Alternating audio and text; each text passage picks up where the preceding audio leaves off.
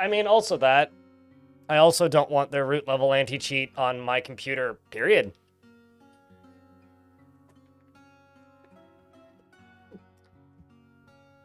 Anyone wonders if a game is supported or not? I'm gonna lift up the curtain a little bit here and say, I don't really care. But that's good to know. Sounds like a decent resource. I don't care if my computer works with any of that stuff or not, because I won't play it. I just don't have any interest. You know, like that's every now and again, like there will be a moment where I'm like, man, I could go for a little bit of insert MMO here. Like there actually is a multiplayer game that I kind of want to play. I'll be honest. There is an MMO, or not an MMO. There is a multiplayer game that I kind of want to play. It's not an MMO though, and it's not like a first-person shooter. I kind of want to try streaming. I don't know how I would do this yet. But Genshin is like just all of those games are just how do I put this?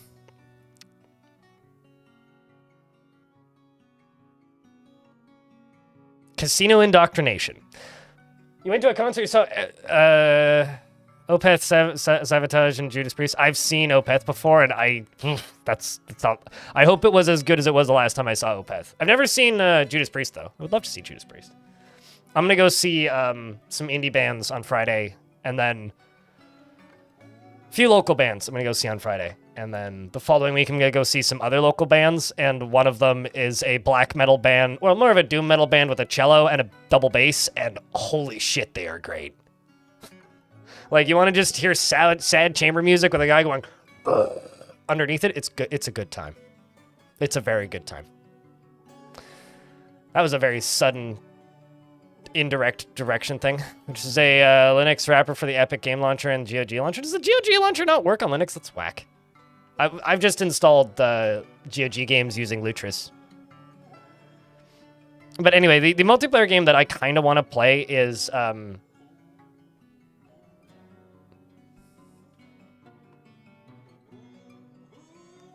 really good at this. I have a thing at the tip of my tongue, and then I go to say it out loud, and then it immediately leaves my brain. Just immediately leaves my brain. It's just gone.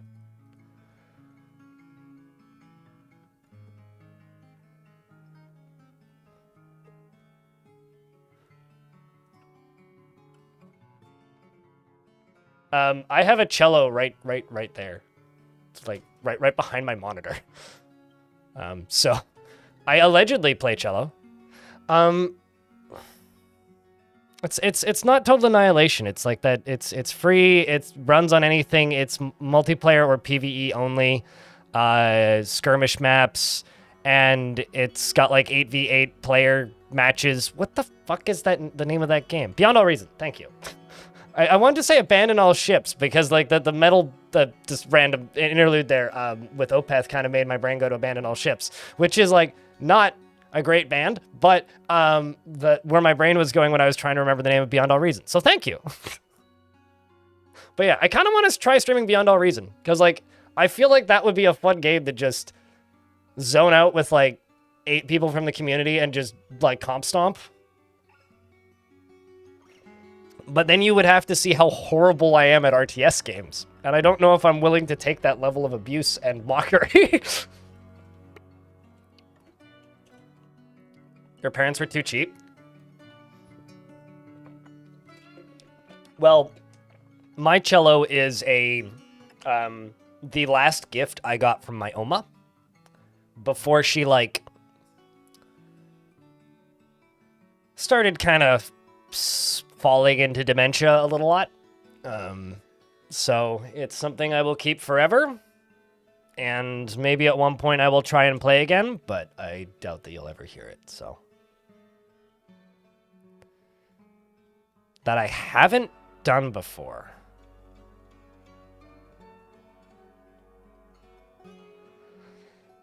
A lot of the really grim stuff that some players talk about I haven't done. I've never seen lots of animals that are in Dwarf Fortress. Like, I've never seen a sea monster or a sea serpent. I've never seen a strangler. I've never seen a whale.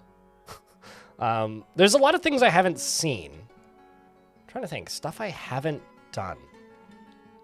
I haven't messed with vampire switches, like, at all. At least not in the current versions. There's whales? Yep. There's whales. There's sperm whales. There's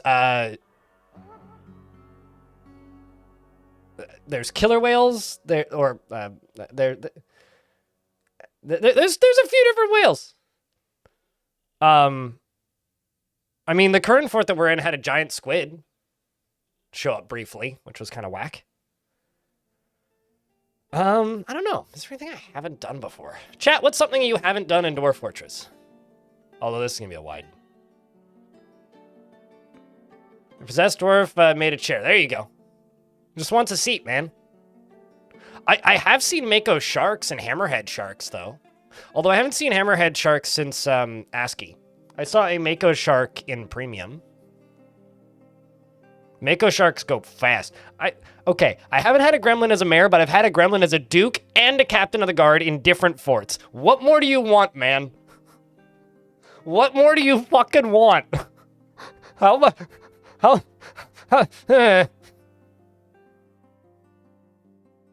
You've never built underwater. I have. That's fun. You haven't dug to the circus yet? We'll be working on that tomorrow with Head Punch. Unless I decide to just play Star Sector all day or something.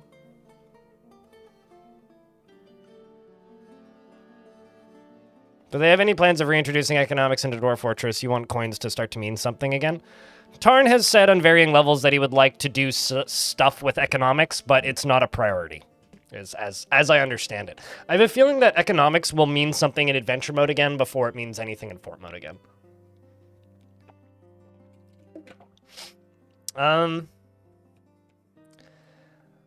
I've never successfully introduced a new leader to a faction. And what I mean by that is I've never successfully had somebody join my faction from another faction and become leader of my faction under my watch.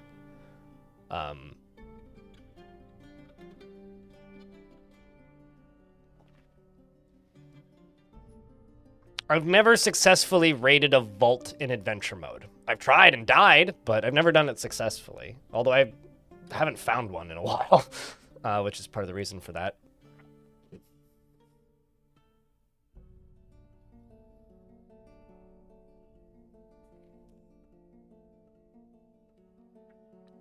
It's okay. I'm used to just ignoring most of what you say and then reading it later and chuckling, Diamond. So, yeah, I don't know. You know, if you go through like the playstyle challenge part of the wiki, there's probably a lot of stuff I haven't done. Like there's the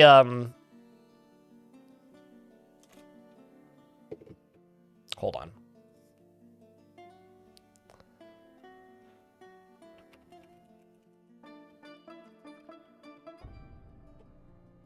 Like this is the playstyle challenge portion of the wiki, right? Which these are all just different player design challenges. I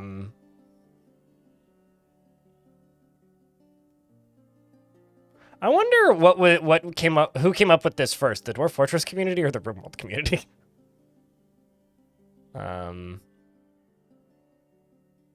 Gather plants except those you plant. Don't gather plants except those you plant yourself. Don't gather wood nor trade for it with humans or dwarves. Trade for plants and only wood with elves. Understand your environmental. I've never done this.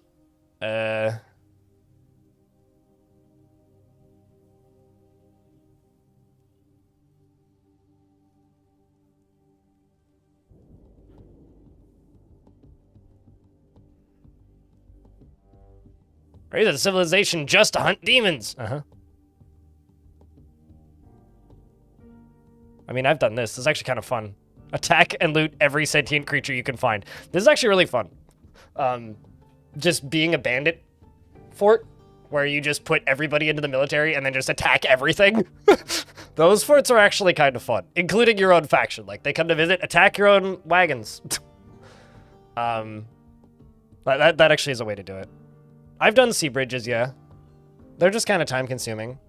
I also did a sea bridge once where I built all the way across, and then in the center of it, I built down to the surface of the ocean, and then using pumps and windmills, I excavated enough of the water by moving it out of the way with pumps that I then built a tunnel down underwater, down into the earth from the surface without the ocean freezing. That was fun.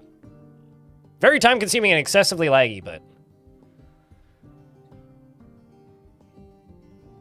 I've never recruited an angel, nor have I recruited a demon, and I know that you can do that.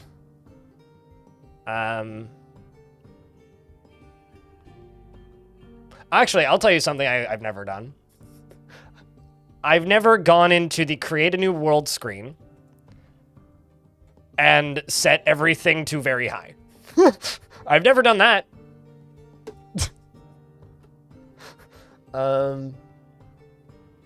Same with I've never gone into create new world screen and then set everything to very low.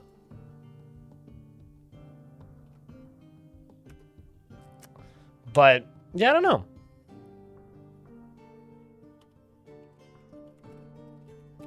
So if you make an embark that bridges 2 continents, it acts as a bridge regardless of if you actually build a physical bridge.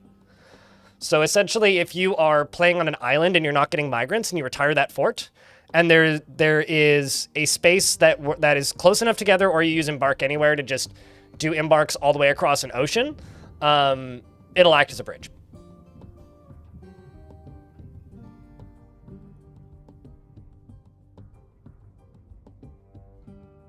What, Diamond? Oh, also, just wanted to mention this with Discord. Discord has a new CEO who kind of sucks. And Discord has announced that they're going to be pursuing advertising, amongst other things, and trying to prioritize their microtransaction model. I don't like this at all. Their new CEO is an ex-Activision Blizzard guy. And so I'm, over the weekend, going to be digging directly into Discord alternatives and not going to try and just get my Discord server banned, so I'm not going to use direct bridges. But I will be making a Matrix alternative for using a Matrix server as an alternative for Discord. Because as much as I like Discord, Discord has been a great piece of software for the last decade. I think we need an alternative like Stat.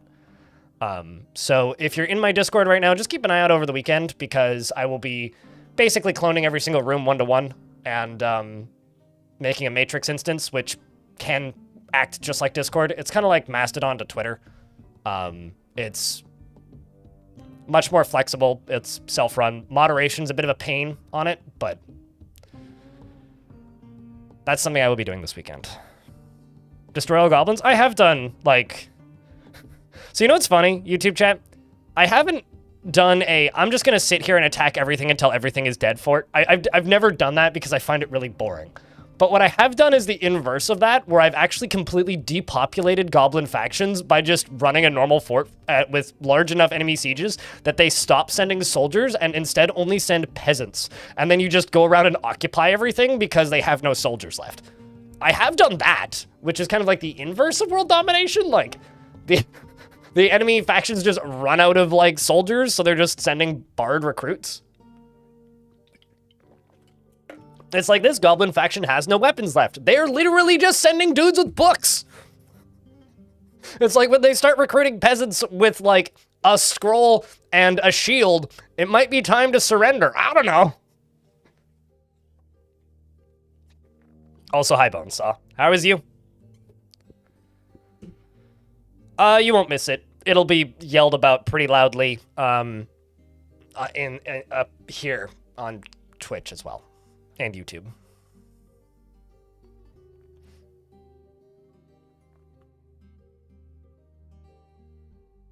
But, I mean, sure, rejoin the Discord. You'll get a ping when it happens. Into an adventure mode to find the last 6 goblins in the Elvish lands. The last 6 goblins! Like, as in the whole world? Oh, man. You know, honestly, like, I guess the problem that I have is I like goblins and I like elves and I like the humans too much in Dwarf Fort that I wouldn't want to be in a world in Dwarf Fortress with none left. I know that might sound kind of weird to some people, but like, I would just feel bad if I did that. Like, I would just feel like a bad person. Like, I'm fine with occupying other factions, but like, I don't want to literally exterminate all of a race because like, knowing how, like, they're... Sorry, I really need to sneeze. My nose is kind of plugged for some reason. I think I have a little bit of allergies this morning. The fact that they can spread around to other cultures and not maintain the culture of that faction that they came from is neat to me, and I like that.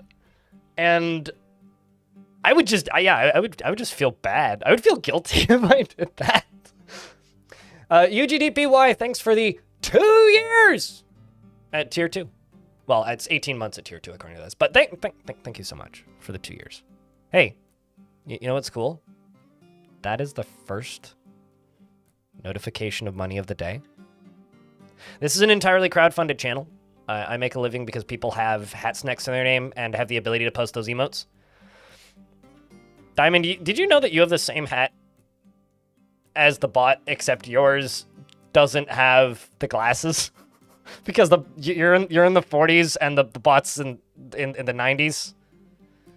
Good lord. Genocide is bad. Yeah! It's almost like genocide is bad. You know, honestly, YouTube, that might be the most logical, thoughtful, forward-thinking, smart thing that I've seen anybody say today. Genocide is bad, okay? Who knew?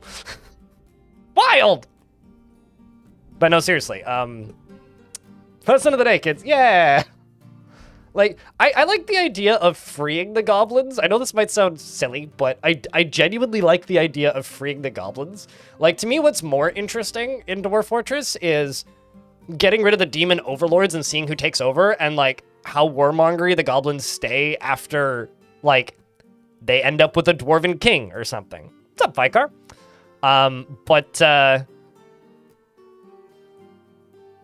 But like, the idea of just killing every single one of them is just weird to me. You only did it in a game where there are only pixelated goblins. No. I'm not like going after you for saying it. Like, making a world into a world of death in like a fantasy structure as like a storytelling mechanism is neat. Like, I'm not knocking you for that. Go ahead, do that. Have fun. That is a legitimate way to play the game. I don't think I could do that. I feel like I would just, like I said, I would just feel bad. And but me saying that I would feel bad, the last adventurer I played, I started off by literally running around a human town and breaking people's fingers off to train wrestling while they were sleeping. So, I'm not innocent, mate. I don't know if I could kill everybody, you know? No, I agree. I agree, Buckrock. I agree. And then Chad's just like, dude. It's like, well, okay. Or like the one time that I pulled somebody's nose off and then pulled all their fingers off and kind of felt bad, so that I like pickpocketed coins into their pocket. So like I paid them. And then realized that I had their nose in my mouth like a day and a half later. I was like, oh shit, right. Okay, I should probably put that down. That's something I really want in Adventure. Like, people talk about wanting building and, like, digging and stuff in Adventure Mode. I just want guards to function. Like, I want to walk into somebody's house and break their fingers to train something, and I walk outside and see a wrestler, and they'll be like, stop right there, criminal scum, or murderer, or whatever, and I'm just like, I didn't do it, with, like, their mouth, like, with their nose in my mouth. Like, that, I want that. Unhat to that nose. Sorry, and then you throw it at them and it like breaks his ear off. That's what I want. All of you guys in your survival crafting Minecraft mechanics, and I'm sitting here going, I want the cops to arrest me. I'm committing all these crimes and I'm not getting convicted of them. Man, there's so many things I'm saying right now that can be taken out of context and used against me in criminal court. Ah! You're a fairly soft-hearted person in IRL, but you like being evil in games, though. I like being evil in games within reason. Like,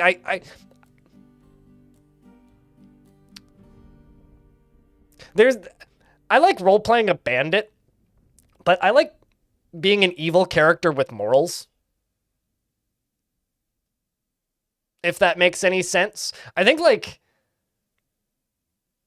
Caves of Qud does this really well, where you can be a very mid-neutral, chaotic character that, like, is fucking around with people, but at the same time has friends. You know what I mean? Like, I need to have a reason, I guess, for what I'm doing, you know? Like, what is the reason for the cartoonish evilness that I'm carrying out? What is the logic behind it? If it's just like murder hobo with no logic, that's kind of just, for lack of a better term, boring, you know? But if it's like evil with a cause, I think that's interesting. You bought it, but you haven't explored it. Caves of Qud is incredible. If you look for my video with the word turtle in the thumbnail, that's maybe an okay little introduction. It's quite spoiler free. Caves of Qud is like nuts. I'm getting the itch again too. It's been long enough. Maybe when they put out the next patch, because they put out one again. They're starting to update the game again. Hello, Ice Blue. How is you?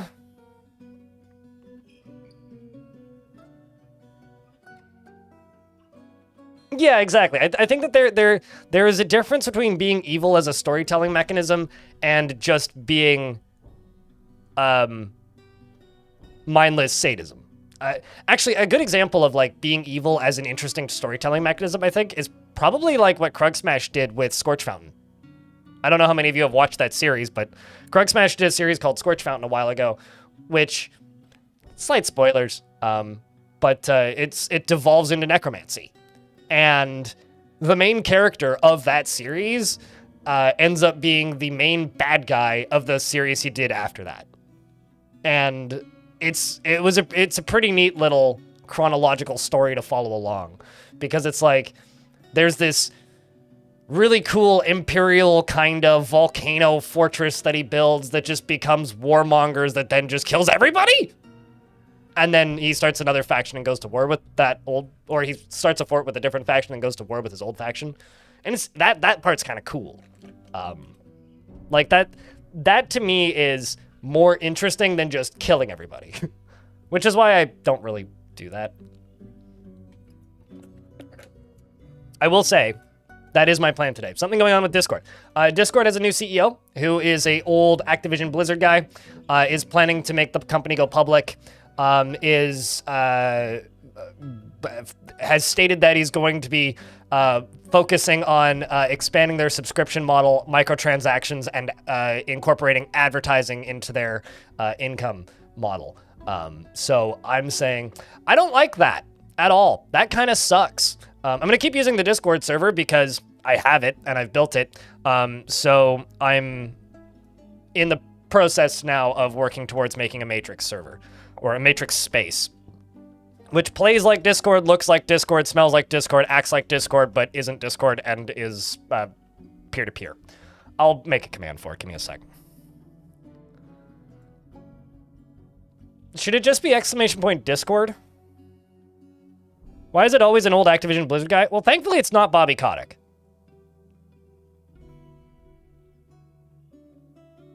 Yeah, I'll just add an asterisk.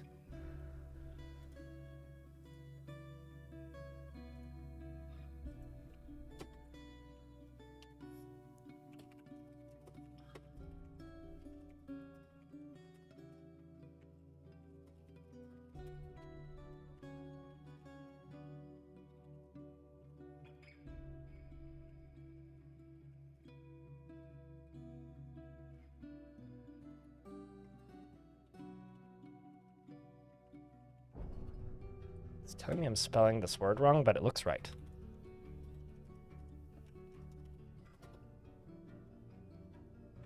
Yeah.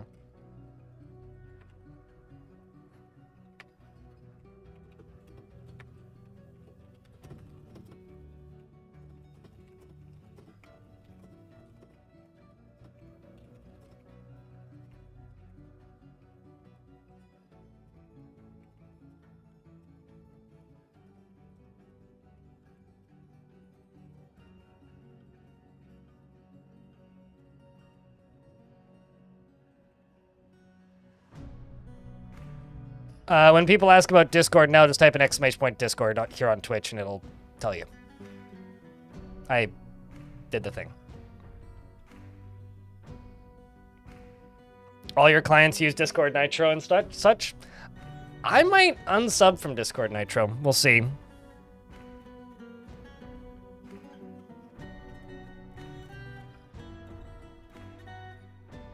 Kids with Code, you always seem to get run down by mobs of kobolds. I think you mean Snapjaws. I can, like, auto walk through Snapjaws and just one-tap all of them.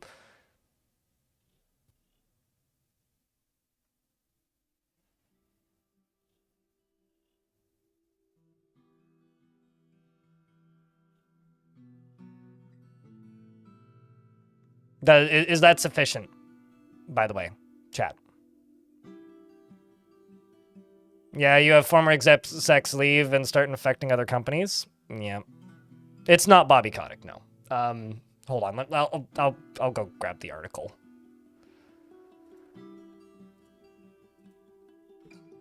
Because I like The Verge, I'm using The Verge story, but there's other reporting on this. The first one I saw was actually Touch Arcade.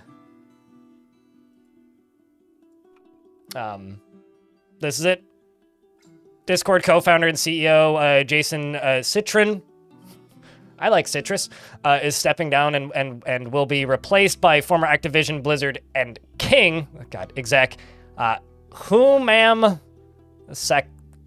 I'm not going to butcher the last name. According to press release, Sakini takes over April 28th. Citrin will stay on the board of directors and as an advisor to the CEO. We must enter our next phase. I've been reflecting on how I can best contribute to Discord's long-term success, Citrin says in a message shared with employees posted to Discord's website. The job of the CEO is constantly evolving, and over the years I have continuously hired myself out of a job.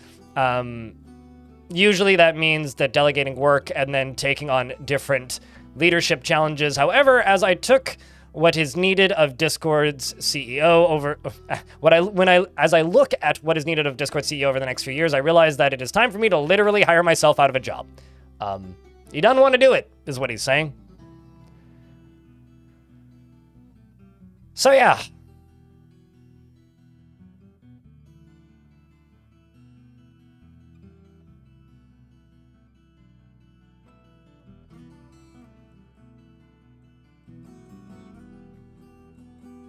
Yeah, no, I mean, the way I see it is, like, ever since this redesign,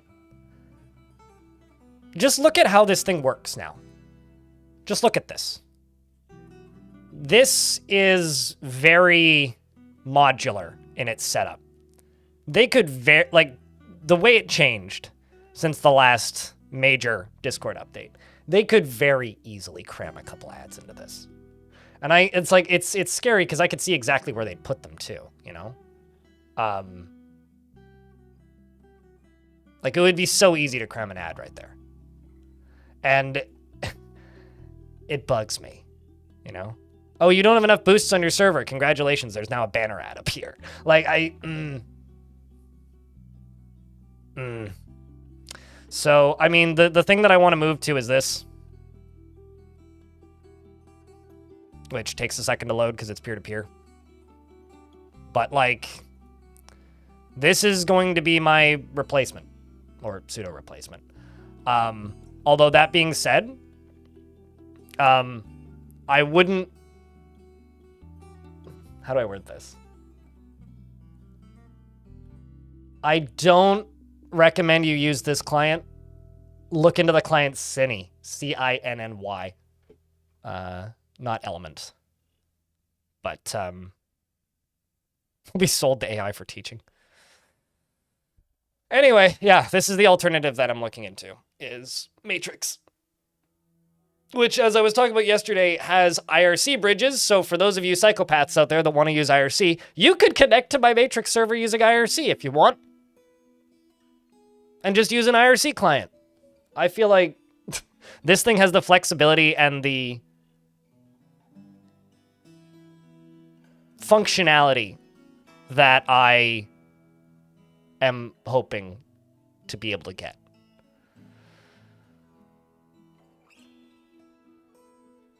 That wouldn't surprise me at all.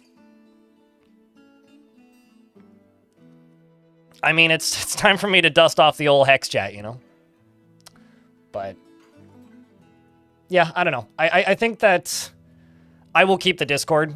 I don't see myself getting rid of Discord. I think Discord has been a very important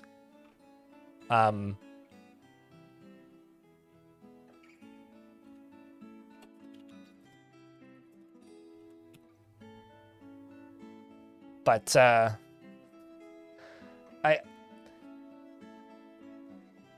I don't know. I like Discord. I think Discord has its uses. I think Discord has been a very important tool over the years for me and many other small businesses. I just really, really hope that I really hope that what happens is people move with communities that they want to move with, instead of what happened with me when people stopped using Ventrilo, which is just I lose contact with a large number of people. So you're not allowed to use third-party clients for Discord, and your account gets banned. To give you an idea on how strict they are about that, Clinodev got his account banned. Who's one of the moderators for KitFox, because he installed a third-party client to communicate with chat and also filter out questions during an AMA with Tarn Adams that they hosted on the Discord. Cine, here. I'll give you a link to Cine. When I'm talking about Cine, this is Cine. It's a client for I'm on Linux Mint is what I'm using. This is the client that I recommend for Matrix. It looks like Discord, acts like Discord, plays like Discord, is basically Discord, but isn't Discord. The issue that I have with it is, for some reason, it doesn't run on my computer. It only runs in a browser, but everybody else I've talked to is like, yeah, it runs fine. So I don't know what's wrong with my setup, but I've seen a few comments on their GitHub page going, "Oi, doesn't work on Ubuntu," or "Oi, doesn't work on Linux Mint." So I don't know why it doesn't work for me, but it is honestly the best one that I've seen, which is funny because it says Debian up at this.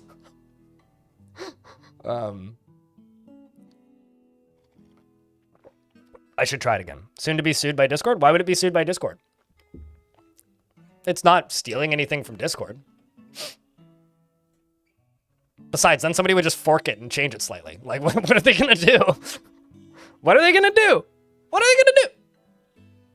Because, like, you know, this isn't Cine. This is a Matrix space. This is a client that works with Matrix spaces. This is a different client for Matrix. This is Fluffy Chat. Fluffy Chat is a more aesthetically pleasing Matrix client, if that's something that you're looking for.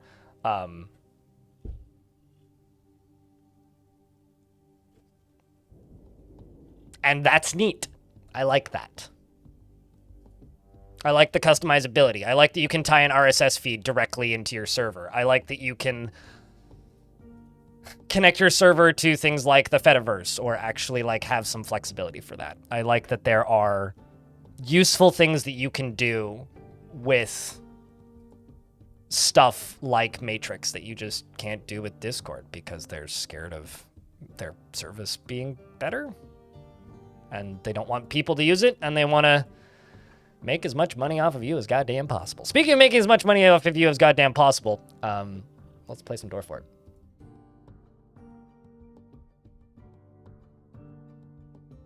All right, folks. So, I'm streaming on 2 platforms. We're streaming on Twitch and we're streaming on YouTube. Apparently, Patreon is building a streaming service, by the way, which is wild. Anyway,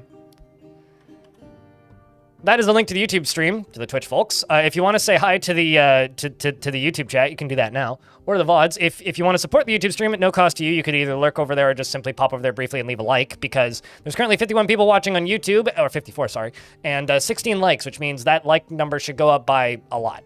So make that like number go up. There's also 225 lovely individuals here watching on Twitch. We've had one resub so far today, and just as a reminder, this is a crowd-funded broadcast, so I make all of my money off of subscriptions and money people throw at my face during the stream. So if you want these streams to continue without any sponsored segments, please throw money directly at Monitor, but do not damage Monitor. They're delicate these days, especially if you have an OLED. Those things are expensive. Please don't break your monitor with coins. But I do accept payments as far as you can throw them. So if you happen to be close by, feel free to just make sure you get them on my porch. Paper planes might make them go further. All that being said, though, thank you very much for tuning in today. And I sell merch, exclamation point merch in the Twitch chat. And there should be a link in the YouTube description. And let's play some Dwarf Fort. Tomorrow we'll also be streaming. Today is Thursday. We'll be streaming on Friday, although it will be a shorter stream on Friday because my little sister and her future husband are coming to visit. So my little sister and my brother-in-law are coming to visit. So I will be keeping up to speed as to when they are popping by and then probably having to do some grocery shopping so I can make breakfast in the morning. Yeah, so we will be streaming tomorrow. And tomorrow we won't be playing this fortress. We'll be going back to Head Punch, which is still going, except down in this world.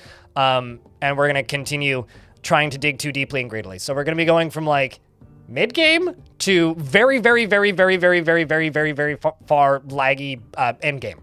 And digging too deeply by channeling around the gem spire to try and get to adamantine. But with this fortress, excuse me, we are, well, avoiding calamities that I've caused. You know, avoiding calamities that I've caused. So I had my phone on top of my Dexcom on top of the rat, and they all just fell over. Whoops.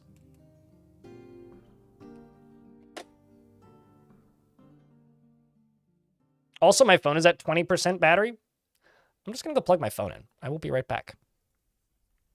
Let's just press F1. Back in a moment.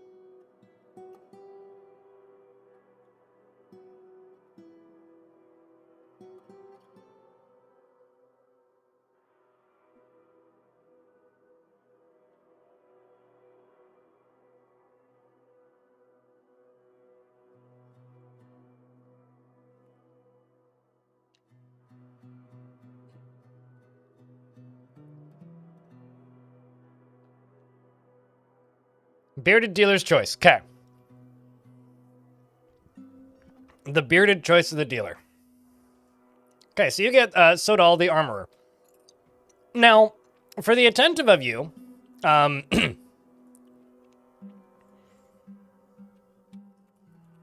you might be going, man, there's a lot of mud in the fort. Man, there's a lot of water in the fort. Blind, why is there so much mud and water in the fort? It's a long story. I don't want to talk about it. Nobody's perfect. Least of all me. Also, I need to get rid of these blocks. So this is Ice Blue. Ice Blue is not a member of the military, but is an axe dwarf. He forms only fleeting rare emotional bonds with others. He is grounded in reality and curious and eager to learn. He doesn't seek out excitement and is...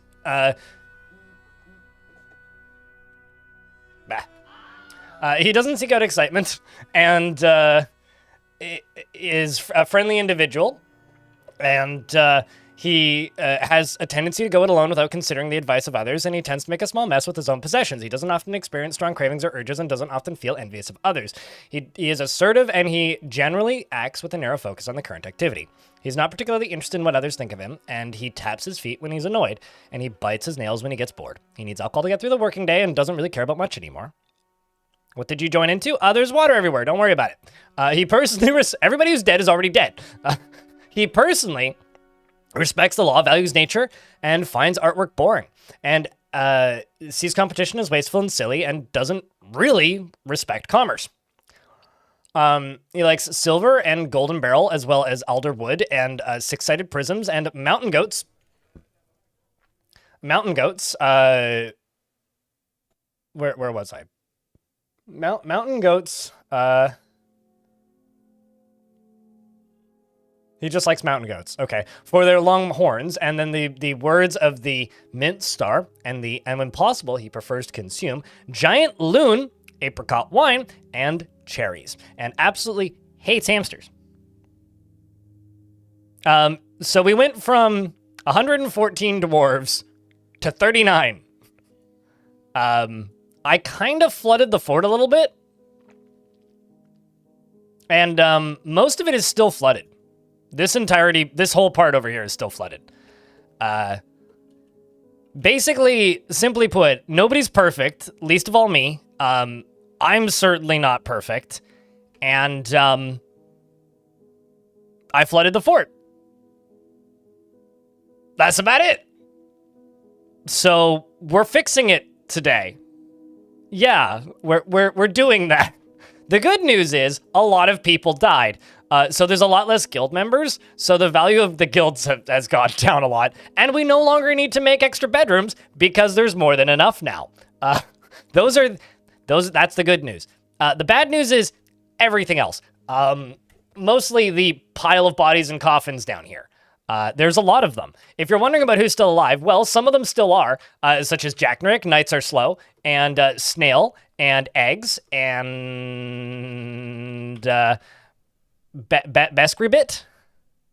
I guess that's that name. Haggard, Josh the 123, alongside of Clockwork Dragon and Burton, as well as Oblivion and Hilmar.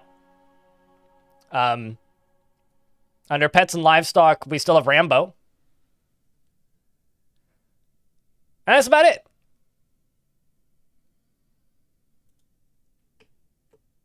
Yeah, that's about it. As for the mud, I'm still trying to decide what to do. I'm kind of thinking about just going through and deconstructing and reconstructing everything and, like, fixing the floors, getting all the waterlogged crud out of here, and just kind of working on it that way. Yeah, unfortunately, Greg and then some didn't make it, which will also require us destroying a lot of art, which might be kind of tough on some of the dwarves. But adds character. Exactly. Oh, man, the survivors must be good at swimming. This dwarf survived 6 of 7 deep water and 7 of 7 deep water for a very long time and actually is a competent swimmer. So the plan for today is we need to drain this half over here, which is draining, and then fix this because I need to drain this because this is my front door without reflooding the fort. So I need to block off this somehow. I'm not entirely sure how I'm going to do that. But one of the ideas that I have is by digging down to the caverns. Did somebody drown down here? No. One of the ideas that I have is digging down to the caverns and draining the ocean into the caverns so that I can go down here and block this. That's one of the ideas that I have. So I think that's what we're going to do. I'm going to dig down into the ocean, I'm going to go find the caverns. And we're going to block that off. But what I'm going to do first is I'm going to rebuild my military because, damn it, I need a military. So I'm going to move the dwarves from the other squad into this squad and just get them training.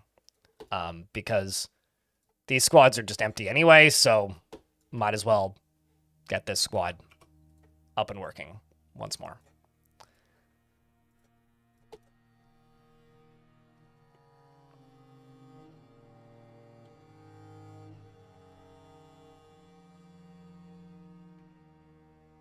For more than a couple of frames. For about 2 months, the ocean was, instead of up here, it was actually all the way down here on this layer.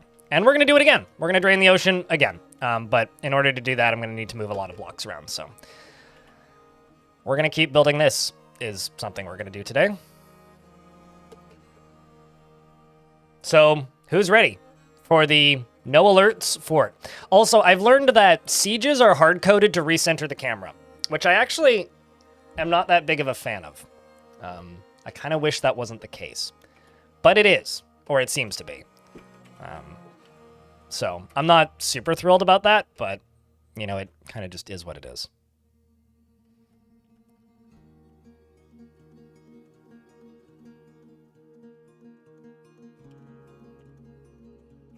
So we're going to start digging. And I'm also going to go up to here. And I'm going to make a small stockpile for blocks made of stone and clay. But just make sure there's no bins on that. And that's going to be the beginning of the fort. YouTube chat, if you would like a dwarf, the first person to put 3 thumbs up emojis into the chat gets a dwarf. And also, don't worry about this... This super chat goal. It's there for the algorithm. If you want to participate, you can. Don't worry about it too much, though. It's just there. Also, Infinity, it's good to see you. Hope you've been well.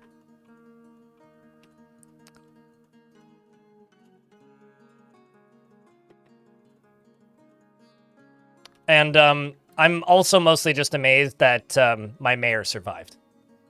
Who also really likes amulets, by the way. So I'm actually going to give them an amulet. Because I think I have a bunch of amulets down here. So let's... Devil Hun! Thanks for the first gifted subs of the stream. And the second notification of money of the day. Appreciate you. Do I not have them? I know there's an artifact. Well, we'll give you the artifact one then.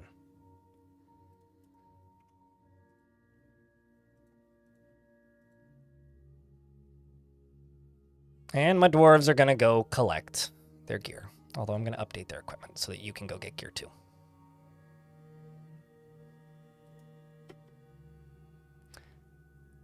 You played some more Dwarf Fortress and it kind of made a big mistake. You dug a staircase, your first staircase through a damn river. Ah.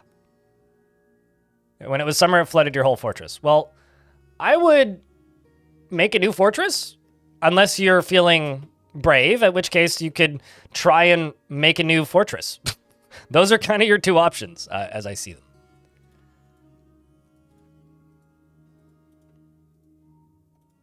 I'm going to start unbuilding my constructions as well.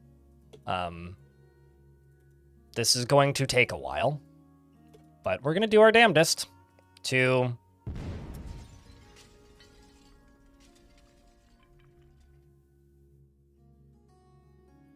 I can't read that. The text is too small. I have to go open up my tip ticker. But thank you very much for the money. Appreciate you. Whatever that came in from. Your first caravan didn't unpack. You know, it's funny when they don't do that because it usually means that they brought so much stuff that they literally can't. Recent events. It's loading. I think it's $3 3 something Canadian, but 14 Polish monies.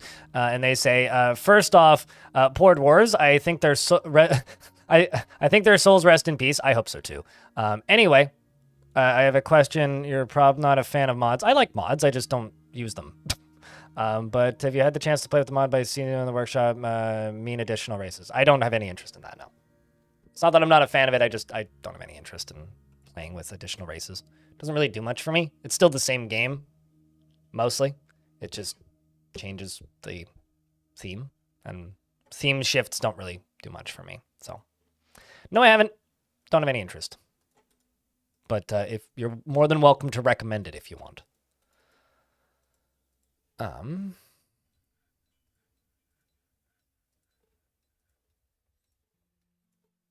I've played with other race mods in the past, and it's just not for me. It's not why I play the game.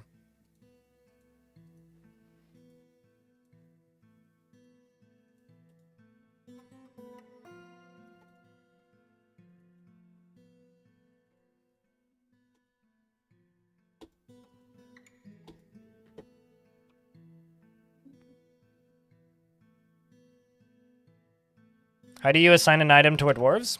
You hit N on the keyboard and open up the noble screen. You click on this crown, and then you assign the item to the person in charge, or the mayor. I'm also going to give them this crown. So they get that, they get this item, but they also get the crown. And then I'm going to begin the travesty of art defacement. But thankfully I have notifications off, so I won't know anything about it, and my life will go on.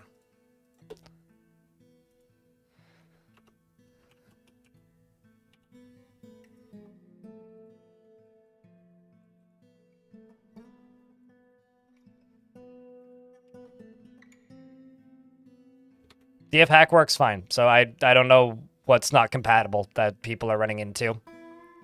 And yes, I'm on the most recent version. So I don't know what this issue that some people are having is. I'm pretty perplexed by it, to be honest with you. Because DFHack works just fine.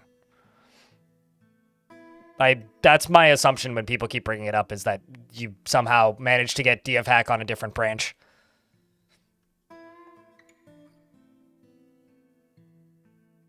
You're officially a minecart operator? Well, there you go, dude. It's not the newest mug. It's more of a mug that I brought back, but I like that mug too. It's pretty good. The artists have done a fine job on the various mugs. Shoutouts to them.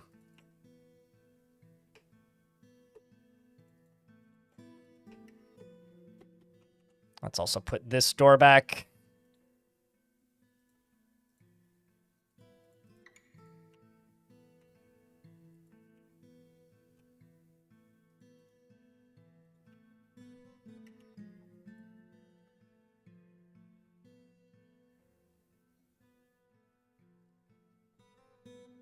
And then I also have a random bull calf. Let's just get rid of all these animals that I don't want, like the bull, the random chicken. We'll just get rid of those. Did I re-enable this? Yes, I did.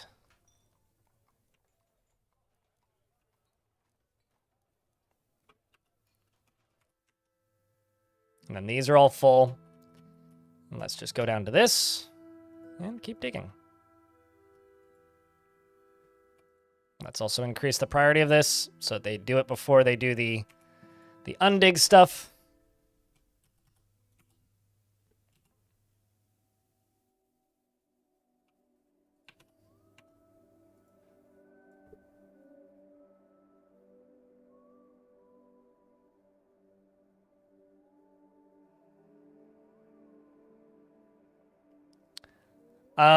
I would try unbuilding and rebuilding your, what's it called? Deconstruct and reconstruct your trading caravan is my advice. Because likely what's happened is there's something that's blocking them from completely, like, unloading. It'll hurt your reputation a little bit, but it's not the biggest deal. I mean, reopen Streamlabs.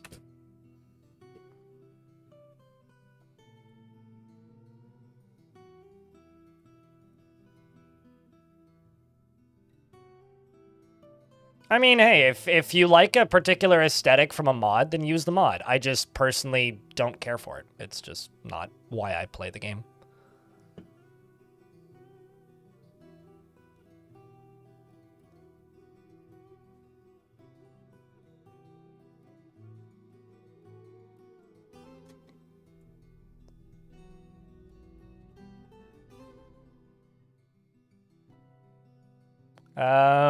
I had a crash due to DFHack that was apparently something to do with reserved tombs for military.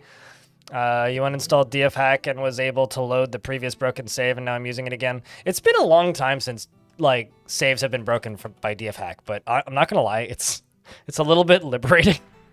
Because I've been saying for a long time that DFHack can cause crashes, and it's been a long time since DFHack has openly made the game break. And there's a weird part of me that's like, kind of happy that it's breaking the game again.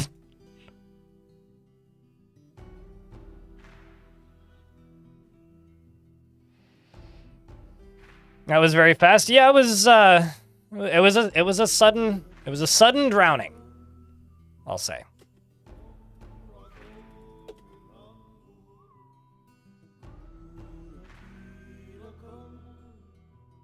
Most of the corpses have been buried already over here. So there is one or two that haven't been dealt with yet, and I actually maybe need to make some more tombs. But yes, the majority of the bodies have been dealt with from yesterday's mishap. Let's see. How are we doing?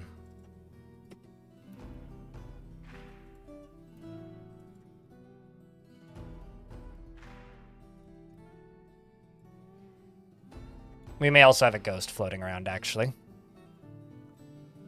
That seems to be most of them. Yeah, Asteth, the ghost. I'm just gonna make a slab real quick.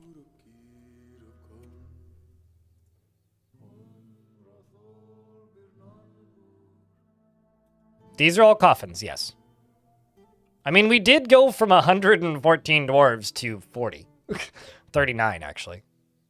So that should be like the large number of dead dwarves should be like the least surprising thing in this fortress right now. How goes the unflooding? Slow and steady. Slow and steady.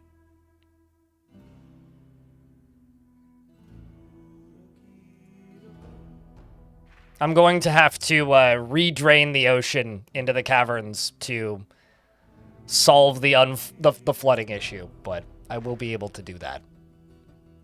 Hopefully quicker than slower. What was the name of the ghost? Oh, I think it was Asteth.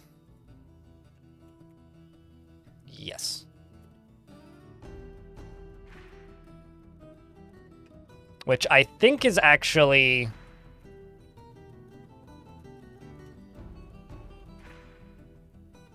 no, this is, okay, so there's two actually that I need to slab. Does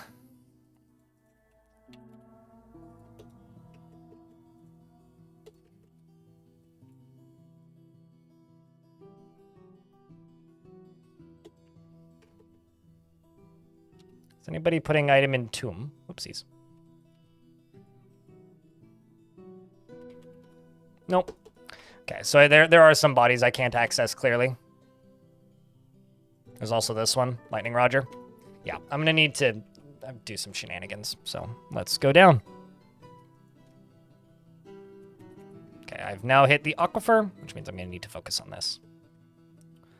Let's dig through an aquifer, kids.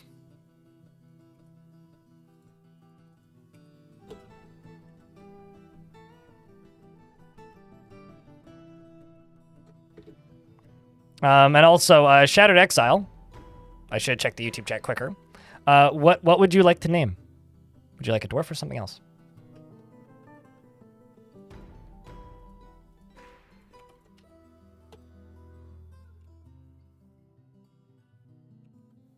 Actually, you know what? Let's just dig this into 4.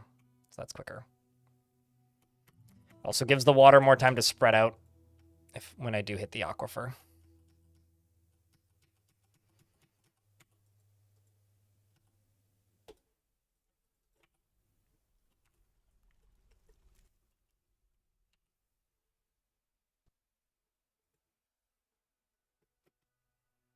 Huh?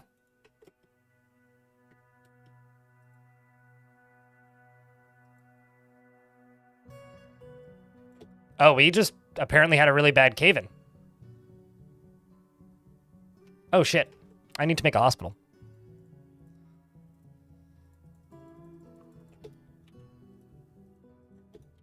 Fortunately, I have everything to make a hospital. Pretty quickly.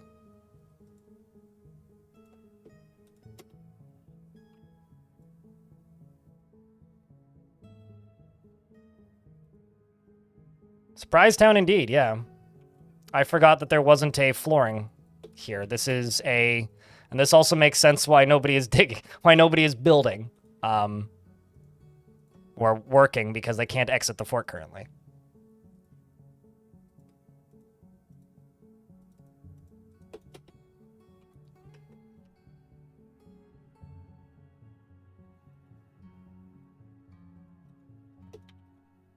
And let's see, do we have everything?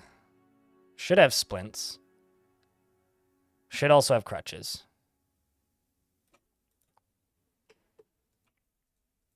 Should also be able to make a traction bench.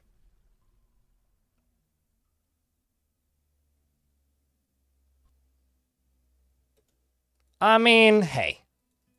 The actual bad thing is not only is it healing mud, but I don't actually have any clean water right now, I don't think.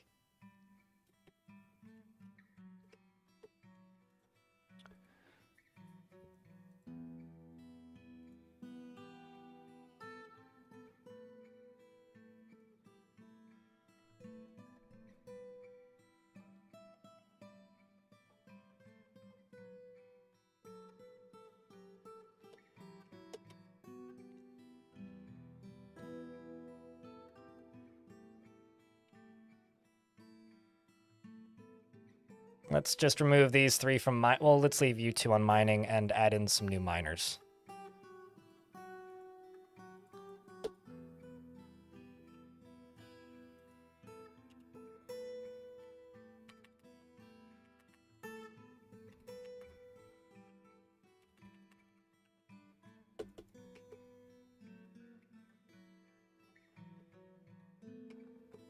Let's also wait until the traction bench is done. Yes, I got flooded with salt water.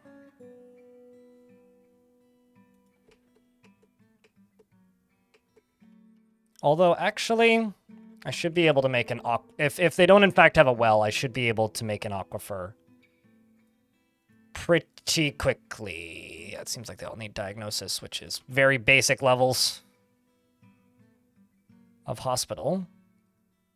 Where the heck is a traction bench? Why am I blanking on where a traction bench is? There it is.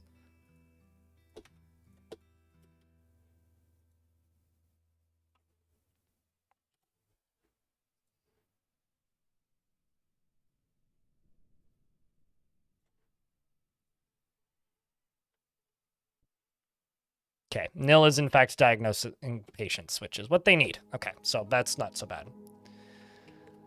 Let's make sure that I haven't dug into the aquifer out here, which they probably haven't. No, they have not.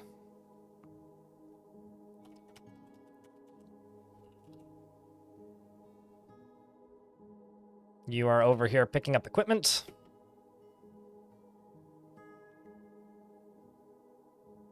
And storing owned item. Well, that's fine. We'll just let them work on that.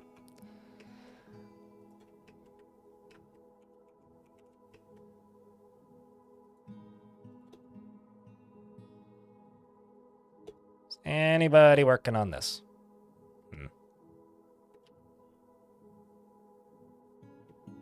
Well, let's just do this. So we can build this.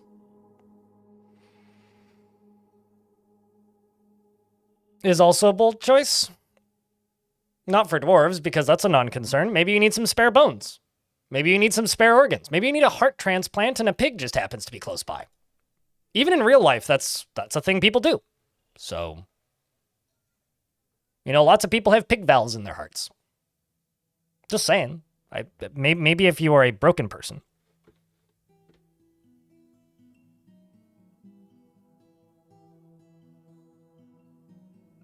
Shattered Exile did it first, Dystopian Orange. You must be stuck in the VOD, but Shattered Exile never said what they want.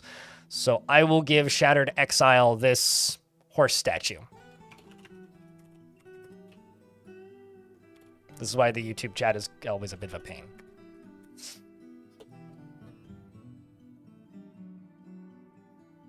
No silver lining? I mean, you're a silver lining. There's lots of silver lining. We're not dead. Like, genuinely. Also, saltwater is nowhere near as bad as I think a lot of people think it is.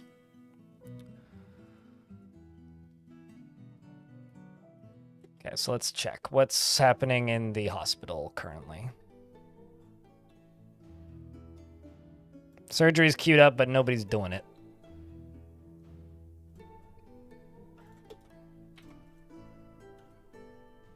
My surgeon is there.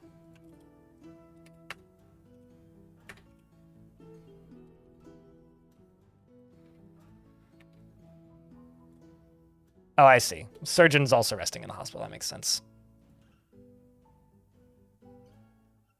Yeah, I don't know. I feel like people are very, very quick to say, all is lost, we're all gonna die! And all I have to say to that is, you guys give up very easily. maybe it's just fun. I don't know, but we'll be fine. No, you were in fact the second to the statue game, Zalvi.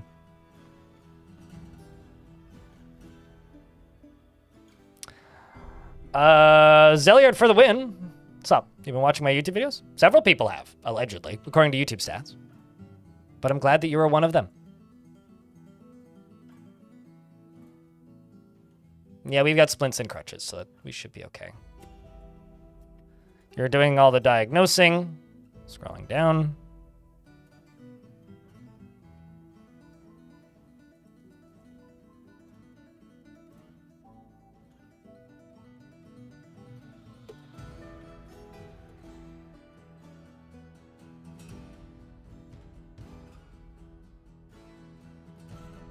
That's the problem. So what I can do is I can dig through this, I think.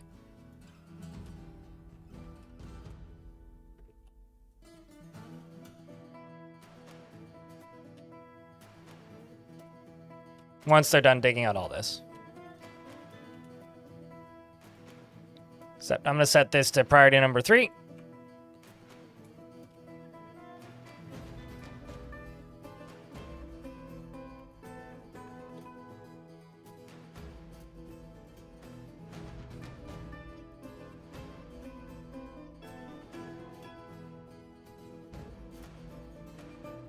Just going to go make a well real quick. The other thing I'm going to do is I'm going to block this off. No. Once we get through it. What I'm going to do is I'm just going to pump water into here. And we're just going to dig right here and dig down a layer. And this will be my new well. Because I need it, like, stat.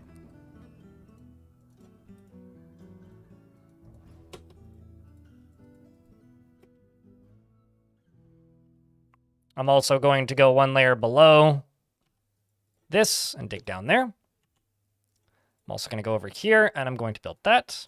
Tropic, what would you like? An orb statue made with white stone. Call it Wilson. Okay. Oh, rock statue. I mean, I could give you a silver one, but because you want it to be an orb. Oopsies, I just deleted that.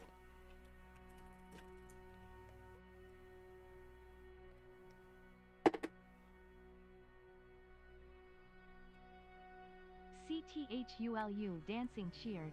X100. When not busy, can I get wellness check on Dwarf Magai? No. I mean, yes, you can.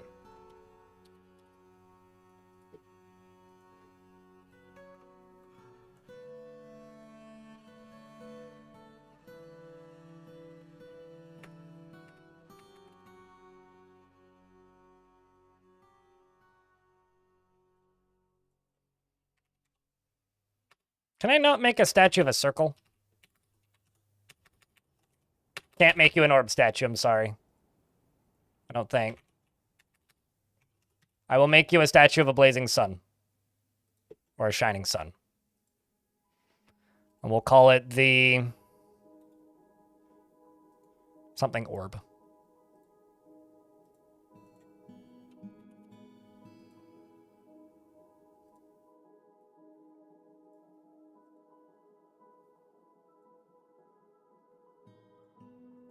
The orb.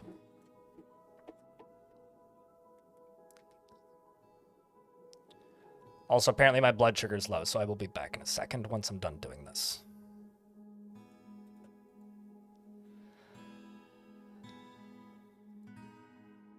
I think I specified to make it an image of an orb, but I'll do this again.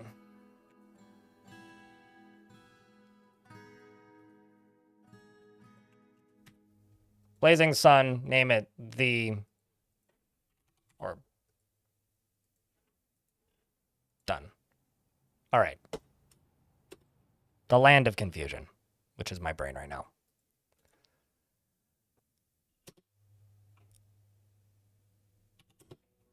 And then let's put a wall here. And a wall there. So you're going to do that first. Now we're just waiting on this wall.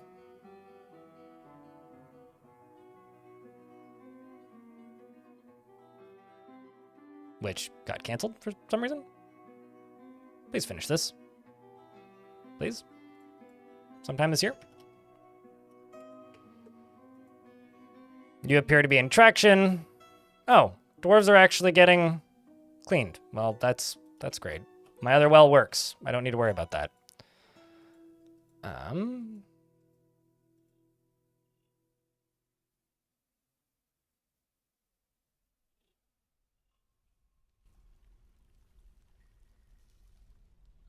But you are still thirsty, so.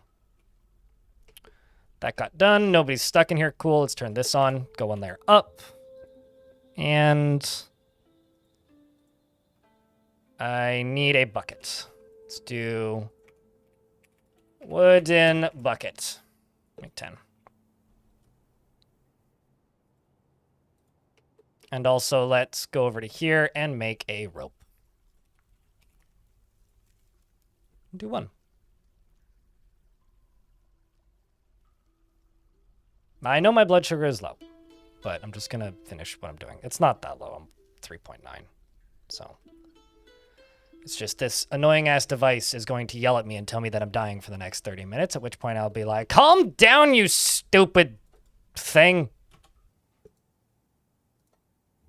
I'm not dead yet. I'm finishing something. It's important. Sorry, but I have priorities.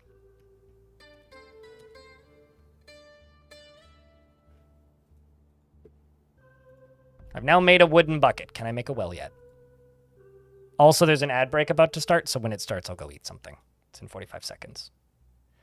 Doing that is a... to eat a Snickers. Well, that would require me leaving the building, which would require me walking up the street. So the cost of the Snickers is about $1.50 US in Canadian dollars. So, because it's about $3 for a double Snickers, which is the only one that's actually worth buying at that store, because that store overprices everything. So about $1.50 US plus the time it would take me to walk. So, like $2.50 in bits and like 10 subscriptions. But I'm not going to do that because it wouldn't be worth me leaving the building. So, a lot of channel points is the answer. All right, the ads are about to start. I will pause game and go eat something. I will be right back.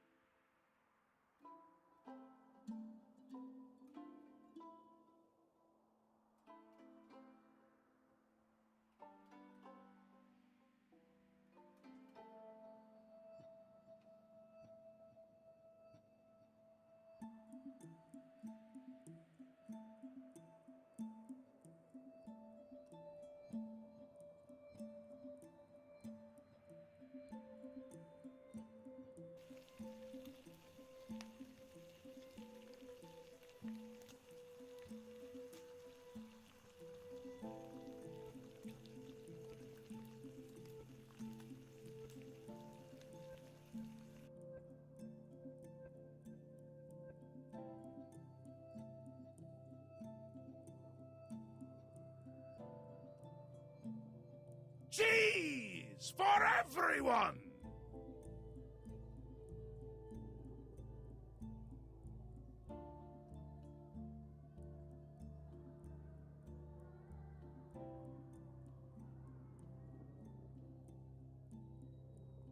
Flobberdobberdoggadoggies?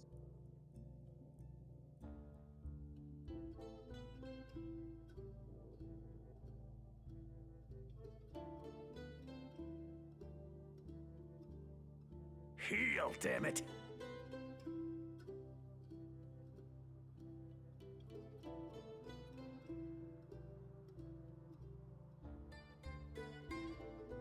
fucking donkey!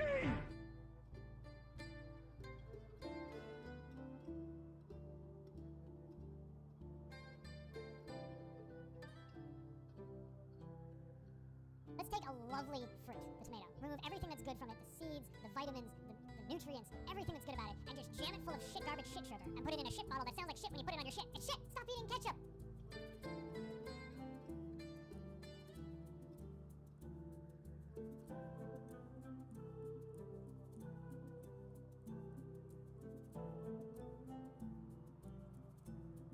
Over here, he has a sword. Well, that's the earliest lunch I've eaten in recent memory, that's for sure.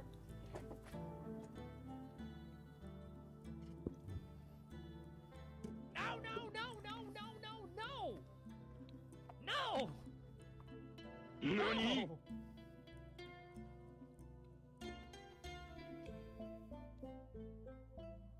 I'm back. Where should I put that statue, Kami? Because I haven't made it yet, but it is queued up. Also, I hope you're okay with me calling you Kami. I don't mean it as an insult, Tropic Communist. It's in your name. People tend to use the word Kami as a slur, so... Not at all? Okay, cool. It's sort of like, the lovely individual who hangs out in this stream sometimes, IR Stupid. I feel bad calling him by his name. But it's his name! He named himself that! I did nothing wrong. Anyway, that's my alternative non-saltwater water source now. So, let's see. You're a cleaning patient. We also have extra buckets now. That should be fine. Okay, let's get back to digging this hole. He likes Tropico. Who doesn't? I also love Tropico. Tropico is a gamer's game. Didn't you know that? A true video game for people who like video games. A classic, even. If you will.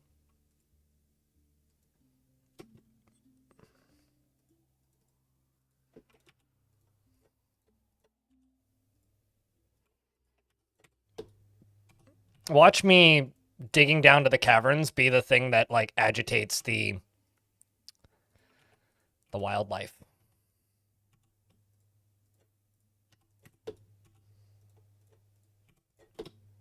There we go. Now I've got a little hut queued up. I'm also going to go down into here. And I'm going to deconstruct all of this. And I'm going to continue this. Not with limestone. Should have remembered to change the material type there. With conglomerate. All right, let's unpause game.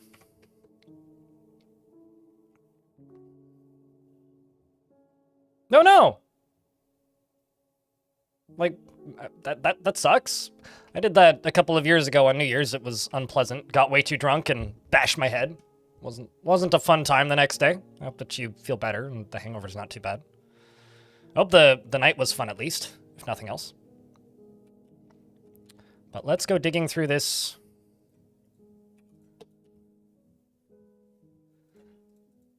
This wall, shall we? And dig deeper.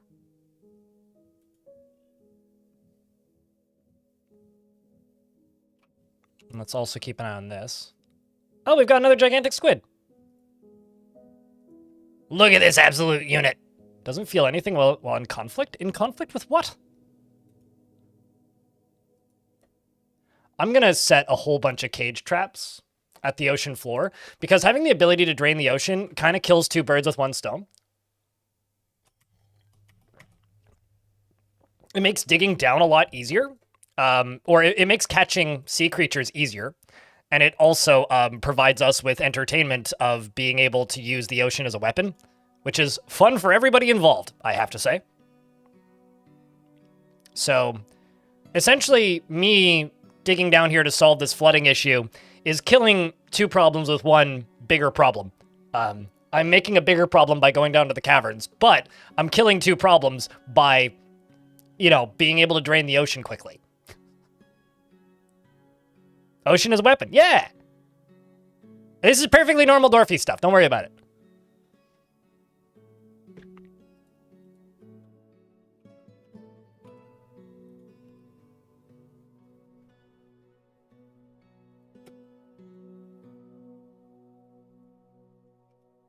I was gonna say, it didn't happen again, did it?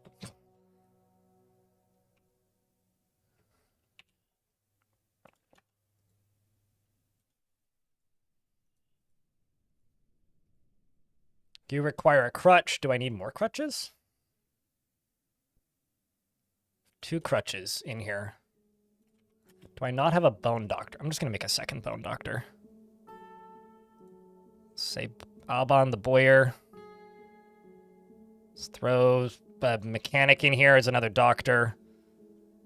And another one of these.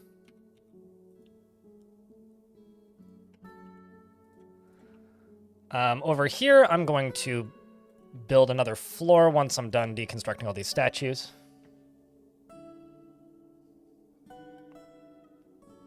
In the tavern. Orb statue in the tavern. Here, I got the perfect place for it. You wanted me to name it what exactly, by the way? Also, Cthulhu Dancing, thanks for the $1, by the way. First bits of the day. You wanted me to call it Wilson. Who's Wilson, if I can ask?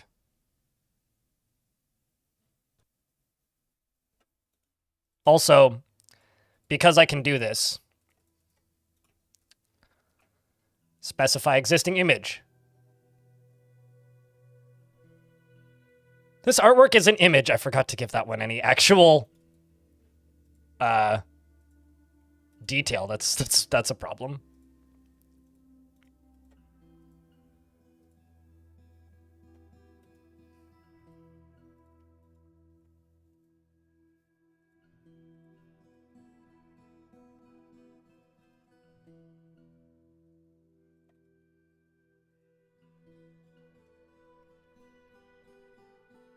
Also, to rectify something that somebody was complaining about yesterday with the name something thing, I'm going to make a change to it.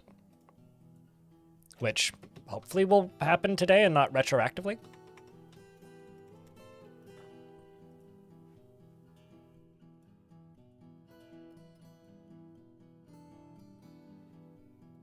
Oh, I always go to Phineas Gage when it comes to hitting your head on things, but, well, getting your head hit with things, I guess. But you have a good night, Sniper.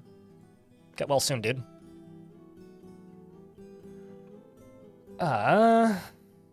So right now it's limited to 1 redemption per stream. I'm gonna up it to 3.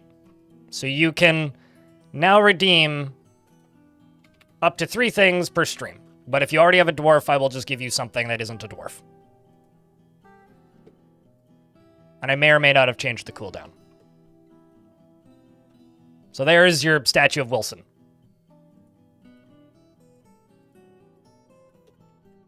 On a circle of lead. I hope you like it.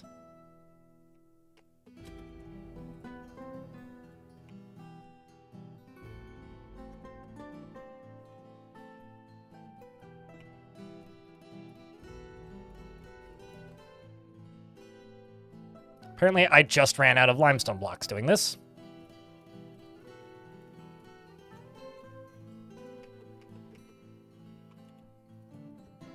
Then also here.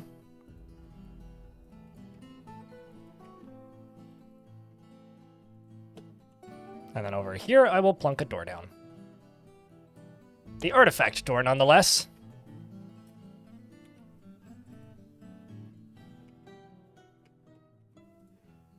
And then... Oh, did I really lose all of the breeding pairs of dogs? I did. Just gonna put all of the war dogs right there. Oh man, this poor dwarf.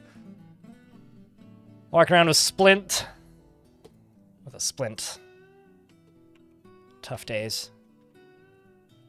Okay, still a giant squid on the map. You slept through the flooding and it's already drained? Yeah, I mean, I like to think I'm pretty good at dealing with problems when they come up like this in Dwarfort. Also screwed this up and waited too long.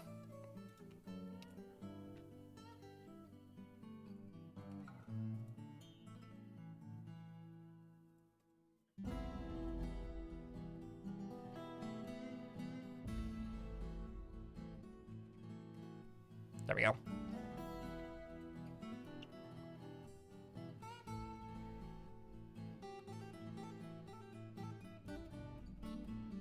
We need a statue of Will orbiting the Wilson. I mean, you gotta redeem that, mate.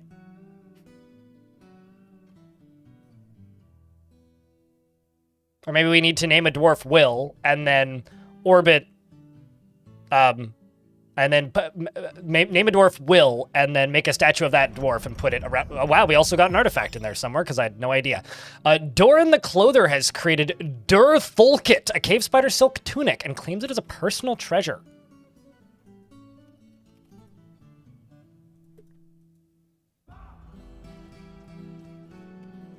Wow. This is a cave spider silk tunic. All craftsmanship is of the highest quality. It is decorated with cave spider silk encircled with bands of steel ginkgo wood, and it is made from cave spider silk cloth. This hiccups are made from my throat.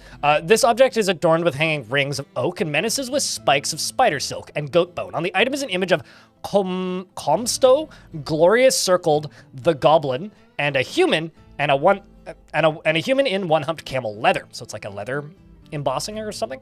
The human is striking down Comosto. The artwork relates to the killing of the goblin by the human in the water of day in the mid-autumn of 5010 during Samolkstuz, the savage attack.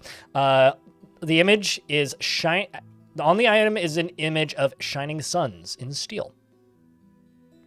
So this dwarf has no position of power. But it turns out that I need a bookkeeper. So I'm thinking, Doran, you're going to become a bookkeeper. And I will assign you your tunic.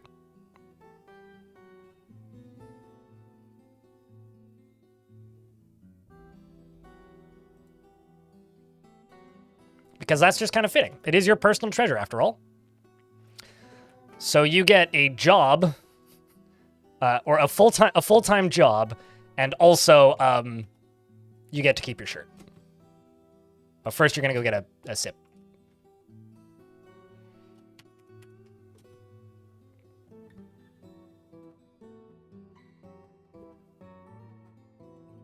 Well, I mean, the game is still like the game. This has taught me that the game has enough kind of hard-coded alerts that I'm still kind of managing it as I would normally, which I kind of wish wasn't the case actually, but it is the case. So,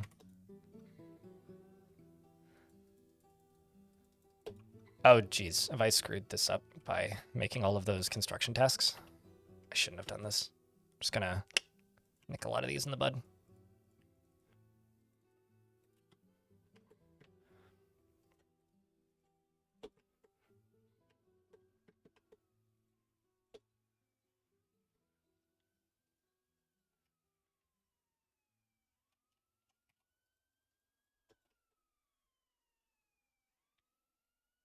That you created and took for yourself? I mean, they needed it, you know?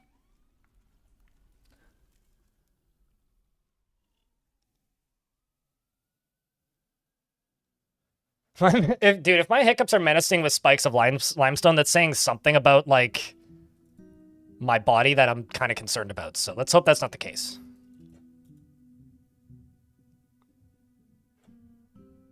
Like, you know, I am getting these sparring... Like, we agreed to turn the combat notifications on because... or, like, those indicators, because you don't get any combat logs without them. And that kind of sucks, so...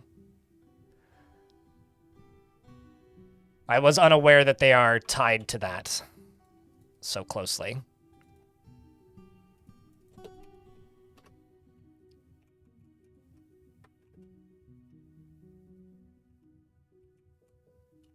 That'll probably be far enough, actually. Once that is done. Let's also finish this up and throw 2 doors into here. And 2 cage traps. Well, maybe weapon traps, actually.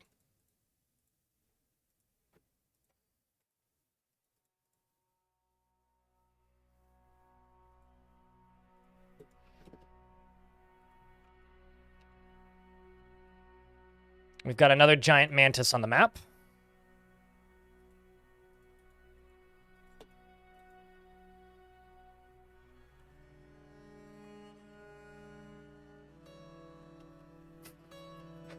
I mean, admittedly, 2/3 of the fortress dying was the most interesting thing that had happened to this fortress up until that point, so it's kind of grim, but like I'm not complaining. I like excitement and I like a surprise challenge, and Surprise Town lived up to its name. Our Gorlax chill.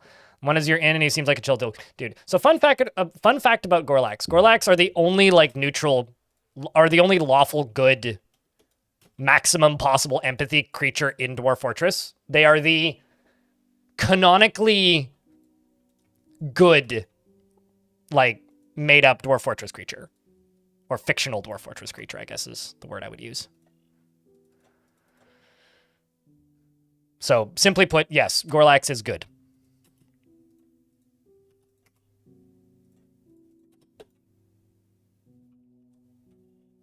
Like, if there was a paladin class in Dwarfort, or like a priest class, well, I guess there is priest. If there was a paladin class, it would default to a Gorlak. He's just telling stories. Sounds like a bard. Probably a good bard to have around. They also have a natural skill in cooking, so they are born with some skill in cooking, which I just think is entertaining and kind of fun.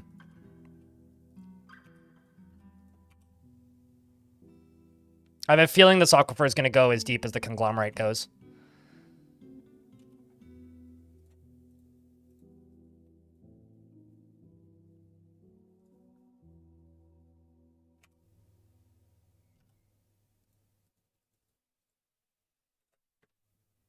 I'm going to dig out a little bit so that the water can spread so that it can drain a little bit.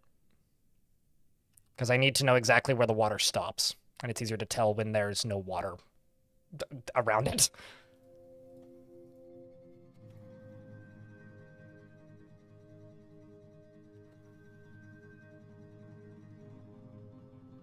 They're always great in Krug Smash vids. I mean, the Gorlax for me are the most, or one of the more. Oh, okay. So you paid attention to like personalities of the different creatures, because if you read the individual personalities, it looks like we're almost through the aquifer because that's not an aquifer tile. If you pay attention to the individual personalities of characters in Dwarf Fortress, it's pretty clear that they are very passive critters. I'm not actually sure why that keeps getting canceled. Honestly, the hardest part of this so far has been job cancellations. There's still 2 dwarves resting. What do you need? You're in traction. What about you? You need a mobilization. Let's throw in this. You're a surgeon. You're a manager. Who's my bone doctor? Oh, I may just not have enough splints. No, I got 2. Supposedly. Let's also see if I can make another traction bench. Looks like it. So if I can, I will make another traction bench.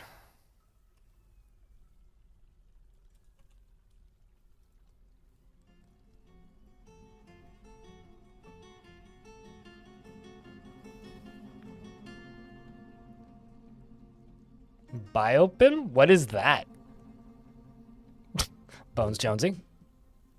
But chat, how's your week been? You know, it's Thursday. We're working our way through the week slowly. Giant echidna. Oh my god. Oh, that's pretty awesome. I don't want to fight with that. That seems bad. It's been a week. That's a statement of all time. Knuckles indeed, yeah. An Echidna Man wrestler, I think, is what Knuckles would be, right?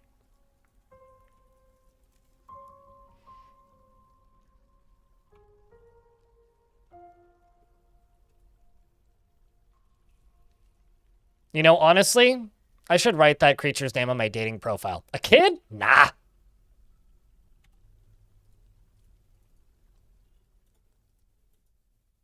This is where you laugh. It's funny. You had to mow the grass for the first time this year. Yesterday, regretting not putting on sunscreen. Are you just a lobster now? Today you had a job interview, so the stream is helping keep your cool. Best of luck on the interview. I was like thinking way too much last night about what you said about hiring video editors. By the way, Tropic Homie. The week was chill. You finally discovered that Dwarf Fortress streams a thing. You know, it's funny because I remember seeing somebody on the Dwarf Fortress forums a long time ago saying that they wanted to watch Dwarf Fortress content that wasn't Krug Smash, but nobody streams it. And I was just sitting there looking at it like, should I be that guy? Be like, It's like a long time ago. This was back when there was maybe 6 of us total that streamed Dwarf Fortress on like a somewhat active basis. And by that, I mean most of them maybe once a month.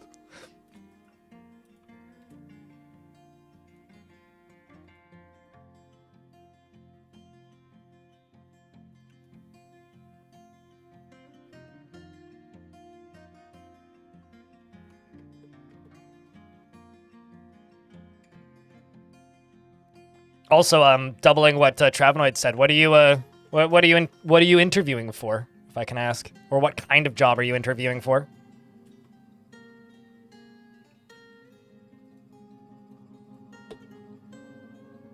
How so? In regards to yesterday, I don't know. Just got me thinking. That's all I really need to say. Anyone with beard, enter money. You get the cook.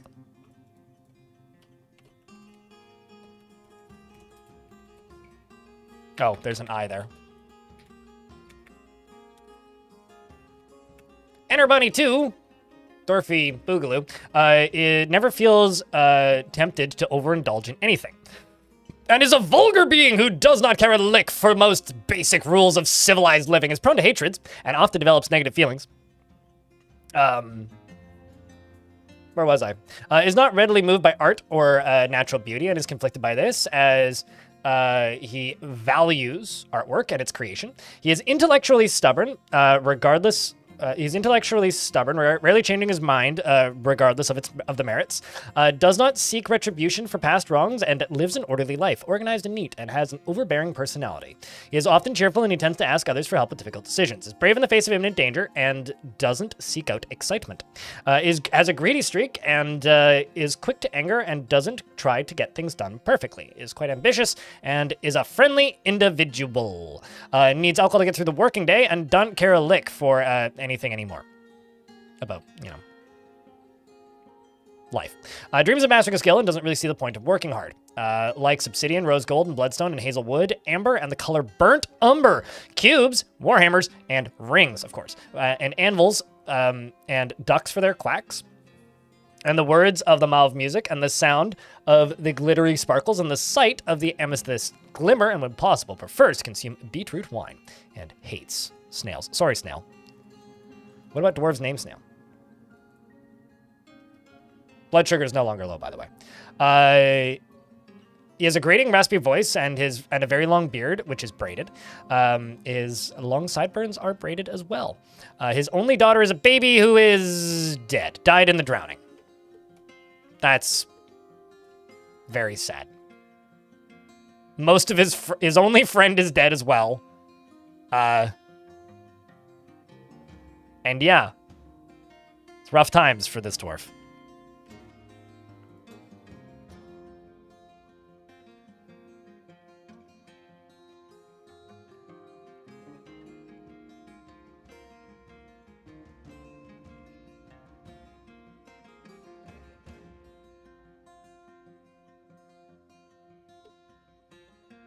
I also need to rebuild this and get it back up to the value that it needs to be. All right.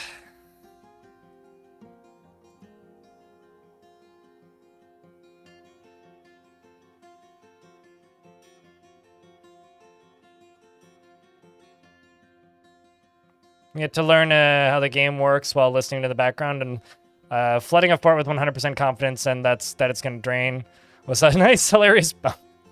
I mean, I didn't flood this fort with 100% confidence that it was going to drain.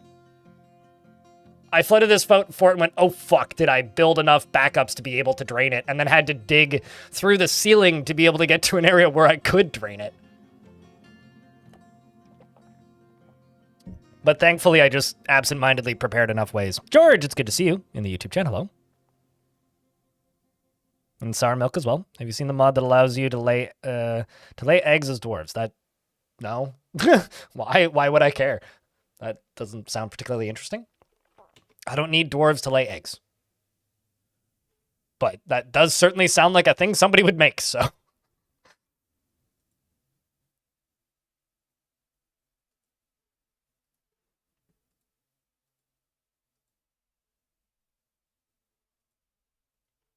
It reminds me of the mod where dwarves became milkable.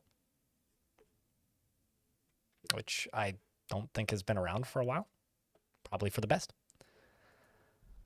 Also, for the less aware of you, I did make the name something thing have a shorter cooldown, and you can now use it more times per day. So you're welcome. Let's go all the way down to the bottom of this. Waiting on this.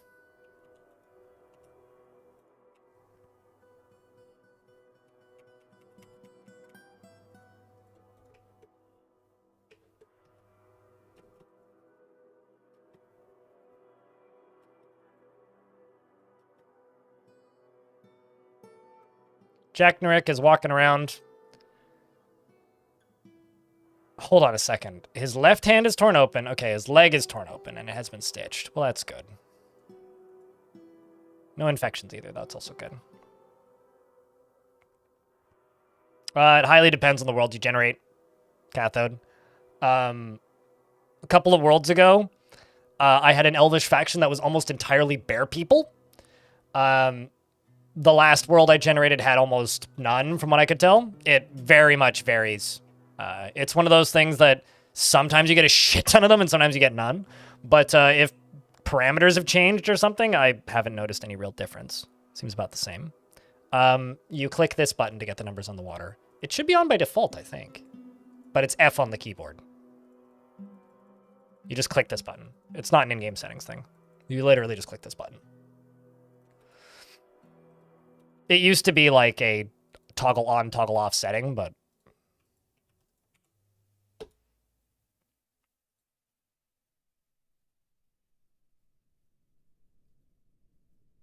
there's supposed to be less structured civilizations, Dadrick. They're supposed to be like nomadic tribes in regards to the animal people.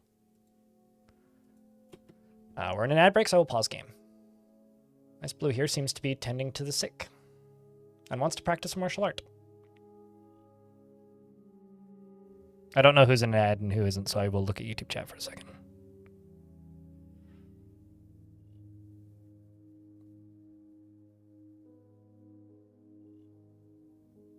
I don't really agree with that second one. I think the second one is kind of gross and brings out the worst in people, sour milk, but to each their own. You made it for yourself in the wars, and it didn't last long because a band of polar bear folk just decided to eat you. Well, yeah, I mean, that'll happen. The normal polar bears would do that too.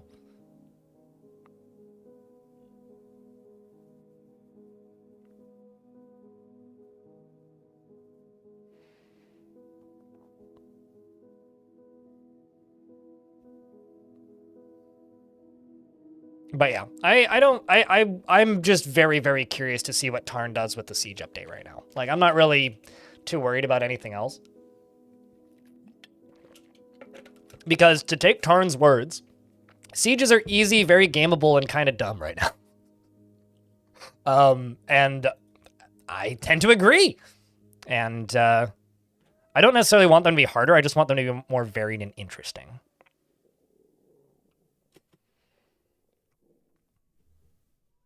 So that's the only thing that I'm really concerned with at the moment. Outside of the small little quality of life stuff that they keep doing, which are lovely, and I'm a big fan of.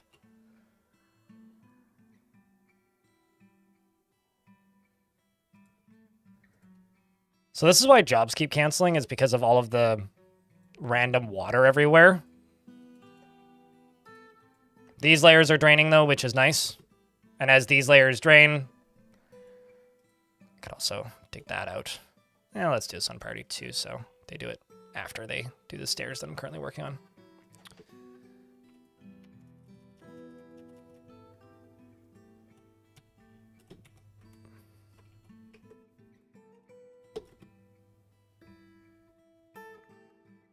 Haha! We are through the aquifer, kids. Except the new water that just fell.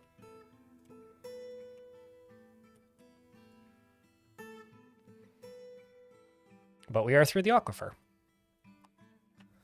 So let's dig until we hit a cavern layer, and then work from there.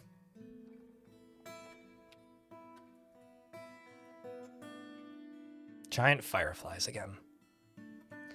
Giant bugs, thankfully, aren't the most difficult thing to deal with.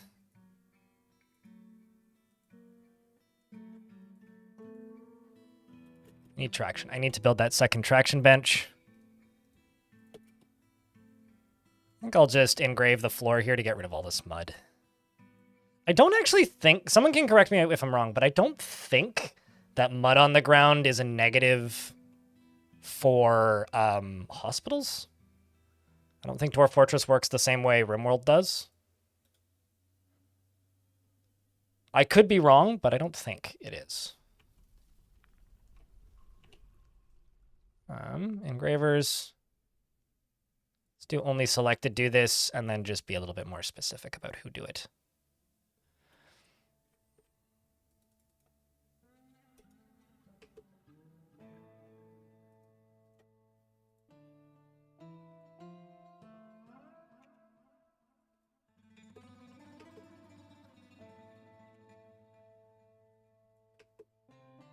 Also, doing all of this engraving is going to speed up the process of getting rid of this mud. It's not that, though.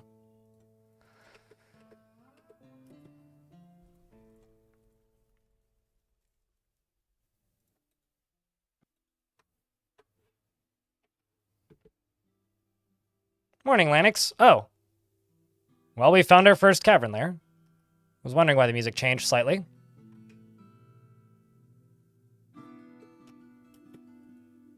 Looks like we've got cave crocodiles. Lots of cave spider silk. There was also Olm people in here at one point. I love this, by the way. It's just like, oh look, a bunch of dead Olm people. There is an Olm person over here who's haggard. That's kind of funny. So they have disabled them, but like new ones appearing. However, this is the way it used to be. There used to always just be like a squad or two of them in the caves. So I'm presuming that's the way it's going to work now, is there will just be a couple of them at any given time. So I need to go over to here.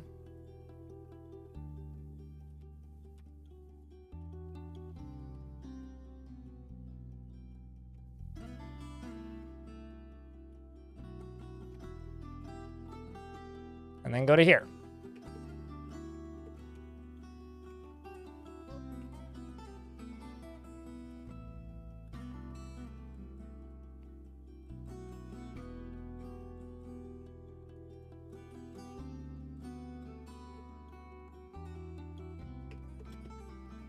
Also, Lanix and Ilmirin with the big-ass stream streaks. It's a lot of time, dudes. Trying to farm in the first cavern layer in your fort, and you were wondering if there was any way to move soil around. You're trying to make your farm fields nice instead of irregular patches of cave soil. Build floors where you don't want it to be. That's about it. That's all you really got as an option.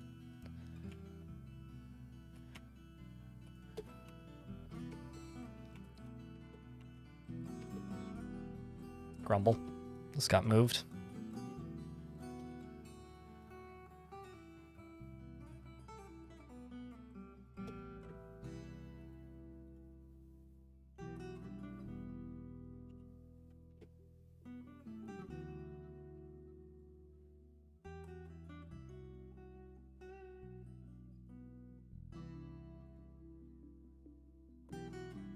Oh, I just realized I made this out of the wrong material.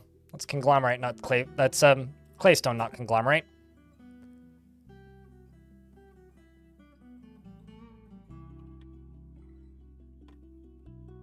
Yeah, what Dragonfly Sarah said as well. Don't know how a blind can play without creating just custom job details. I find the game's more efficient if I don't make custom job details. Like, genuinely. Like, I find that the dwarves just kind of deciding what they want to do to generally be more efficient and time effective. Actually, I kind of don't want to do that entirely this way. Let's do this. And I do make custom job details sometimes, but it's just pretty infrequent because they're not necessary.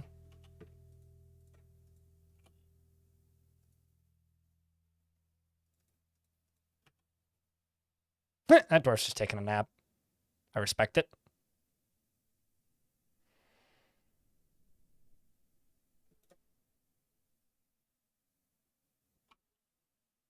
So modders, hello, it's good to see you.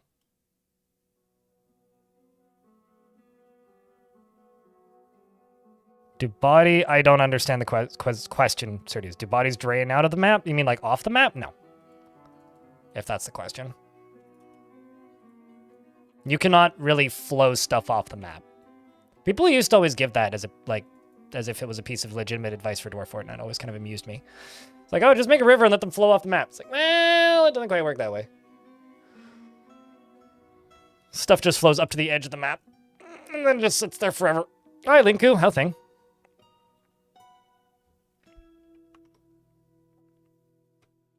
Although, Fred in the YouTube chat, one of the most common comments I've gotten about me playing this game is, I don't know how blind can play by X.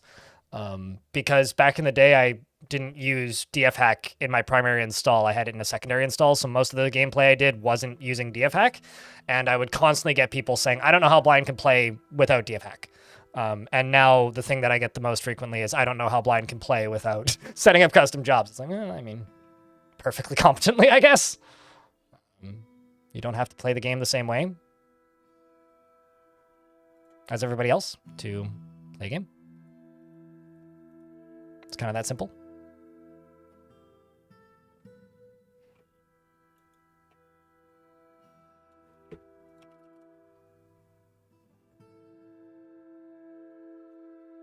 Although solid objects can get stuck in fortifications though sometimes, including on the edge of the map.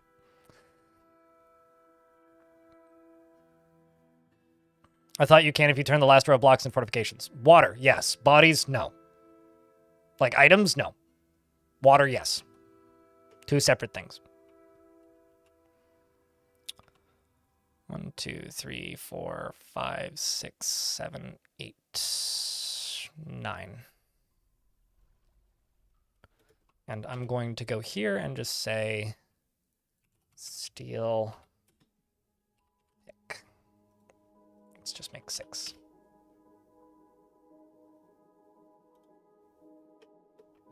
Let's also get rid of that statue. So I'm probably out of sterling silver. It's been there for a while. You can throw it into lava? Certainly, but that's not flowing it off the map.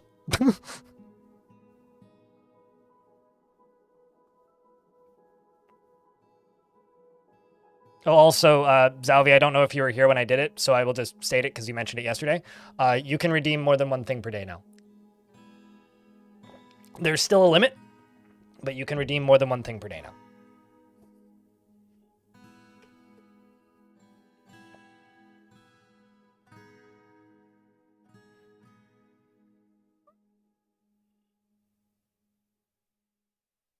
The amount of money this game has saved you is insane. 4,000 hours now. You've got more hours than me. I mean, I'm at 3,167 on the Steam version, so. But I don't really let it run overnight or anything.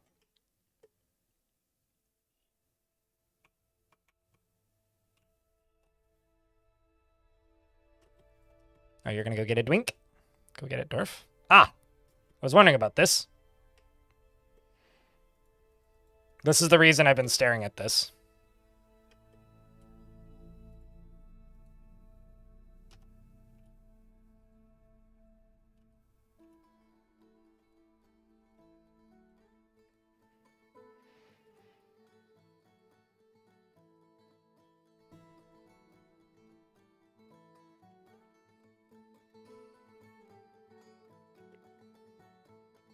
Except let's go here.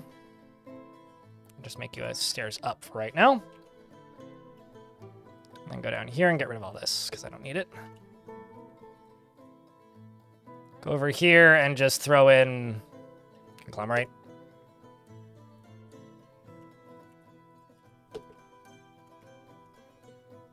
That's all done.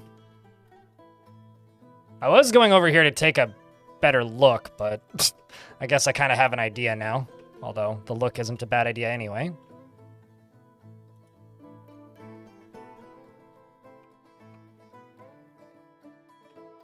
I do like the different stone types that are down here. We got slate and also quartzite. So I might end up using this as a quarry because of all of the slate and quartzite down here.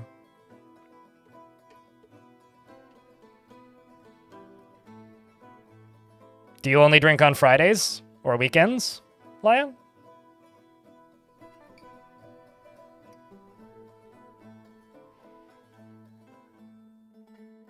You can also specify me to build a new statue if you want. Just don't be unreasonable, you know?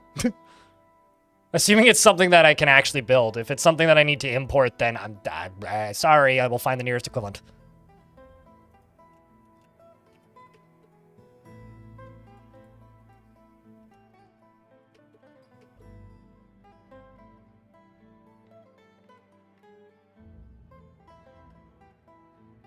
Yeah, nice stone color query indeed.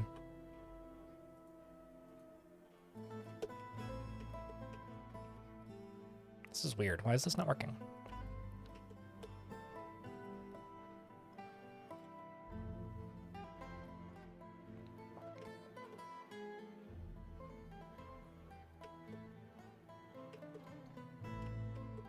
No time for fun in the week. Gotta do it in the weekend. No, I get that. So a lot of cave crocodile blood. What else do we have? Giant cave toad. I'm not seeing any monsters or anything that are alive except for that one critter. One of my favorite things about digging into the caverns is when you find this. This is my favorite thing to find in the caverns is dead stuff because it's like, it leaves you wondering, it's like, what happened? It's like there's cave crocodile blood everywhere. So it's like there's just like a really skilled cave crocodile or like a very multi-named like legendary crocodile that just killed them all. Is that what happened? Or did a beast rampage through here? What happened to this place? Kind of thing. And that will always be entertaining to me.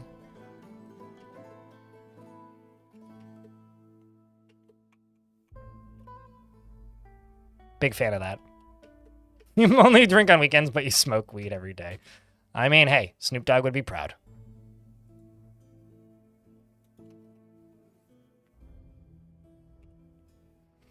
Like, I once played a fortress for a very long time.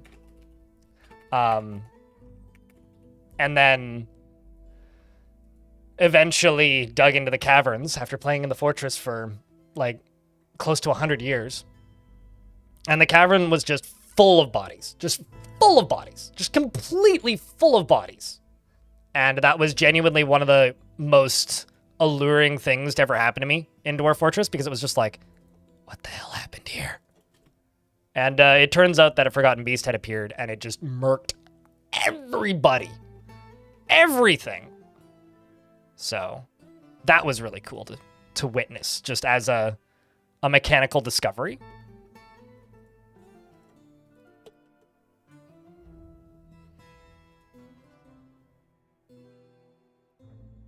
And so then later I found the Forgotten Beast with all of the kills and then ignored it because it was scary looking.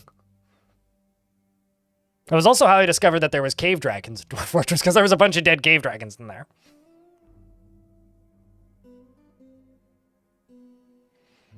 Oh, 100%, Jamie Hughes. I mean, the biggest cause of frame rate problems right now in Premium is the underground humanoids. Jamie Hughes in YouTube chat. So, I mean, I've been disabling them for the better part of a year now.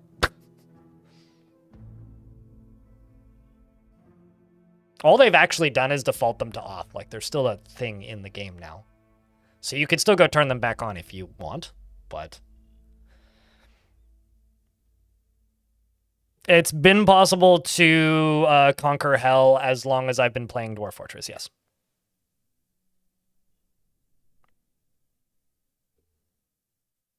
But you need to remember that the things in hell are just like any other wild animals. So they do have local populations and will wander periodically on and off the map, but that initial rush that you get when you dig too deep only happens once. So if you can clear that initial rush, absolutely. Absolutely. It's dwarf starting to mine. One piece at a time.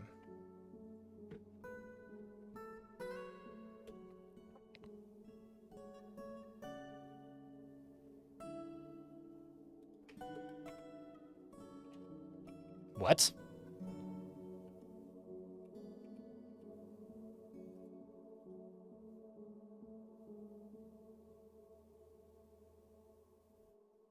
Actually, you know what? I'm just going to do this. Dig diagonally in case there is actually water above this. But this is an odd... Like, I mean, maybe it's the aquifer?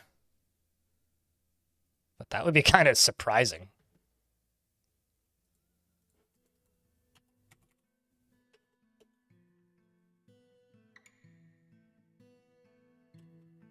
Oh, no, we're just back into the aquifer.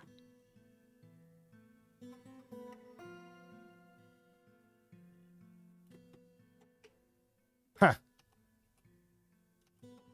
Yeah, no, okay, fine.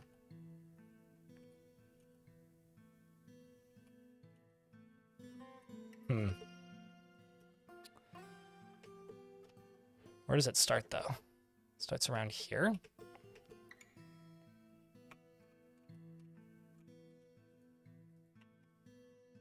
See if I can go around it.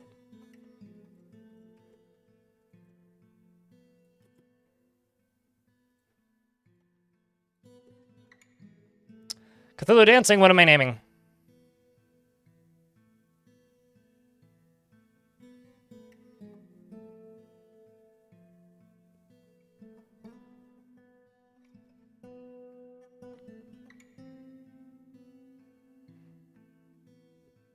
Time for a second flood? Nah, just an aquifer. Actually, technically it's a third flood, but... technically.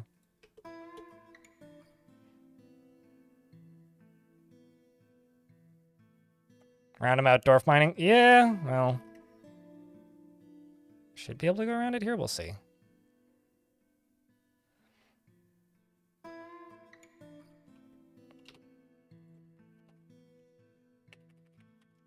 Dwarf McGuy is not alive, no. Died in the flood.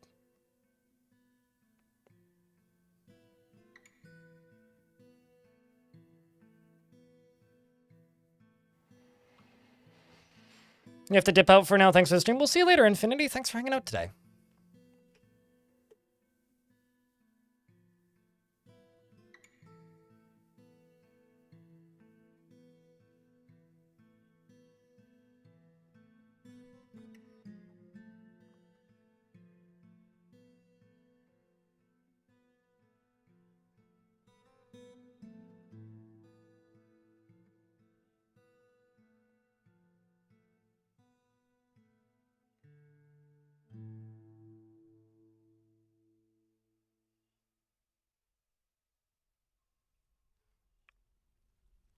All right, well, I will just dig through this manually.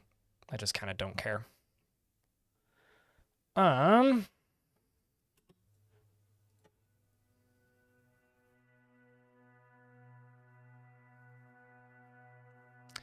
Okay, so Cthulhu Dancing. Allow me to reiterate the rules for naming dwarves. No. Tell me if you would like a dwarf with a beard or without a beard in an approximate task, and I will find something close-ish. I'm not going to go reading through traits. I never have and never will. The rules are pretty simple. Would you like a dwarf with a beard or a dwarf without a beard? And what kind of job would you like?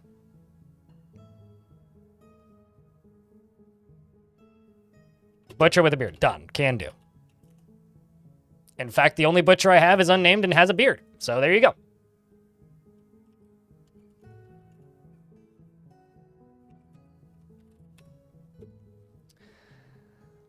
He's utterly humorless and very calm, and he's a very calm demeanor. He's incredibly brave in the face of looming danger, perhaps a bit foolhardily. He finds obligations confining. He is conflicted by this for more than one reason, and takes offered help and gifts without feeling particularly grateful. He tends to be passive in discussions, could be considered rude, and tends to think before acting. He tends to share his own experiences and thoughts with others, and tends to be a bit stubborn in changing his mind about things. He doesn't often feel envious of others, is not particularly interested in what others think of him, and begins to talk in a hushed whisper when he's angry. He needs alcohol to get through the working day and doesn't really care about much anymore. Much of anything ever, really. Personally values peace over war and has dreams of creating a great work of art. Likes orpiment, platinum, and milk opal, green glass, linen fabric, and cougar parchment. Bolts, boxes, earrings, and catapult parts, and the words of the beige lace, and when possible prefers to consume tigerfish, giant tapir cheese, and bayberry wine, and can't stand spiders, brown recluse spiders specifically. For your needs, you do want martial training. I'm actually going to put you in the military. And also, remove your pick job.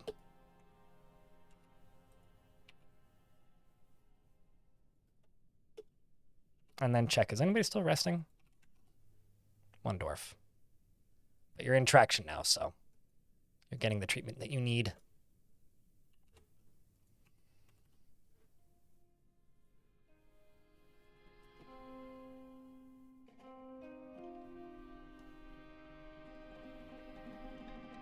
Well, I mean, you can still butcher in your off time.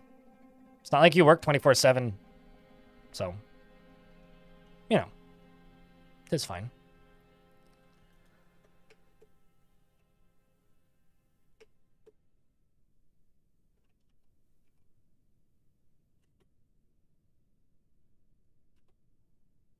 Turn around there, dwarf. I need to direct you through here. For anybody who's wondering what I'm doing, I'm using the draw tool and just holding the button down. So it automatically creates a new task. The second one ends, which makes them pretty quick to get through. It's a little slower than normal digging, but not by much. Just requires a little bit of babysitting.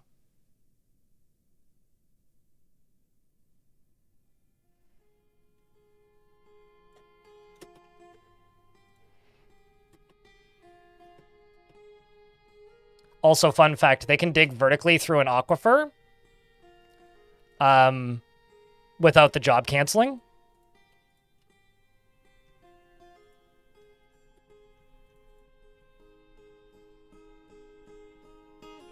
So when they start to dig up, they can dig right up to the base of the ocean without any problems.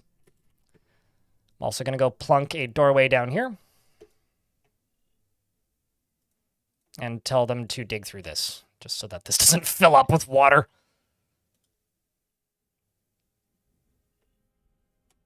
And then right here is where they're going to stop, but I'm actually going to get them to go up one further, which will be one beneath the ocean. Which means I could actually dig directly into the ocean with Knights Are Slow, but I don't really want to do that, because that would be bad for this dwarf's health.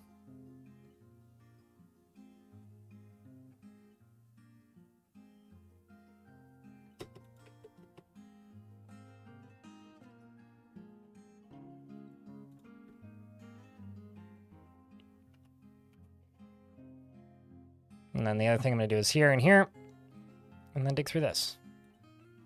We'll bring some grates down and get rid of all this.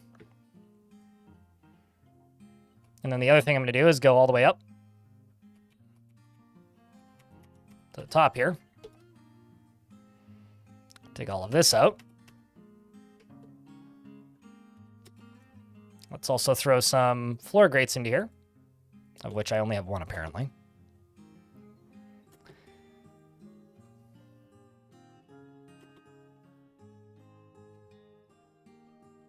Actually, you know what? Let's just say screw this. I only need the one.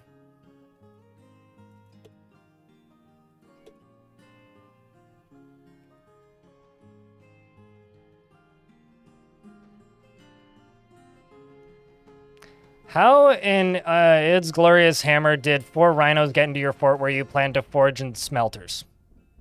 They walked. I hate to break it to you. I know this might come as a surprise, but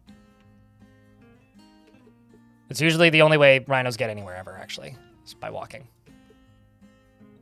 I mean, they could have run, actually. I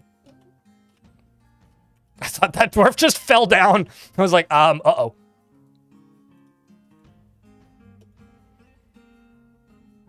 It's like, this seems like a problem.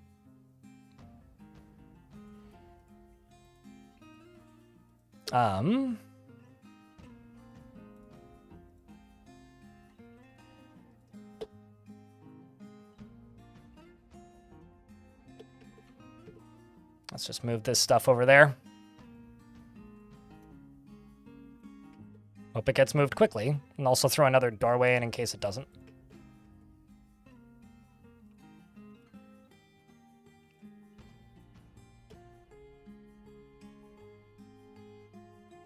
Actually, let's also do this.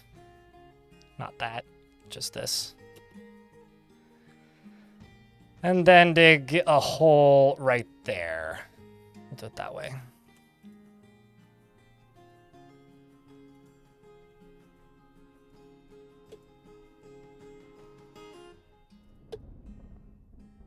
Am I playing with any mods? There are several mods in my Twitch chat, yes.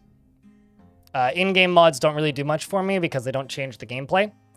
All they really do is either add things I don't feel I need usually, or add more variety, which doesn't really change the game in a way that I find particularly interesting. And it does appear that it is the Scourge of Cave Crocodiles, which is killing these critters down here. This one hasn't killed anything, but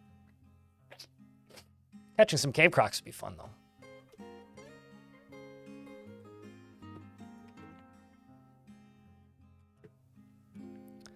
Okay, so you're right there.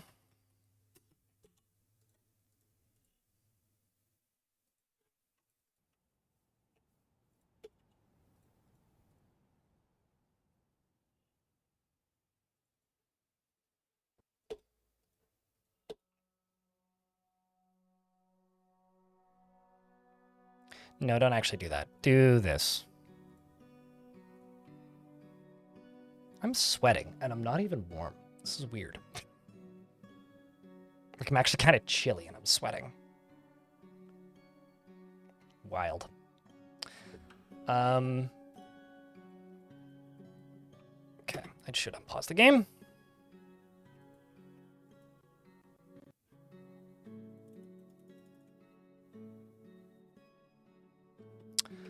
An ad break is about to run. I'm going to go do blood sugar things for a second. I will leave you guys in the tavern. I will be back momentarily.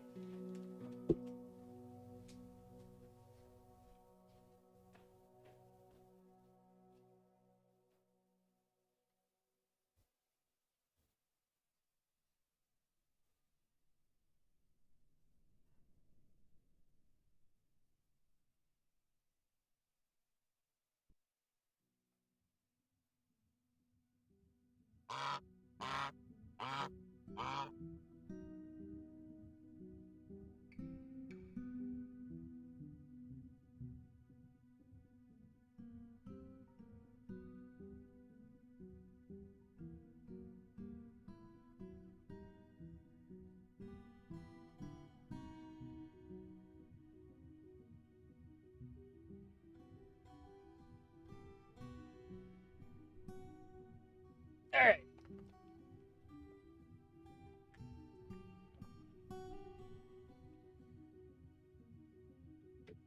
What about chicken? Something being chicken?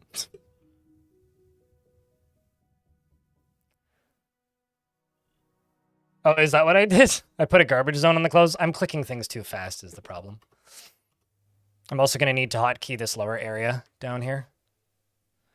So let's go down to right here. Actually, let's go down to here. Set this to here. And set this to here.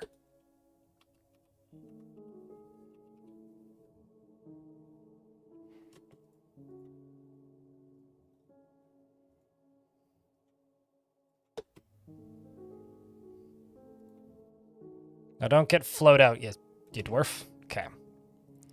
And then right here, I'm just gonna plunk this down.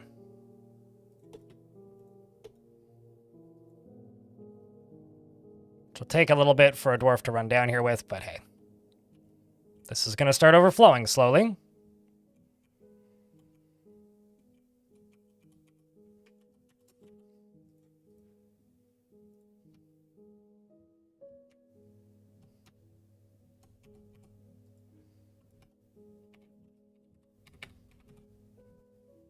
gonna take 69. That's too much. How much? Where the aquifer stop? It stops right here? Okay, let's just do this.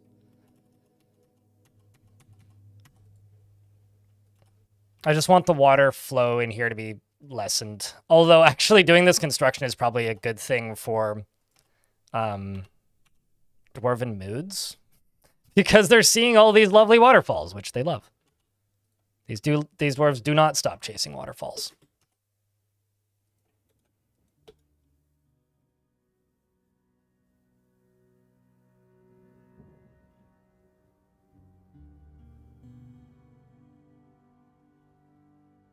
I wouldn't mind trying Gator, and I'll be honest with you, my entire reason for wanting to try Gator is like the History Channel and those alligator hunting shows.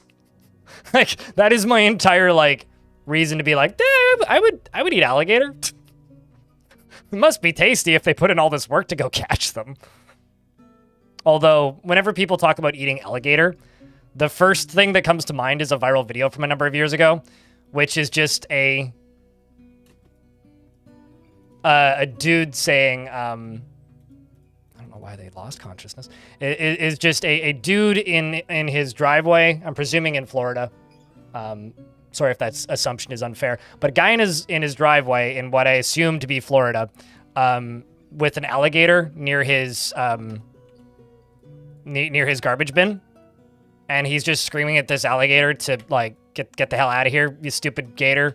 And then hits it in the head with a frying pan and then shoves it into a trash bin and flips the trash bin up and closes the top and then rolls it away. Might be one of my favorite videos of all time. For no particular reason, it's just... It was like me with bears growing up, where, like, a lot of people are very scared of bears, and I just remember running directly at one, screaming to make it leave. And it's like... It did. It walked away. It just kind of looked at me. I was like, meh, and then just went away. How did it flood? We're next to an ocean, is how it flooded. And I got a little bit ambitious with my digging. But now I'm trying to make it a controllable flood that I can do intentionally, so. Because this right here is going to fall all the way down to here.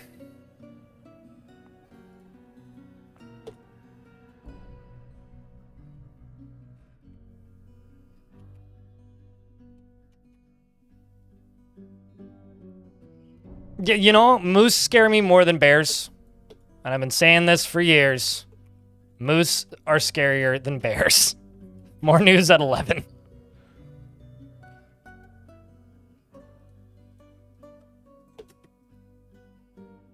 It's like a giant cow on steroids. Well, the frame rate went to 0, so in our time, quite slowly. In the dwarves' time, spontaneously. It's like instant flood. You'll see in a little bit when I drain the ocean into the caves, which I'm going to do in a little bit here. But I need to finish this construction before I can actually do it.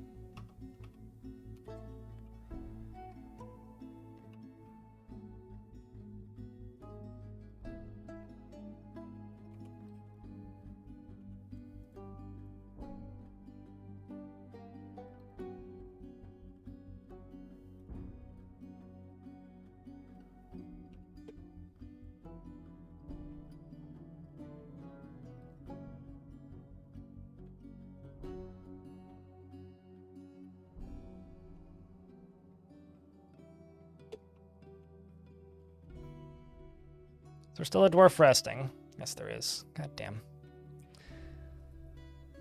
You are in this squad. What's your name? Cog? Let's get you out of the military.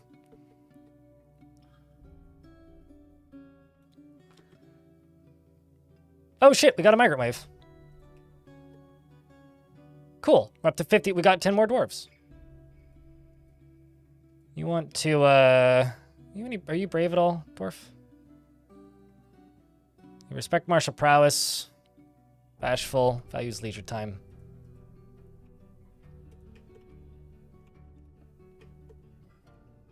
Your name's Olon and you're a leather worker.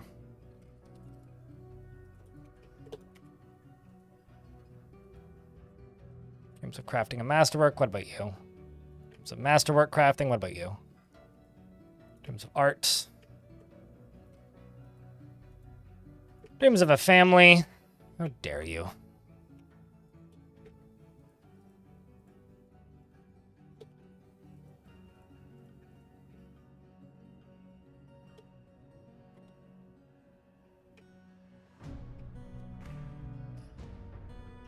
You dream of mastering a skill, you want to fight and help somebody. You're also a surgeon.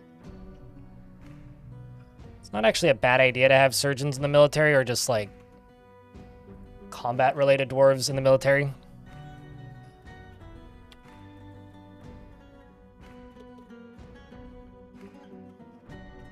Enter Bunny 2. I remember reading your description. You would also be good in the military, so we'll let you go equip some armor.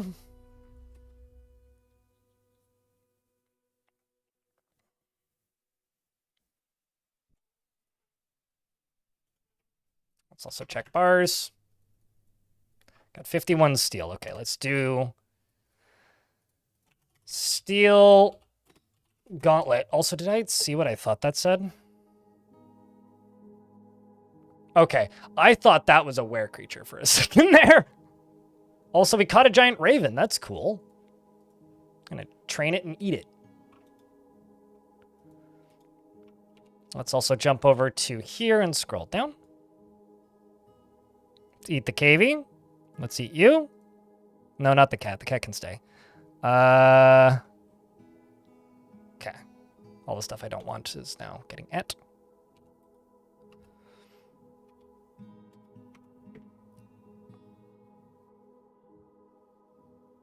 I mean, what am I going to do? Put the chicken in the military? I mean, trust me, I would if I could. That would be incredible. We'll call it the Cock Squad.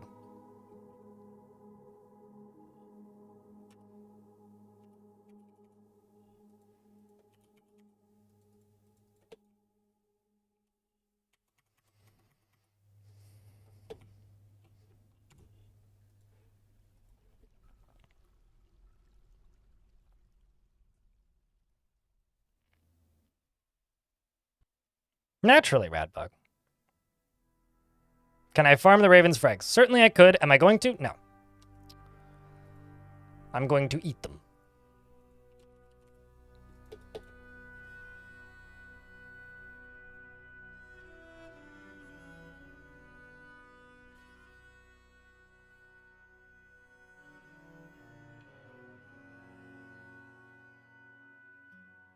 But you're just watching the caverns fill up with liquids. Oh, trust me. It's going to fill much faster soon. Trust me.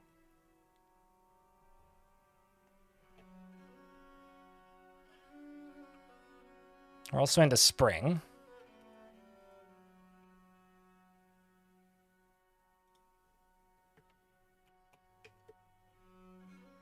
This is actually really good for the dwarves' moods. Believe it or not. Just running up and down in this, constructing stuff.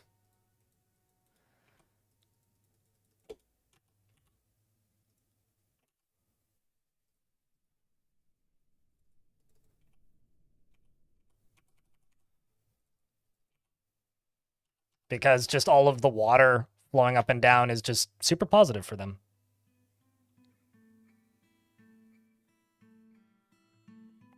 Fluids are the most visually rewarding thing you can play with in Dwarf Fortress. Certainly one of them. Certainly one of them.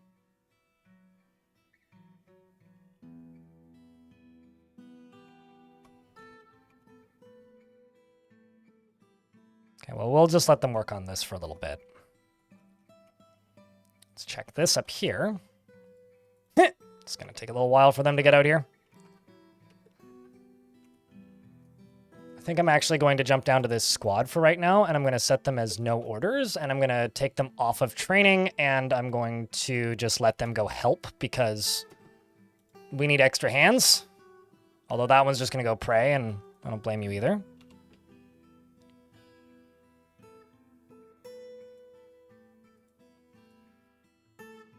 I love the way the new caps look. I think they look awesome, actually. So if water is only one tile, the dwarves don't get upset by getting wet. Dwarves don't get upset getting wet. They don't like rain. Dwarves don't mind water at all, in fact. It's a commonly accepted myth that dwarves don't like water. But the reality is they're kind of indifferent to it. But yeah, it is very much a commonly accepted myth. Kind of tempted to connect this to over here and then just have a drawbridge similar to these two, but...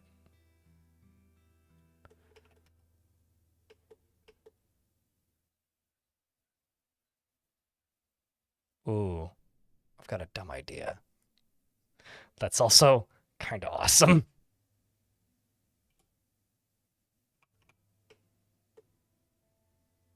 Could just flood it out this way. Or flood it straight down here. But in order to do that, I have some other steps I gotta do first.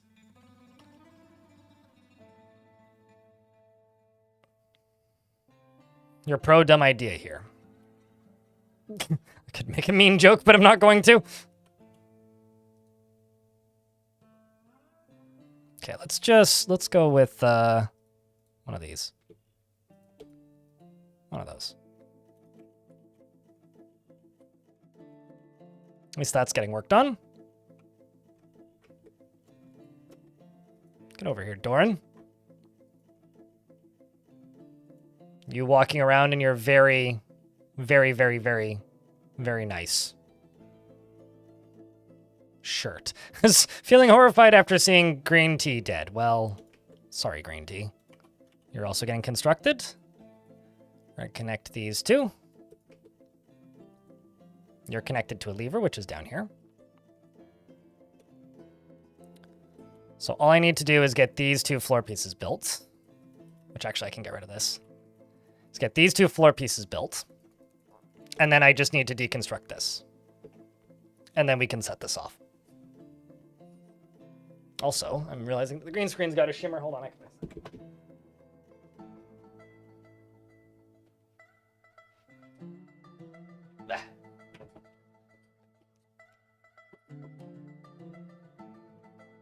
Do your dwarves have enough clothes? You find it pretty hard to create all the clothes all the time for 2 pairs of shoes, etc. Okay, number 1, don't make 2 pairs of shoes because shoes are made in pairs. Same with gloves.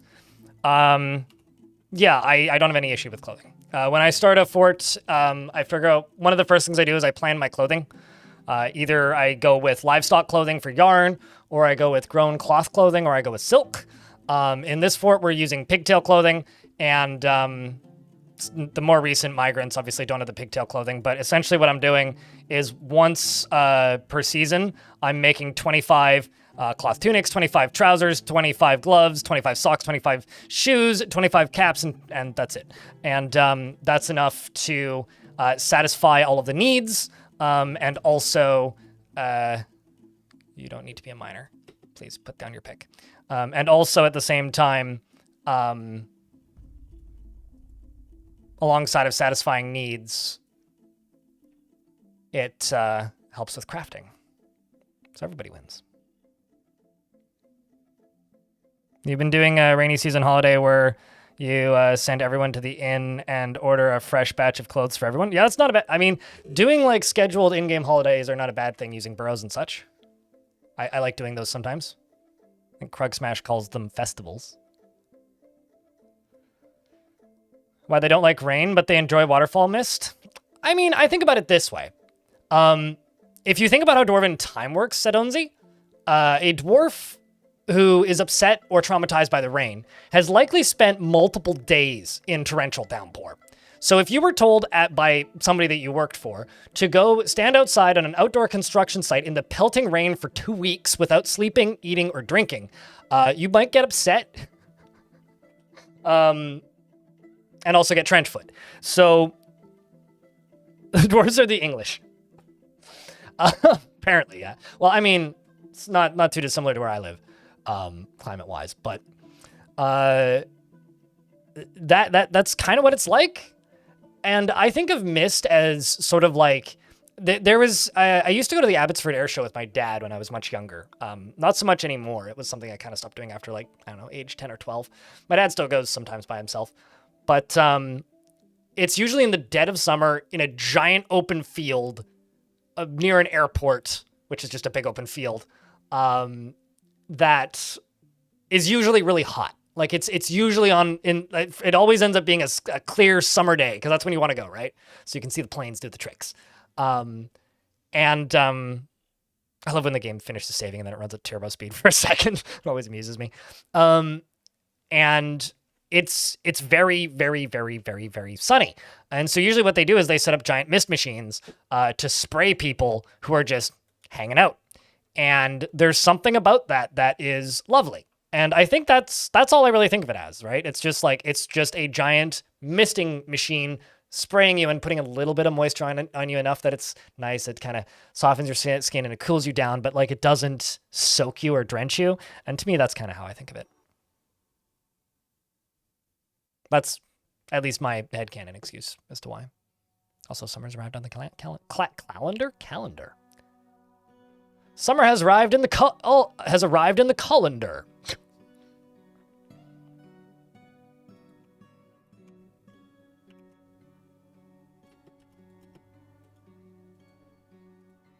Okay, looks like Eggs is doing the last construction haul.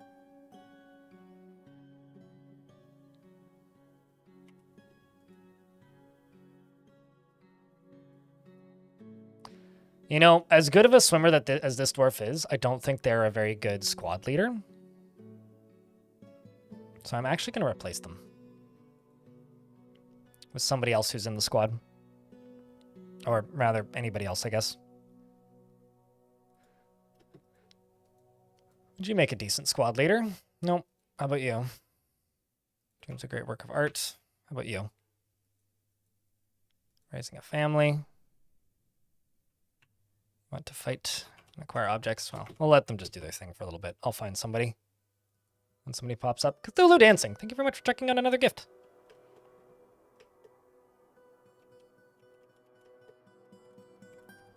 Chat, can I get a round of beers for our friend here helping keep the channel funded? Because if it wasn't for people throwing out gifts and subscribing to the channel, this stream wouldn't really exist in the way that it does. So thank you very much for helping this stream stay funded. I'm not just like saying that to pander. It's like it's genuinely the case. So thank you.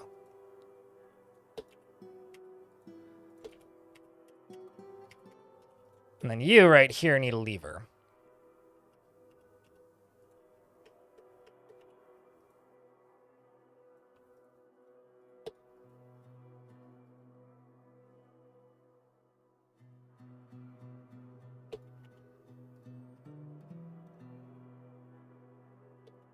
And let's also cover these stairs, just to make this look a little less terrible. Also going to go through here and unforbid everything.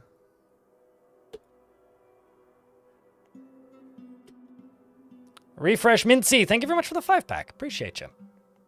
Should follow here instead of YouTube. I do respond on the YouTube chat, but just I'm quicker over here. We found your videos only a few days ago, and you find them easy to follow and enjoyable. Well, I'm glad. Glad you like the vidjets. I am working on another bigger scale video, but they take time. We were talking about this yesterday. They take time, and I am but one person. But one lonely lad. Encourages you to try Dwarven Anxiety Simulator again someday.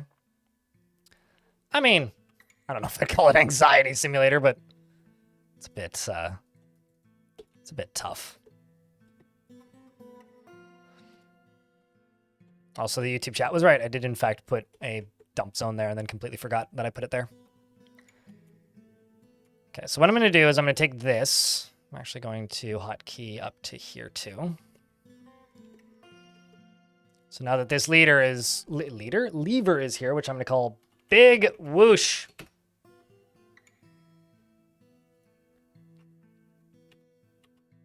I'm going to go to here, and we're going to connect it to this.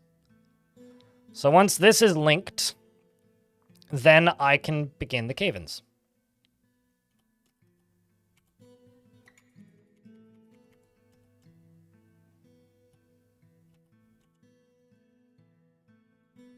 And I've got a question.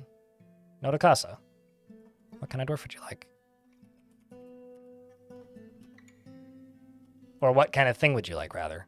I guess is maybe the better question to ask.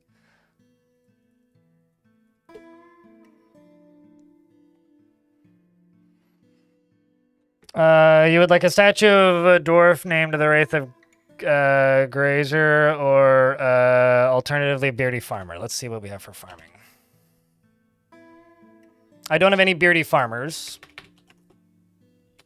Or do I have any farming related tasks that's Beardy? I got a Beardy Spinner. And that's it. So I could do the statue, unless you would like the Beardy Spinner.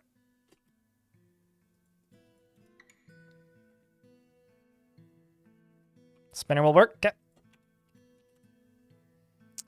And I'll also give you the planting labor.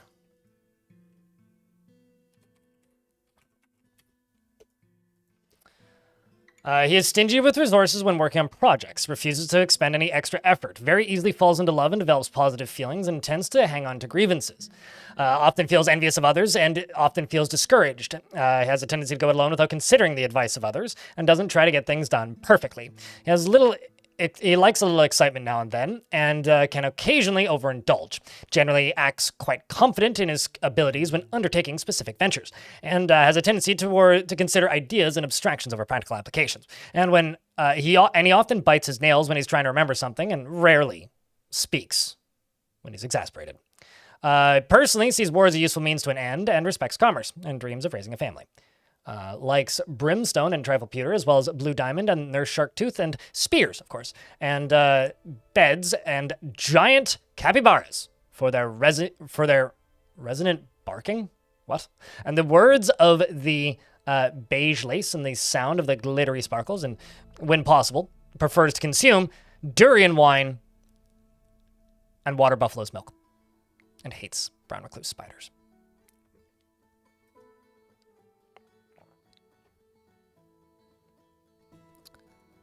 The other thing is you are a miner, and your one friend is dead, died in the flood, and you haven't killed anything in your life, and you're walking around with a steel pick.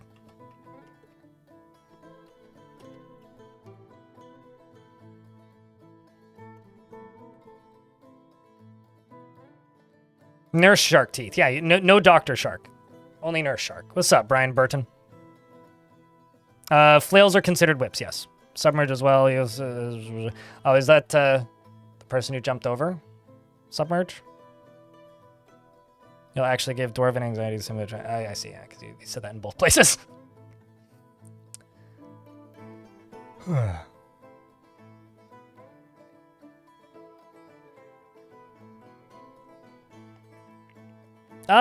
Did you die? I don't think you died in this fort, Radasaurus. You died in the previous fort, which admittedly is pretty unrelated to this world because it's a different world and all that, but...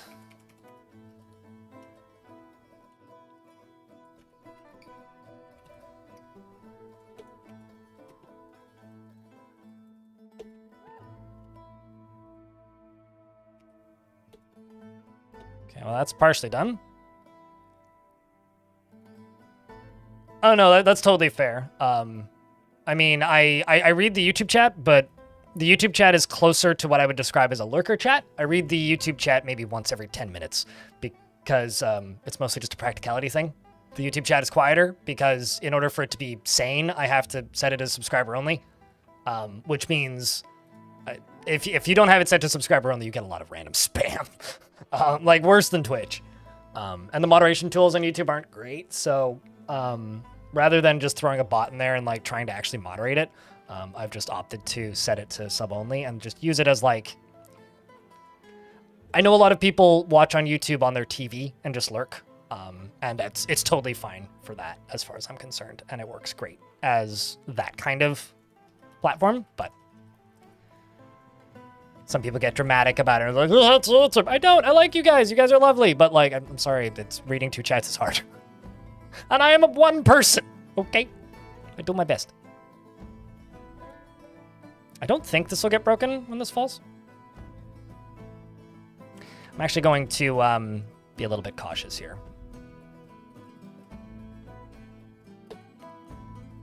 And move these and build these 3 over here. And then just get rid of this tile so that nothing actually hits it when it falls. This won't take too long to build. Yeah, you're not alone, Ratosaurus. I mean, that works for me. I mean, I get 2 views that way. Is this contraption one use only? Yes. Essentially what this is going to do is it's going to drop all of this construction at the end here, everything beyond the support, down into that area that I've been digging out, which will cause the ocean to flood into that tunnel that I've been digging out. And that trap door is going to act like a drawbridge or a floodgate. And I'm going to use that to flood stuff down via a lever. And that will allow me to periodically, by pulling a lever, drain the entire ocean into the caves, which is going to make the game probably run at about 10 frames a second and be very dramatic looking, but will also allow me to drain my fort. And then, since I have it now, might as well use it as a defensive measure because entertainment? You know? Mostly that. Okay, so now that's done, I can deconstruct this. So this is all supported here. And all of this is going to fall.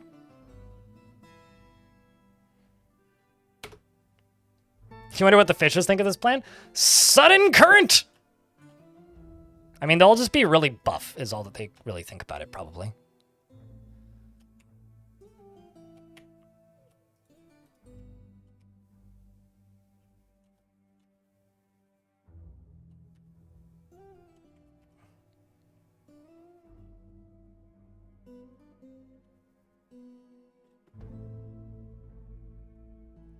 Now, the other thing I got to do down here is I'm just going to do this, this, this.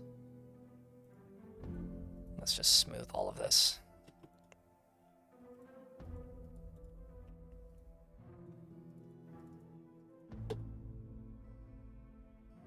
And some ads are about to play. So I will pause the game while the ads are running.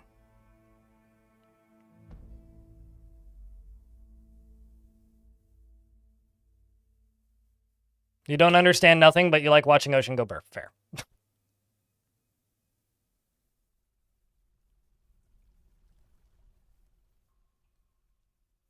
Chat takes too much real estate. I mean, hey, you do what you gotta do.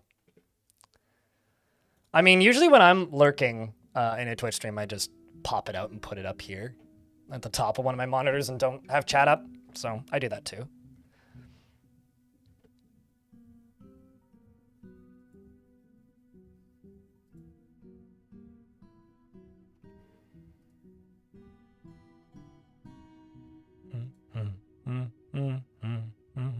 Also, I do have to say, since we're in an ad break, now's a good time, to the YouTube folks, thanks to the 90 of you that are currently watching, don't forget to leave a like on the stream because it helps tell YouTube to, you know, tell people to watch the stream. And to those of you watching on Twitch, I just want to say thank you. You know, thanks for spending time here. I know that we got a pretty big raid at the start of the stream, which was kind of a big deal, personally. So thank you to, you know, those of you who've taken the time to stop by today. It's lovely to have people watching and hanging out. Appreciate you. And because of the way the world is going these days, I'm kind of not going to bring up the daily minimums as much. But I just want to say thank you to everybody who's gifted subs and everybody who has, you know, kept their paid subs alive in the way that the world is these days. All right, let's get back to things. Do I have the game streamer? Oh, okay. Could have done that during the ad break, but disc. Did it like right as the ads ended.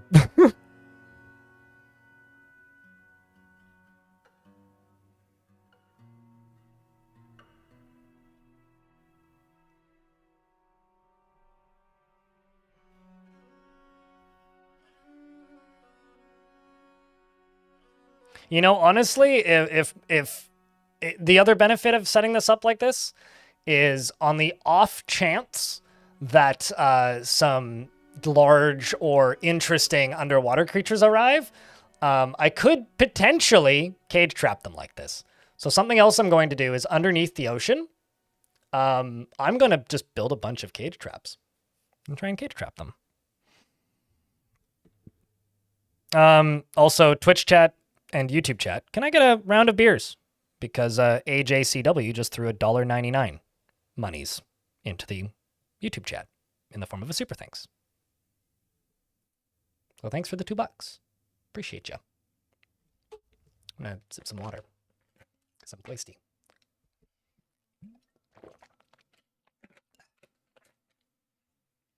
So I've run into a problem. I think I have too many tomato plants.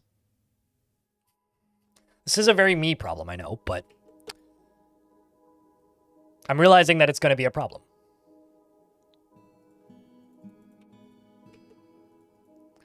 Because I don't actually have that big of a porch.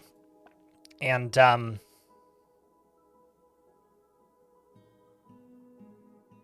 I'm going to run out of space pretty quickly, I think.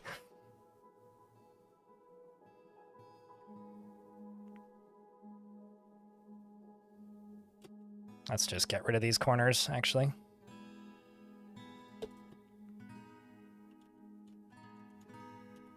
Hope nobody falls. That would be very unfortunate. And then we are going to go give this thing a pull.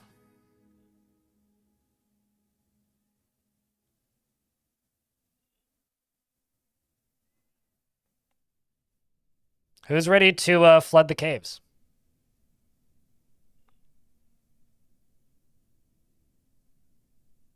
Won't they survive on the roof? Possibly, but then they're also like accessible to anybody, so anybody in the building could just go up there and take them. And there's no cameras up there, so until like there's a more official gardening option up there, I'm probably not gonna do that.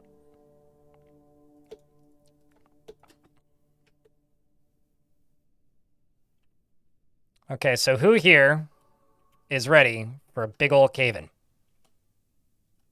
A cave-in of fun.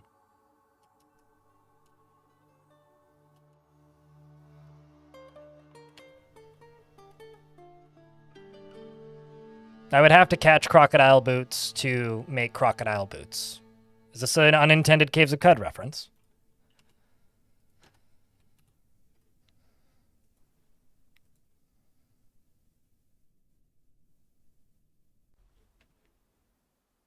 You know, I don't think I've ever seen a Twitch DJ badge before, Robotic Streamer.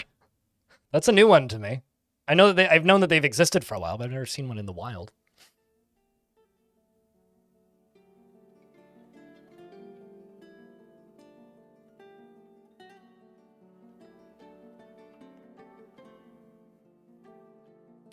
If water is money in Caves of Cud, how much is the ocean worth? Well, it's salt water, so worthless. Okay, so all the way up here, just making sure that there's no dwarves in there. There isn't. This is operated by mechanisms, the big whoosh. So let's take a real quick peek. Oh, the human merchants is here.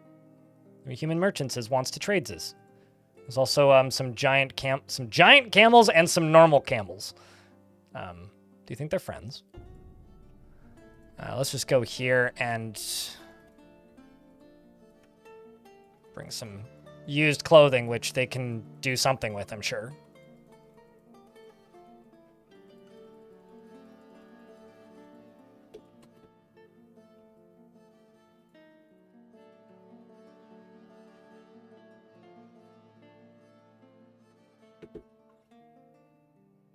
Gonna keep those socks, but we'll get rid of all this.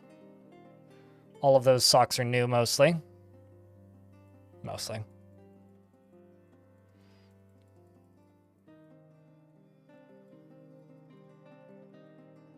I also have more than enough clothing now, based on the numbers of socks and trousers and things.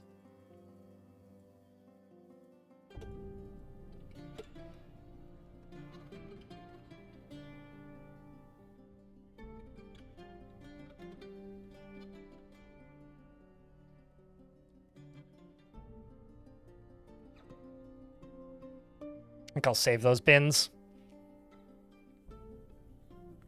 We'll do that.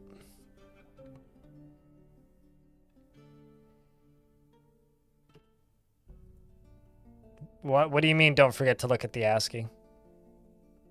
Also, what's the undead thing? Oh, the ghost. You're not wrong. Didn't see the green icon. Did I make a memorial for you yet? No, I didn't.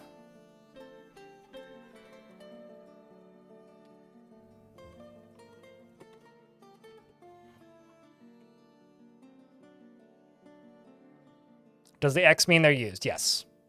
So a small X means that it's slightly degraded. A bold X means it's more degraded.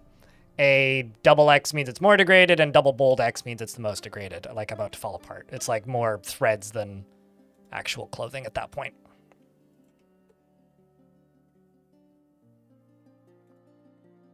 I may not actually be able to trade, but... All right, so let's go back down to here. You are locked. So let's do this. Part 1 is a go-go. I put this lever out in the middle of nowhere so that I can remember to destroy it. But if you want to see me drain the ocean, you might want to look up. And if you haven't yet, I'll say this. Post a water emote.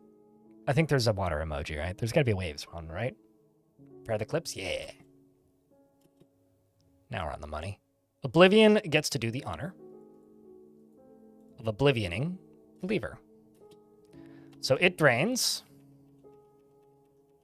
All right, now that didn't do much, but it did drain. And for those of you who want to see the dust in ASCII, do that for a few frames. There it is, as you can see. Then down in here, the water just kind of, you know, drained into here. So I can unpause.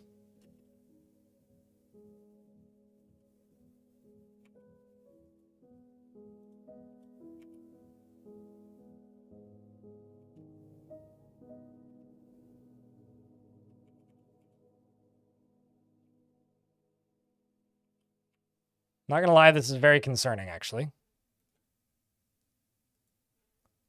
Because it broke the hatch. But it also destroyed the floor. Okay, never mind. No, it's not gonna work. How in the world did that happen?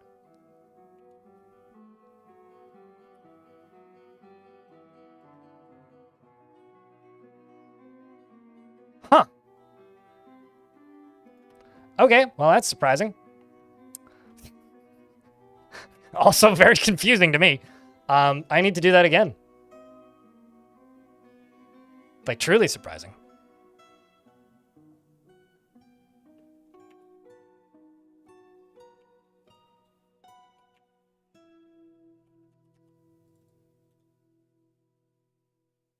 Yeah, that's truly surprising. I didn't know that you could destroy a top staircase, but somehow it did. So we get to finish the job, I guess.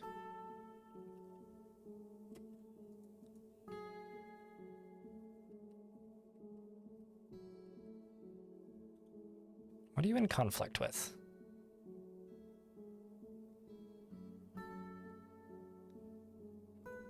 Nothing, it seems, but...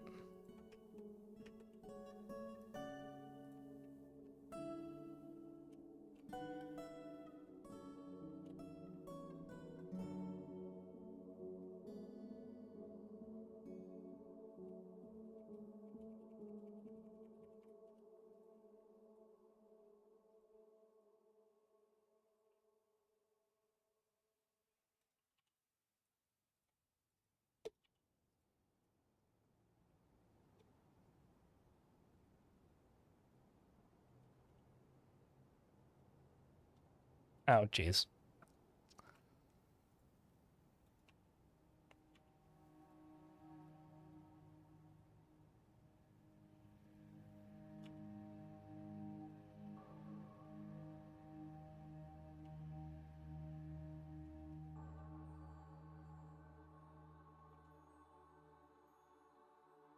Yeah, whatever.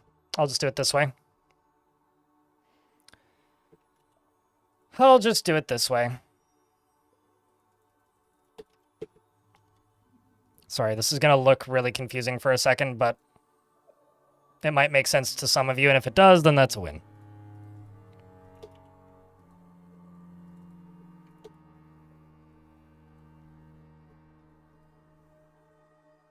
That's fine.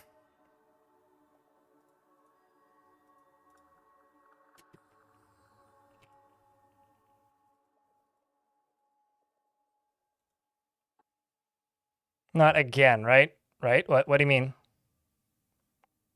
Will the insurance cover the second flooding? I don't have insurance. What? What do you think this is? A mortgage? This is Dwarf Fortress. Come on.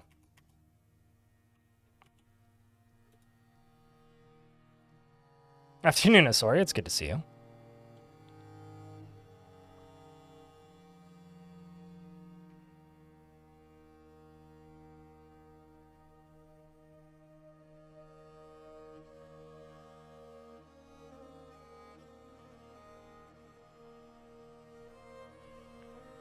Cesardi is in YouTube chat. I gotta say that the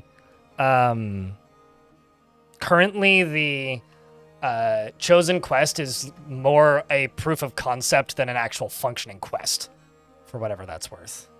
Okay, so my mayor is too busy to be the broker. So let's give it to you. A different dwarf. It's gonna bring an item to depot, and then we're gonna sell it.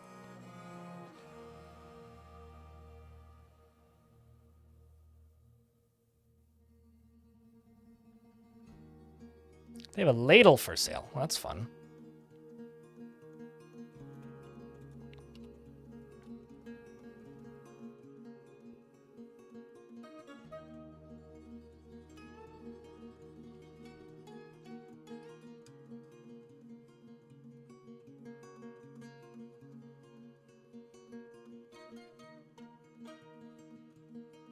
You mean the 5foot11.com or whatever that website is called? For that very, very, very low bridge. Or, sorry, not 5foot11. It's something foot 11. 8foot11.com, maybe? I need anybody to come trade. Somebody come trade. There we go. Let's buy the gems, because I can afford them, and the zinc bars, because why not? They brought a masked lovebird, a grackle, and some other random crap. I will buy the drinks and the milk. And scroll down. And the cheaper books. One of the scrolls.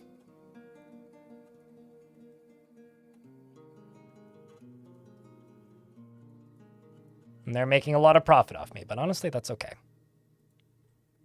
I'll also buy the cheese. And... ooh, I should buy those giant axe blades. Buy the backpacks from my military. And the fruits. And there we go.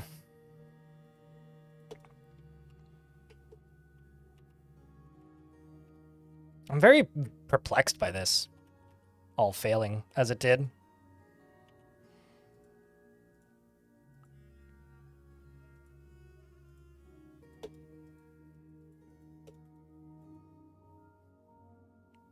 Like, very perplexed. 11 foot 8 inches. That's it. Okay.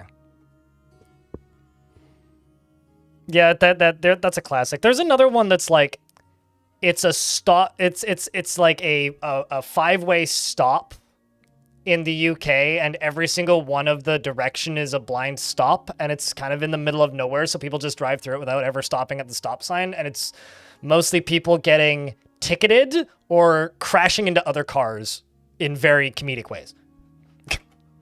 I quite enjoy that one. A little bit of a different vibe, but I do quite enjoy that one.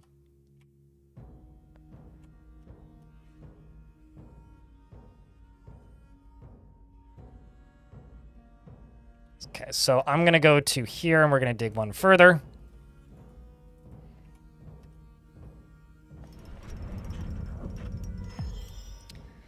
An engraver has created Muthlek, a shale earring. Also, chat, you guys should tell me to check for artifacts a little bit more often. Because I am definitely going to miss those. This is a shale earring. All craftsmanship is of the highest quality. It is decorated with ginkgo wood and encircled with bands of oval-cut smoky quartz.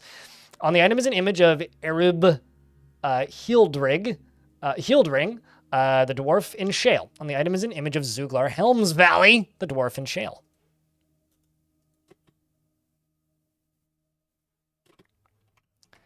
And I'm going to put it in here on a display.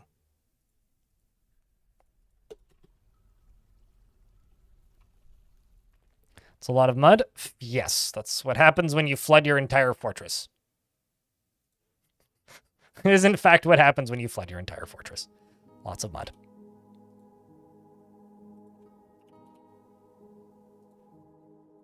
I am working on getting rid of it, though. Although, because this is, like, largely 2 layers deep, it's going to be real interesting when, like, trees start growing in here, because that's going to happen eventually. Trees are going to start growing in here. Like, there's one right there, starting. Like, this is going to kind of end up looking like a cavern. I might not even bother removing all of it, just the stuff in the constructed areas. Okay, so what I need to do now is I need to go to this, and I need to figure out how I'm going to block this.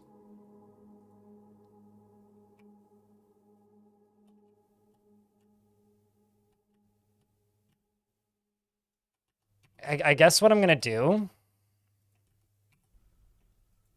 is go down here.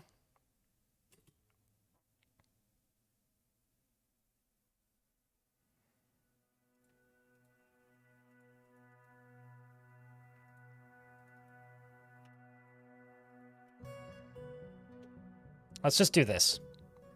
Let's make it go around a corner.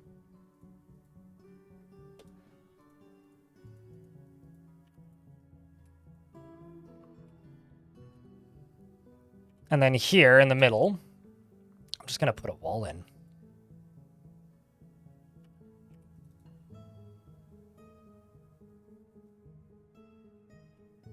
And then they'll dig around it.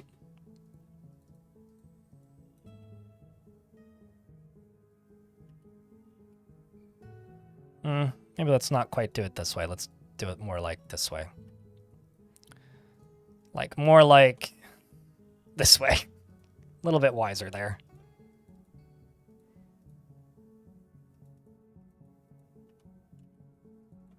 And then I'll just put a drawbridge right there.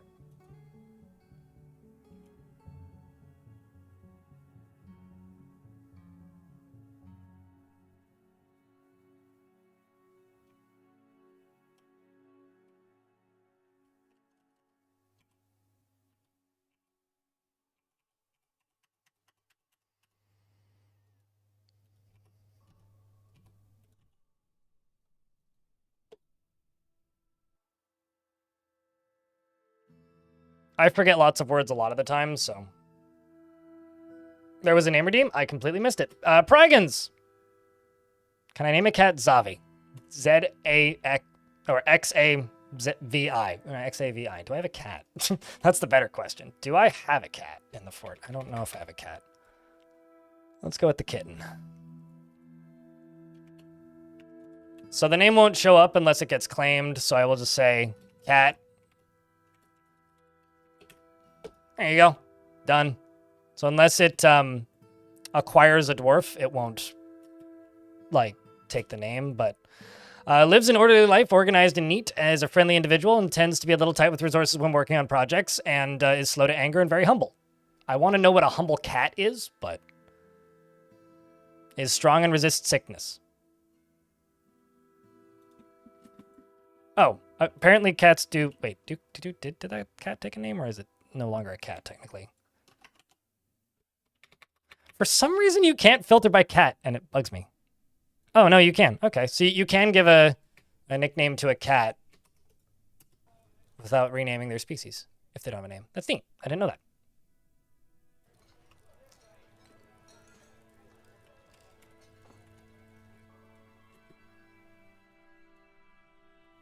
Thankfully, setting up this drain again isn't gonna... Well, no, I actually don't want to do this with green glass. So, thankfully, setting up this drain is not a slow process, so... It's pretty quick. Oops. Well, that got green glass in it.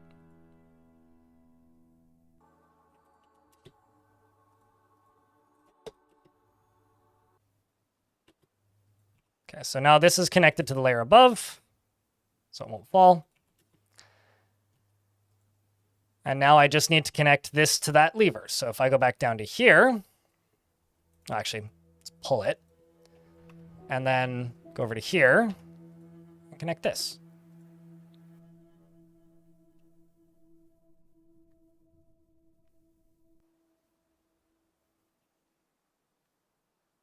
Your cat is fast to anger and told you he will not be going to the vet today.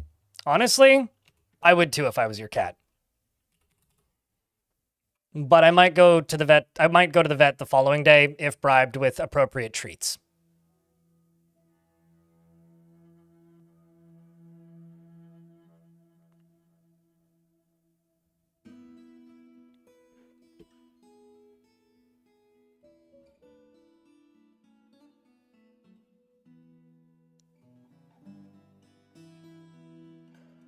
CINNY is the one that I've been recommending to people. Bastet.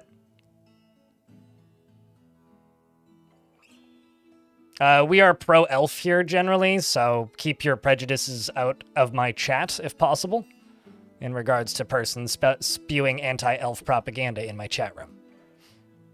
Also, I will not chop down the trees, and it's got nothing to do with the elves. I'm not going to chop down the trees because I don't want to agitate the giant wildlife on this Untamed Wilds map. If you want to do that, more power to you, but I don't.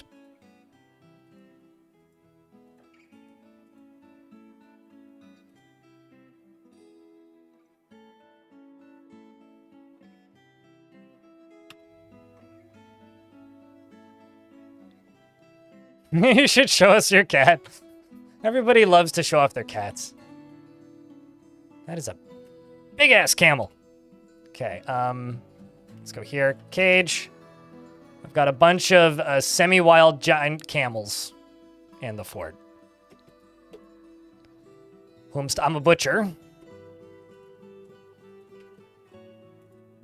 Let's just follow you as you link stuff to the thing.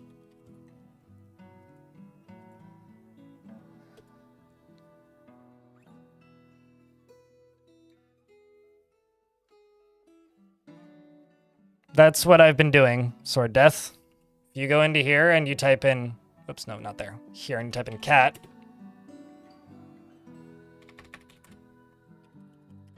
Kitten works. Oh, maybe it's because I don't have any adult cats right now. That'd do it. But even with putting the space in for me, it doesn't work a lot of the time. Like, the second they take a name, it stops searching for them. It's odd. Also, it's weird that they require a space. Because they're the only animal that requires that. I think there's a bug, is what I'm trying to say. Searching for cats seems to be an issue with that.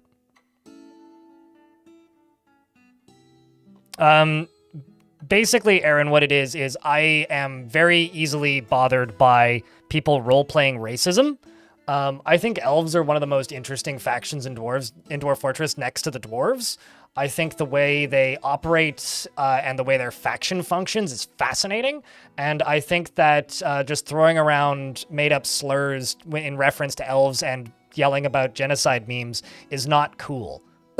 That's why I like elves. I think that they are the most interesting trade partners because they bring the coolest things for trade, i.e. big animals.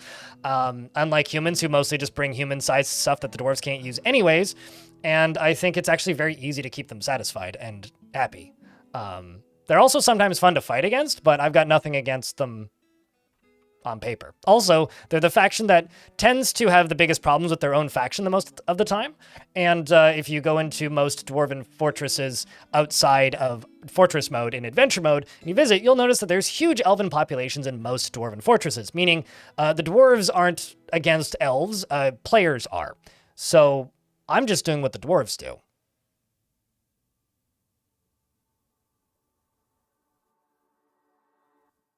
That's it.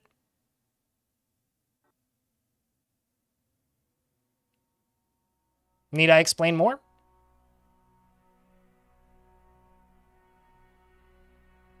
Or are humans the most ethically questionable in Dwarf Fortress? One of. That's for sure. Okay, so that's part 1. Part 2 is going to go down here.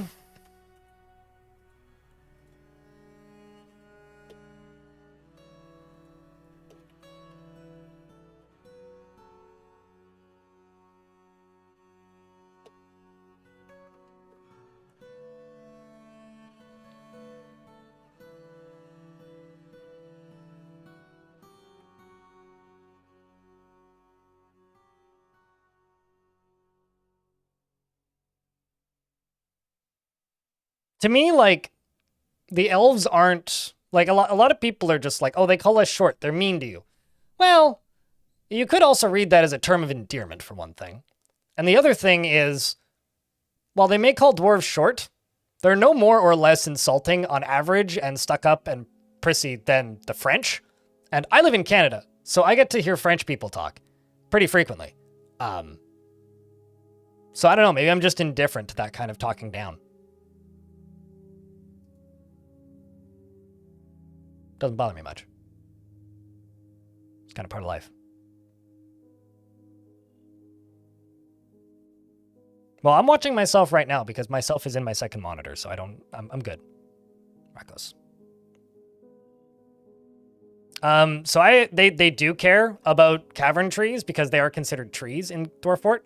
But my headcanon for this and the reason they care is because in real life, actual trees can send nutrients through mushroom networks to other trees. So essentially they can communicate with other trees using mushrooms. So to me, chopping down the cavern trees is the equivalent of snipping their phone line or cutting off their internet. That's my headcanon, but the short answer is yes, they do care about the cavern trees.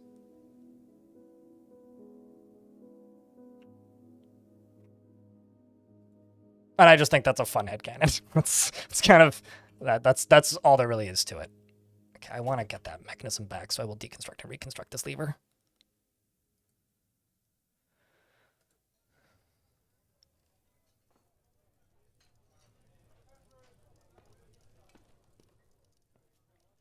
Also, any self-respecting dwarf isn't going to use trees as their primary source of coal or charcoal. Any self-respecting dwarf is going to use coal, which is a much more efficient function.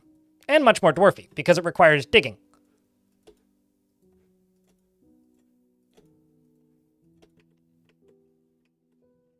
And before somebody starts yelling, but they're cannibals! So are humans and goblins. Only dwarves aren't. Except the elves only eat things that they've killed in battle as like a religious rite. Whereas goblins will just eat things if they feel like it. And humans will eat things if they get away with it.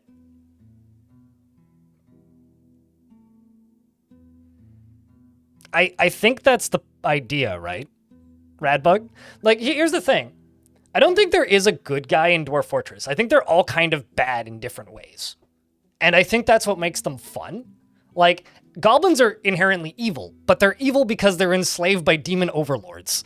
Humans are evil because, well, look at us. Dwarves are evil because they're like, we want to burn the entire planet and turn it into a great mining pit. Blah, hoorah. Which, you know, it is kind of evil.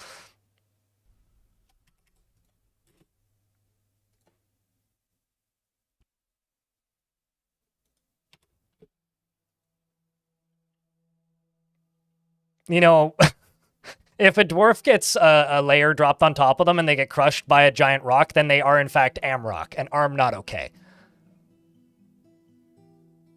That is the most in Dwarf Fortress lore statement I've ever said. Based on a typo. Man, that is a pissed off dwarf. Okay, so these bodies need to go away. Let's actually just get rid of this. Or move this somewhere where they don't need to see it.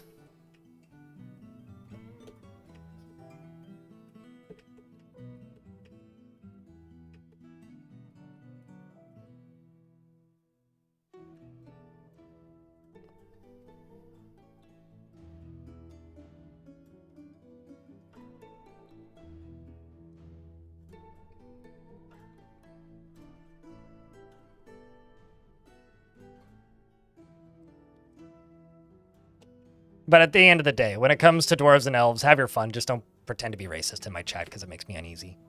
That's the only request I actually have. If you want to fight with elves, go nuts. Have fun. Tell the stories you want to tell.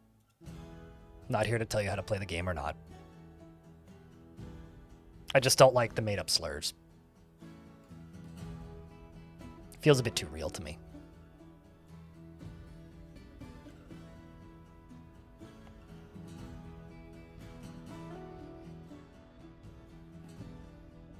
I mean, I did accidentally flood the fort. Like, genuinely, it was an accident. I haven't played an ocean fort with a deep ocean in, like, a year.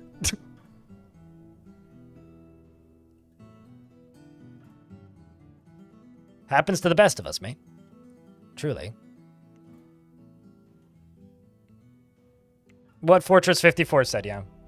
Dwarf Fortress is way more multicultural in the under the hood than I think people give it credit for a lot of the time.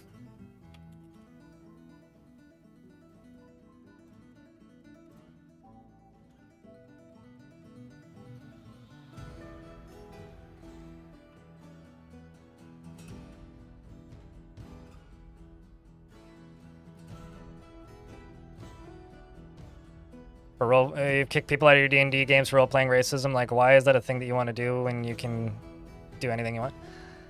I think there's something to be said for, like, role-playing a bad character that then grows into being a better character. But, yeah, no, I would probably do the same thing, honestly.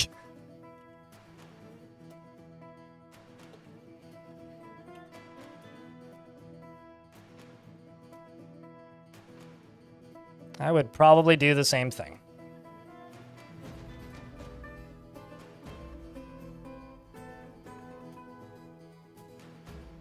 There's a pet pictures room in the Discord towards the bottom.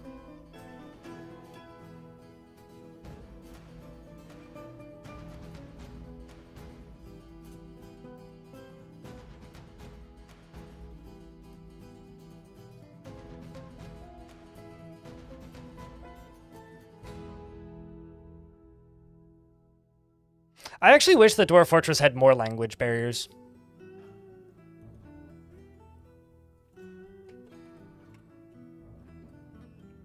Like, I do kind of wish that the language barriers were... Uh-oh. I've locked Enter Bunny in here by mistake. Oops.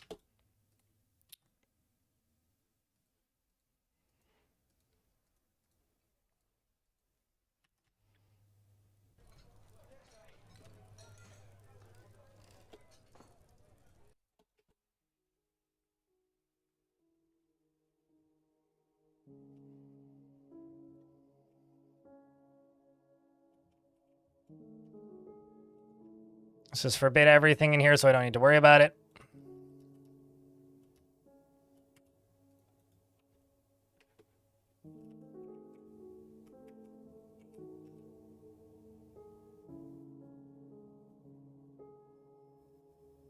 I think that the thing that Dwarf Fortress does better than any other game in the genre is making characters feel conflicted and believable.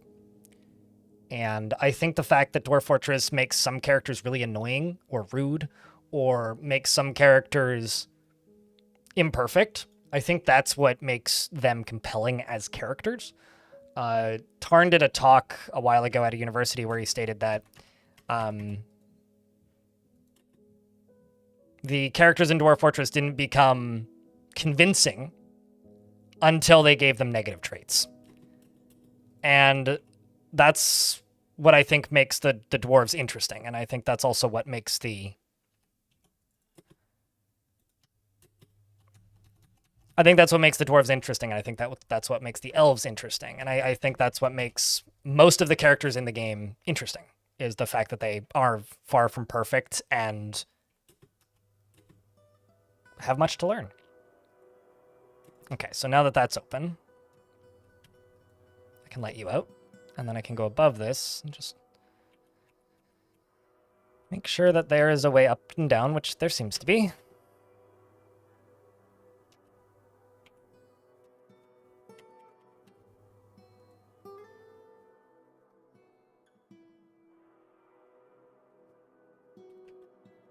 And then you're also leaving. Sweet. So now I can close this. I can close this. I can put a wall right here. And you guys are going to follow this dwarf that's constructing a thing, and I'm going to go use the toilet. Sorry for the constant breaks today. My blood sugar's a problem.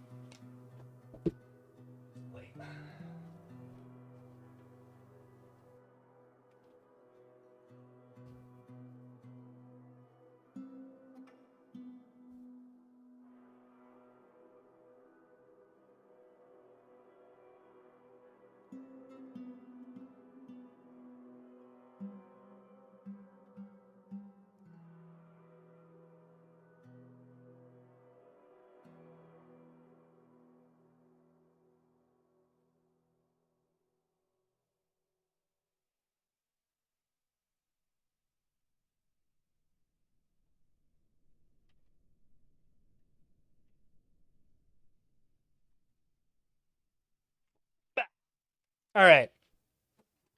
So this is now done. Now we can see if we did this right the first time or the second time.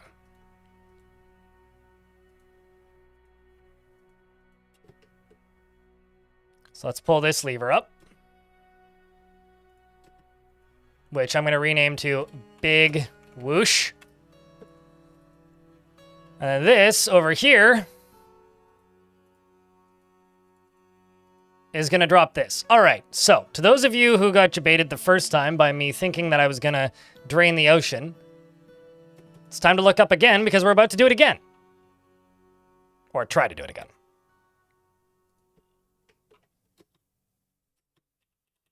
Okay, so bunch of water did drain, which is a good sign.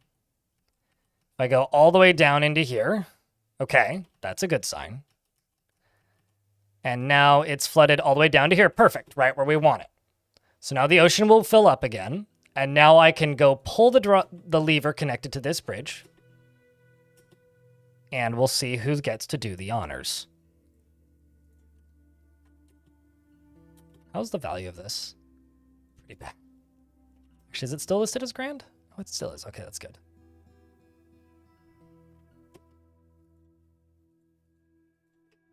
So let's watch this on the surface of the ocean.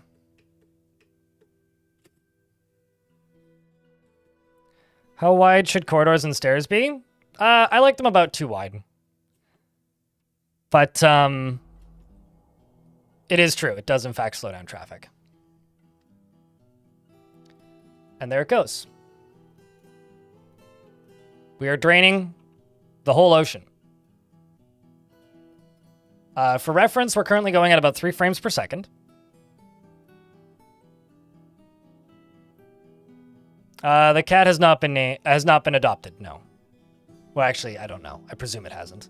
No cats have been adopted in this fort, so I assume there's no cat dwarves in this fort. They'll only get adopted if there's a dwarf who likes cats. So I'm gonna try to pause the game.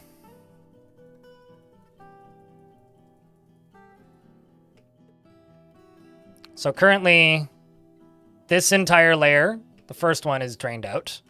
But the second one's going to drain out, the third one's going to drain out, the fourth one's going to drain out, the fifth one's going to drain out, the sixth one's going to drain out, the seventh's going to drain out, eighth one's going to drain, ninth's going to drain all the way down to this layer,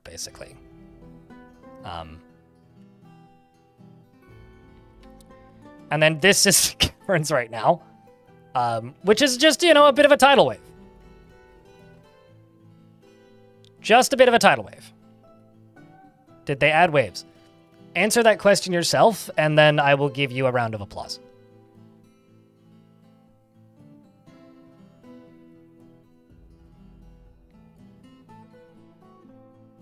There was a roach. Wouldn't that be more apt if this was lava? Now, this might sound crazy, but the frame rate will improve once it's done draining all of the layers of the ocean.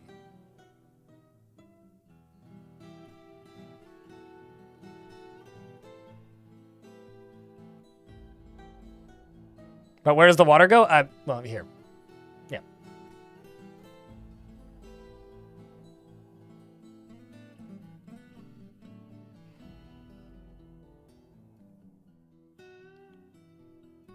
Basically what happens is a dwarf needs to like cats. And if a dwarf likes cats, then cats will adopt the dwarf. They're also the only animal in the game with the capability of doing that, as far as I know. So, yeah, that's where the water goes. It makes massive tidal wave, and I'm actually quite happy that I did this. Otherwise, that would be full of water.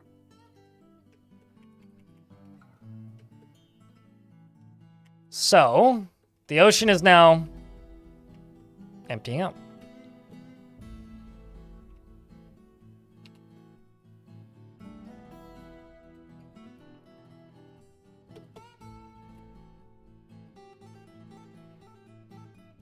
Well, the ocean is now less.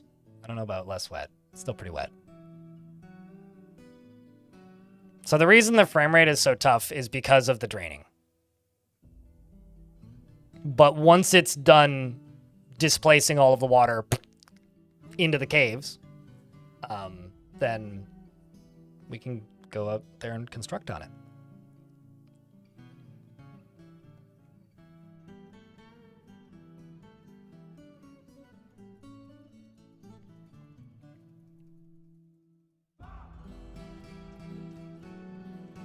Because it's still draining. It's draining right here right now.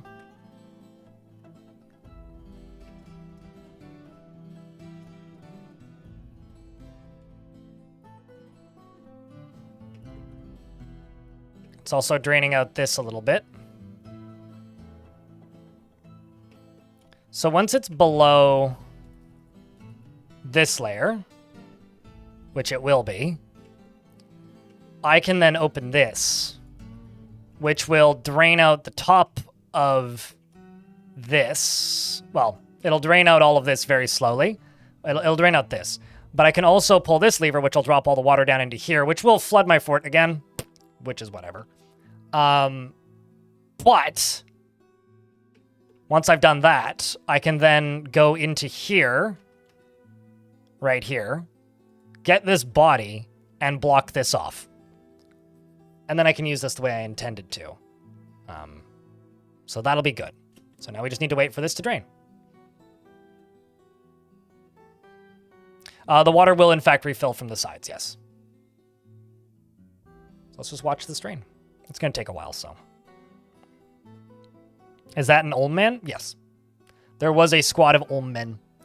The invasions are disabled, but there can still be, those little tribal dudes in the caverns when you dig into them the first time. It has been a long time since I've done this, by the way. Like, I don't think I've done this in Premium yet. Draining an ocean.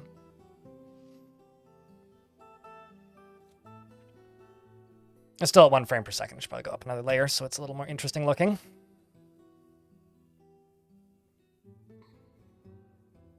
The mini-map of the whole world. No. Dwarf Fortress doesn't currently, asterisk, have that much connectivity.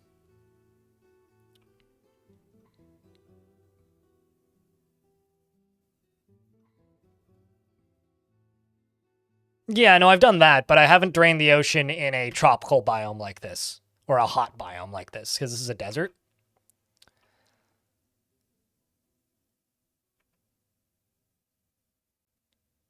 We need all of this water to go away too, which is going to take a little bit. As you can see, the frame rate is now actually below 1 frame a second, apparently, but I don't actually think that's true. Wolfist Wolf, what kind of dwarf would you like? Yeah, okay, now we're going up. We're up to 8, 9, 10 frames a second. 12, 13. I just saw a body part of something.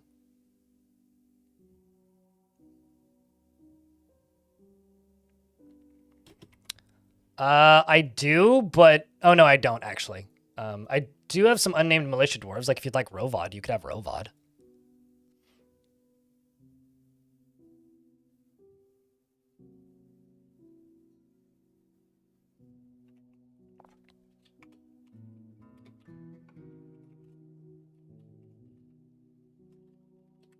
Well, you know, actually, instead of naming you Wolfus Wolf 2, I'm just going to name you Wolf with a U.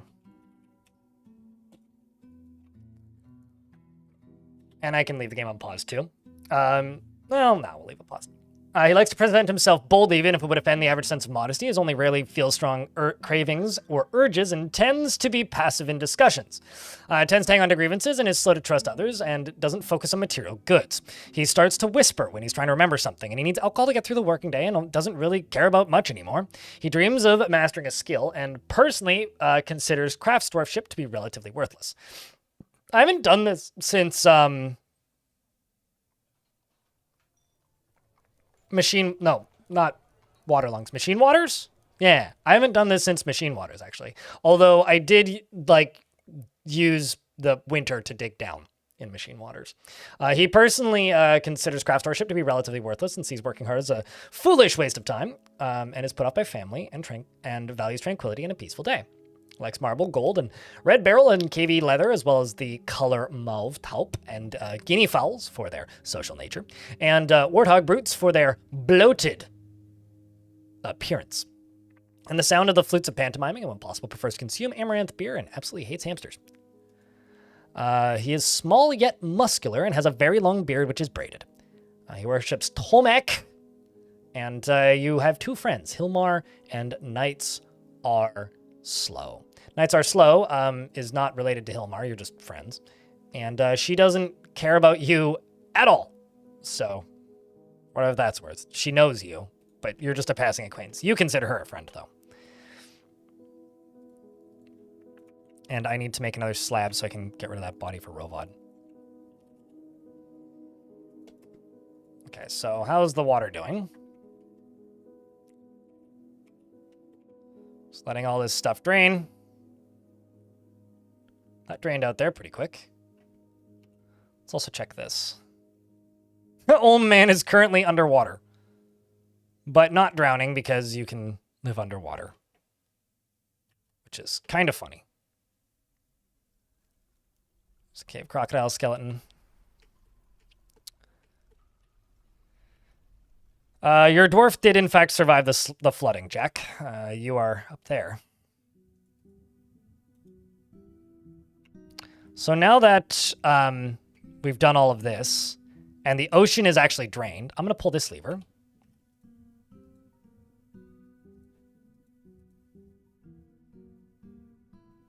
And this lever is going to start fixing the problem that we had, which is going to let all of this water go out this way and begin flowing. But the other thing that I have to do is then pull this again.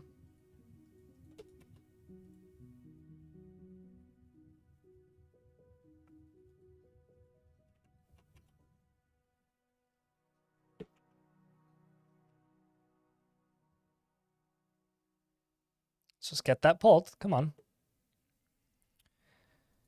And then I need to get up to here. Oh, I see. The water's draining in this way. That's kind of unfortunate. Fuck it. Let's just pull this lever. So this is just going to get all of this out of here and fucking dump it into here. Which isn't ideal, but sometimes it's what you gotta do. Which is going to flood my fort again, but that's okay. For right now. Let's pull that lever a second time.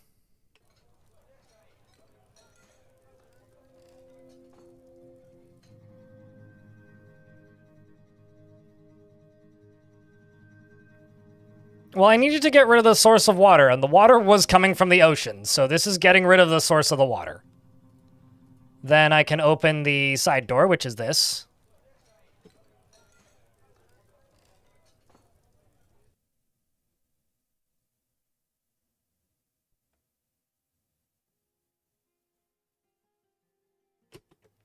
And then I should... This is actually going to be kind of dangerous. I should be able to deconstruct this.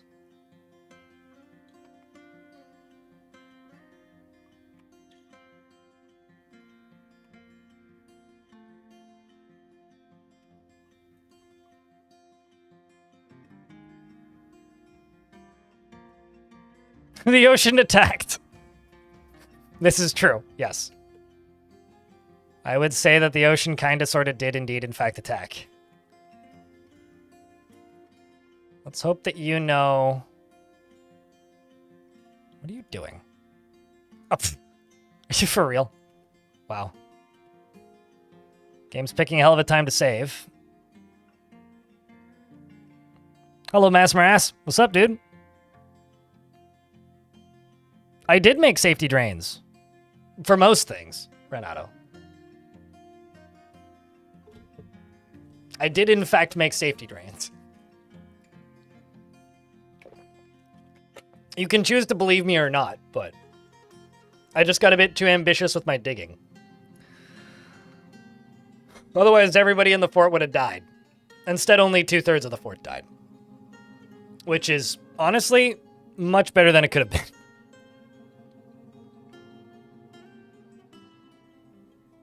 Cat is wet now. Cat went there willingly. You know, my old neighbors growing up had this Bengal cat who would sleep in their toilet. He liked water a lot. So they had to keep all of the toilet lids down. And it was a little bit wild to, like, go to their house the first time and see a sign in their bathroom that said, "Close door. Cat swims in toilet." Or leave the toilet seat down. Because you just, like, lift up the toilet seat and there'd be a cat sleeping in the toilet with his head on the side of the toilet bowl. He would also join you in showers, apparently. And, like, would have a habit of trying to jump in the bathtub.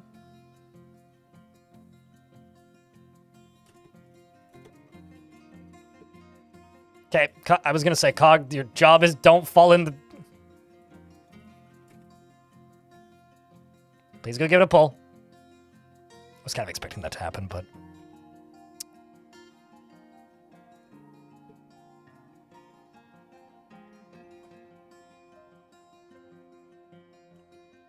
Well, at least you're content after being near a waterfall. Who's pulling the lever?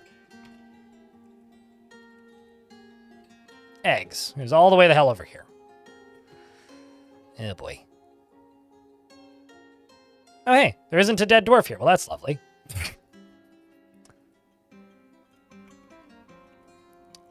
Guess dwarf didn't die.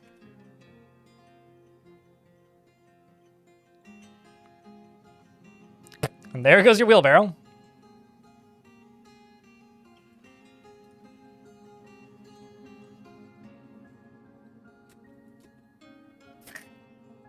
Sorry, this is kind of funny. This is probably pretty effective swimming lessons, aside from the part where they're all going to drown. And then you're going to drown down here instead. Okay, well, just going to deconstruct this or cancel that.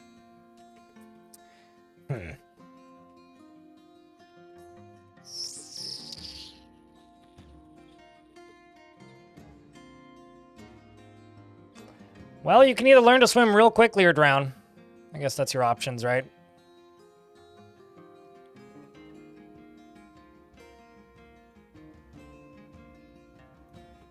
Drowning is. Might as well just close this.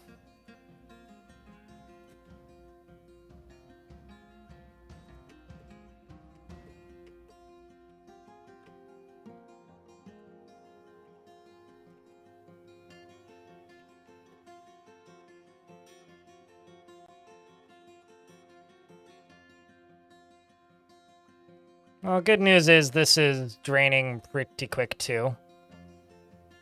Let's actually just go over here and dig that out. Or fortify that so that the water can come through. I guess the other thing I could do is I could just block this.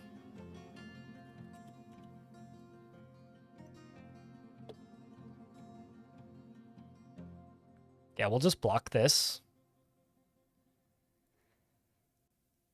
And,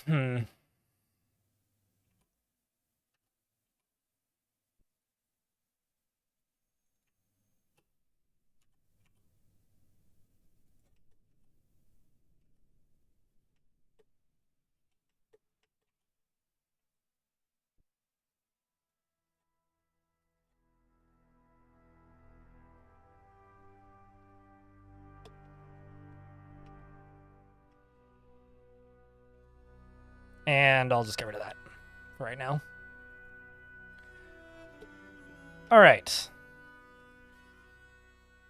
Swimming lessons in Tuttle until Gurgle, basically, is the way I see it.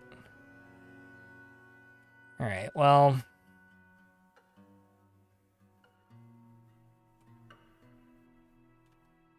I need to figure out how to drain this. Actually, what I could do is this.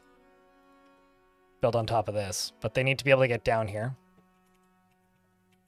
Which it requires walking down this, walking down this, walking down that, walking down this, walking down this, and then down to here.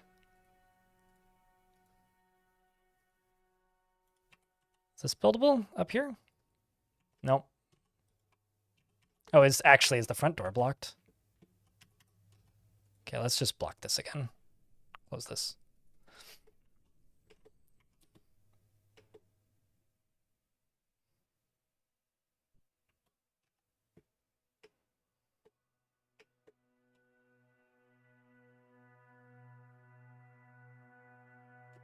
Okay, we're also about to get hit by ads, so I will pause the game when the ads hit. Let's also just dig down there so they can get in and out on this side.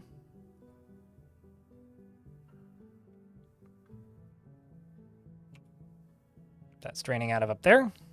There's a dwarf stuck over here. Burton's stuck over here specifically. And managed to get out.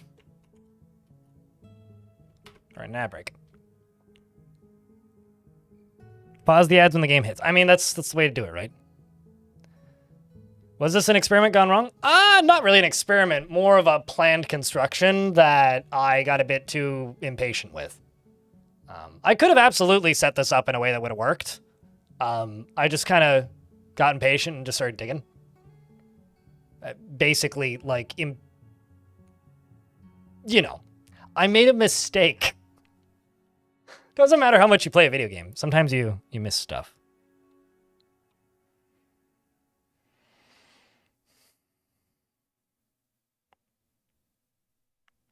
You're swimming and you're climbing, Burton. Also, I'm gonna re-up the goal that the YouTube stream currently has.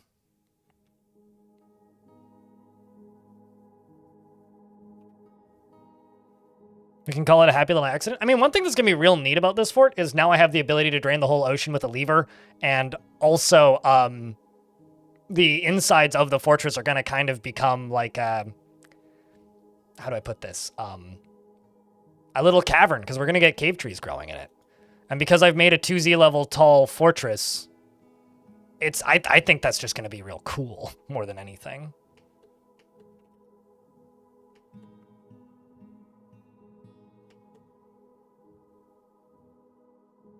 Why is the fort flooded?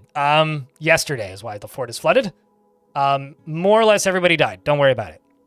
It already happened. It's all over. It was terrible. The dwarves are sad. I'm sad. Much regret. Life goes on.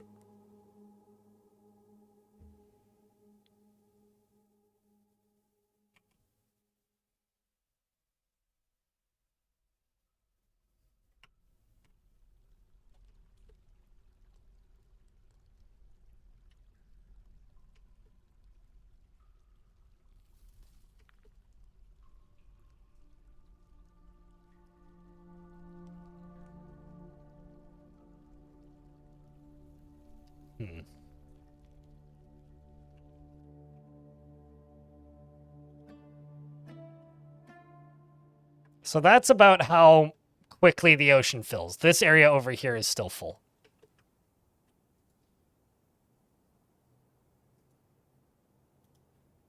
What are you connected to? That. Can I deconstruct this? Okay, no I can't because that's an open space. Can I mine this?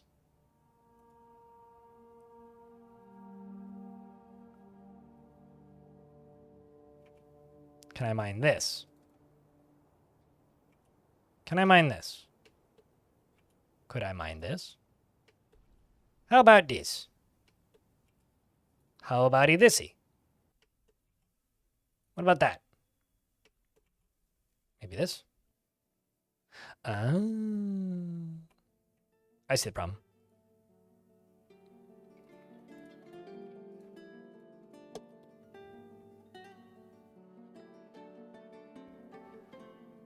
I was trying to figure out the layer where, actually, how about instead of digging all these out,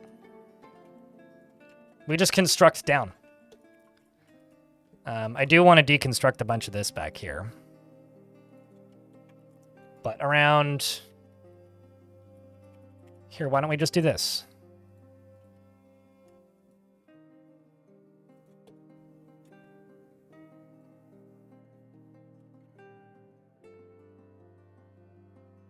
It begins.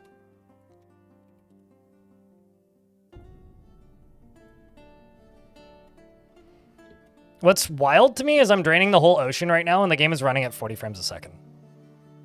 Well, okay, I lied. 30. 30 frames a second. Which is like, because I'm currently running at 55, I've only lost about 20 frames because currently it's at 35. So, me emptying an ocean has only cost me 25 FPS. That's nuts. Just so that we're all on the same page. That is insane.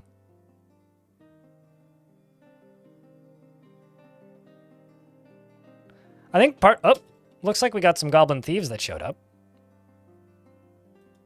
Should I chain the goblin thieves underwater? Or is that a bit too dark? Because I kind of wanna. I kind of wanna.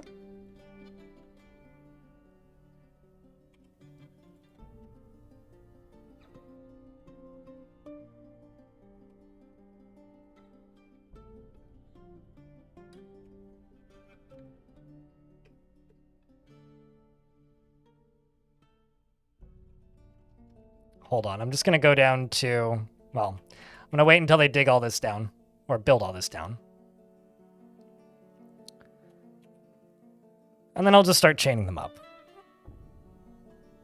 It is a bit much, but like, I mean, come on, man. They're trying to kidnap my children.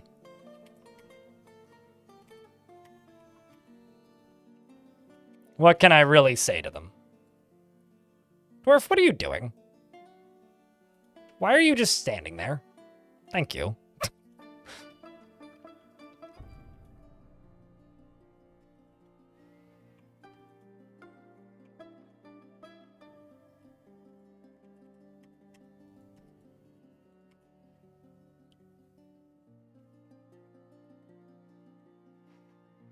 Is there a way to refill an ocean? I literally just need to pull a singular lever. It's actively refilling. Or what I should say is it's actively draining down through the hole that I punched, which is right here. All the way down and into these caverns. So this is where the ocean is going right now in real time. Is into the caverns. So these are kind of wet caverns now. And I literally just need to pull a lever and close this drawbridge and the oceans will refill. That's it. That's all that I need to do.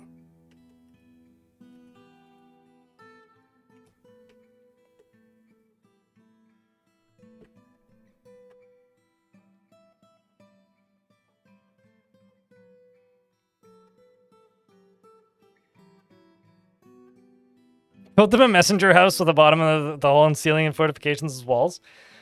think you're, that's a really funny way to say, trading depot. Here's my diplomacy room. Don't mind the location. It's, for convenience. For our convenience, not yours.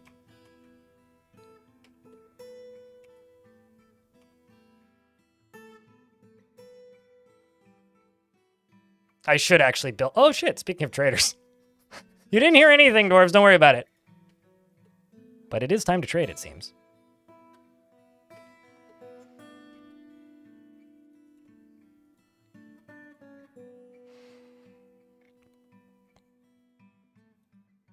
I could also deconstruct my front door and put the front door under the ocean. Which could be pretty cool.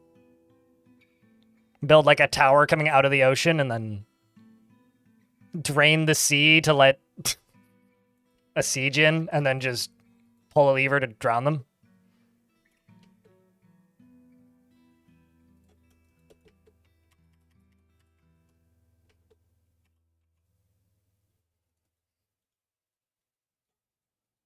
This dwarf is really dedicated to the bit of constructing stuff.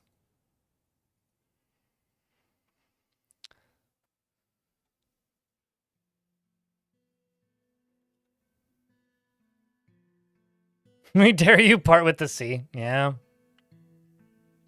You can parlay down in the ocean.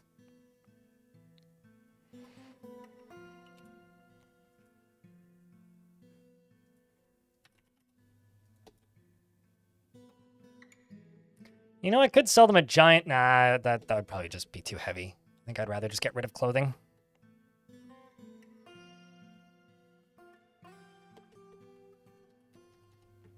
And there we go. Now that I've done this, I can go down to here. And there we go. I can actually just get rid of this, I think.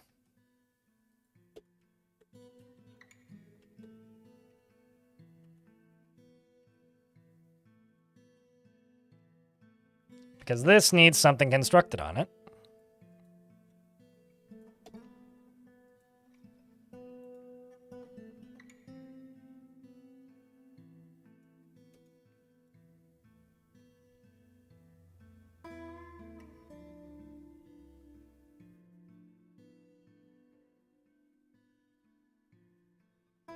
What?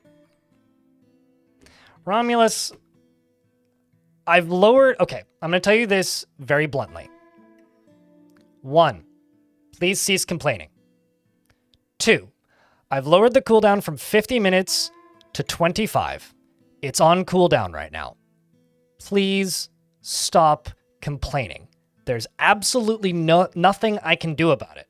All you are doing is aggravating me because it's not something I have control over. If you're not there when it comes off of cooldown, I can't help you. Okay? Bringing it up in chat is going to make it less likely that you get it because you keep bringing it up. Okay? So do me, chat, and everybody else involved a favor and stop complaining that your timing is bad. I don't know how else to explain this to you, mate. Now everybody else is competing with you for it. You're making it less likely that you will get the redeems.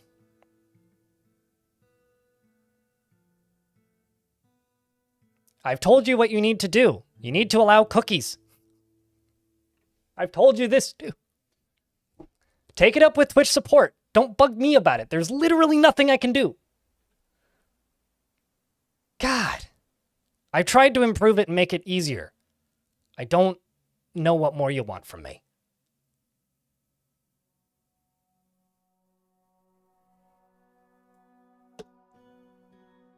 If it bothers you that much, email Twitch.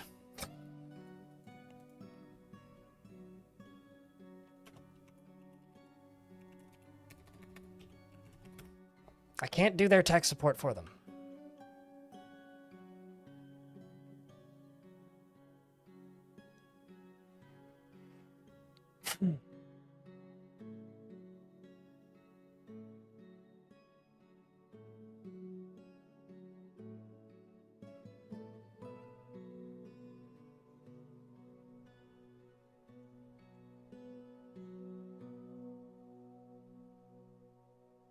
Bottom of the sea and they get the water locked back in. Yeah.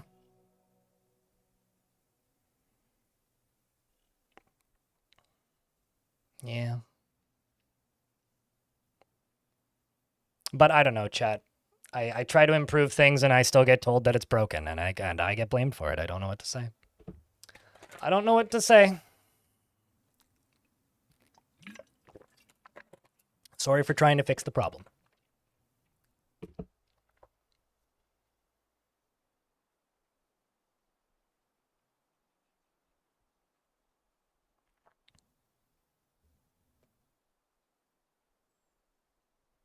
Hey, chat. For my sanity, can I please get a round of beers?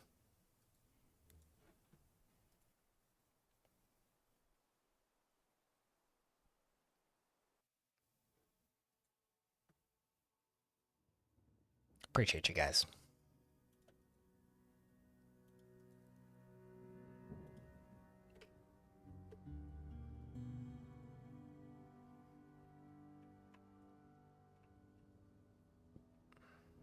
Once this is constructed,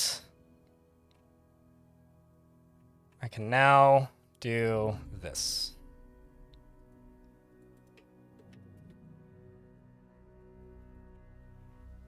Let's just do clothing.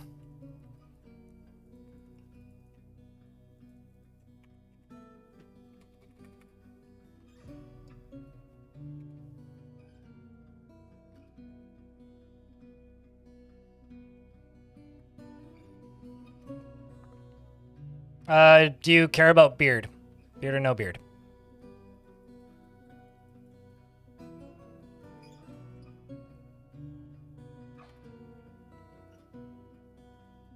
I'm glad somebody does, Josh, though.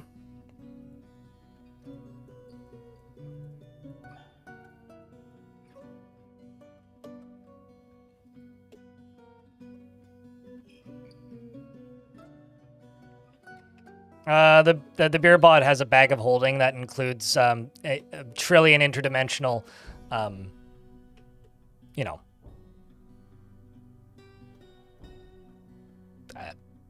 kegs.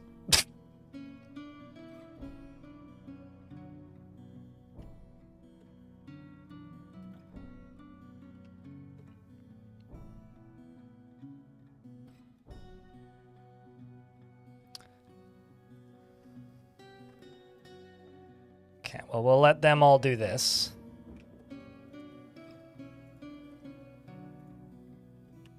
Kind of didn't want to trade right now, but...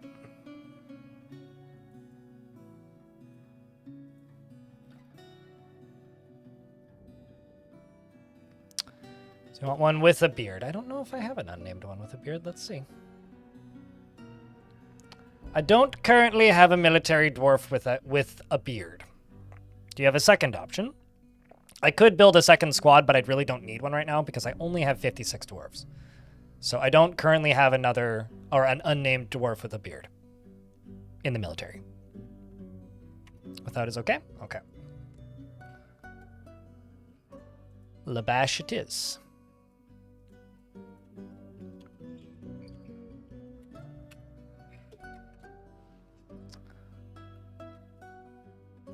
She has a very calm demeanor and does not go out of her way to help others, is quick to form negative views about things, and is assertive, likes to keep things practical without delving too deeply into the abstract, and is quite ambitious and tries to do things correctly each time. Doesn't focus on material goods, and when she's thinking, her body becomes very still. She needs alcohol to get through the working day and likes working outdoors and only grumbles mildly at bad weather and doesn't really care about much anymore, if anything. Dreams of raising a family and personally believes that war is utterly repellent and would have peace at all costs, and respects those that observe decorum and maintain their dignity, and views loyalty unfavorably. She needs she is quite ambitious and she tries to do things correctly each time, and she doesn't focus on material goods. When she's thinking, her body becomes very still. I've already read that. She likes gypsum leather and she likes gypsum plaster, bismuth bronze, sard, gems and gauntlets and rings, and the sight of the pantomimes of flutes, and when possible prefers to consume clown loach and water buffalo. cheese, and maize beer, and absolutely hates cave spiders. A lot of her passing acquaintances are dead and worships the god Etur. He's a member of the Farmers Guild, and is an axe dwarf. Welcome to the fort. That is a big camel, correct. Also, this over here is going to be moved to over here. And removed from back here.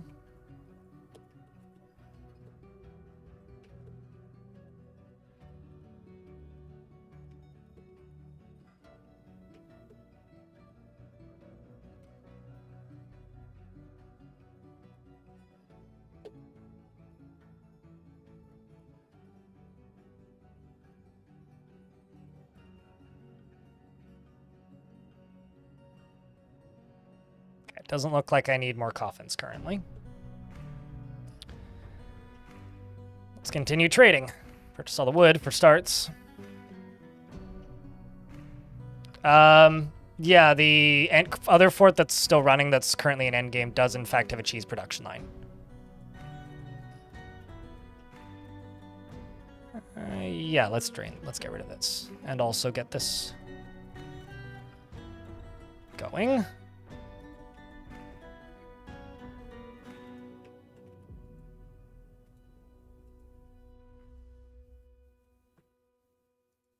Buy some instruments.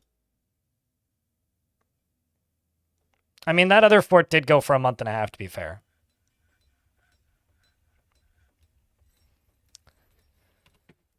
Did, in fact, go for a month and a half. Okay, so the other thing I'm going to do is I'm going to go down to... This is kind of the equivalent of walk the plank. This thing over here. But down in here... I'm going to go... I need to make some ropes.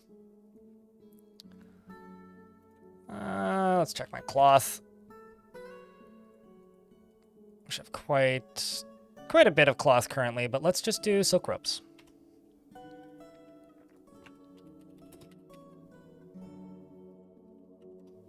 Maybe not 30. Let's do 20. Cheese for everyone! You don't need to blame yourself because we'll be playing it tomorrow in regards to the cheese fort. Because that fort's not done yet. It just got so laggy and endgamey that it was getting hard to stream. So I will be returning to it. I will be returning to it tomorrow for a chunk of the stream to... what's the word I'm looking for here? I will be returning to it for a chunk of the stream tomorrow to work on it and try and get it towards the goal of making big monsters fight. Haggard meets with the Outpost Liaison. I'm just going to continue requesting wood, as I have been. They want cloth. Well, how about cloth that has been made into shoes? How's that? In fact, speaking of cloth, I'm going to buy their cloth. At least some of it.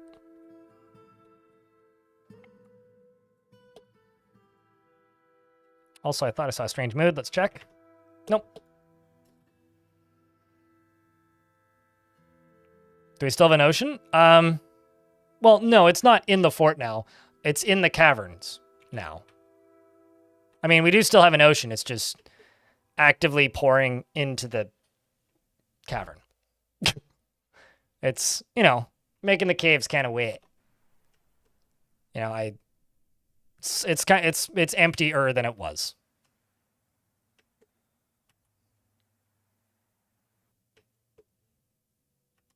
And yes, I'm willingly draining chunks of it into the fort, and that is intentional.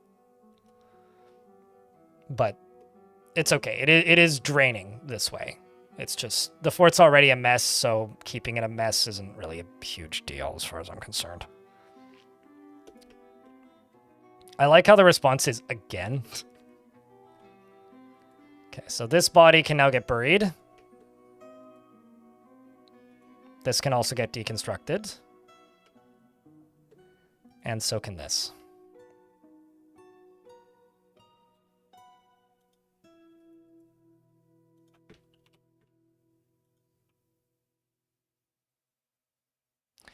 Not all of them. Some of them are. Some of the dwarves are already pretty good at swimming.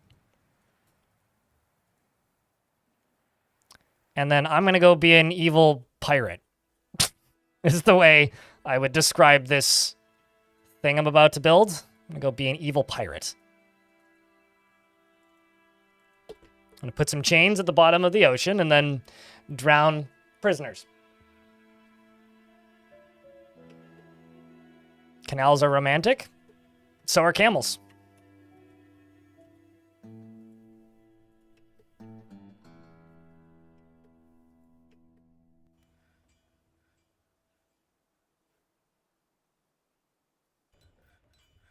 And also here, I'm going to show you guys a life hack. Check this out.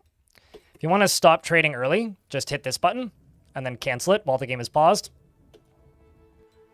And the dwarves will cancel all of the trading tasks they were doing.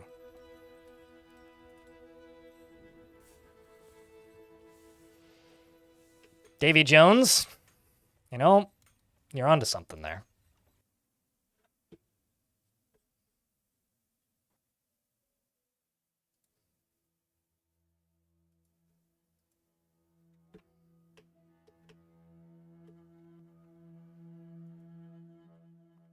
Well, more accurately, outside of gotta let the cheese cure, it's more of a gotta take breaks occasionally from the long-term fortresses, because if I don't, chat gets bored. And chat was very clearly getting bored, so your boy took a break. Okay, so this is now pumping, which I don't really want it to do. Turns out right now a lot of dwarves are just putting stuff up into here, which is fine. I'm actually just going to put 2 wheelbarrows in this and no bins.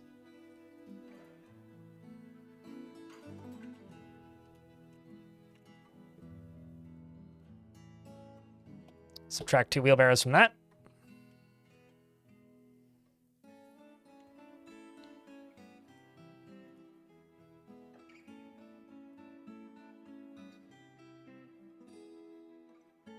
While all this stuff's getting worked on. Man, I wish that dwarves could have peg legs. This is such a bizarre question from Babushka in the YouTube chat. Do you even like streaming? Why would I do it if I didn't like it? What? I beg your pardon, sir? That might be one of the strangest questions I've ever received.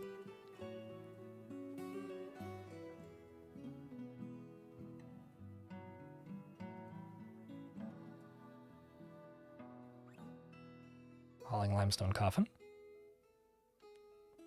In YouTube chat, Emerald Player says, I know there are sea creatures in the game, but does this not doom them then if they enter the map? No, because they'll only enter the map where there's 7 deep water. So they will only appear in areas where there's actually water. So they'd appear here and then immediately fall down into the water and then be fine. That's about it.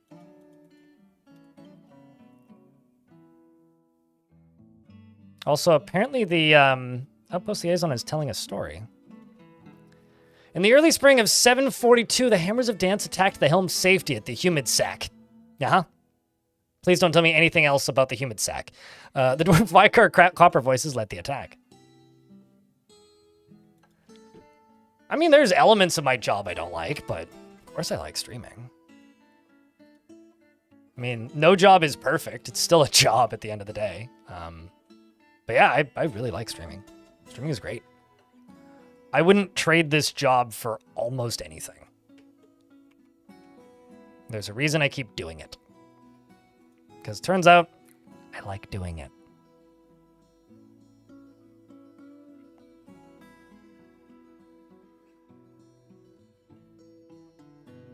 Also, Matthew Oken says in YouTube chat, I came here from a VOD where you mentioned that as people who sleep with your streams and VODs on and wanted to mention you aren't boring. You just got a good voice and even volume with when something bothers you. Yeah, no.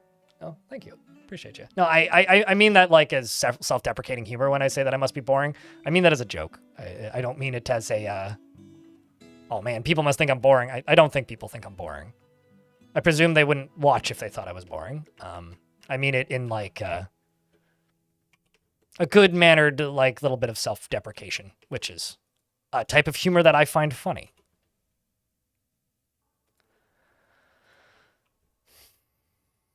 Dorian here is collecting a body probably from the bottom of the ocean. Do I like money? Do you want the actual answer, Mr. Bleeding Gums? Do I like money? Like in concept or receiving it? In concept, it fucking sucks. Because of the reality I live in, yeah, I like making money. If I didn't need to make it, then it wouldn't be a concern. I don't like it when money's stressful.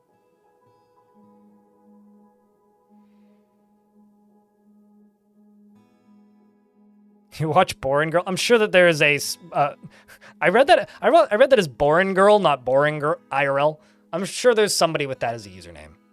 That has to exist. I'll tell you this: I like streaming a hell of a lot more than I like video editing. Video editing is work. Streaming is fun. But like I sort of alluded to, no job is perfect. And there are definitely elements of my job that I would change if I could, but I don't have the option to. As an example, I would absolutely like, you know, be very happy if I never ran into problems. But you could probably say that about just about any job.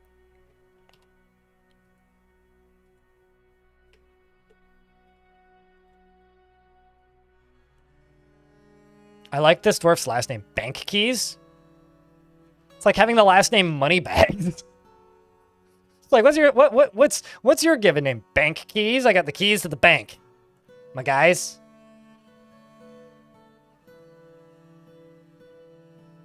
It won't become pretty moss because the mud will still be there, but it will. Parts of it will. This cavern, this fortress is going to end up looking real neat as a side fortunate occurrence after the, you know, all the water dries up. You have the handle of boring in your family group chat? My family group chats aren't that interesting. We just go by our real names. What's funny is, like, I don't think my dad realizes that his name doesn't pop up when he's typing something because my dad always signs his texts in our group texts with his name. So it's like, blah, blah, blah, blah, blah, blah, blah, space, new line, thank you, his name. It's like, we know who's typing, Dad. we know. We can see your name. You realize... That is such a dad thing to do. Yeah. My dad writes his texts like emails.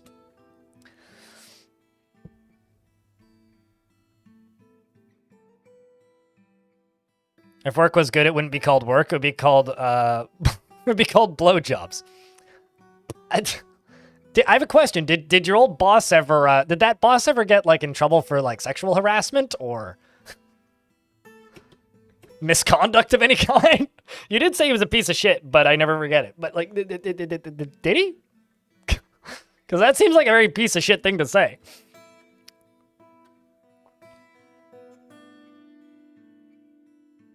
Well, I mean, I would say he's a dad giveaway.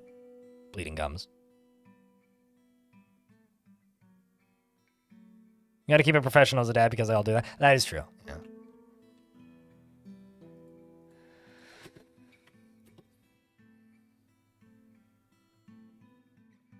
You wouldn't be surprised, but you don't know. Yeah, that's fair.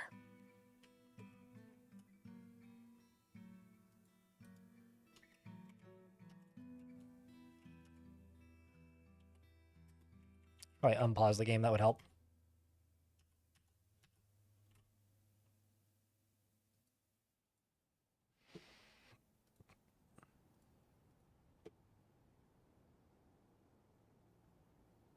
I would really like to know why Babushka in YouTube chat feels the need to ask if I like streaming. I would really like to know. Like, what gives you the vibe that I don't? If it's due to getting mildly frustrated at things from time to time, have you ever had a day in your life where you don't get mildly frustrated with something? It's called being human. So I am genuinely fascinated and would like to know if you don't mind elaborating, but don't worry about it either way.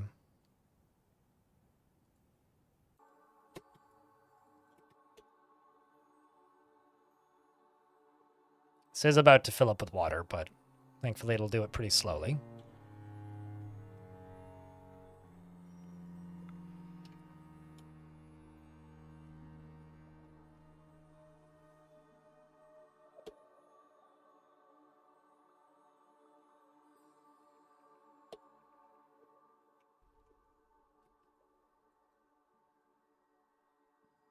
Just gonna fill this back up. Just let it drain out eventually.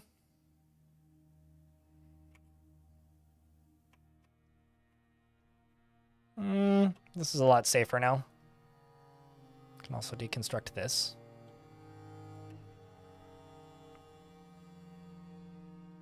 Never mind, pump is gone. So I don't need to worry about deconstructing that. This is the most dangerous my fort has been in a long time. But good news is, I just need to build these 2 wall pieces, and we're sealed back up again, outside of this, which is okay.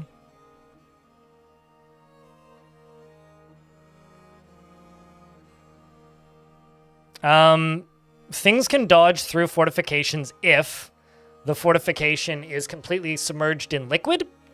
They can just pass through it. But if it's not, then things can dodge through it or jump through it. They just don't generally do that. It's something that they would do under extreme duress, though.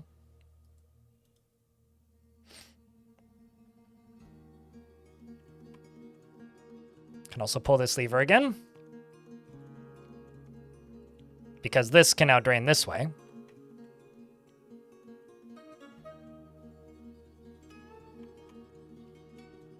Although currently you're drowning, so we should probably save Notokasa.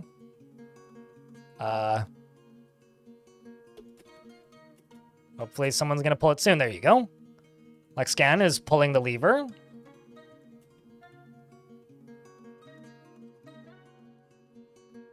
There you go. Water should drain, and you are no longer drowning, Ice Blue. Hallelujah. Oh no. Now you may go drown that way instead, which is maybe worse. Sploosh. How's your swimming skills? Novice swimmer. Well, mayhaps this will be an opportunity for you to get much better at swimming, along with you. But you going that way is just going to cause you to drown. Well, geez. That's unfortunate.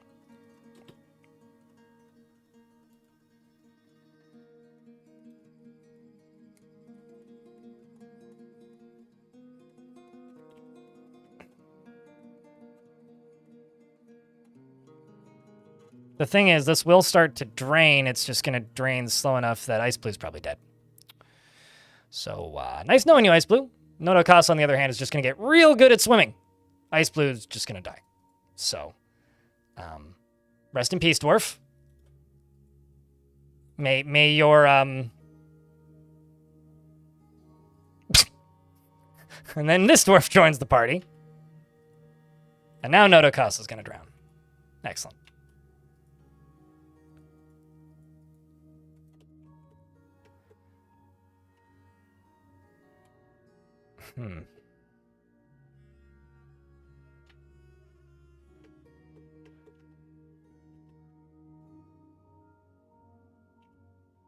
It's all because these dwarves are trying to get to this. So let's just forbid all of this.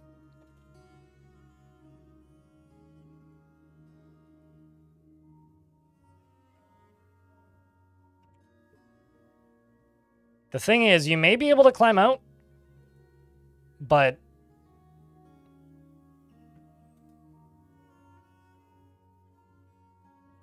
not if... Oh, there goes Ice Blue. It is starting to drain, though. So we'll just let that drain.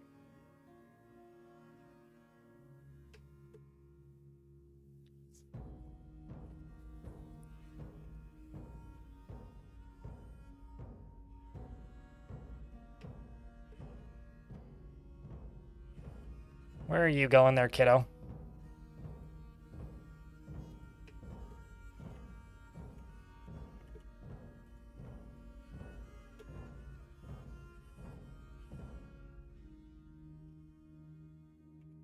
If I dump this water down, it'll actually fill that this layer down here up again, which I don't really want to do. So I'm going to do something potentially a little silly. Actually.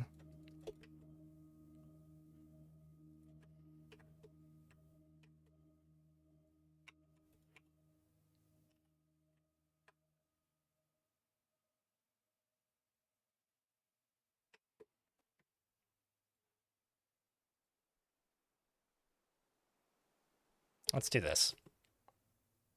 I could also fill the ocean back up now, if I want the game to lag a little less. So what I'm going to do is I'm going to go up to here, where I've put these chains, and we're going to chain up these goblins and then drown them. That's what I'm going to do.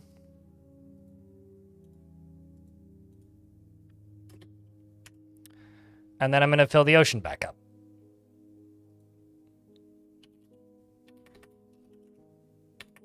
If I unpause the game temporarily.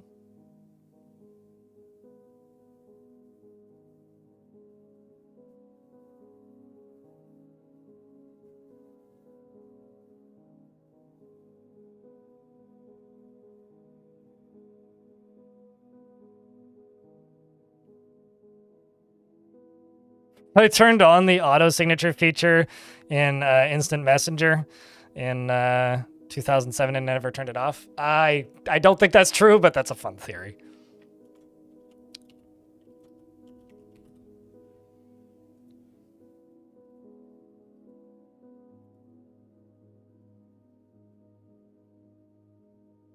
Very Nordic punishment? Yeah, not actually too far off.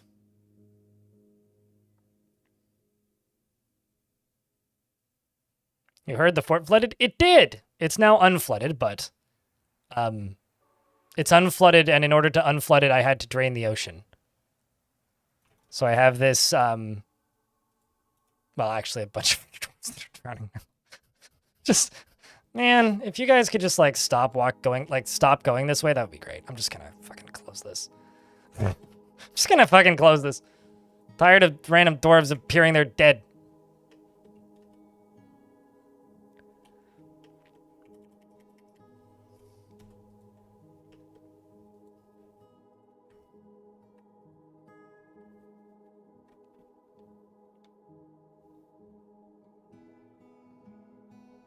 Sounds drastic? A little bit.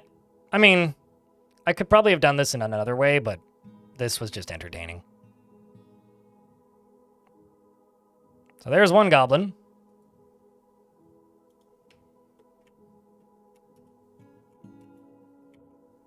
It's time for a watery goblin. I mean, a watery grave. You've got a fancy hat there, goblin.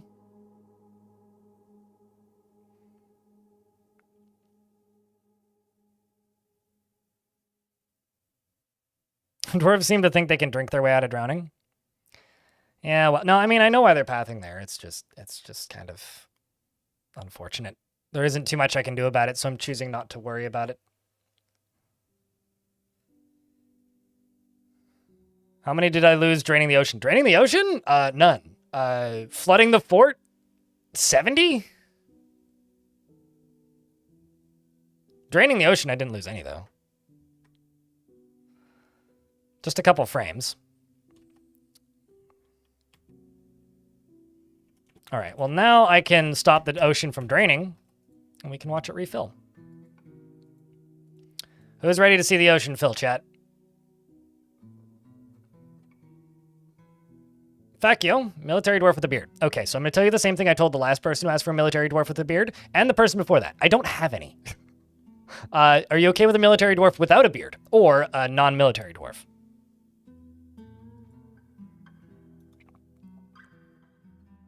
Fuck you.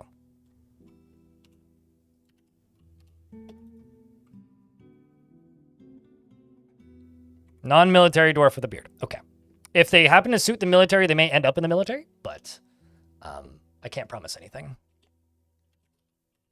Did you have a dwarf in this fort before the Great Flood? I can't remember.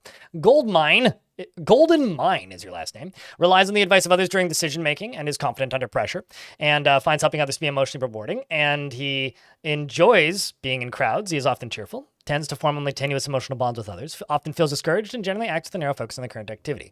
He's not particularly interested in what others think of him, and he doesn't often experience strong cravings or urges. And he is grateful when others help him out and tries to return favors, and tends to think before acting. When he's thinking hard, he has a habit of licking his lips, and he needs alcohol to get through the working day and does not mind being outdoors at least for a time. He dreams of raising a family and personally sees values self-control and finds eloquence and artful speech off-putting, and values loyalty. Likes moon snails hates moon snails, and likes tin glaze and platinum and star sapphire, the color of the words of the mint star and the sounds of the flaxen lilac. And the sight of the pantomime of flutesome impossible prefers to consume strawberry wine and hates moon snails. Your wife is Dusum and your child is Asmil. You worship Vakar and you have several friends in the fortress. You've been here for since 1054, and you did see some dead bodies, which is unfortunate. So after seeing the goblin, the Bard Nagoking Vice Bunyan's The Pleated Terror. I don't know whose body that is, but you saw a dead goblin, and that upset you.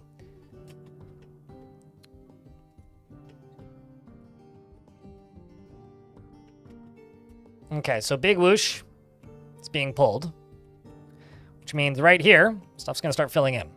So who's ready to watch the ocean refill? Here we go.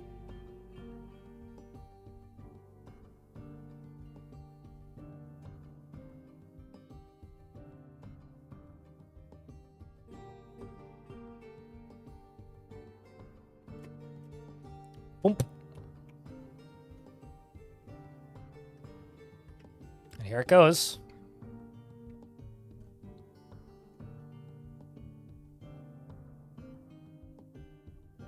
Very satisfying, yes. Now, where am the goblins? Here am the goblins.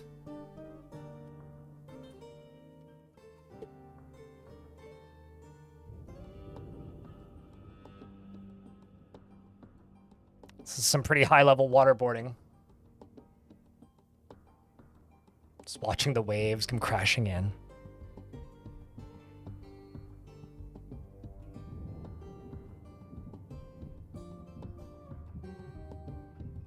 I'm also just going to pause for a second and just make sure nobody's drowning.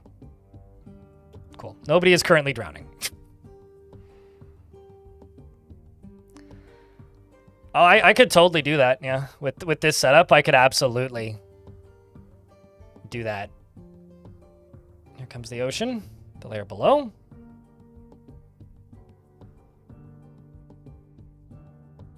Watching the minimap update is kind of hypnotic, I'm not going to lie. And then it kind of does the Bay of Fundy thing at the very end, where it like accelerates, which is my favorite part.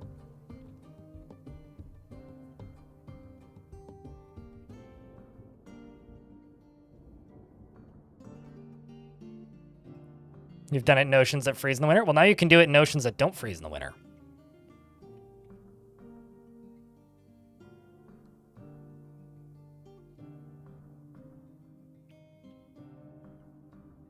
Oh my gosh, that's funny. It breaks them off of the chains. Oh, that's grim. Did you know that it breaks them off the chains, chat? Because I certainly didn't. It also cuts off their way out. So now they're like running against the clock trying to get out of the ocean. Oh, geez. I was kind of expecting this to be more one and done, but you made it out, so congrats there, thief. And so did you. Oh, that sends a message, all right. Goodbye, goblin.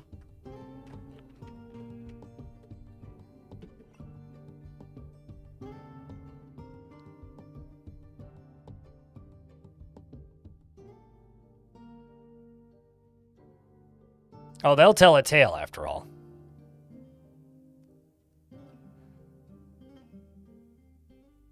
Rooms, not ropes. Yeah, I'll need to have raising bars around them as well.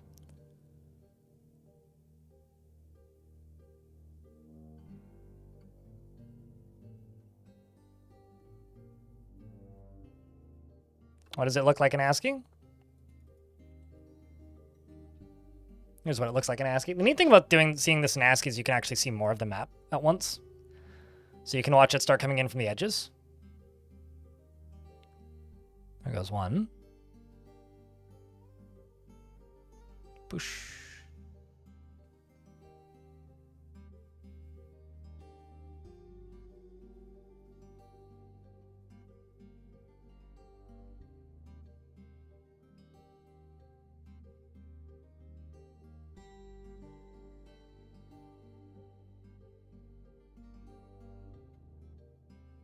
We were gone for months. They caught us in cages, drained the ocean, chained us to the seabed, and let the waters come back, and we only barely escaped. Yeah, that is a hell of a harrowing tale, I'm not gonna lie.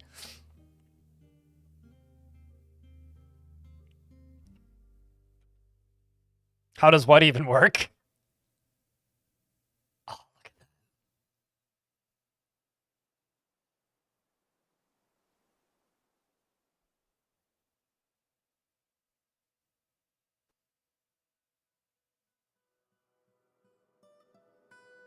Then with the ASCII off. Still another layer. Actually, no, this is the last layer to... Oh, nope, never mind. Sorry, there's one whole more final layer, which is this one. So there's one more after the one that's currently filling. This looks like a mesmerizing screensaver. Well, I'm draining all of the water. I'll pause it. Down into here, right? So when I turn it off, it's now just all in the caverns and draining out the bottom of the caverns, right? So up in here, it just refills immediately when I stop it from draining into the caverns. Basically, like I put a cork in it, and then it fills up, and then we have a beach again. And I need to make sure it's not filling my fortress, which it currently isn't, so that's good. But what I am going to do is I'm going to go dig over here.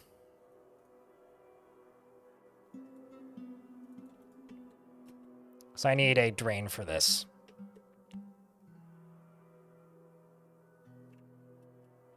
Oh yeah, no, well, I mean, the way Dwarf Fortress water pressure works is it drains everything all at once simultaneously, right?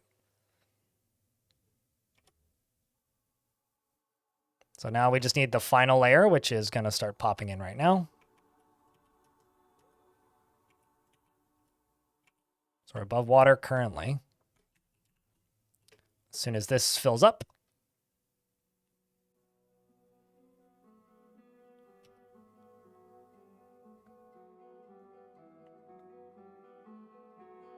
the bottom of the caverns is like an endless drain. Yep.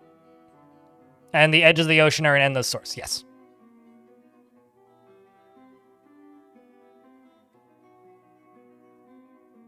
You just need it to fill and drain at the same rate.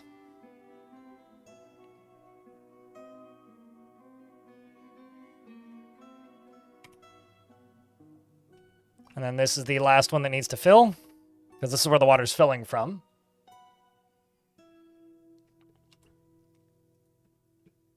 Apparently I caught some giant thrips. There's a ghostly child, oh no. Oh no.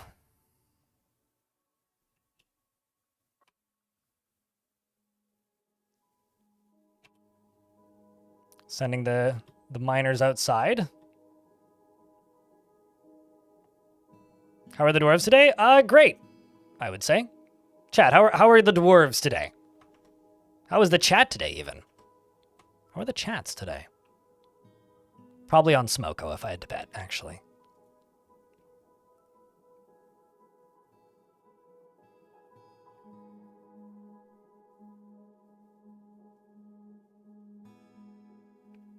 Dwarves are a little grumpy, chat too. Yeah, we all have our moments, don't we? They're here to gurgle the salt water, that's for sure. One is definitely just mad. I mean, there was a lot of bodies to witness, so... There was a point where there was about 150 corpses that needed burying in my hallway, so... Not 150. About 70 corpses that needed burying in my hallway. So I'm actually surprised that moods are as good as they are, all things considered.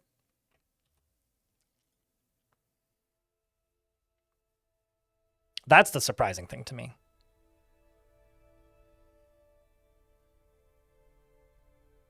And also, in regards to how quickly this is draining, you do also need to remember, this is taking about a month to refill. It's not that quick.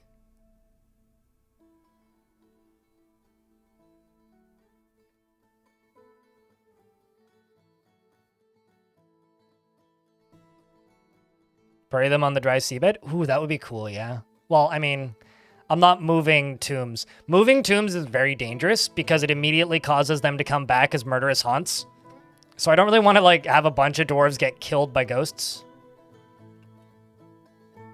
It's not exactly the wisest thing to do.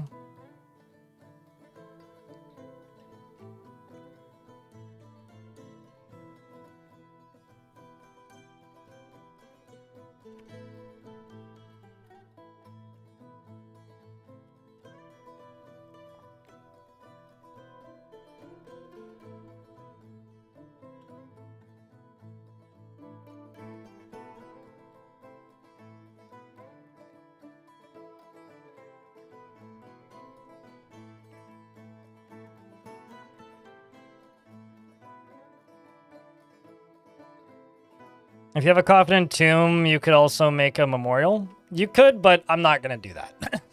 Not to be lazy or anything, I kind of don't feel like replacing, because you still then have to like topple the tombs and remove the bodies from them, which wouldn't exactly be good for dwarves.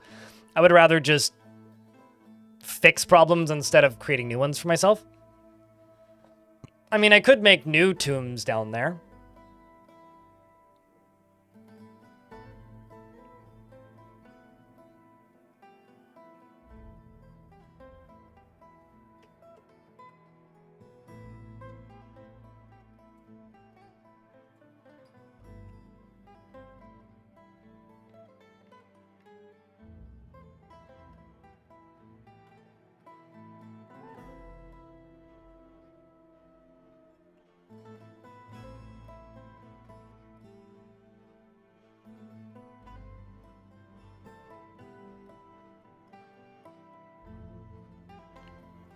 But no, you are very much correct. I could, in fact, do that, Mr. Beleaning Comes. I just kind of don't want to, is the actual reason. I just kind of don't want to. Because if I do, then I will have to compensate for it. And I don't really want to do that. It's not something I'm quite willing to do, to be honest. As the last of the ocean fills up and the waves begin to hit the shore.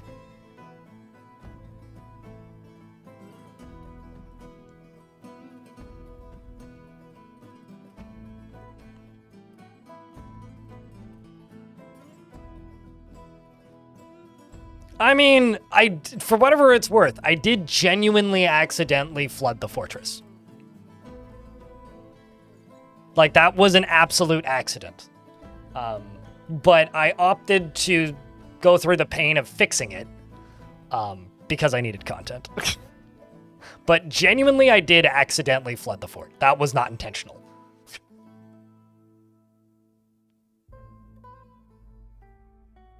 With creature-sized fish? Yeah, oceans are always kind of like that, and it kind of bums me out.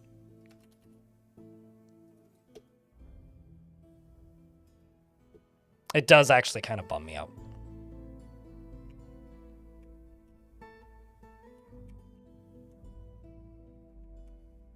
Might as well also mine this laminite, because it's right here. There's also some coal over there. And then what I'm going to do is I'm going to fortify all of this once all of this is dug. And that'll let the water flow out this way as well, which will, you know, hopefully speed up the process, because I also need to smooth and fortify this side.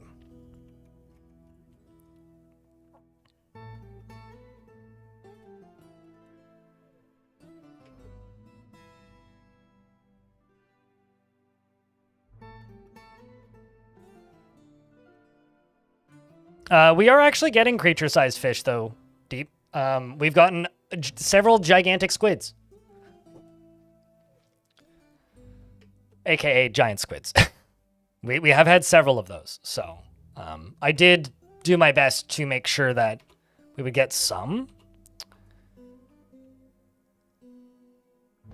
But they're just less common than surface critters regardless. I mean, the ocean is... Okay, I've seen Blue Planet, and I know Dwarf Fortress isn't a documentary. Okay, so I'm not trying to claim that it is.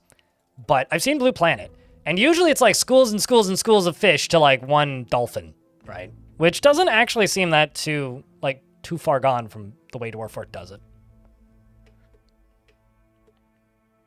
As in what we on Earth would call a giant squid is what Dwarf Fortress calls a gigantic squid, because a giant squid would be something else.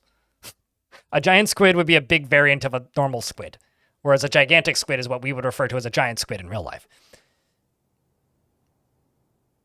And a giant squid in Dwarf Fortress would be bigger than a gigantic squid by kind of a lot.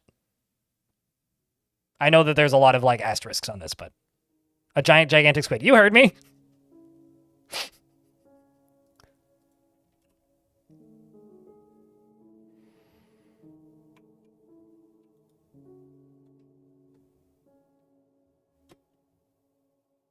Having a bad day, now I see a disaster for it, and blind, good for relaxing after a bad day. It's all good, Unseal Seth. Hey chat, heads up, ads are about to pop. When they go off, I will pause the game, assuming I notice immediately. And then I'll unpause the game when the ads are about to be done, so you won't miss much, if anything. So a giant squid is okay, so on Earth, a giant squid is the Dwarf Fortress equivalent of a gigantic squid. And in Dwarf Fortress, a giant squid would be a giant variant of a normal squid, not a giant squid. Basically, not all squids are giant squids, and no gigantic squids are giant squids, but gigantic squids and giant squids are both giant. Did you get all that? There won't be a test, don't worry.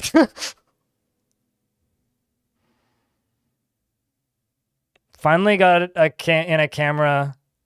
Finally got in-camera colossal squids. Oh, hold on a second. The fuck's a colossal squid?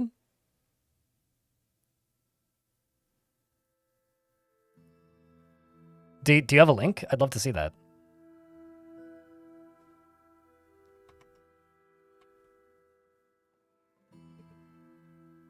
Also, YouTube folks, thanks for the likes. Appreciate you guys.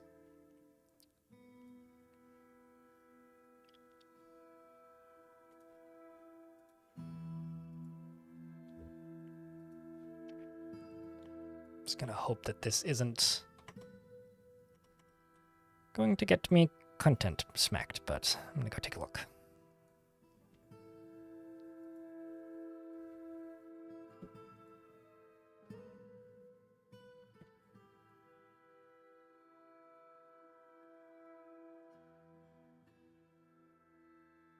So wait, so a colossal squid is like a head crab?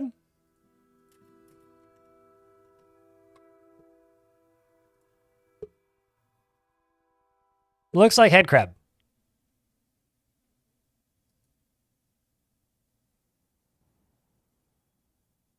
It's like a head crab with textures missing. That's cool. Is it glowing? Or is that the light that they're shining at it?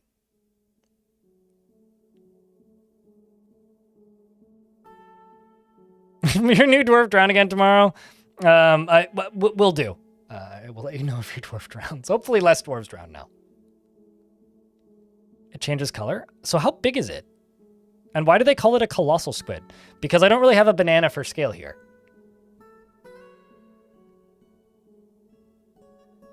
Also, hold on a second.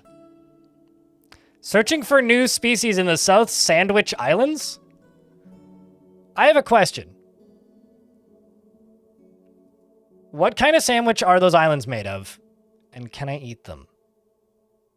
But also, why is there a place called the Sandwich Islands?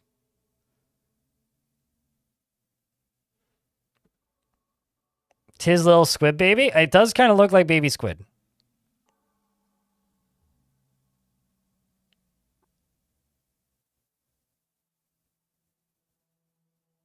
Apparently they discovered them in 1925, according to Wikipedia.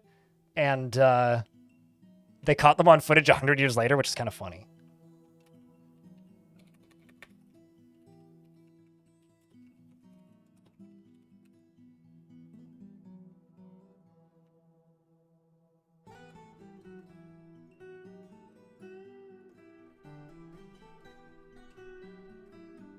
Colossal squid shares features to all squids in the mental locomotion. Unlike most squids, colossal squids is an abyssal gigantism. It is the heaviest living invertebrate species. They weigh 495 kilograms. Holy shiz.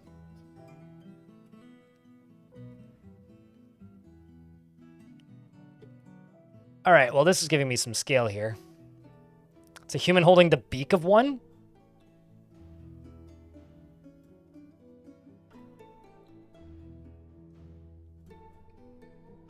I'm sorry, what? A young squid are found between 0 and 500 meters in length. An adolescent squid is 500 to 2,000 meters?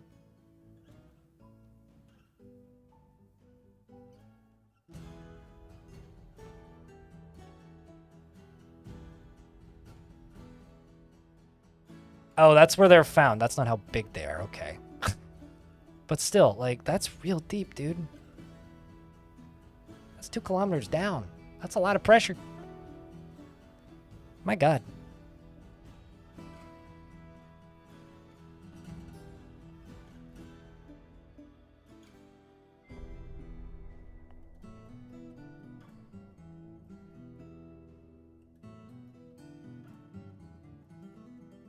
Okay, can we get bronze colossal squids in Dwarfport?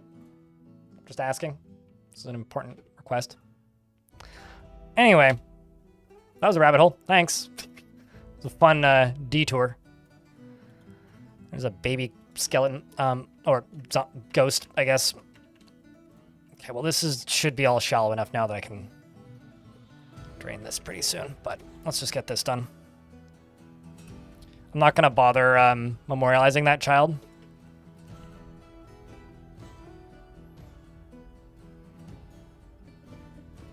How many Z levels? That'd be like... So there's a pretty tough argument in Dwarf Fortress about how big a Z level is, but I think it generally comes down to about 2 meters per Z level. So not the depth of Dwarf Fortress. You couldn't actually get deep enough within Dwarf Fortress to get to a colossal squid.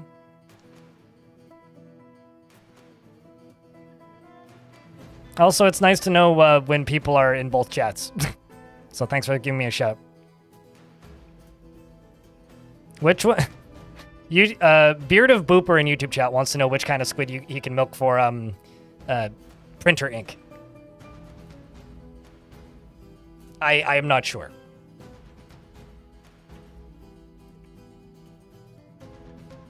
Also, I appear to have dwarves that have gotten stuck on the wrong side of the flood. Well, geez.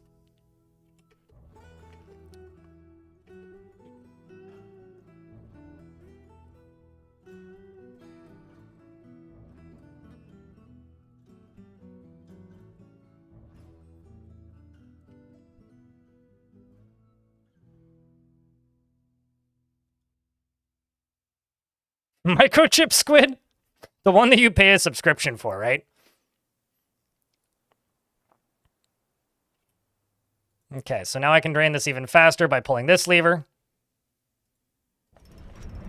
And another artifact was made that I completely missed. This one is made by a metal crafter, and it is named Olthesungash Nonub Storlut. Storlut sounds like a Pokemon. It's a little gas station. And the figurine is of dwarves, and they offer it to the Salty Shock. I'm going to put it on a pedestal in here. And then we'll take a look at it in a little bit.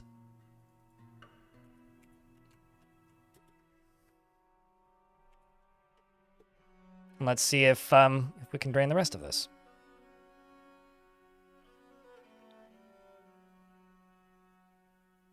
Wouldn't the printer ink be milked from a printer? It's like that's like siphoning gas, man. Oh, hey, I need to hook you up. Whoops. Oh well, we'll do that. That one last.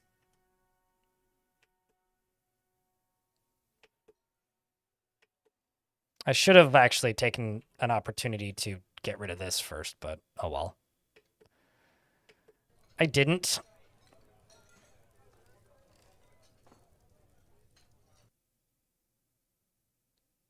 Yes, Disco. Yeah, so I'm draining the water this way, off the edge of the map using fortifications is what I'm doing. Correct. Naming something should be off cooldown. Is it better for you that you watch over there? I would say it's better for me if you watch on Twitch. But watch wherever you prefer to watch.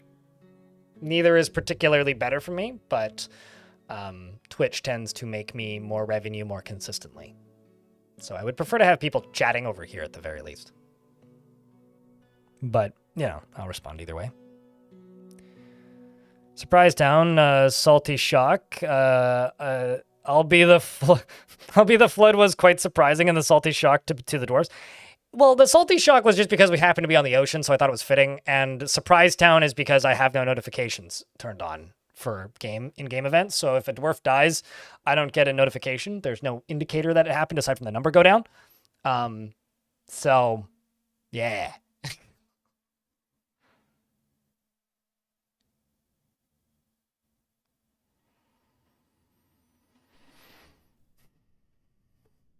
Just squid. A 3D squid her.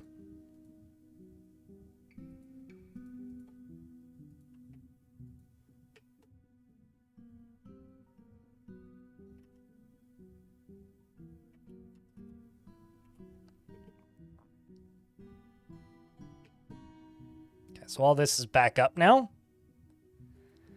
And I should be able to dig into this.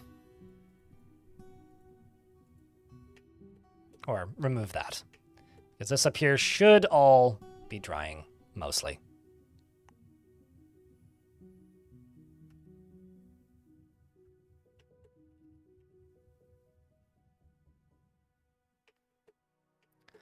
Drying and draining. And this over here is just additional swim training.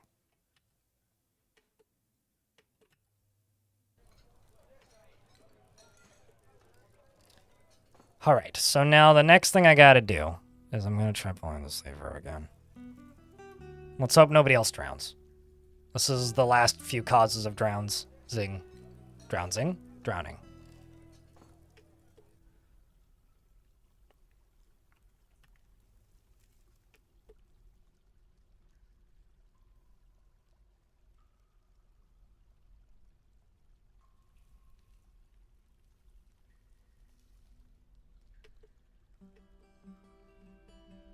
But this should drain pretty quick. Ideally. Ideally. I'm kind of expecting to just like pan the camera down here and just see a dwarf down here. I do like the way the flowing water looks in here though. That looks really nice.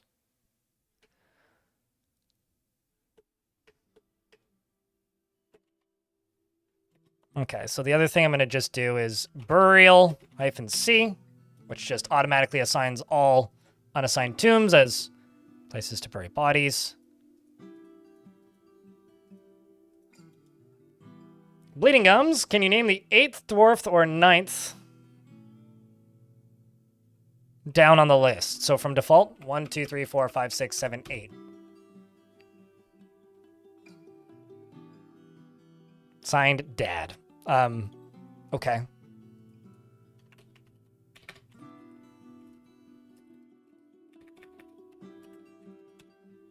Signed, Dad.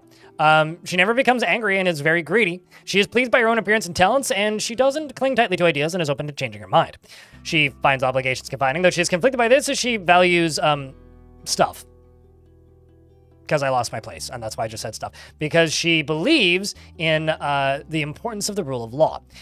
She often feels discouraged and prefers to present herself modestly. Thanks for the beers, Joshua. And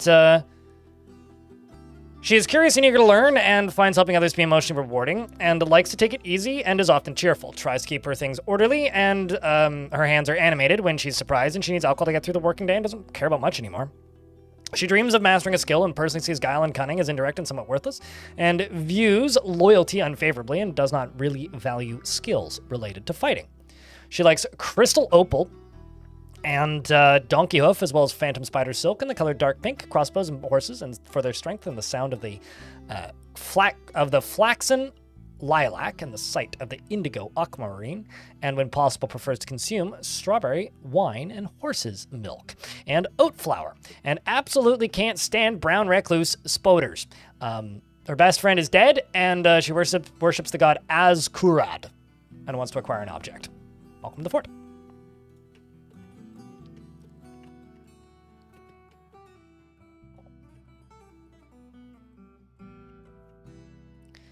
Well, good news is this is draining pretty quick.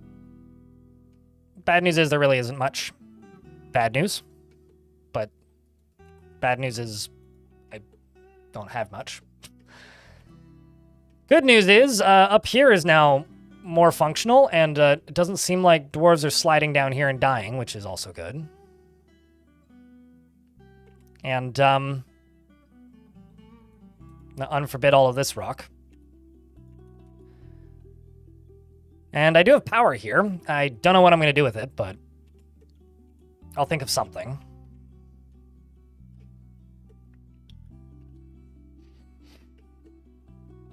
New flood? What new flood? There is no new flood. I'm still draining the original one. I'm just draining the other half of the fort now. So no, there is no new flood.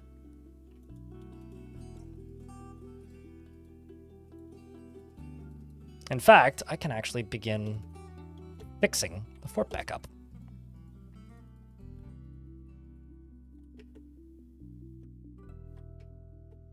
Your dog farted and it smells so bad. That's a very dog-like thing to do. You should give it pets because that's what you do for dogs. Sounds like dog is operating as intended, as far as I'm concerned.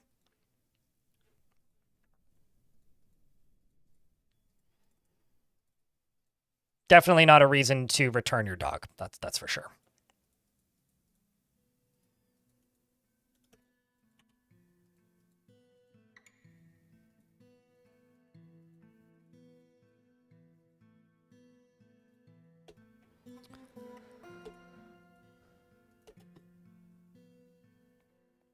And this figurine from earlier is a steel figurine. All craftsmanship is of the highest quality. It is a masterfully designed image of dwarves in steel by Minkot Giduzon. Sure. The dwarves are laboring. The artwork relates to the foundation of Surprise Town by the salty shock of the Hammers of Dance in the early spring of 1050. It is encrusted with rectangular limestone cabochons and decorated with pigtail. It is adorned with hanging rings of tower cap and menaces with spikes of one-humped camel leather. On the item is an image of dwarves in steel. The dwarves are traveling. The artwork relates to the founding of Surprise Town by the salty shock of the Hammers of Dance in the year 1050.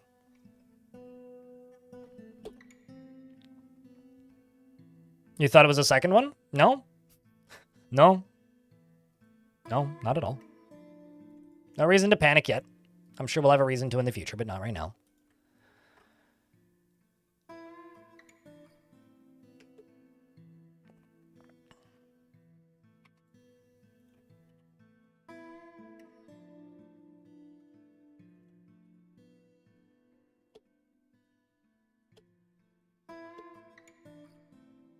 But no, I'm just draining out the other half of the fort. If anything, this just means that the fortress is much better off now because I'm able to drain the water out now.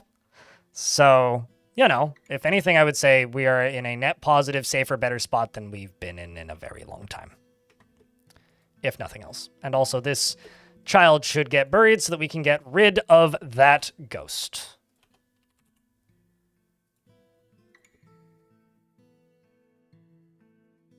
There's someone quarreling in pain. That's not new. They've been doing that for a while.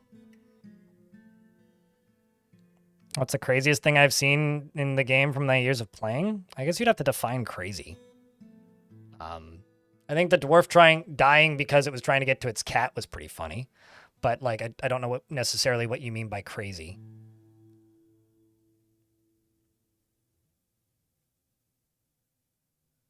Maybe, like, discovering that I could compress lava was pretty crazy. I think the combat log from version 47, when a viewer of this stream was trying to fire dwarves so hard at the side of the map that they would leave the map, the combat log said that the dwarf collided with himself. That was pretty crazy. Reading a snake stands up never gets old and is also kind of crazy in its own weird way. So that kind of stuff is generally pretty crazy.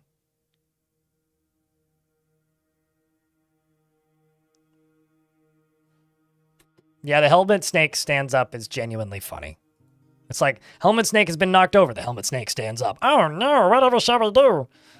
Where did it get legs?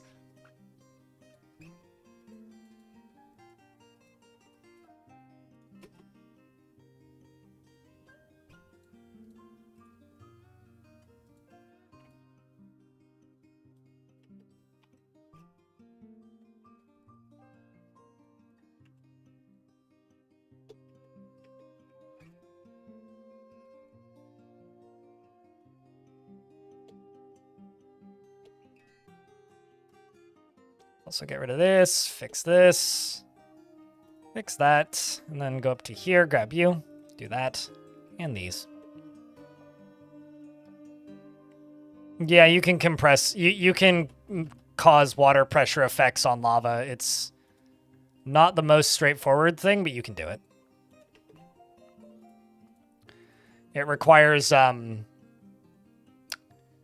basically making a pump stack and then ejecting everything out of the pump stack simultaneously. But yeah, this is the dwarf who's crawling in pain, and that's nothing new, unfortunately.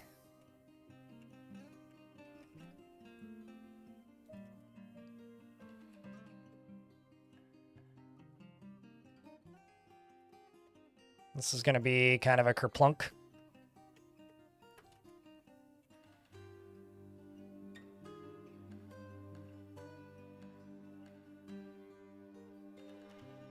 Boop. Sorry there, dwarf. You're fine, right? Right after experiencing trauma. Was that trauma? Oh.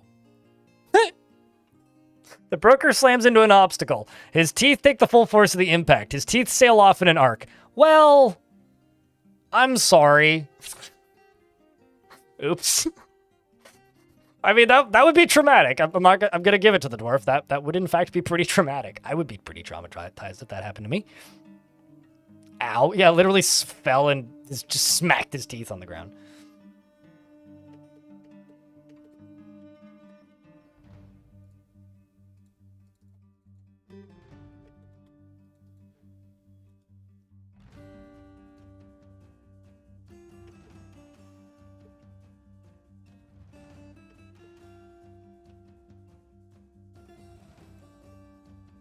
I'm just gonna see if I can block this off. There goes job number 1. Wait. It's the Forgotten Beast song.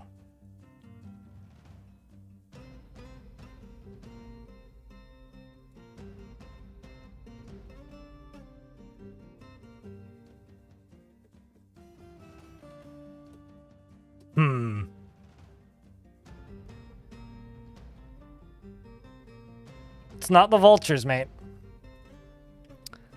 It's not the vultures.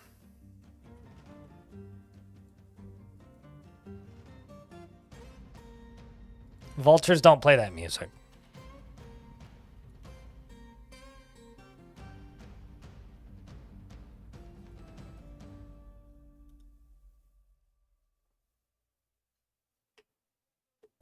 Combat in general.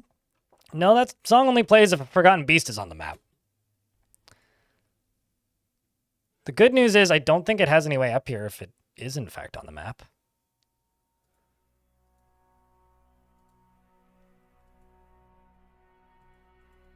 Oh, there's a lever there that I forgot to get rid of.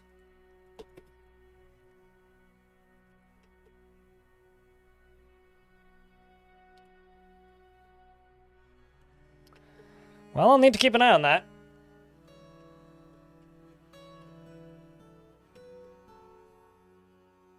I'll need to keep an eye on that. This can also get deconstructed, this can get deconstructed, and this can get deconstructed, and I'm just going to clear out all of this.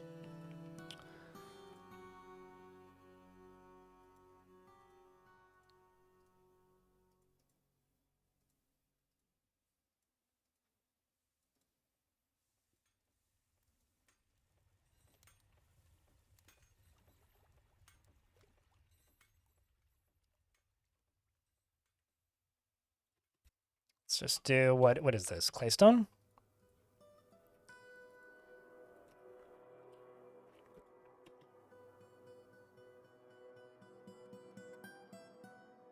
Is it stuck in the caverns? No. No, it's draining off, it's going to drain off the side, although it's going to make big puddles. That being said, aside from it making big puddles, it's also going to, this is all going to drain now. It's also going to, how do I put this?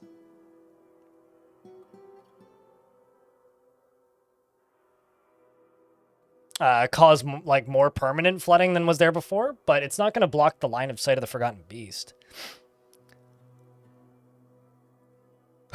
True. Meanwhile, the Vulture Man Bard is like, toss a coin to your witcher, to your vulture.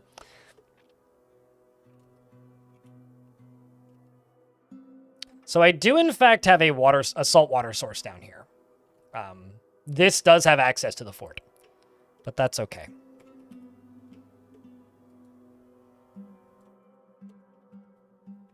This is almost drained enough that the dwarves will be able to dig down into here. Also, Pilot, I saw you posting about Discord stuff. Keep an eye on the Discord over the next few days. I will have stuff over the weekend. I just don't really want to set stuff up while I'm in the middle of my streaming week.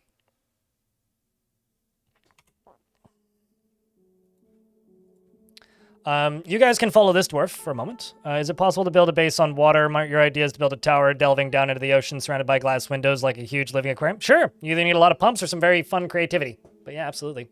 Very easy if you do it in an area where it freezes in the winter. I'm going to take a real quick toilet break. I'll be right back.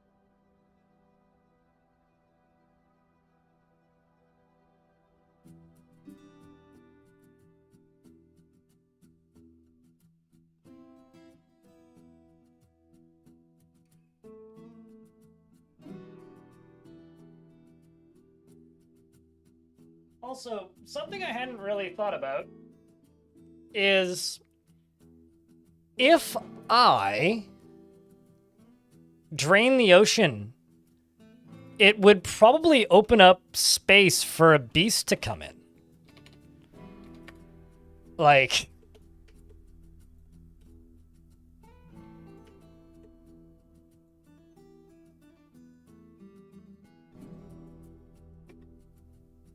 actually.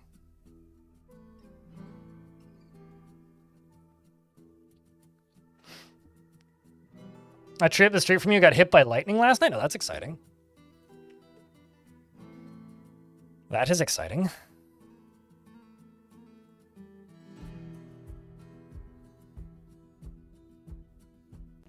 Getting the last few dwarves put into tombs. Yeah, a lot of these dwarves are novice swimmers now, just selecting some random ones.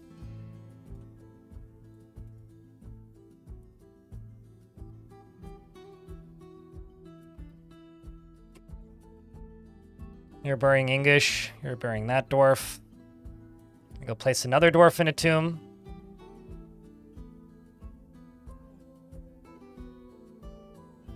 Drains the ocean. Look at the room for all the activities. I mean, forgotten beasts don't need to breathe air. Oh.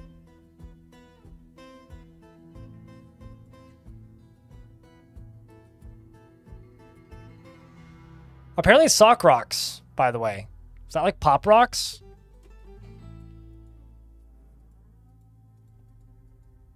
Bah!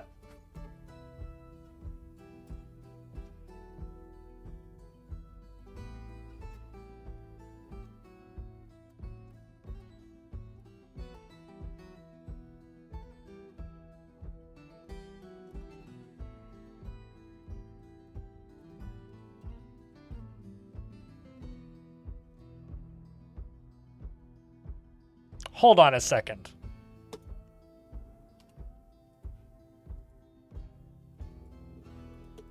Let me just do it this way.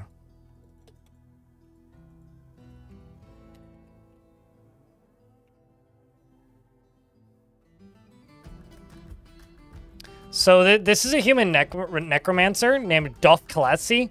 Their first name is Bill. I know it's only one L, but that's funny. Bill. God damn it, Bill.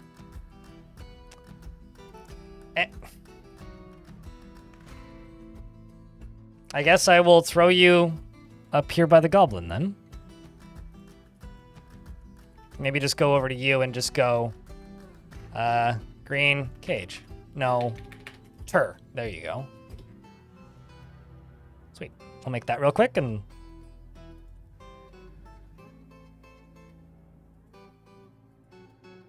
put the dwarf here. That's what we'll do.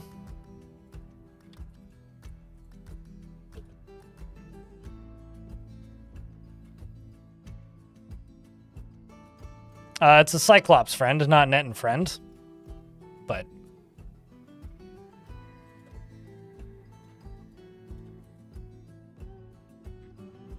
we'll also start making coal again. Because we're starting to run kind of low. At least I think we are. No, we're not, but maybe... could use with more. Could always use more. Hello, Petrolsky. How is you?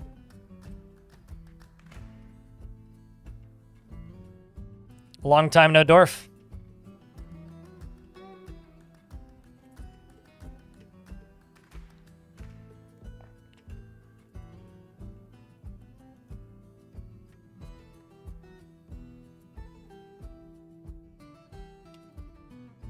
That's even funnier.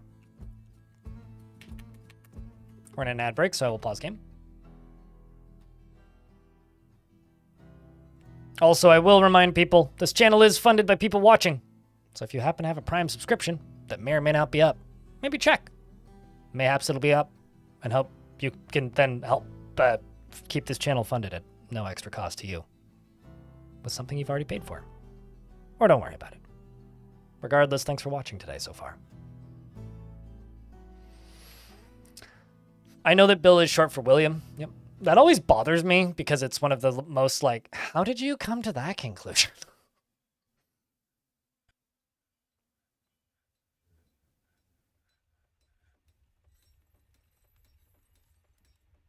You snagged that just now? Sag, not in my stream.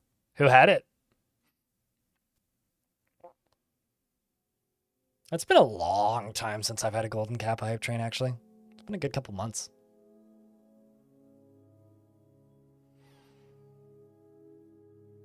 Sea beasts when they swim over here. We've been playing Red Rover all day and they haven't showed up yet, so just waiting on that. So the good news, chat. The water is draining.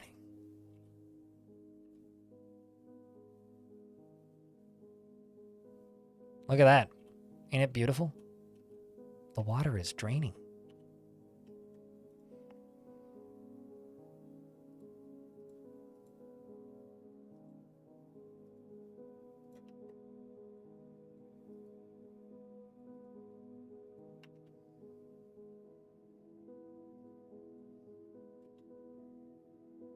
Holy butts. Thanks, Anonymous.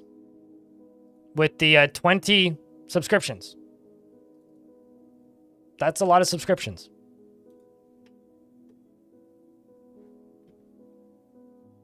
And also thank you, Anonymous, for the first notification of money on the stream in 3 hours.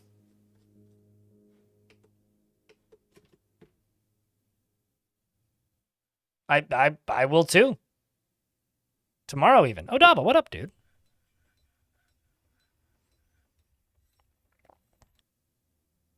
Also, hi, Deep Space. I know you've been lurking around for a bit today, but I don't think I said hi yet, so I will do so now.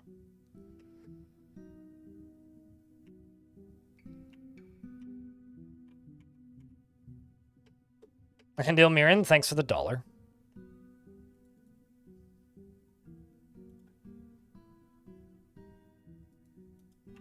I don't see how that is more convenient than just going to here. So I'm actually just going to get rid of this job. And set this is the take items. And this is the take items location. And you're going to make coal. There. But, oh. It's all very far away. I get it. All right, so now that I've done that, I can go over to this. We can add a friend to our pile up here.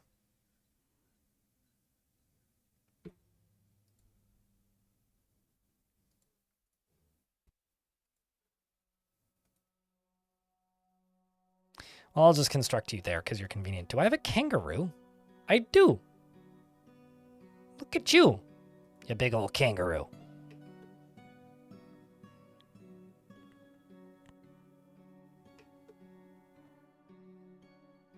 And also, I'm not going to say that you guys should start a hype train, but that one would level up very quickly if you did.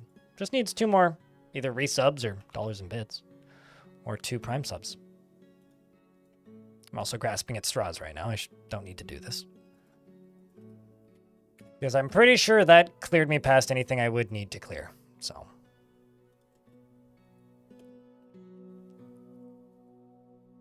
Oh, right, button. Thanks for the button push. Appreciate you, man.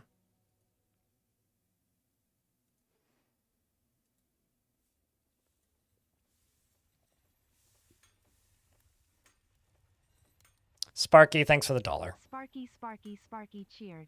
X100.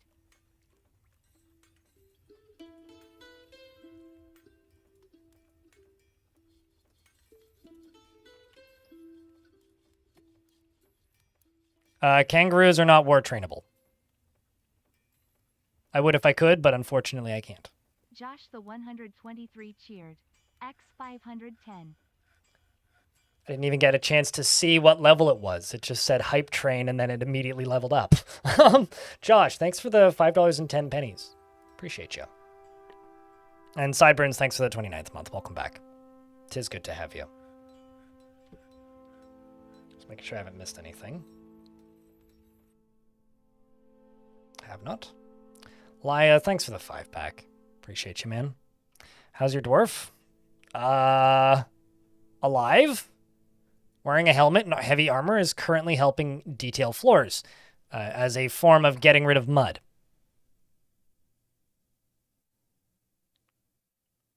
Well, I mean, it would have worked out perfectly if it was a Golden Kappa hype train, but it's I do appreciate the fact that it happened. Why, was that you with the 20 gift subs or something? Is Rambo alive? Last I checked. Yes, Rambo is still alive.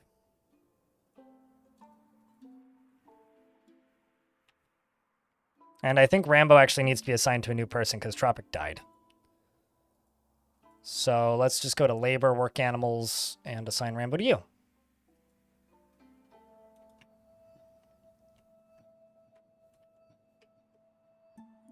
Water's draining out of here. And also out of here. Okay, so this up here can get deconstructed. Butcher shop can get deconstructed. This shop can get deconstructed. I'm going to go up to here, and I'm going to start reflooring this.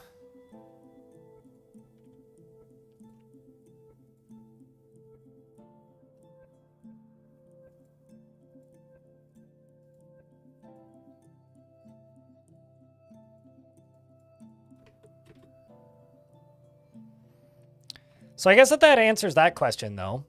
Mega Beasts do not, in fact, trigger a camera recenter. How many subs right now? You wish though? Okay. It's just the way you worded that. It kind of read like you started it. Thanks to whomever did.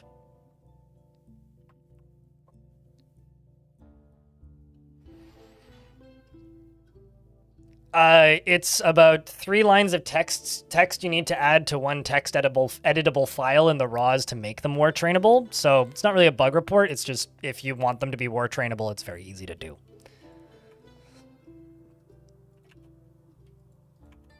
Is what I would say. If you actually would like war trainable emus, you can make that happen quite easily.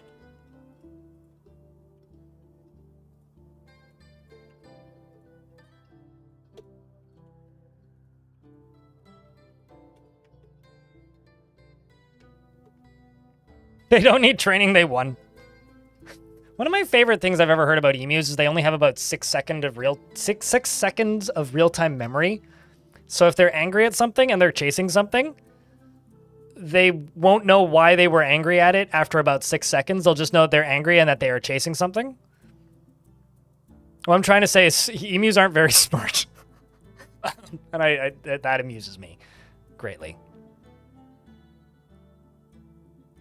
I think Australians are already war trainable. Also, for the hype train, there's 55 seconds left. It needs 6 subscriptions or $28 in bits to level up. Otherwise, regardless, thank you.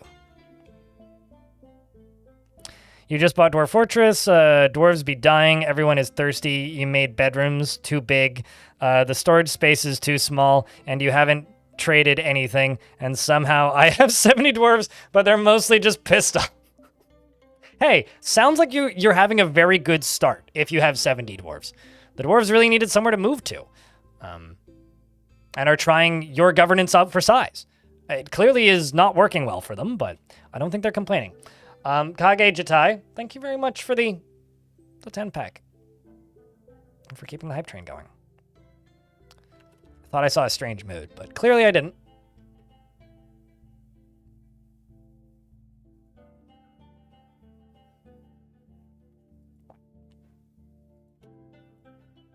Can also deconstruct these pretty concisely.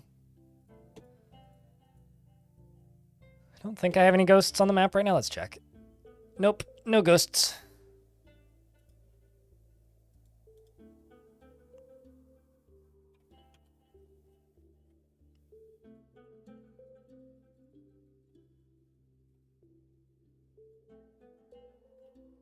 Now that the water calamity is completed, I can start, actually fixing stuff.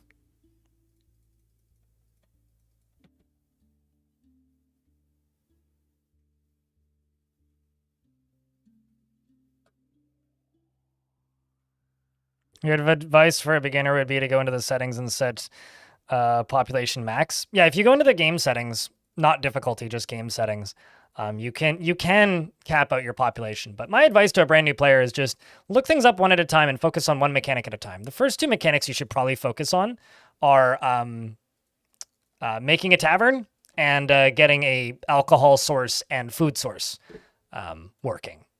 Once you've mastered that, then moving on to other things. Actually, I'm quite warm right now. I needed to open the door not too long ago to let some fresh air in. But I wish I was a little bit cooler, Orc. Also, hi, Orc. I hope you're well. It is pretty warm today? Yeah. It's certainly springtime, I'll say that.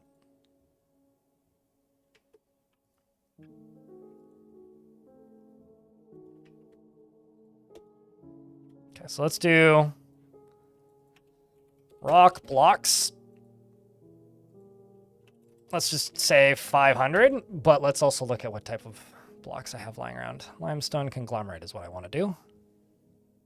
Which I have 741, so let's actually do 700 conglomerate blocks. Let's also make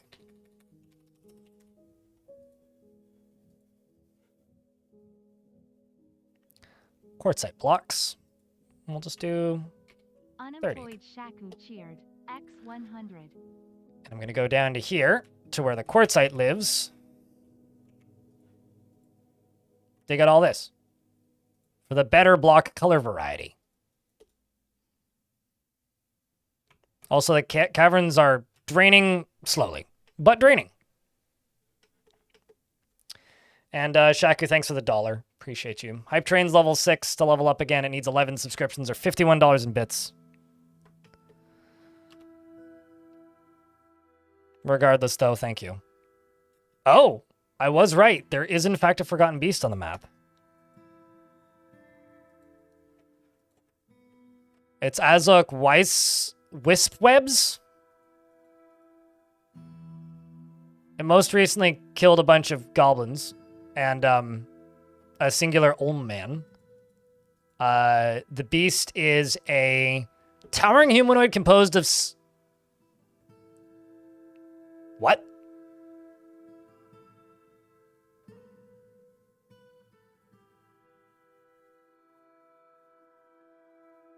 What is that? What is Silicious Ooze? Anyway, it has 3 long hanging tails and a bloated bod. It's got a bloated bod. Beware its poison gas. It's made of silicone? Silicone ooze? Huh. Woot. Made of silicone lube. I mean, thanks for the prime, Flynn. For a 5th month. And Elfie, thanks for the gift. Also 101. Jesus, that's a big number. Thank you very much for the hype train, chat. Appreciate you guys. That's like some Caves of Cut nonsense. Well, thankfully it can't fly. And it looks like I got an emote. I got a shouting cat. I don't know what you got, chat, but I got a shouting cat. Appreciate you, Anonymous, and chat for the hype train. It means a lot. It really does.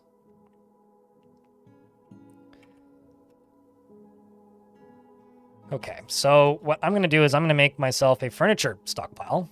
Because, damn it, I need one. And I had one here, and then, well, the whole water thing happened, and this became like an emergency bunker. So let's just go to furniture and siege ammo. Thunk, done.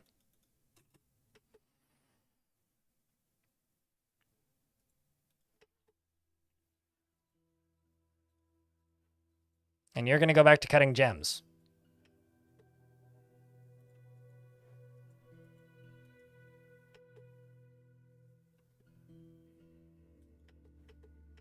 If I go over to here, should be able to place another glass cage. Unless they didn't make one.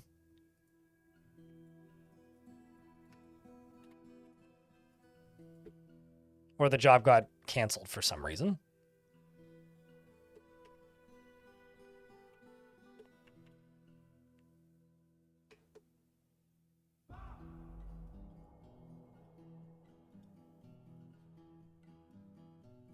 It's connected to the ocean? Silicious ooze is one of the several types of soil that can be found on the floors of deep oceans. Not surprisingly, such layers occasionally contain an aquifer. Huh. I didn't know that was a thing. Hold on, do I have some?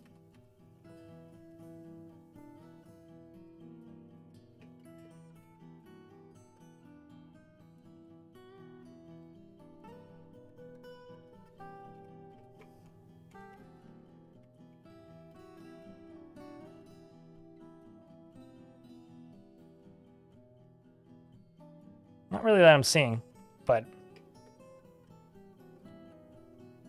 it also has an actual wiki article, as well as a Dwarf Fortress wiki article. Regardless, that's kind of wild.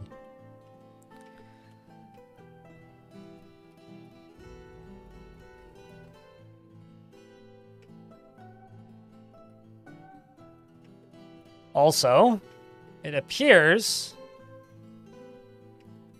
that we have almost entirely drained the big calamity of oopsies.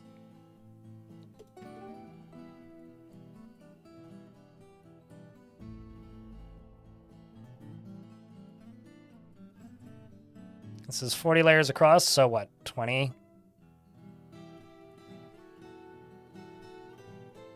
And then how many tall? 27 tall, so what, around there?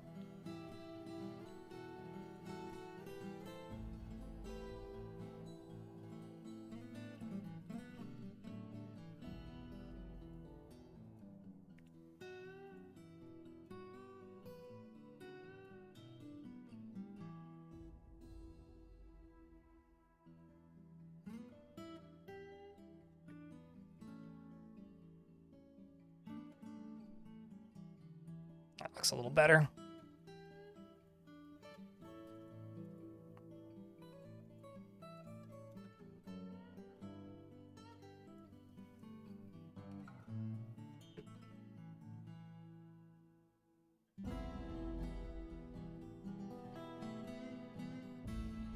No, wrong button.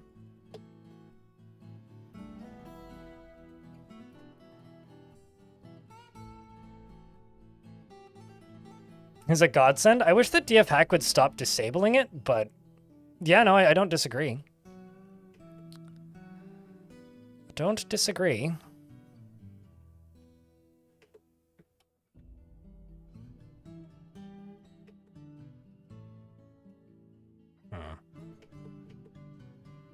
Don't really, yeah, actually, fuck it, I'll just dig through this.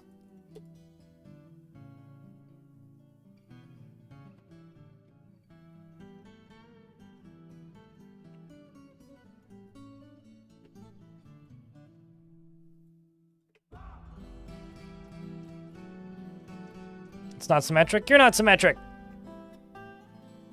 I don't even mean that as an insult. Like, that's just a fact. You're probably not symmetric. And I've never played for metric, so I'm not metric either.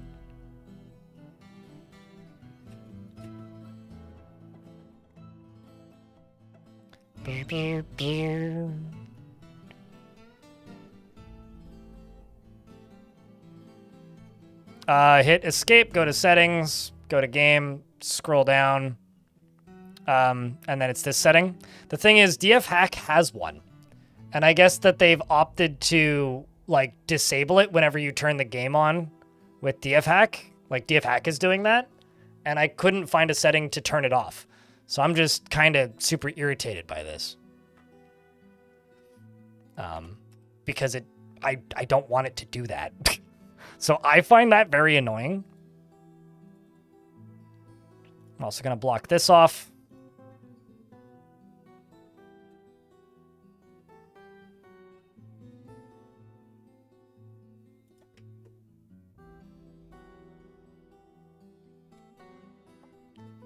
I mean, you also need to remember that, like, nobody's face is symmetric, right? So when it comes to symmetry as aesthetics, no human is symmetric.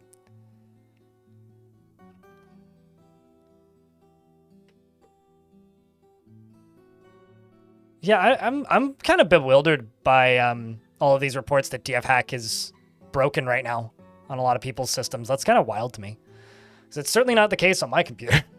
So I don't know. It's odd. It's very strange. It's not something I've ever seen happen before, actually.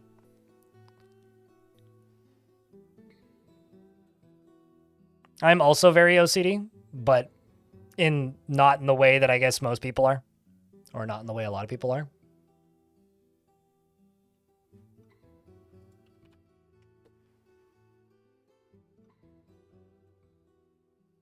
I don't give a flying fuck about symmetry. Symmetry can fall off of a bridge as far as I'm concerned. On your Steam Deck and not your PC. Okay.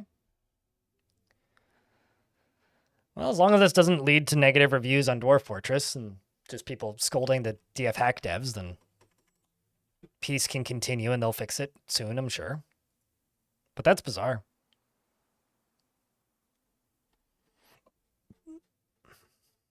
Dwarf Fortress has only been a few percentage away, a few fraction of a percent, not even, away from losing its overwhelmingly positive overall reviews for a long time, so makes me worried. It's gonna lose it probably in the next couple months, actually, which is a bit of a shame.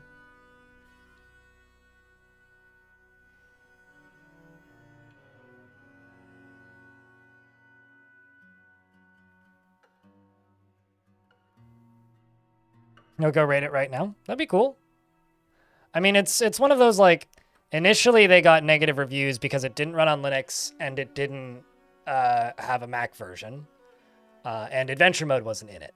Then it got more negative reviews because they released the Linux version but didn't release the Mac version. And then it got more negative reviews from people because they still haven't made a Mac version. People have now bought the game and left negative reviews because they canceled the Mac version, even though I state that that's the right decision.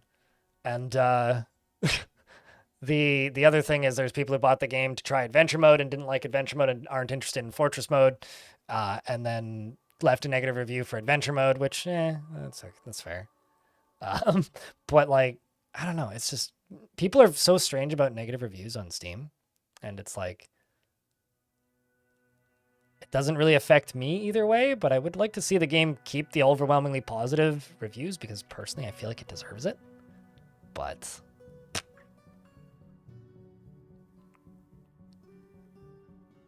I mean, 18 of them do, and they've all left a negative review for Dorfort. Pilot guy.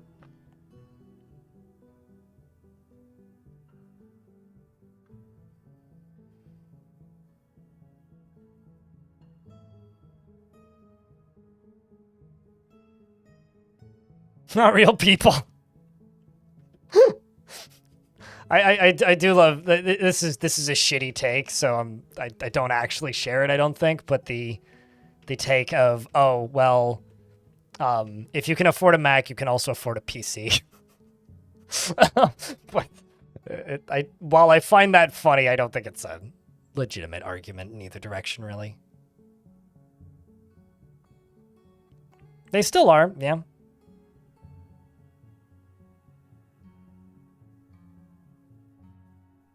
Can lovers break up in Dwarf Fortress? Yes. Yes, they can. It doesn't happen very often, though.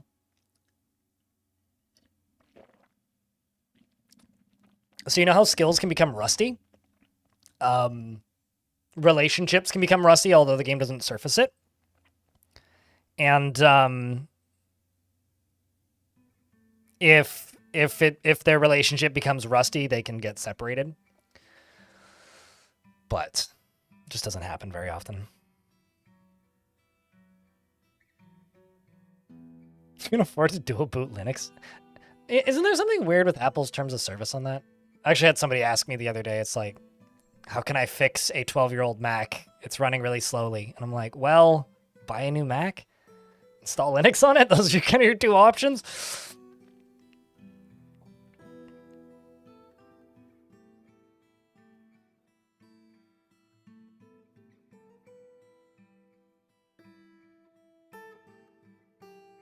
I don't know if they can actually get divorced in Fortress Mode. I know they can go from being lovers to no longer being lovers, though.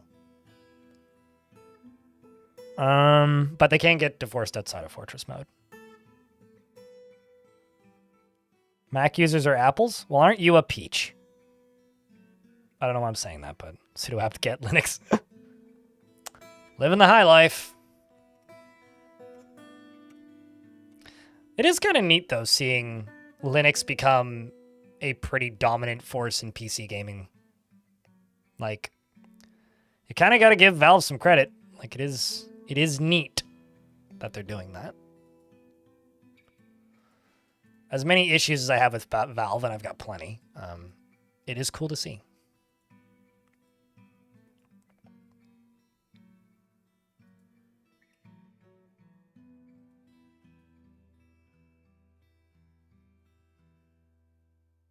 I thought that the Linux distro that supports Apple processors was almost abandoned for a minute. I seem to recall reading something about that, but maybe I'm confusing it with something else.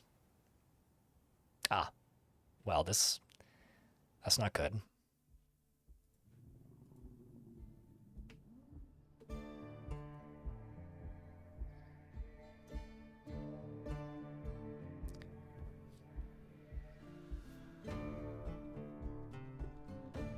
Huh? What?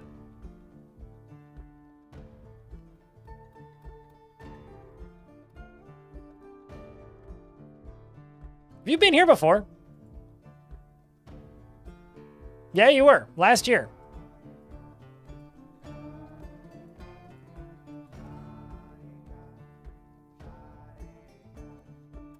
So you're one of the thieves that I released?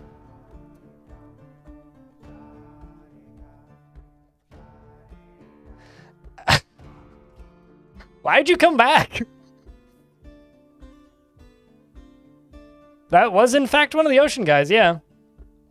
Just immediately left the map. Oh, well, there's another one.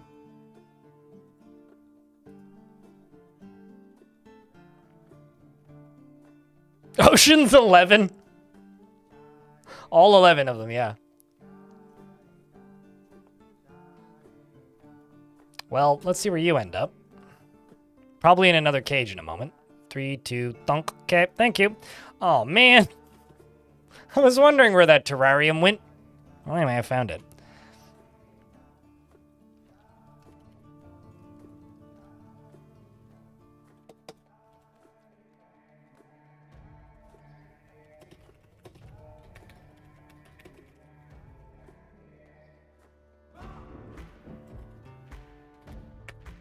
How many sandbags do I has?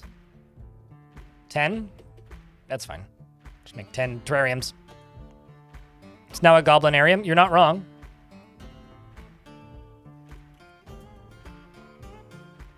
Or maybe you are. I don't know. I would have to ask somebody who knows more about terrariums to say whether or not that's an appropriate way to refer to that type of terrarium. I need to go, like, ask Sherpa Design, or Serpa Designer, however you say his name,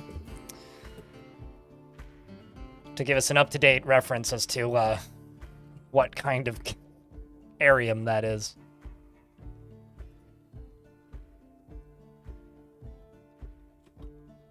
A turtle arium? No, that would be more of a turtle with an Ari in it. Turtlarium? Turdarium! Sounds like a weird way to say turducken.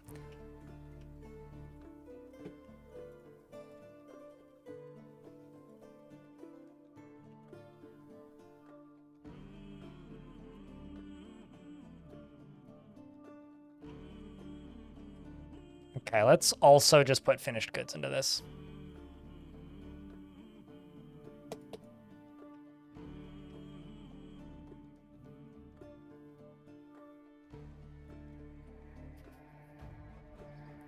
I'm just gonna pause the game now. You know, if there's a green goblin in a terrarium, I think we should just call Spider-Man. That's all I got, guys. You learned today that if you dump exotic birds from a cage into a pit of water, they get stuck, flap their wings, and will just mock you for the rest of the embark. Yeah. Cages keep water out. I should try and catch live fish. That's for it. A temple with the name Dryfoot. Let's see if I can do that in-game properly. The drab, dreamy, droopy, drenched.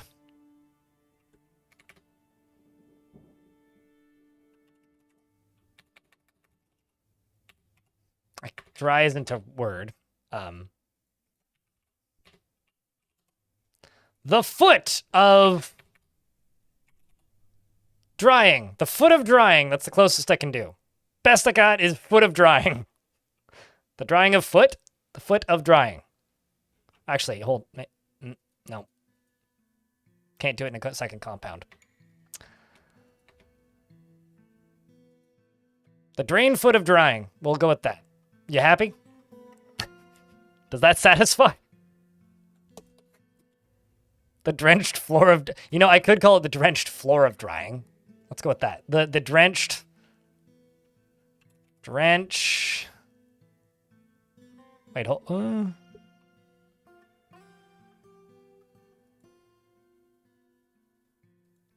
Drain foot of drenching? Of drenching. The drain of drenching.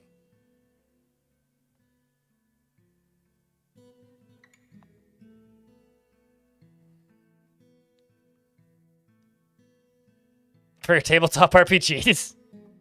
I mean, you should also go grab the old Simon versions from SoundCloud from like 2011, because like there's some unique ones in there. The Galena or Kobold March are probably my favorites from that old fan soundtrack.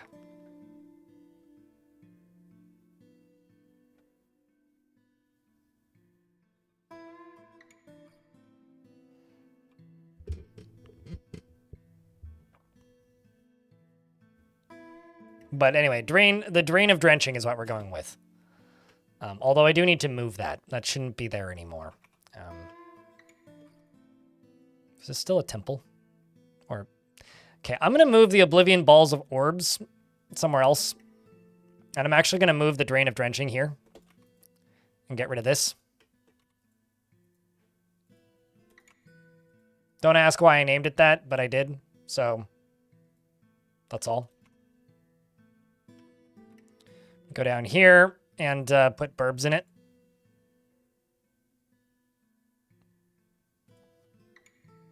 And by that I mean an individual singular chicken and a goose and a gander.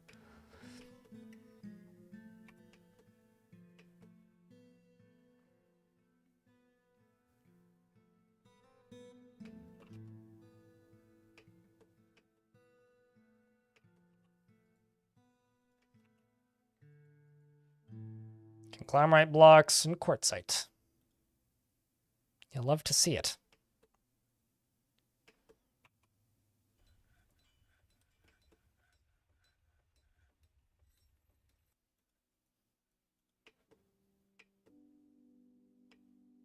I'm kind of amazed by how much of the fortress actually isn't just completely covered in mud. I realize that this maybe isn't something I should be amazed by, but I kind of am.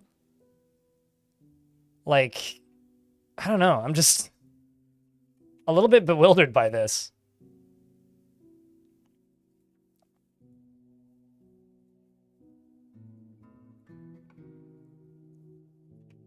Like, if you look at this, it kind of looks like the whole fort should just be completely coated in mud. But chunks of it certainly are.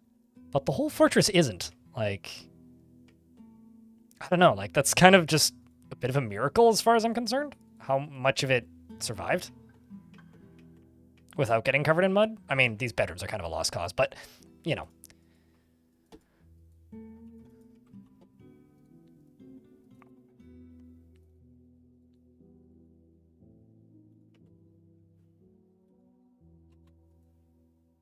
Let's also just get rid of these doors temporarily and let that water out.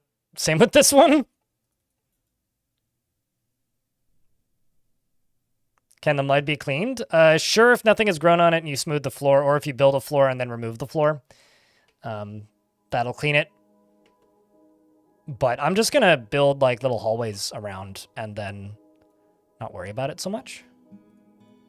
I think this will look way cooler in the long run, and, you know, I don't actually need to worry too much about draining it, per se.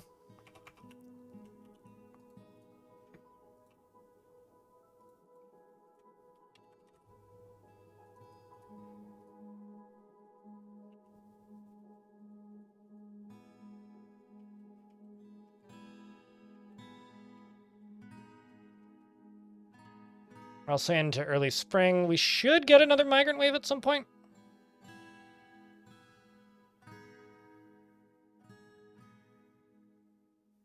Hallways would legit be pretty over natural stone. No, totally. I mean, I'm looking forward to this because I've got multiple areas that are quite tall. So we're actually just going to get trees growing in here in a lot of these areas. Like, because this is all 2 Z levels high. So if any trees start growing back here, like this one, like this tower cap, I'm going to just leave the tower cap here because that's just going to become a full-size tree at some point. Which I think is going to be a really neat look. Like, honestly, I think that's going to look kind of awesome at some point.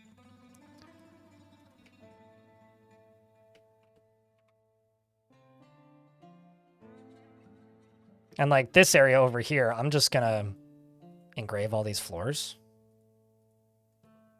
Except for the areas that have already been engraved. Which I can't re-engrave. And this right here is connected to nothing, so I can get rid of you.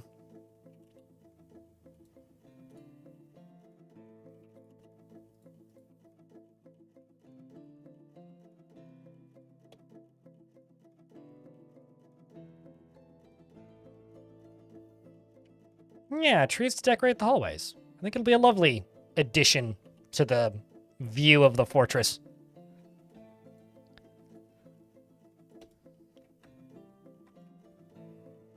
Oh, I know why stuff's not getting butchered.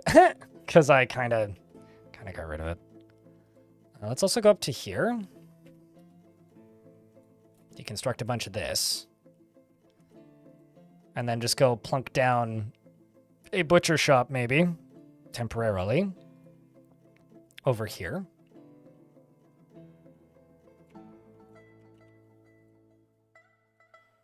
And a tanner. Right there.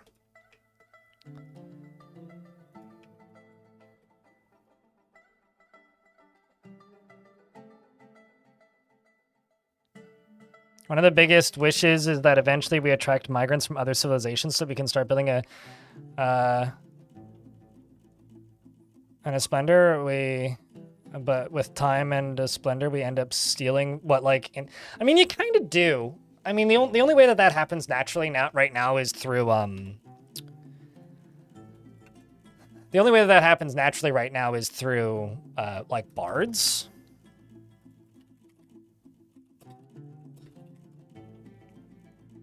So, like, you know, it's not happening on its own right now. It only happens when people petition for citizenship, but I do think that would be neat. I wouldn't be against that.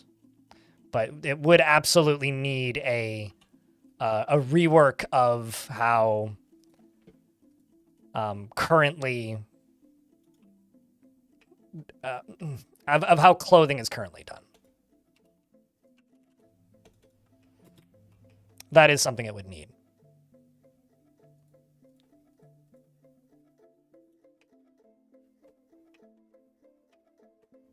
So just let the dwarves work on this.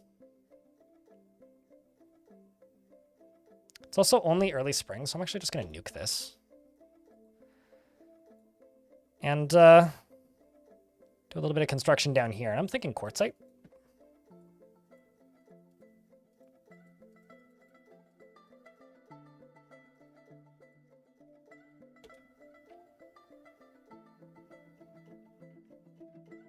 Also, welcome back to the land of the awakeness. Stone. Giant grasshoppers fighting. Giant raven and a giant burb. Gigmoth! Thank you very much for the 15th month. Welcome back. Chat room, can I get a round of beers for the Prime? From Gigmoth.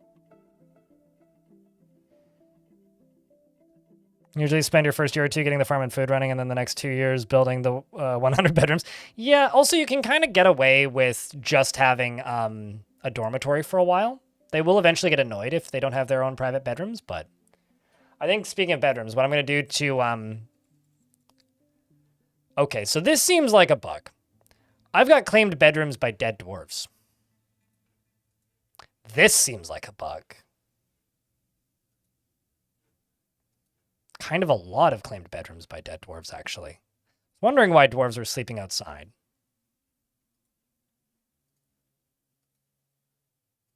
Does anybody else notice this?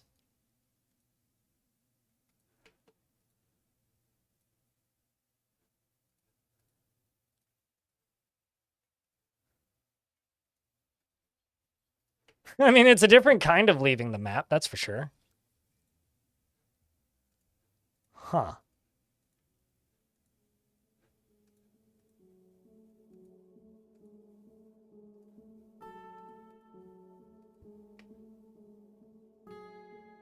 You last played a month ago? Yeah, but they made a change about dwarves that leave the map for combat reasons don't lose their bedrooms. So now I'm suddenly wondering if a dwarf dies, do they not leave their bedroom and also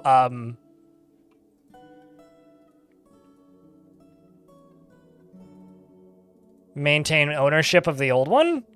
Because that's kind of bad.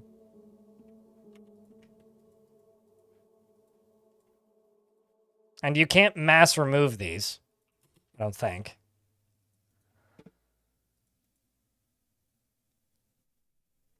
Yeah, no, you can't. So... Okay, that needs to be reported. Could somebody clip this, and I will send it to Putnam after the stream? Or just clip it and stick it in the bug report room? Especially if this is happening to literally anybody else. Like, if you're playing, go look through and see if dead dwarves are holding onto bedrooms.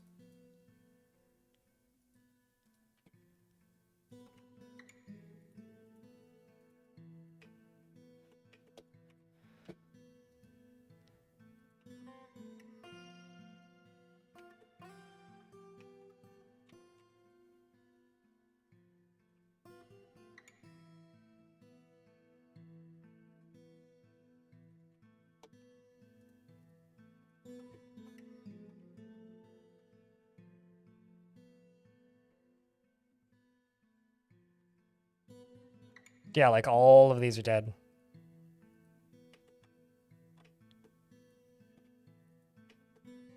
Yeah, I mean, I've seen that before. If a dwarf becomes a ghost, then in dwarves' memories, they stay a ghost.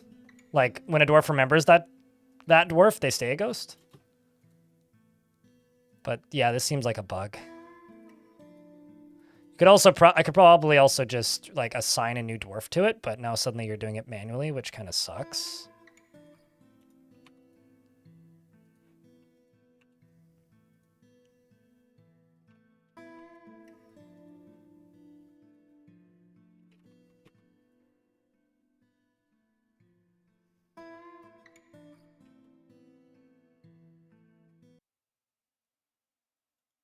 Uh-oh.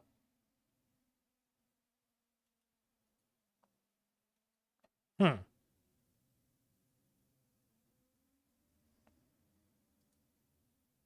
Hmm. Hmm. Hmm. Hmm. I lost about a month.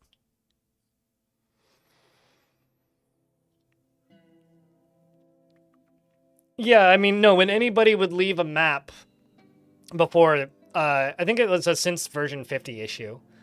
If they left the map, they would lose their bedroom rights.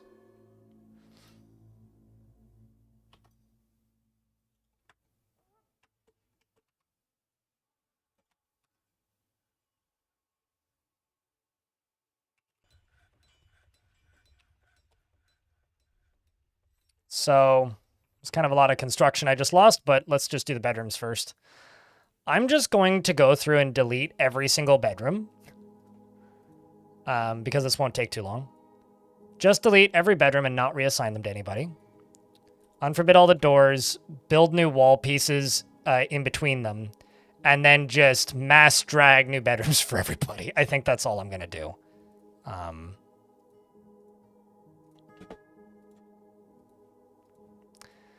You know, this is one of these things that I wish had a hotkey. Like, I can click on the bedrooms, that's fine. I just wish the delete button had a hotkey. Man, imagine being the dwarf that had, like, 7 deep water in their bedroom, because that was actually a dwarf that had that. It's like, can't go into my bedroom. Why? There's still water in it.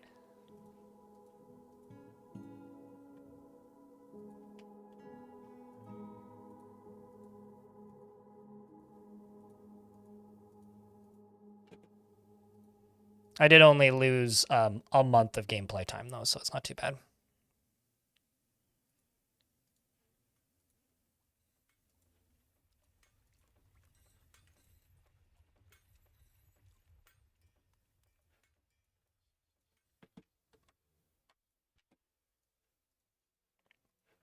and I'll save the game when I'm done doing this. Unchowder, thanks for the raid. I just found a bug, I think, on Chowder. And to anybody else playing. You might want to see if dwarves that have died are still keeping bedrooms under their name. Because I think they do. And if they do, that's kind of bad.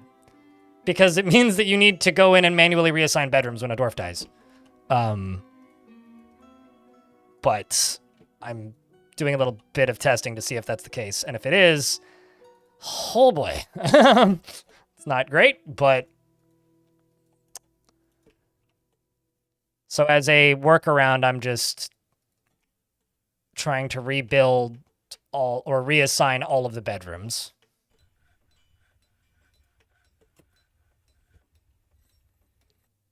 Which I would assume would probably have something to do with... what's the word? Probably would have something to do with the dwarves losing their bedroom bug that was fixed in the last update. I was just wondering why I kept seeing dwarves sleeping outside, and then I checked, and now I'm like, uh-oh. This is bad. I have an ocean I can drain by pulling a single lever.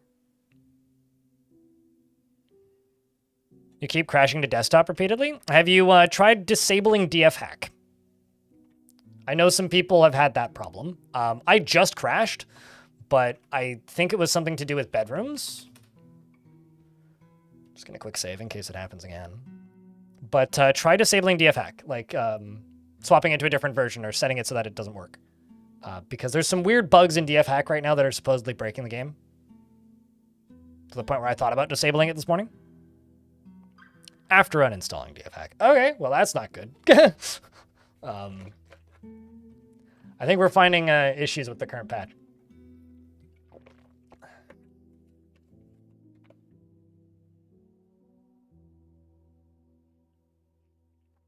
It's not challenging at all. It happens all the time to Varnus. It's simply whichever one you think looks more interesting to you. Dwarf Fortress is cheaper. And doesn't have any DLC, so you get the whole game at once with Dwarf Fort. But they're very different games. It's kind of like asking Civilization or StarCraft. I don't know. They're both great games. But they're very different.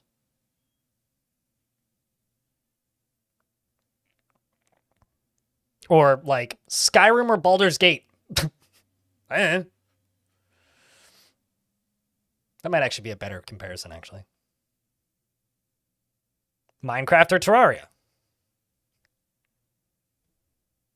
Actually, it depends on the Civ, in my opinion, Platonic Cave Dweller, but... And the StarCraft, because I wasn't specifying whether or not StarCraft 1 or 2, but...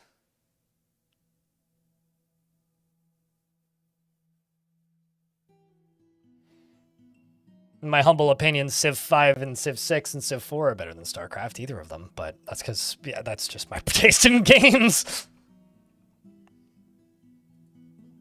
They're mostly just grumpy now. No, I get it. Some goblins arrived and then immediately ran away. And then this thief is going to try and steal my things. Unsuccessfully, right now. Got him. No, I don't blame you for being salty after your game crashed. I get salty when my game crashes too. This is something else I needed to do.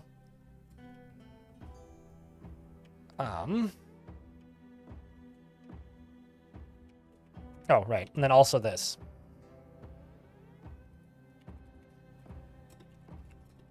Green gas?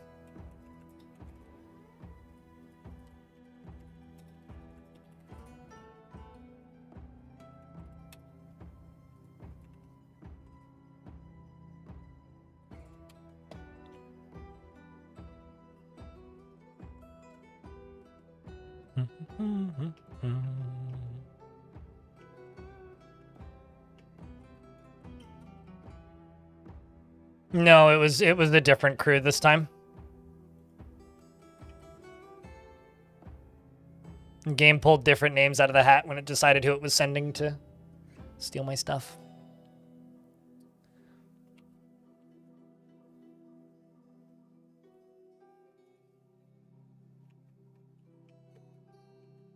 Can also unplug those.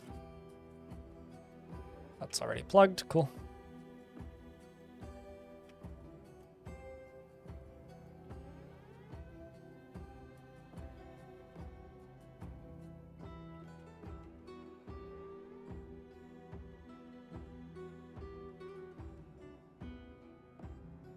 You've heard great things about Dwarf Fortress between it when it went on Steam. Is this the Steam? This is the Steam version. The free version looks like this for Dwarf Fort. Jokes aside, though, when it comes to Dwarf Fortress is much more of a sandbox, like a world sim. RimWorld is much more of a, like, immediate... RimWorld is more of a game. Dwarf Fortress is more of a simulator. Dwarf Fortress is the most convincing fantasy world simulator that I've ever played. It does a very, very, very good job of simulating a believable world. Whereas RimWorld is much more focused on being a difficult game. So it highly depends on what you're looking for more than anything. If you're looking for a game that will challenge you with game-like difficulty, RimWorld is probably the thing that you're looking for. If you're looking for something that is more akin to, like, just a sandbox, then Dwarf Fortress might be the thing that you're looking for. I do think it's kind of different for everybody. I know people who prefer either, and I know people who prefer one over the other. I personally am biased towards this game because I burnt out so fucking hard on RimWorld, I never want to see it played again, let alone play it. That being said, the games are both good. There is more to Dwarf Fortress than RimWorld by a lot, though. But the modding scene is more varied for RimWorld, so it really comes down to just personal preference at that point. Yeah, D&D, Dwarf Fortress is closer to playing D&D with yourself. RimWorld is a strategy game that will try to make your life difficult.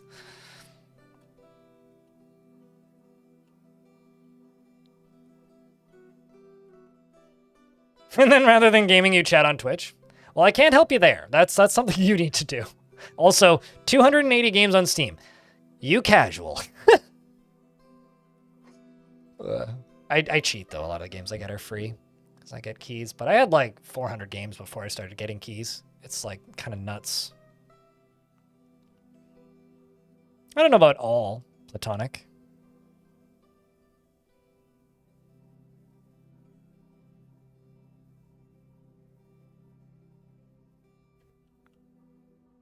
Also, was that before or after the game crashed?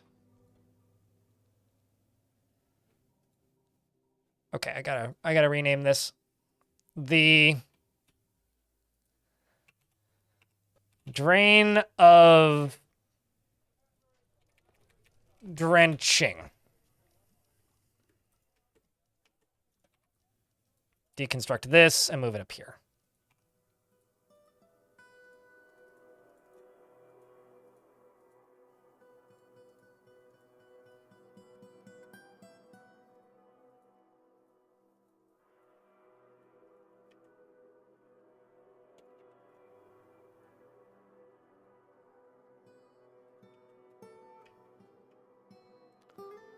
A proficient swimmer. I am not going to dig through the list and find a proficient swimmer. Select something else, please. I don't hunt for specific skills that are not main job skills, and I don't hunt for personality traits. I will give you something else, but I will not give you a proficient swimmer. Well, if they end up being a proficient swimmer, then cool. A happy dwarf. Okay, beard or no beard? Do you have preference? If I could sort by more granular skills, then certainly I would do that, but I'm not going to go through the whole list.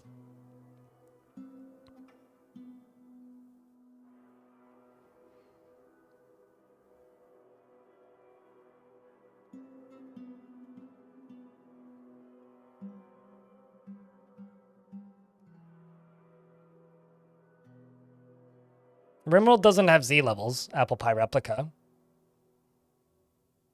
They're not talking about, like, 3D visuals. They're talking about Z levels. Ideally, I'm not going to flood the fort again. But trust me, having swimming skills is not going to make your life any more likely to survive. If you're stuck in a 1 level high room and it's full of water, you're going to drown regardless. They look great, Hippo. Can you get guilds for swimmers? No. Any dwarf will do. Kami Jr. Okay.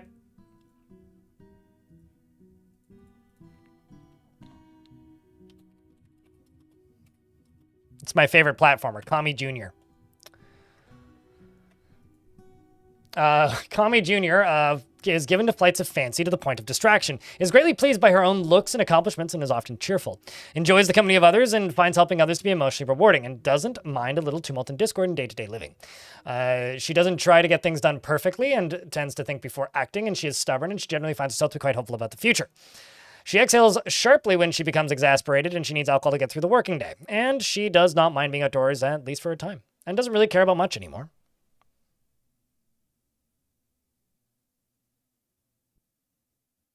My Steam profile is public. Feel free to look it up if you want. Personally values artwork and sees working hard as a foolish waste of time and doesn't feel strongly about the law. Likes mica, fine pewter, and pink tourmaline, as well as linen fabric and picks and cages and pecan trees for their nuts and the sound of the... Are pecans nuts or are they legumes? I guess they're nuts. And the flutes of the... pantomiming, and when possible prefers to consume steelhead trout and bumblebee mead.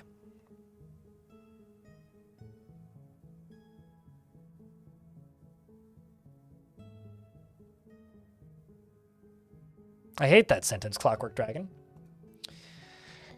Thanks for the brain rot. Very muscular, and her hair is clean shaven. And she is a competent climber and has no skill in swimming. Sorry. Welcome to the fort.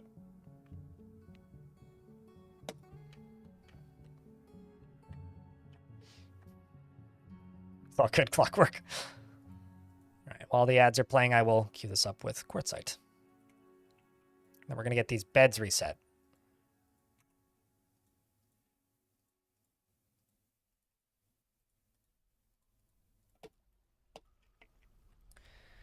And I'm going to go up to here and do this. 60 bedrooms created. Boom.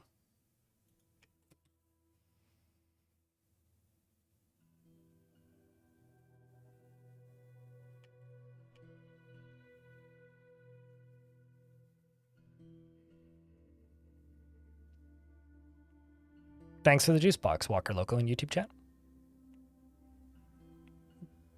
I mean, the game saved like not 10 days ago, but fine. If you insist.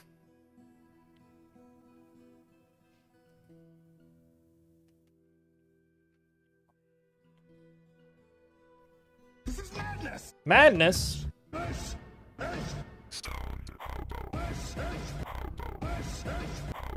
Yeet. How's things, dude?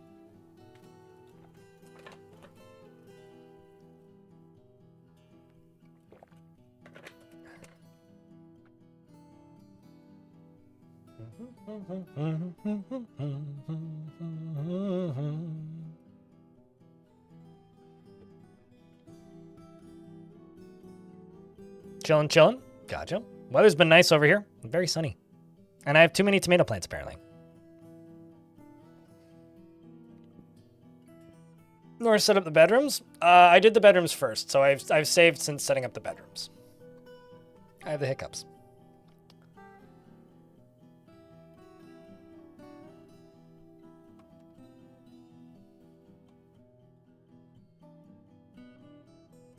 Fortunately, I did put all of the bedrooms on mostly one layer, so it should be pretty easy to just kind of recover a lot of this.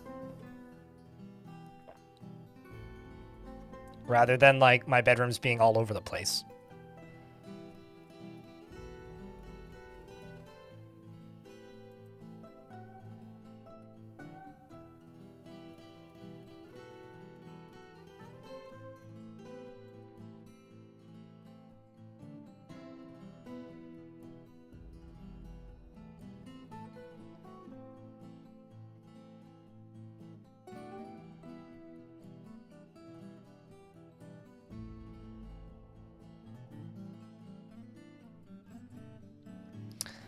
Saw a headline that upsets me. Yeah. Game seems unhappy with what? Exactly. What makes game seem unhappy? Unless the rapper, the game, is unhappy, in which case then I wouldn't know. Does seem like dwarves are picking their bedrooms back up pretty quickly, though.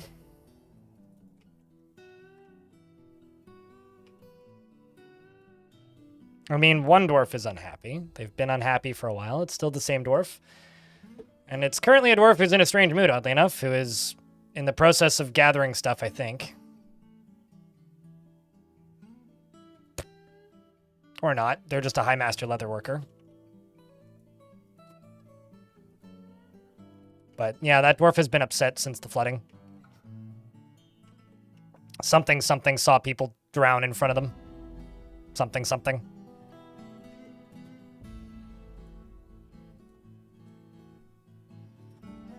But yeah, one dwarf being upset is not even remotely abnormal, so... Not something I'm going to lose sleep over, that's for sure. What a weird route to take.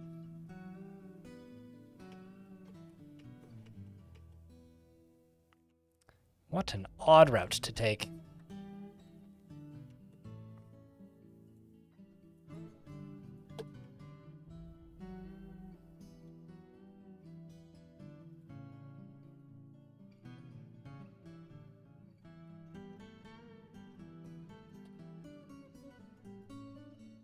Yeah, it's a very happy fortress. Is there a clip of the flooding happening? Probably. I don't really watch my own clips. But someone might have one. Although, I'll say this. This isn't the flooding happening, but how about this? This is going to make the game really laggy. But I don't think most of the people watching right now have seen this. This is how we solve the this is how we solve the flooding. I just need to wait for a dwarf to come over here and pull the lever. There goes Haggard, my mare, who's wearing a very fancy crown. Because she's fancy.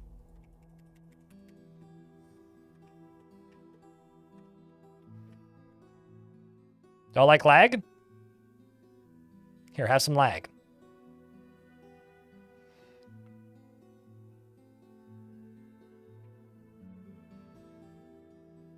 It's actually running better than it did the first time I did this, which is kind of funny.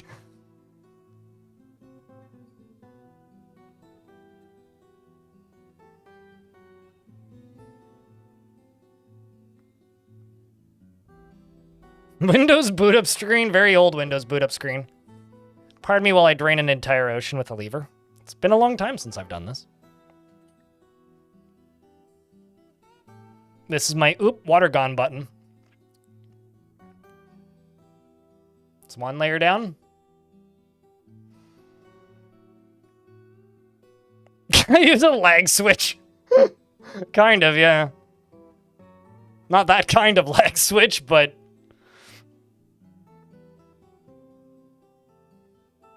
I gotta reattach that goblin. I mean, I got another goblin to drown, yeah. This is true.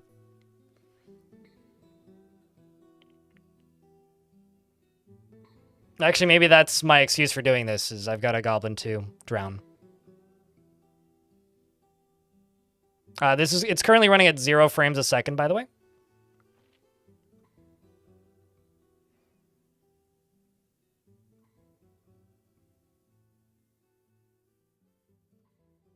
It's like, what is the point of this? I don't know, playing Moses. Playing Moses!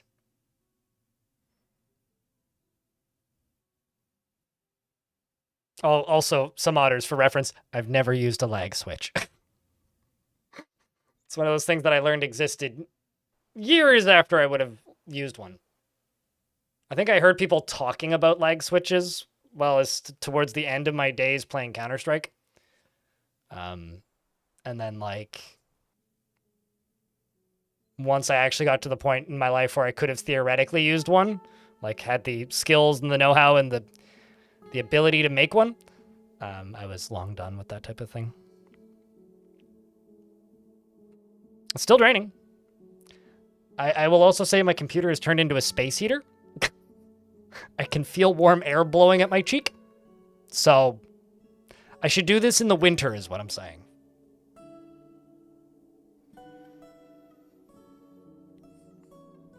I managed to make my dad spit out his coffee by telling him that I don't need to pay for heating because I instead just simply turn my computer on. Pretty soon here, it's going to figure out where it's actually going.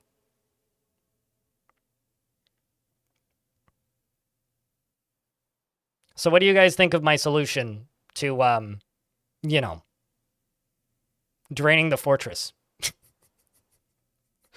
Which is just... Well, water is coming into the fortress from the ocean. So if ocean has no water, then no water in fortress. Problem solved.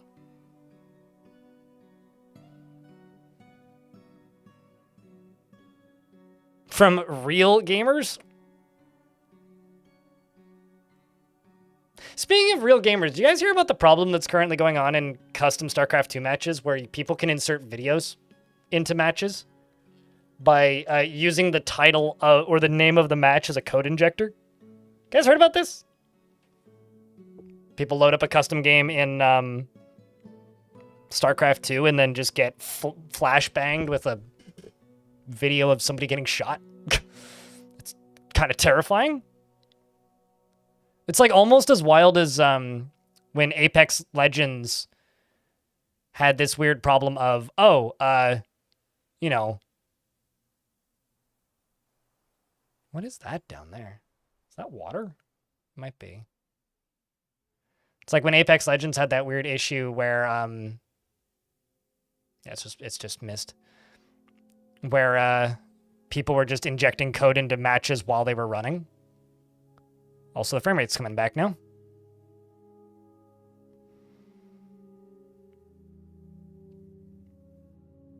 We're back up to 25 frames a second.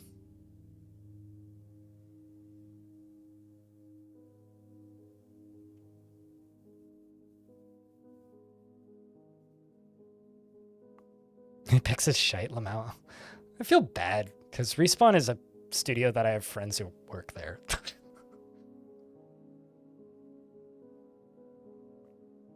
Also, this is just a favor from me to chat. Stone Seashore's Wall, the lovely moderator, can't afford to sub and doesn't currently have a sub. So if anybody feels like being generous, if we could help out a Stone, that would be good. But EA ruined the game? Yeah, I won't deny that. Although I don't actually know because I don't play it. But I'd be willing to agree with that opinion based on absolutely no context nor knowledge of it. Clockwork, thank you much.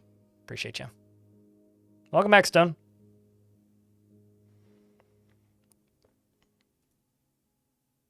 Stone's 61st month. Beat you to it. I'm sure there's other people that could use a sub if you need one. If you need to toss one out. Josh, the 123. But don't feel the need. Alright, so as this drains out, what I'm going to do is I'm going to build little walls around these and then put a door on it and make them fortified so we can drown the goblins successfully this time instead of, like, you know, them just escaping. Sergeant Donut, thanks for checking out the 5-pack. Appreciate you.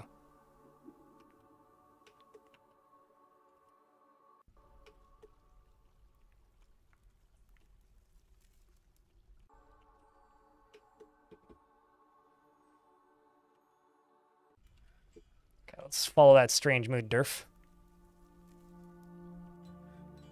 Grabbed one piece of leather. That seems a little odd. Why so little leather? Just a singular piece of leather.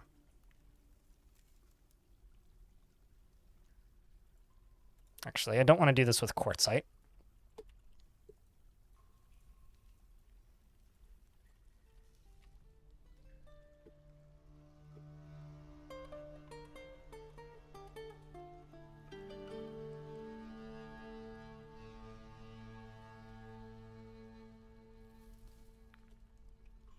All right, let's get that built.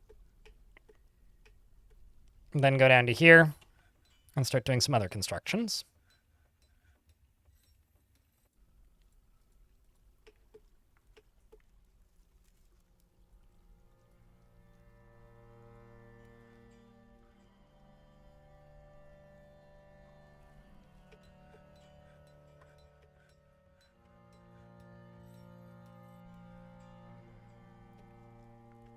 So dwarves are reclaiming bedrooms at a pretty rapid pace.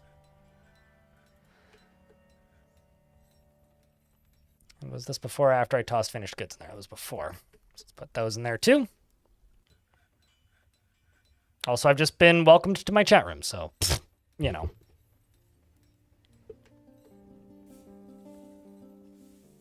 Yep, and also helps moderator moderate chat better because they don't get stuck in ads. You know, honestly, I'm kind of amazed too, Stone. So how am I draining the ocean? No dwarves died in the process of making the hole. How am I draining it? With a drawbridge. It's draining right here. And then this right here was, I dug all the way up to here and then built the way for the water to flow and then built a really long this thing and then collapsed it into the hole, which took out the ceiling, which then I now pull a lever and I can drain the ocean. Which can then be refilled by pulling another lever right next to it and just looks really cool. Now I'm trying to find my chains.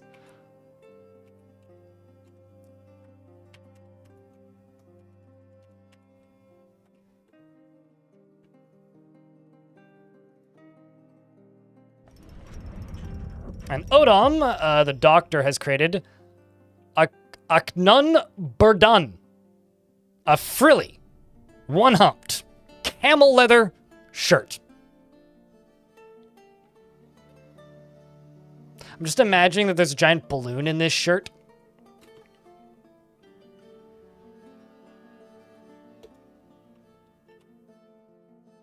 It's a frilly camel. Yeah, that sounds like an insult. You're a frilly camel.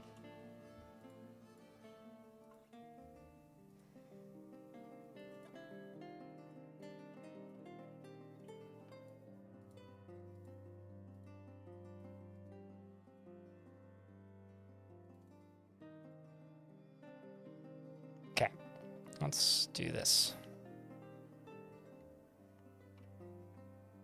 Does it come with the hump? Sure.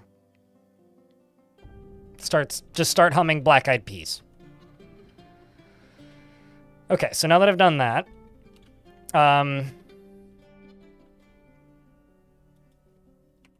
let's just jump down to where that was made. Just right here.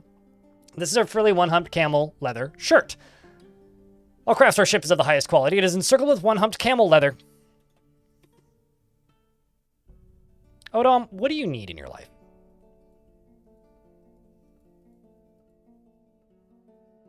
You got hunted by the dead and you're frightened. You want to fight, be with family, and you want martial training. I'm going to put you into a squad by yourself. Because I also need to make a second squad to get the other dwarf leader out of here. I'm just going to tell you to go work out. Like, just go exercise. Just go, like, train. Just go do that. And then that'll allow me to swap this dwarf out for somebody else.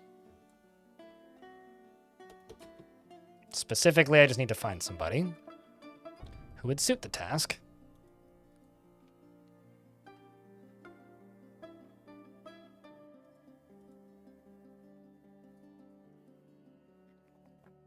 I mean, you're my mayor, so I probably shouldn't toss you in there.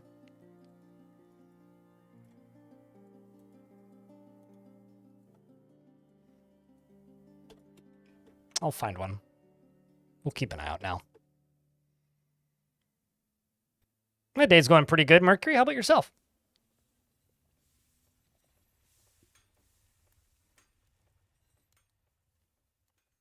Why do I have my emotes have crypt in them? It's a very long story.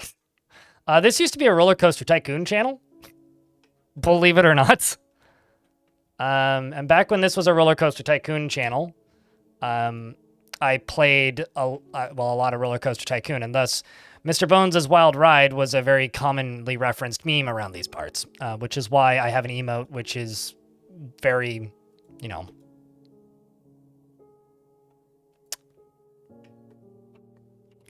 very much making use of that iconography, which is Crypt Calcium. And I wanted the prefix blind initially, but the there is a channel that exists that I won't name that has that prefix, and they've been inactive for the better part of a decade.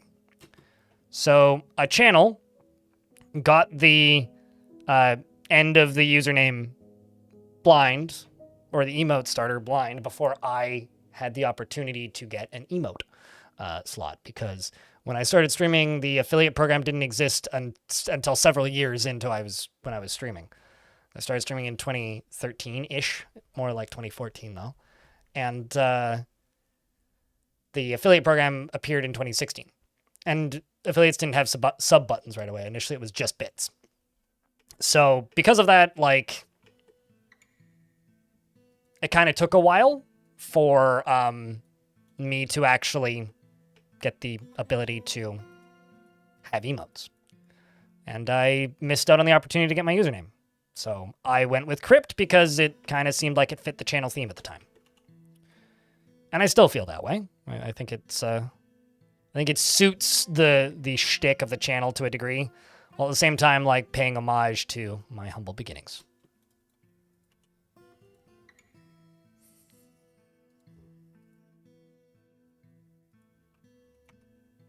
So hopefully that answers the question in a satisfactory manner.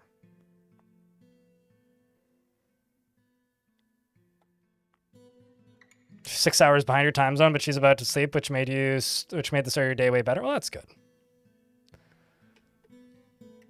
Oh shit, we got sand down here. It's actually super useful. I can make a sand collection zone down here.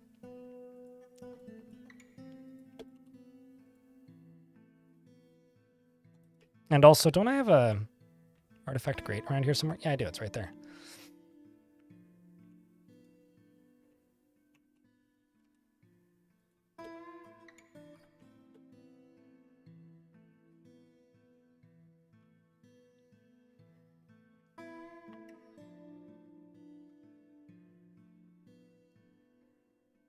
With the proper setup, you can get Mr. Bones Wild Ride in DF2. Nah, because Dwarf Fortress has a better physics simulation, so it would eventually slow down.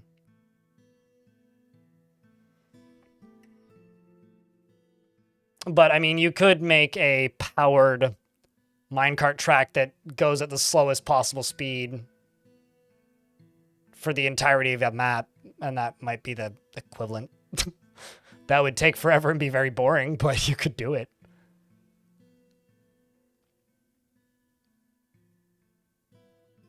I feel like if that wasn't such a boring thing, or if that didn't end up being so boring, it might actually be something I would consider doing for the fun of it.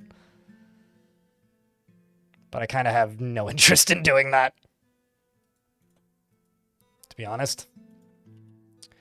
Okay, so when that is done, I will then grab this and grab quartzite and go thunk.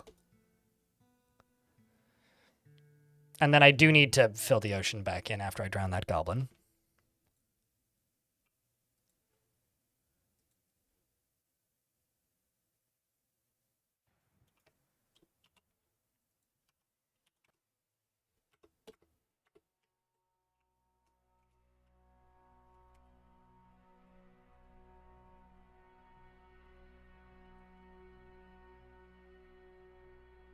I think a friend who's millions of meters away and you get thousands of kilometers. But you're hoping to move there one day because South Korea isn't going. That's fair. You're in South Korea. Oh, I didn't know that. Yeah, I can relate to the friends being far away. I mean, for basically most of my adult life, I've only had a very small number of friends who actually live locally to me. And most of my friends are, at the very least, at the other end of the continent. So I can kind of relate to that.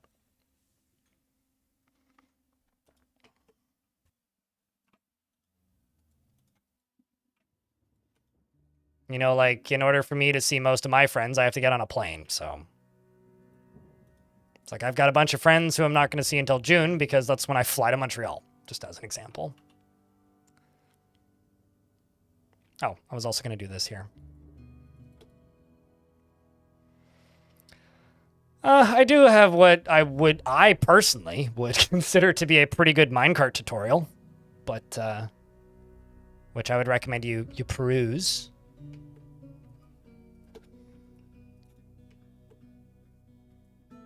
But at the same time, I think minecarts are one of the most overthunk things in Dwarf Fortress, where people just overthink them more than they need to.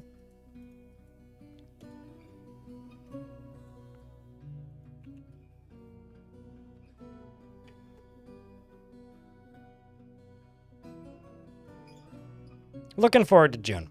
June's gonna be fun. Is it bad, Hobo, that I'm almost more looking forward to dinner than I am looking forward to the reason we're going to Montreal? You only use minecarts for quantum stockpiles? Well, then you're halfway there. Now you just need to be living on a prayer and sing, whoa, and then you're good. I need to make a library, I think. That's the next project. But let's get this goblin drowned.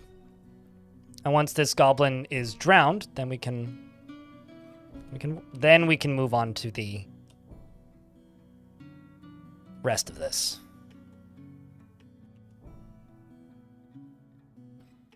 I love that this is all still draining. Holy shit. There's so much water. But that is the last of the water, which is exciting. Should probably build a railgun.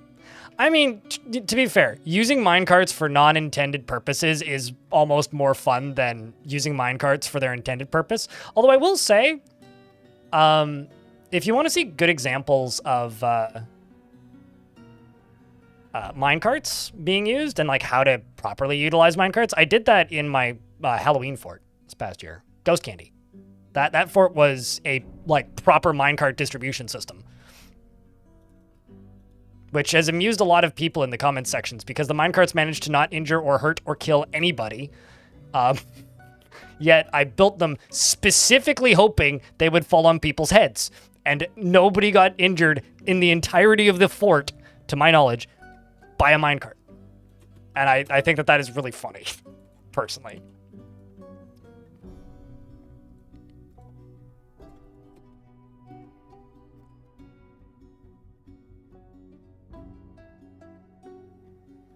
There's no such thing as overkill when it's a game based on making your own fun.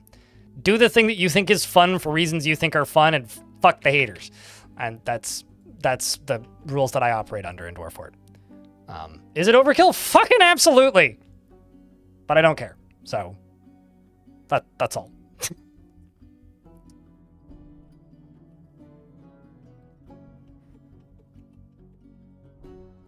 And also, I should state that don't ever worry about actually doing this. Just don't. Just don't ever worry about actually doing anything like this. You thought there was a reason behind it? Well, the reason behind it... Well, okay, so the reason I drained the ocean was because I filled my fortress up with the ocean. And the easiest way to get the ocean out of my fortress was to lower the average layer of the ocean.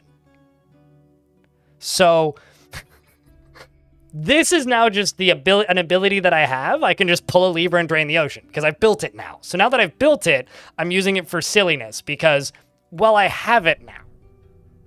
Does that make any sense?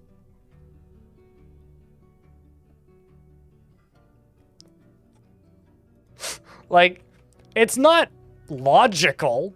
It's, well, now that I've built it, I might as well take advantage of it. Although I am wondering why these dwarves are not putting this goblin in a cage. Let's reassign you.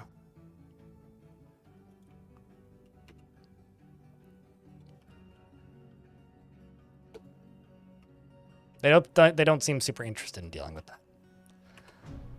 Front door ain't locked, is it? No, it's not. Odd. Odd, odd, odd, odd, odd.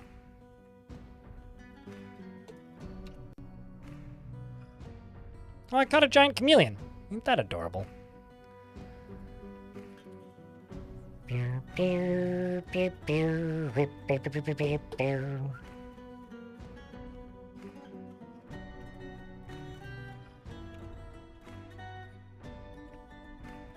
Doing in Netherlands.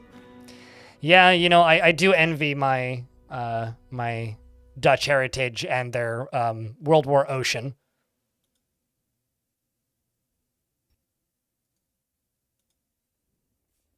It's respectable, honestly.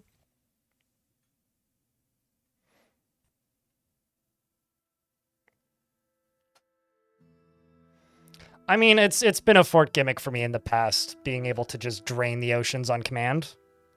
It's a pretty fun one, too, I'll admit. I think I'm just going to move my pigs down here, because they keep running away. Which is a little bit annoying.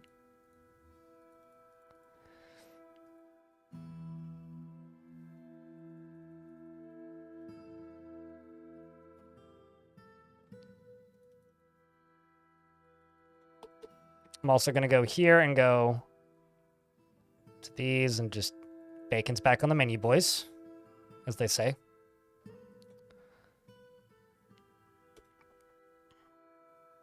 With big waves. Yeah, we are currently in big waves of responsibility, right?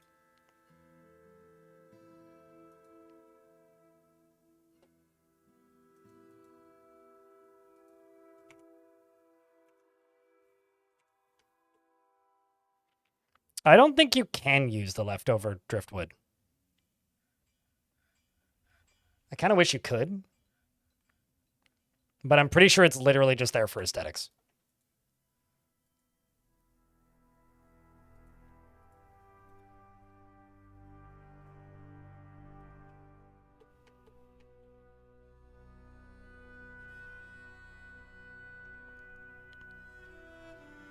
It would be funny if the water level stayed low. Oh, that would be neat.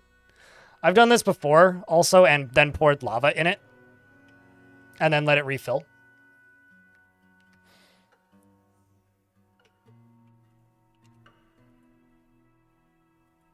Did I catch another giant chameleon just now, or am I going crazy?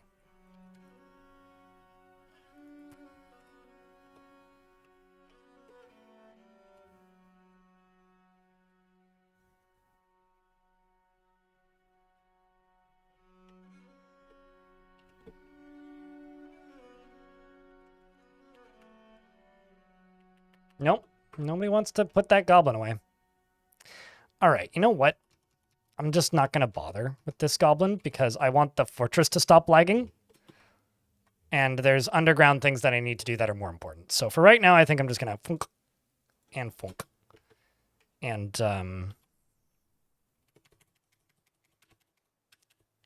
go to here and refill the ocean.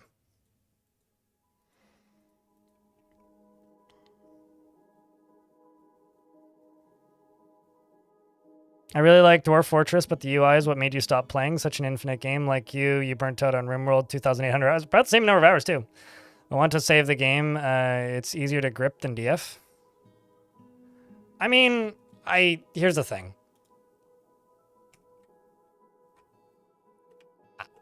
I have no real input or feedback. If you're just trying to vent, then yeah, okay, vent. But I don't fully understand why people are so bothered by the current Dwarf Fortress UI. I don't recommend No Moria, personally. I think that game's quite bad, but in Nomia, maybe, because at the very least you don't need to pay for it, which is the open source No Moria. But, yeah, oh, please don't recommend DF Hack. Don't be that guy. It's currently crashing the game for a lot of people, for one thing.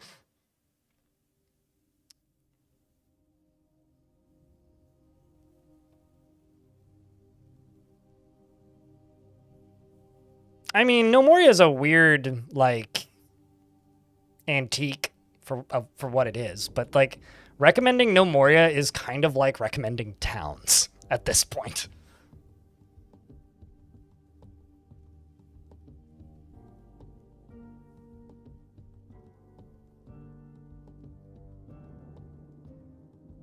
No, it didn't. It really, if you go look at how active that modding scene is, it really isn't, Jesse. Recommending DF Hack is kind of like recommending you learn how to skip quests using the terminal window in a Bethesda game. Is it useful? Certainly. But I wouldn't recommend it if you're doing your first playthrough. You should probably just play through the game. And that's how I feel about DFHack. It's a useful tool, but it's not something to recommend to new players. Oh, they tried. I see. Yeah, I mean, Innomi is pretty dead these days. The problem with No Moria is it's just kind of a worse Dwarf Fortress in almost every way. Like, it's Dwarf Fortress in almost every way other than theme. And it does less than Dwarf Fortress in almost every way. Which is kind of why it fell apart.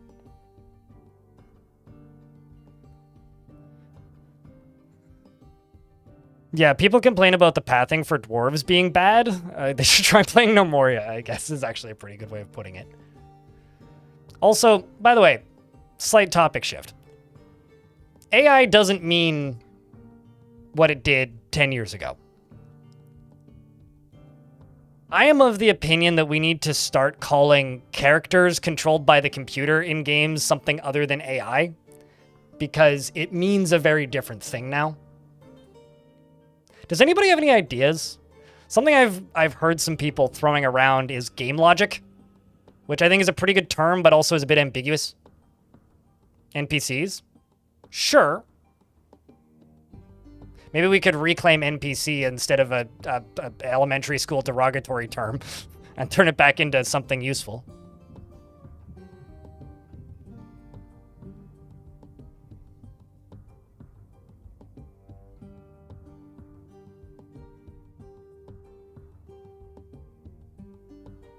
PDC? But yeah, I think NPCs are probably the best.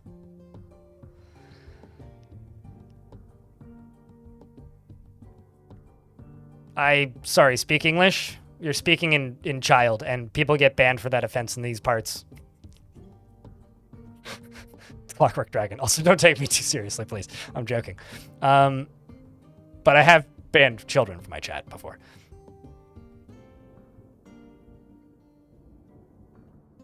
Meeples. Well, Meeple Station might have a copyright claim there. Although I don't think Meeple Station is even for sale anymore, so maybe not.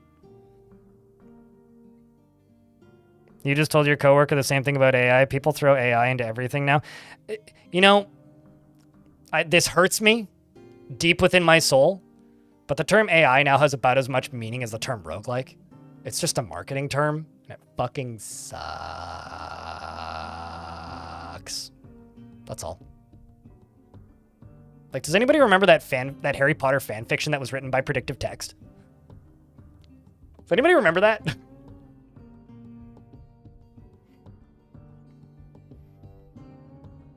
Man.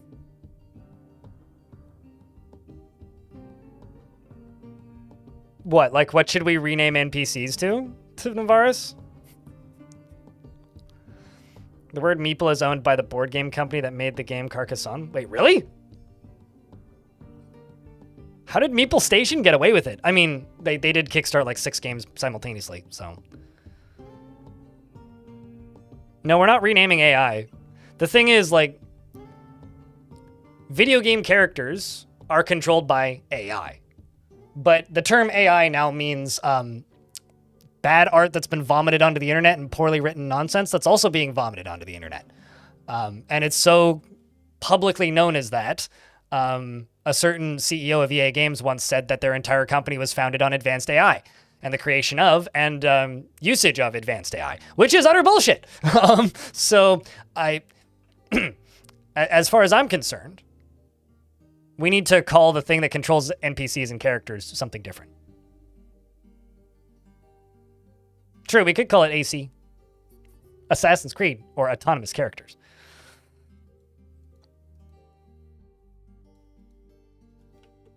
We should just call them automatons. Mobs is not a bad idea, but mobs is also a kind of a subset of a thing, right? Like a mob is a specific thing for a specific type of game.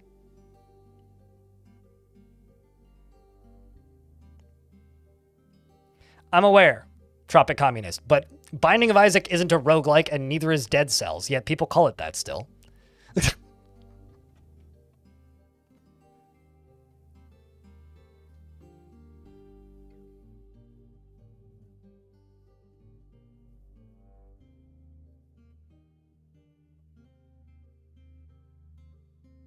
Your YouTube tab keeps maxing out its memory and dying. You could try Twitch, Postal Pal in YouTube chat.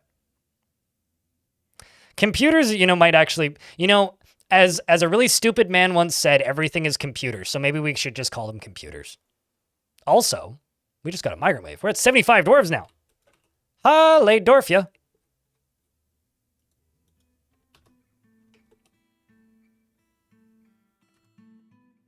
There's also some camels on the surface.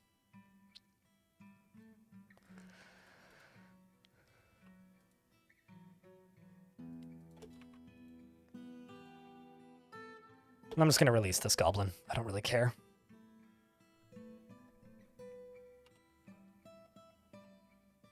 No, it's not that you can't call them that. Like, you can still call them AI, right? And I'm sure most game studios are going to continue calling them that for a while.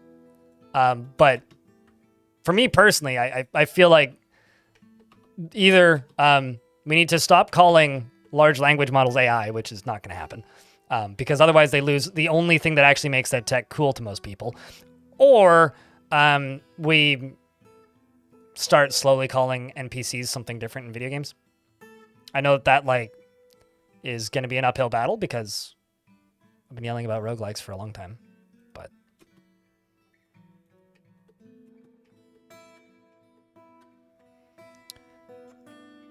population continues to slowly rise. They're neural networks. You're correct. But like I said before, Binding of Isaac isn't a roguelike.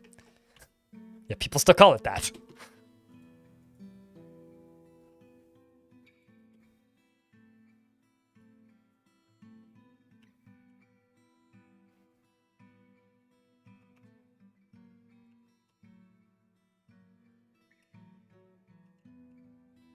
Bastet, you want a dwarf?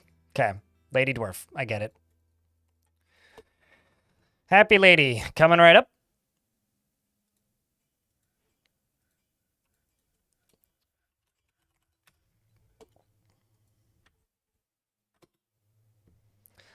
She is very stubborn and doesn't tend to hold on to grievances. She's moved by art and natural beauty, and she is troubled by this since she dislikes the natural world. She doesn't try to get things done perfectly and is somewhat quarrelsome. She's bothered by this since she values friendship. She's quite polite, and she can handle stress.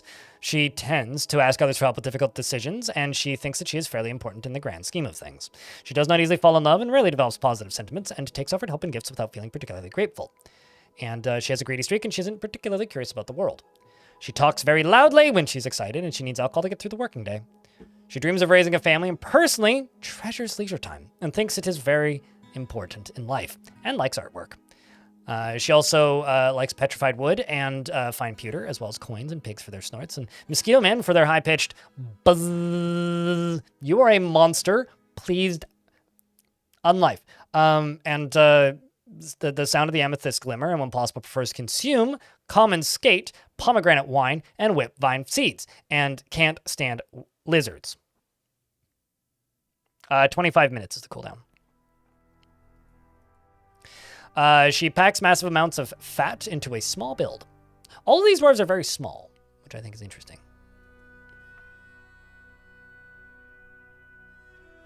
And she acquired something that was satisfying recently, so welcome to the fort.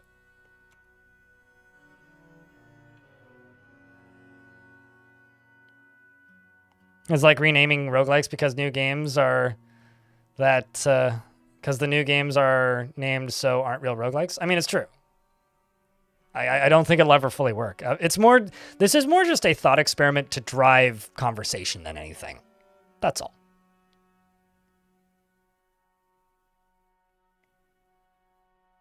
Can we have AI strip out the best comments? If you have to have AI strip out the best comments, 1, you're lazy, 2, can't read coherently, and 3, don't like conversation, and thus I don't like you. If you have to use AI to do literally anything, get better at the thing that you're doing. Gosh darn it. Like, the one thing that takes longer than proofreading a document is asking AI to proofread a document, because then you need to reproofread the document, so you're adding an extra step. Because it might just hallucinate something that didn't exist. Tell us how I really feel. The shit's a fucking waste of everybody's time, money, effort, and resources, and is going to cause a lot of pain for a lot of people when people become unemployed because they depend on it for a job, and then those jobs cease to exist because people realize that tech is fucking bad simultaneously. That's how I really feel. Satisfied?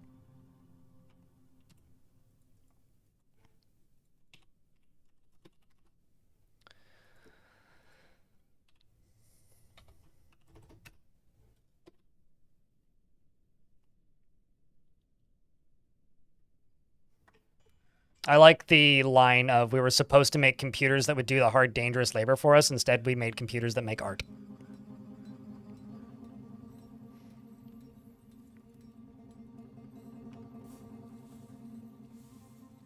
Because art's expensive. But money? What money? So far, all it's done is created a lot of random nonsense garbage trash that shows up on like random storefronts for sale in the software sector and in games. And it's slowly making me more and more convinced so many people are vibe coding all their software together that like stuff doesn't function properly anymore, which is just mildly frustrating.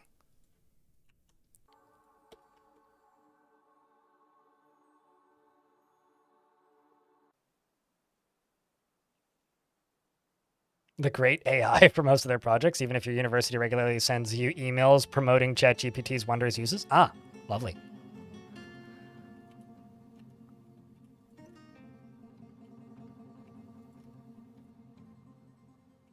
You know, I would much rather promote the great Cornholio, but that's because personally I think that might actually have more value.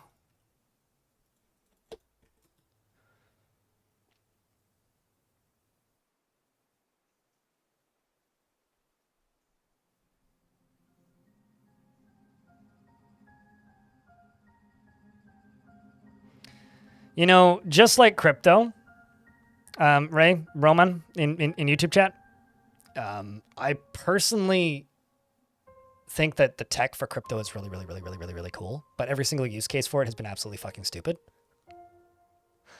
Like, the actual cryptography going on under the hood with crypto is really neat, but the use case for it is just dog shit pointless on a good day. Whereas when it comes to, like, how do I word this? Large, like neural networks and large language models, there actually is uses for it that is useful to society. It's just all of the uses that are being heavily pushed and the pursuit of general AI is just a massive waste of everybody's time, in my opinion. Like a humongous waste of time, a colossal waste of resources. Like, it's the best use case for AI is in everybody's smartphone already, and it's called spell check. They haven't topped that yet, really, when it comes to consumer-focused AI. I'm gonna, speaking of phones, go grab my phone, make sure I'm not missing any phone calls.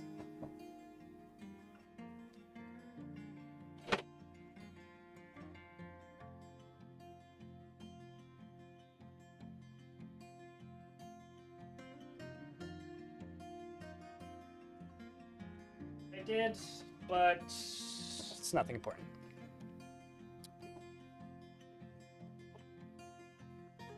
Yeah, it was about 2 years ago that it became a buzzword.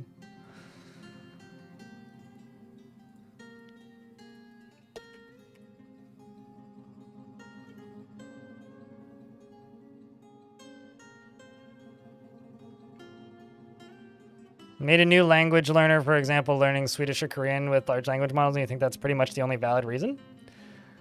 I tend to disagree, because all that's going to do is it's going to devalue the actual job of teaching people languages. Like as a learning assistant or a tool to use in alongside of proper classes, maybe. Sure, I could see that. But anything that's going to replace actual teachers is not a good thing. Or anything that will make companies think that they can replace actual teachers is not a good thing, because it lowers the incentivization. removes the I can't think of the right word.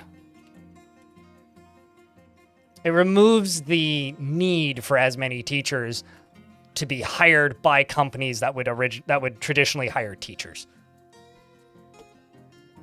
And that to me is a bad thing. I would rather incentivize hiring more teachers and use tech for less things than the alternative.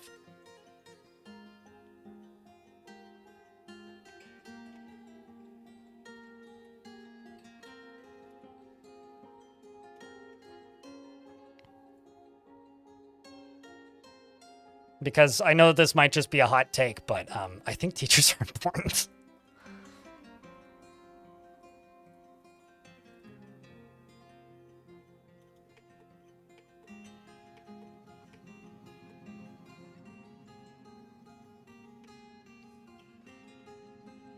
Put quantum or nano in their titles to get money for their research projects. You know, you're not wrong. You are not wrong. Those seem kind of like quaint days by comparison, though.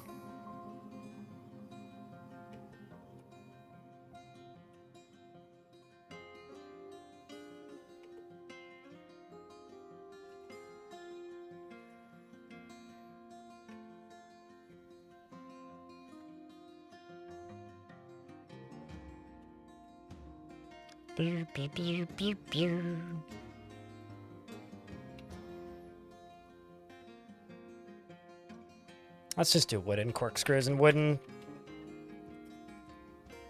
pipes. So that doesn't matter what they're made out of right now. It's just water. So welcome to the Quantum Nano Blockchain train. Well, I'm very happy to be here. Does it come with a fruit basket? Otherwise, it's not that warm of a welcome.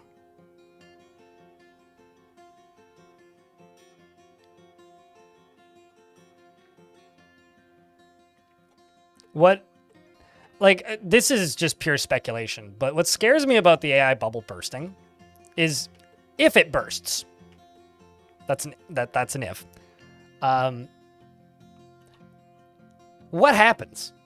Because, like, I don't know how many of you follow tech news super closely, but there was that very brief window where ChatGPT shut down for like a day, and a lot of people couldn't do their jobs competently because they were not able to use the tool that they'd been leaning on for a very long time. And that freaks me out. Like, just on so many levels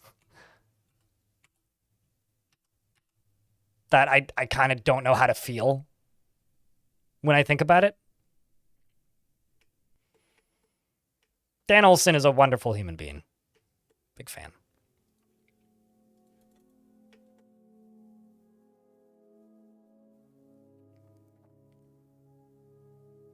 I want to say you brought a lot of this game to life for you. Oh, thank you. I'm glad that you found the guides and or tutorials helpful, friend.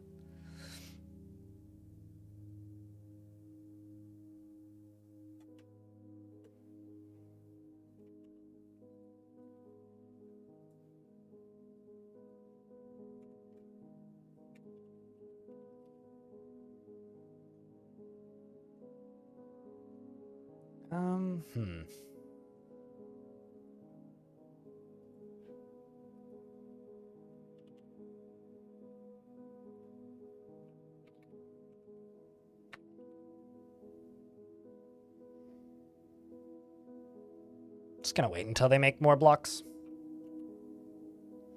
That's what I'm gonna do.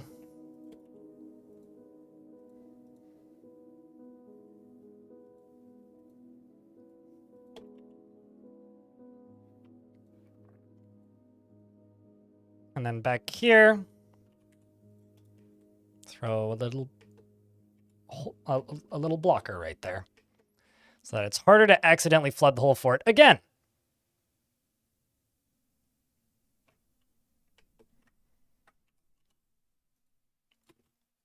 And also, you know, since we're talking about AI a lot, I also have to just add this, that I do genuinely think that the devaluing of human writing has been pretty catastrophic for our species over the past, I don't know, 100 or so years. And I think that models like these, devaluing it more, is not a positive thing for anybody. That's all. I know people like to clown on journalists and all that, and often for unfortunately legitimate reasons. But I do think that that is a bad thing.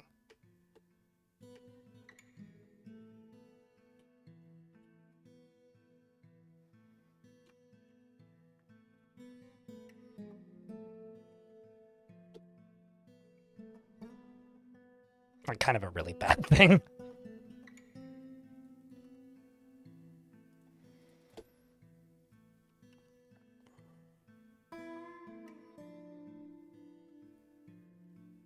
Because it's expensive, and chatbots don't recoup the expense, World Forge.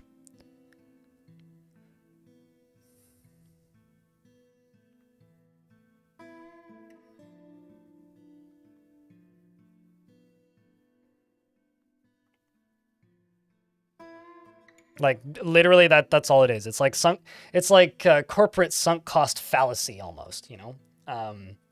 If you spend billions of dollars on developing something, you have to spend it. You have to use it because you've spent the money. So now that you've spent the money, okay, well, now you got to use it. So how are you going to use it? And that's kind of the problem that I see.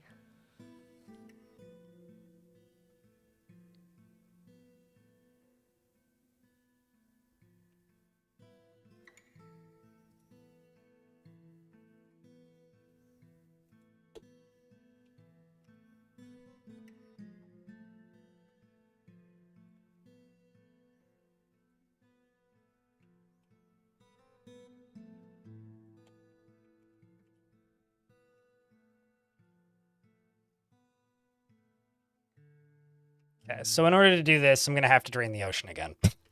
But, actually, no, I don't need to drain the ocean again. Well, no. I do need to drain the ocean again. If I don't drain the ocean again, it will flood the whole fort again.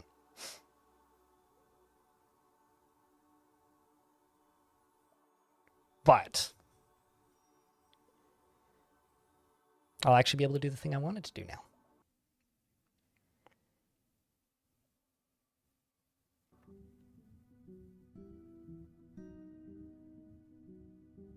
Is the falling emperor wanting to drag down everyone with them as they fall?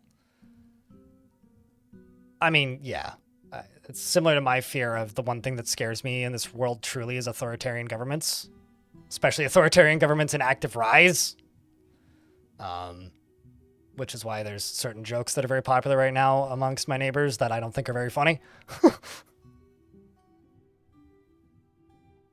How did this AI start at all? The AI discussion started because I asked, like, what could we refer to NPCs as that isn't AI, because AI's kind of become something else now. In other news, the Pope died, and the guy who's currently doing his job is named Kevin. So do with that information what you will. Don't worry. Shy, you're fine.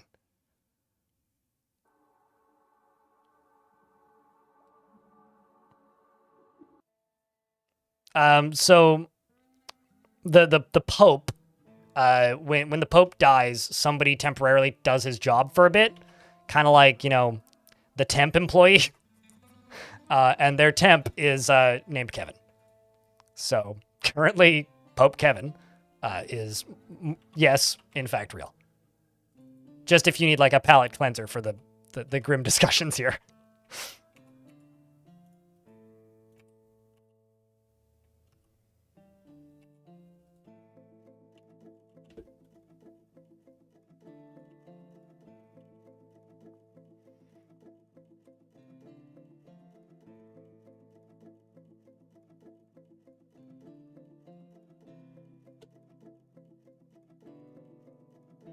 His Majesty Temporary Pope Kevin. Did they call them Majesty? I don't think they do.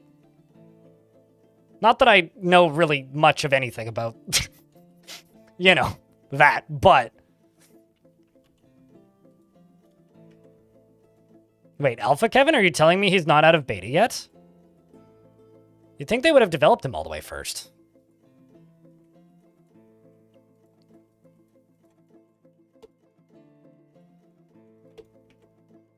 Your Popeness.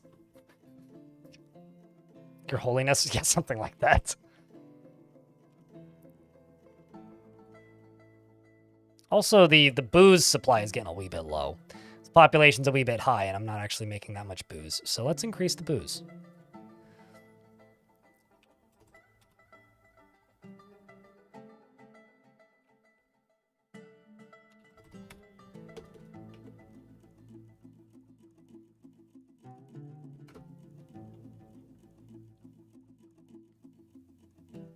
The Kevinator, if you will. Yeah.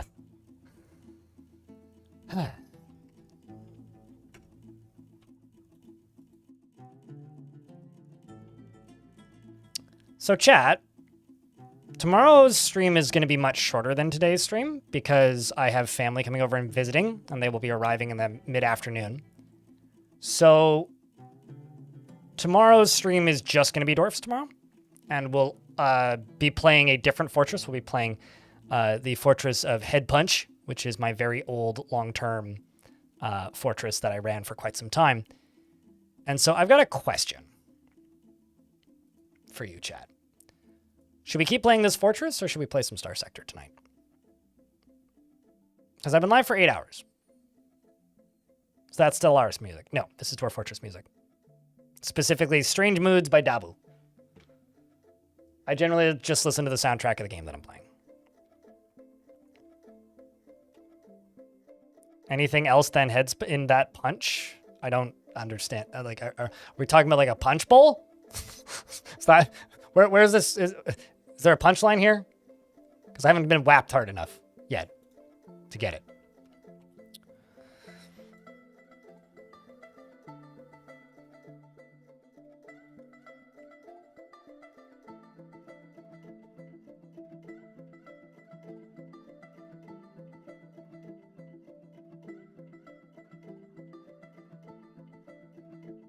You didn't even know what a pope was? Really? Oh.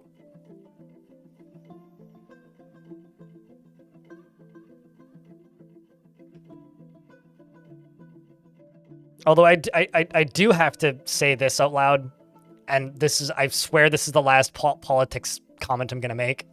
I do genuinely think it's really funny that the Pope died, like, within an hour of meeting JD Vance.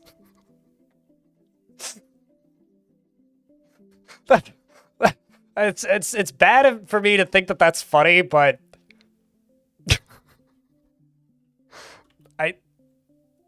it's really funny. That's all. I shouldn't find that funny, but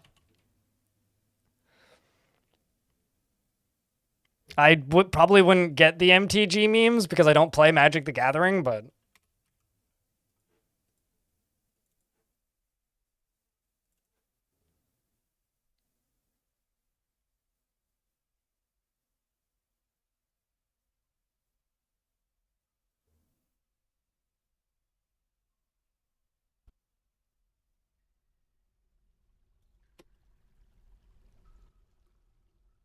thinking that's it, I'm out of here. What's even better was before it was officially announced that the Pope had died, JD Vance also posted on X, Twitter, that the Pope was looking better. Like, he's looking better. Mm-hmm. About that there, bud.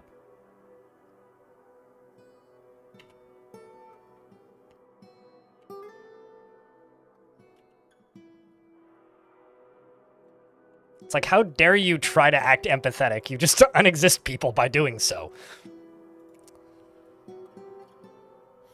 Anyway. You better die.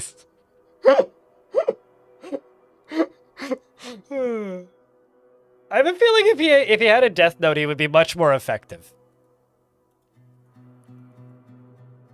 at like doing his job.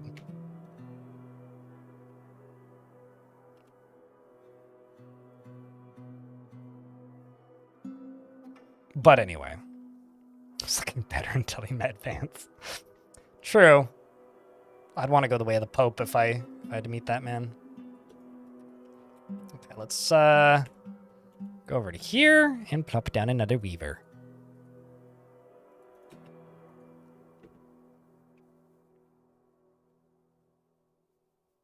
He also doesn't know how to order donuts. So, the Disney Cars universe, not only is there a car pope... Oh, wait, I'm sorry, what? But the car pope rides inside of a Pope-mobile, which besides confirming that there was an assassination attempt on the Pope in the...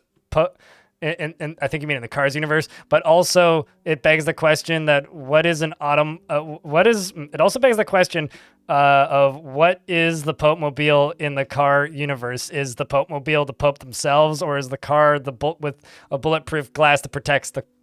I have a question. Does Car Batman drive in a Batmobile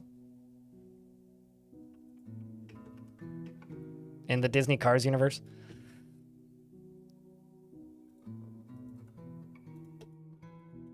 Obviously, you know, the only universe that matters. You know, I have this very vague memory of watching the third Cars movie. So allegedly I did. And how did we go from the fucking Pope to Cars? Anyway, I have this vague memory of watching it. And I probably have just imagined this into existence, but does the sequel to Cars have Car Naruto in it? Because a good chunk of that movie takes place in Japan.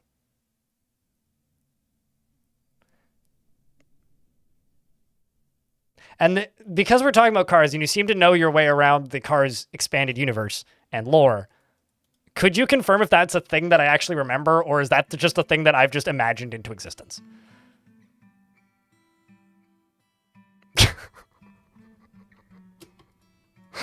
Because, like, I'm not saying that changes everything, but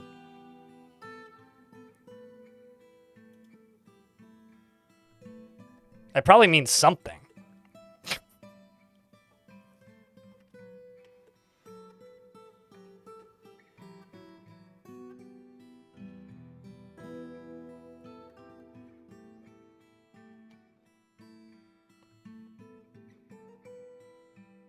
I'm reasonably certain you have to call him Karuto for copyright reasons. I mean, that's fine. That's totally acceptable, I think.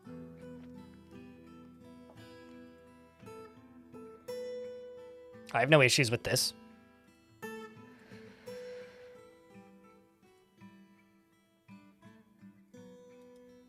Turns out your internet is shite? I'm sorry. Did me saying the words Karuto crash your internet?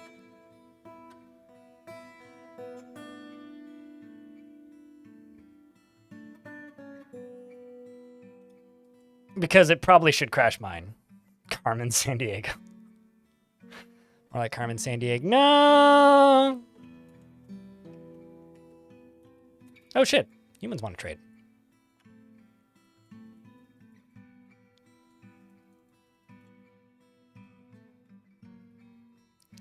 So right now, a Titan is probably the biggest threat to the fortress because I won't get any indicator that they've arrived because Forgotten Beasts haven't given me any indicators that they've arrived.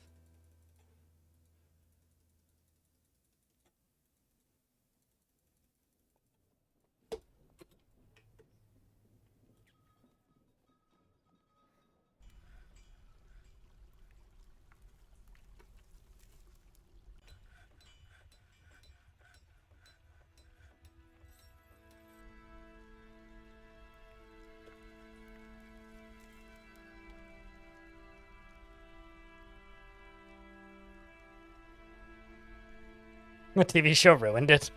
I always forget that they made a TV show out of that.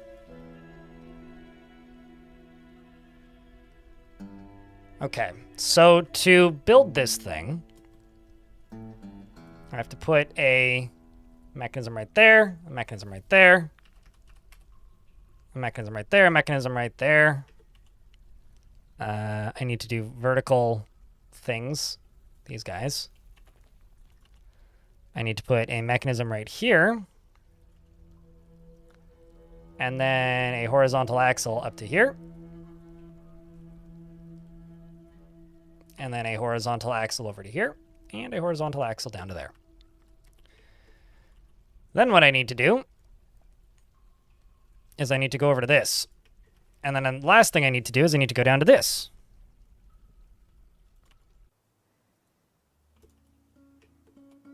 And I need to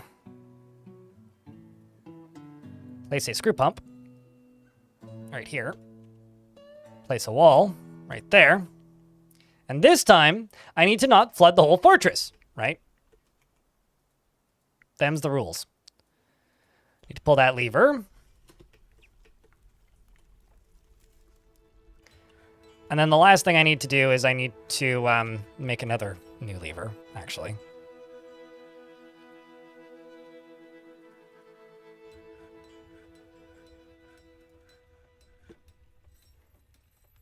Okay, so you're connected to a lever. I need another additional lever right here. My famous last words, thank you. Can't wait. What would be really funny? What would be really funny? Congratulations, you made it. Here, I presume? Suited? Don't put mud on the floor? I mean, don't tell me what to do, Dad. It's not much of a surprise if it's happened before, though. Been a busy couple of days. Seems like it's been a busy month for you. But hopefully, oh, got an artifact. Okay, so now you can connect to this. Actually, maybe not that. Let's go one over. So that might just break the whole thing. Logic, no. What logic am I knowing? Do I have a mechanic? Yes. Does this work for you? Logic, no. I mean, the artifact bucket was extremely well timed. For those of you who don't know, right as the actual calamity happened and the fortress began to cave in, a dwarf made an artifact bucket. Which genuinely is one of the funniest things I've ever seen. Logic, no, has an incredibly calm demeanor, is very greedy, and almost never feels discouraged. Is rarely happy or enthusiastic, is conflicted by this as she values parties and also merrymaking in the abstract. She is somewhat fearful in the face of imminent danger and tends to share her own experiences and thoughts with others. She has... And pause the game.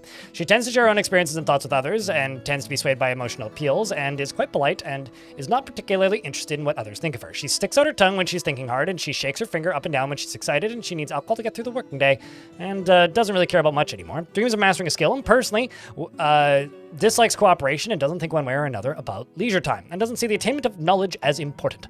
And she likes diorite aluminum or aluminium and clownfish tooth and the color buff. I should say spoiler fish tooth. And bolts, quivers, and bags and chains and the rabbits for their ability to burrow. Words of the beige lace and when possible prefers to consume Kia, me too, and durian wine, bumblebee, royal jelly, and tomato seeds. And absolutely hates cave spiders. She has 4 friends in the fort. One of them's a Kiandir spirit, no family, and is 72 years old. Welcome to the fort. I'm gonna go open my sliding glass door in here because it's a little warm.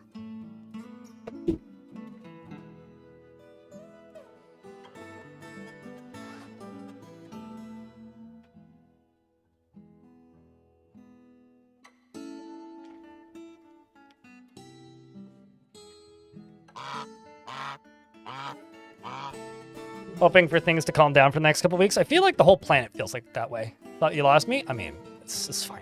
Your cellular just crashed? Oh no.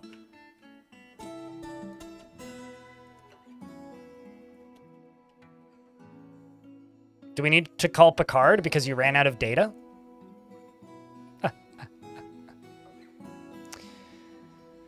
Speaking of levers, I need another lever.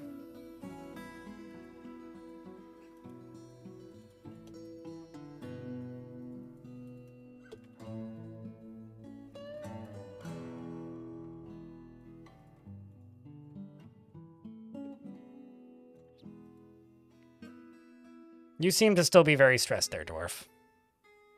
Although you're only dabbling in disciplines, so...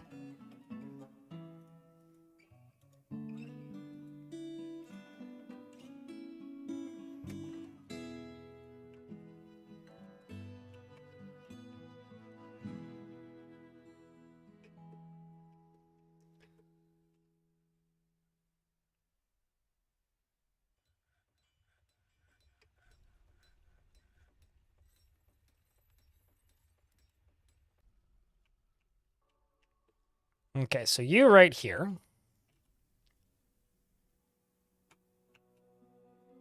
Need somebody to come down here and pump this. Which should be fine. I think.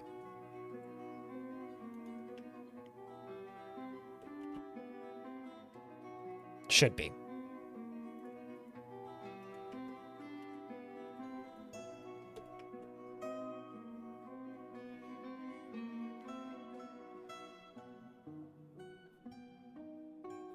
Huzzah! Working as intended.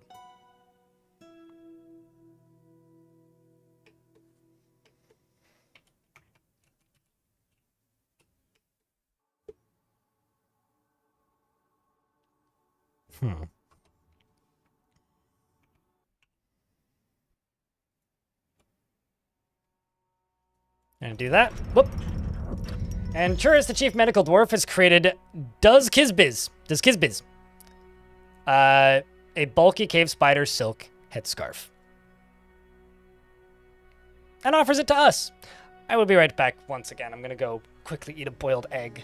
I ate my lunch earlier to fix that blood sugar problem, and now I'm just hungry, so...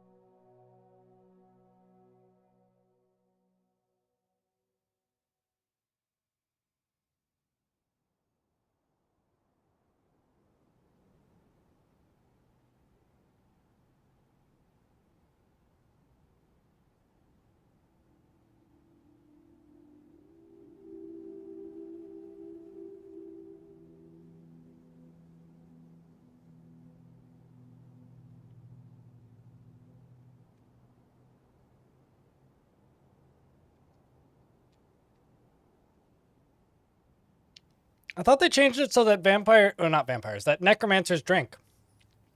It's vampires that don't. If you have a tavern keeper, they will get served drinks. But I swear that they changed it so that they do that.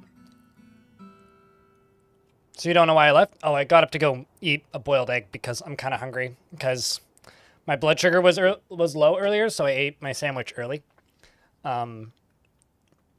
now the result is I'm kind of hungry because I haven't eaten since 11, and it's now almost 6. Cheese for everyone! Yeah.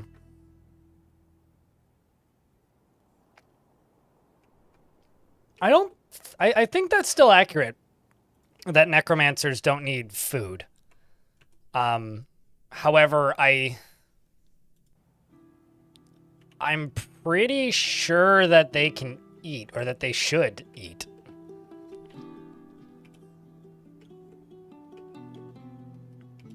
Okay, so what I need to do now is I need to get water into here. And the way I'm going to do that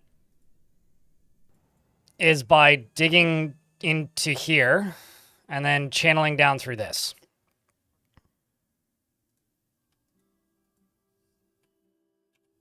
Channeling down into that. But this needs to be completely closed off, which right now it's not. So just as a safety, I'm going to put a door there.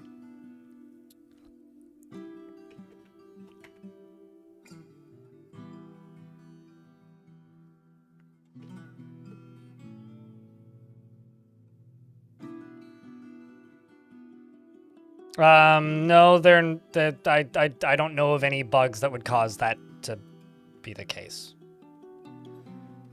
I would simply give all of your dwarves a reason to leave the tavern except for the tavern keeper and the necromancers. And I would like maybe make a burrow and give them a specific tavern. Make sure there's drinks, cups, or goblets, and the tavern keeper in there, and then see if they get served drinks. It means they get less stressed and they're no longer as affected by stress, but they might already be stressed, is what that means. So we got another migrant wave or some children, not sure which. Get rid of this squad.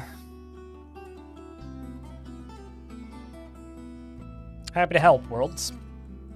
All right, let's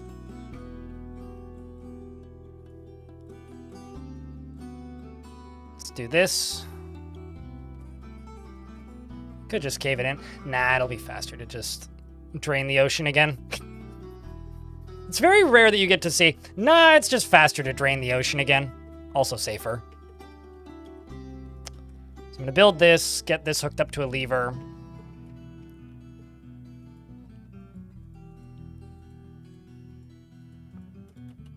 And then once that's done, and migrants are arriving,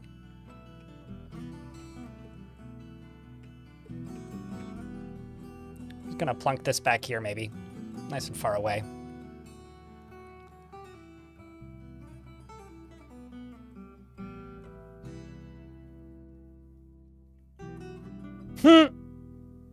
The developer of that game happened to that video. Gokhan in YouTube chat.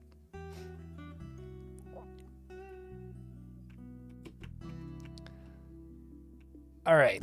Okay, so you're shut.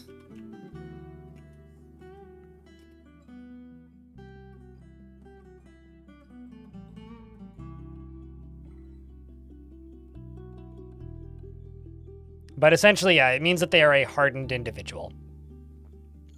It means that they've run into enough stress in their life that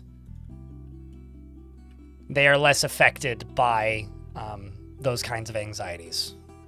All right, let's drain the ocean, shall we?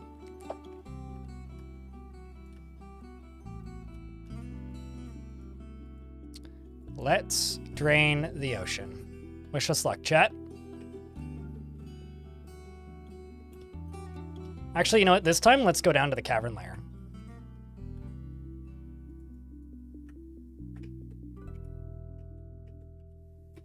This is the ocean draining into the cavern layer. In real time.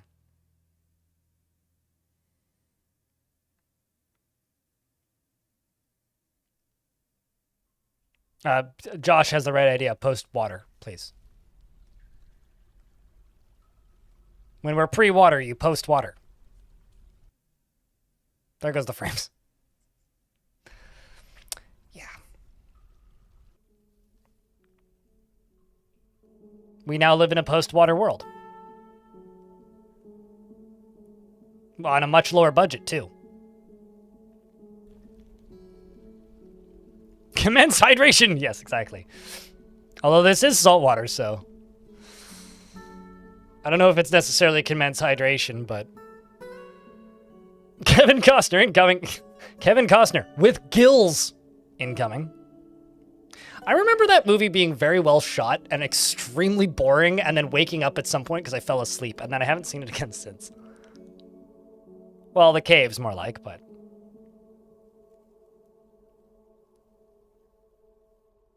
I was hunting monsters. Oh, so good. What mons you hunting?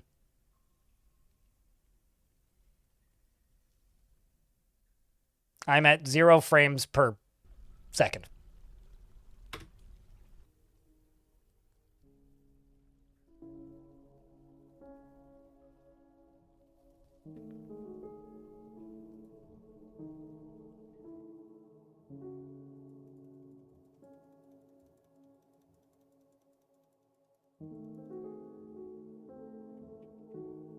Now we wait. It's okay. They're Ulm people. And also, they're now disabled by default. So there was just one small tribe that got pretty badly ravaged by a forgotten beast. And that is the extent of the cavern dwellers that you'll encounter. Apparently, they're going to rework how they work alongside of the siege stuff. So I don't know what that is, but it sounds delicious, so I'll take two of them.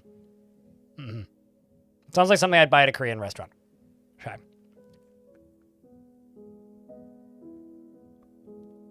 It's like, is that anything like a bulgogi?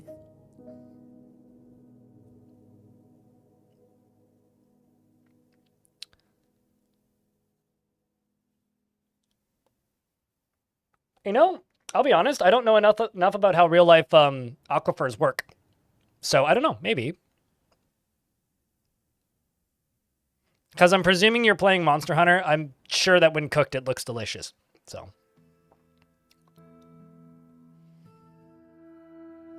It's a monkey in the... Oh, okay. I wonder if that person ever finished that Monster Hunter mod for Dwarf Fort. There was a mod a while ago that added a whole bunch of mega creatures that were just the monsters from Monster Hunter. I feel like that would be as similar levels of fun to read about as the Pokemon mod. Read about as in, like, just go through Legends and just, like, look at how a Pikachu killed, like, 1,000 people. It's not going to get old anytime soon, at least if you ask me.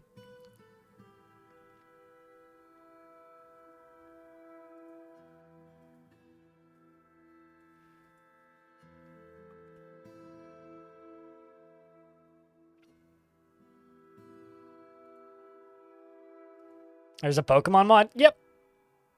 It doesn't have full assets, though. Which means there's a lot of, like, placeholder assets everywhere.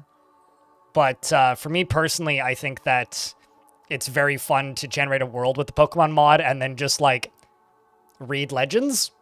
It's like the legendary Pokemon trainer stole so-and-so's child. It's like, okay.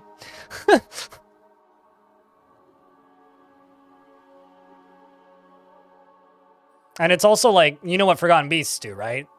Imagine there was just wild animals everywhere that had more powerful abilities than Forgotten Beasts. So it kind of causes most factions to just go extinct.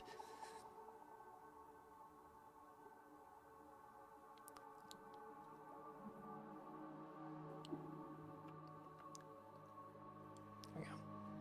Okay, we are now back to where we should be with the frame rates. Which means I can go right here.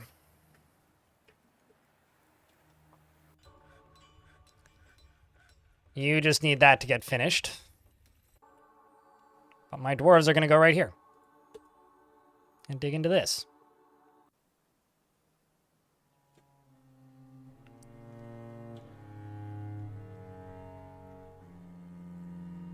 Now this is where I either accidentally flood the whole fort again, or we have a really cool, powerful tool in a minute. So here's hoping I don't flood the fort again.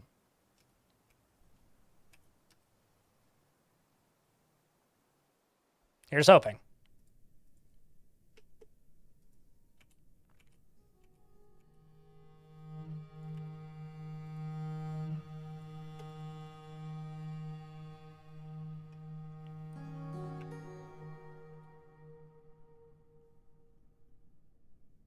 Third time? When did I flood it the second time? I've only flooded the fortress once. What is this all? Where did this second time come in? I'll save the game in a sec, Apple Pie. I'm just waiting for the ads to kick in, which is in about 22 seconds.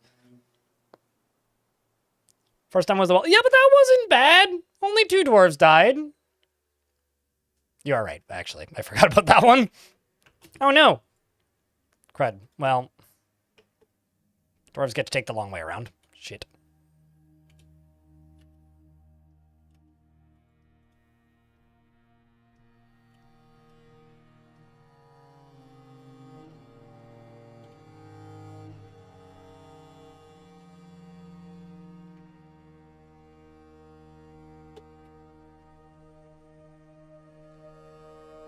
All right, we're in an ad break, so I will quick save.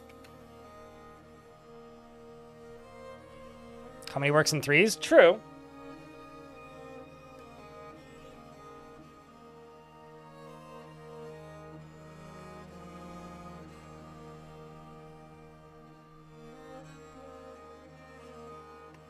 True that.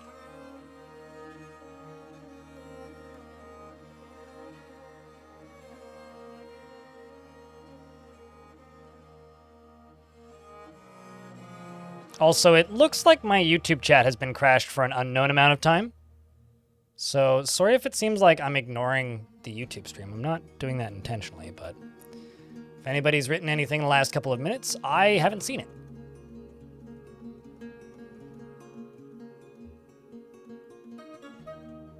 Release the tubers? I'm trying to refresh the potatoes, yes.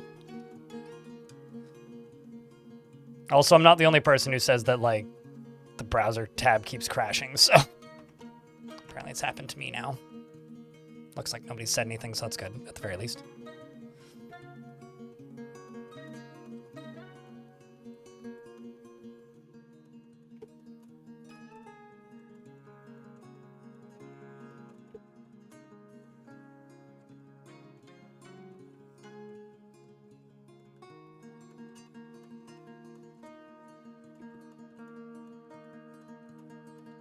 This might be a bit dangerous, but oh well, it's fine.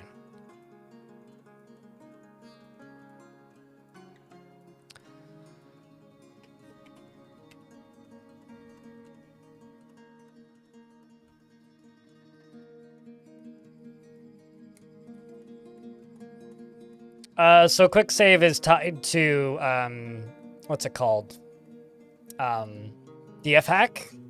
The way that I would quick save is just save and continue playing, and then when it asks you what to name it, just type in quick save. Is there a way to bind it? No. And it's also not exactly quick.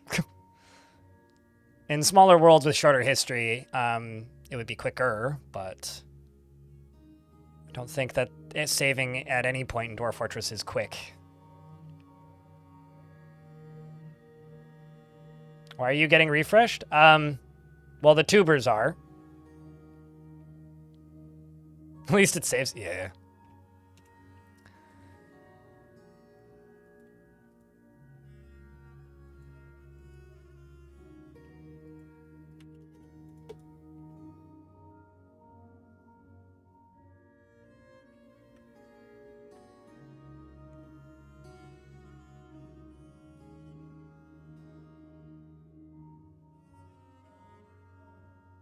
Saltwater intrusion Wikipedia page is very informative. Have you been educating yourself on the subject? RxNDum?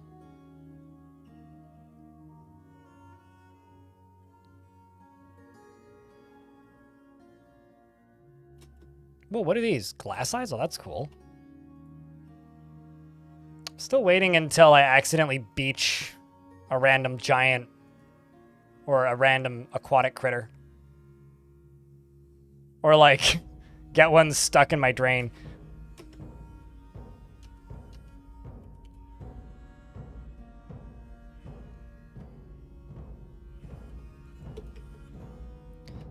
Okay, so now that this is built, this is slowly filling.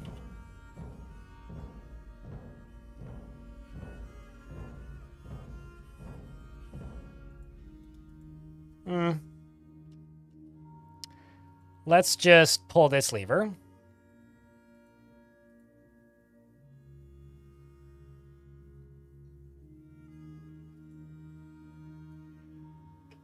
And we're also going to stop the ocean from draining.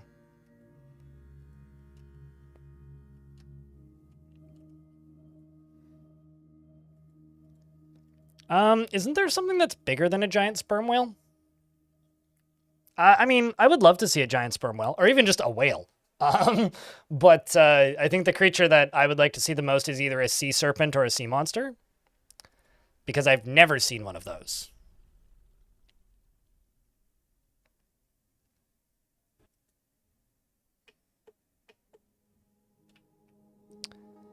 So this is now just going to drain this.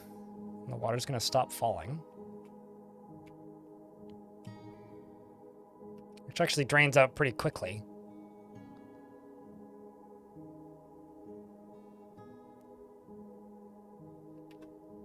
And the ocean begins to fill.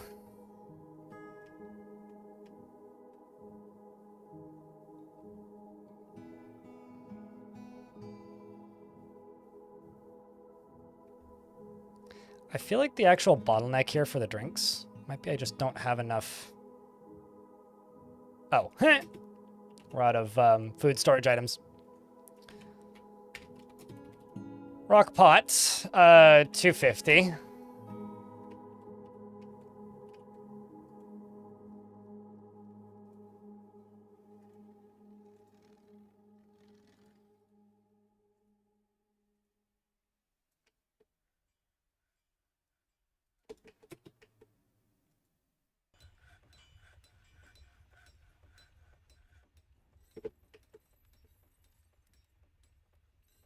According to the wiki, sea serpents will appear anywhere.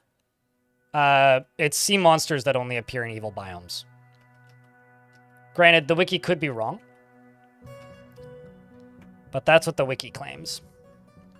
I'm just going to go over here real quick and make a dump zone there. And just trash dump all these out of here. I'm also going to go here and put a wall there. Same with down here.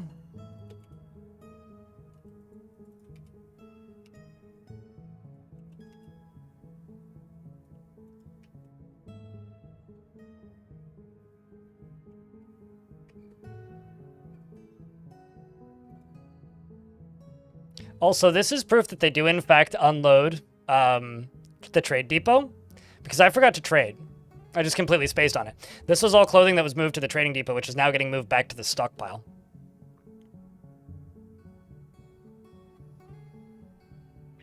Name a female dwarf, Emily. Okay.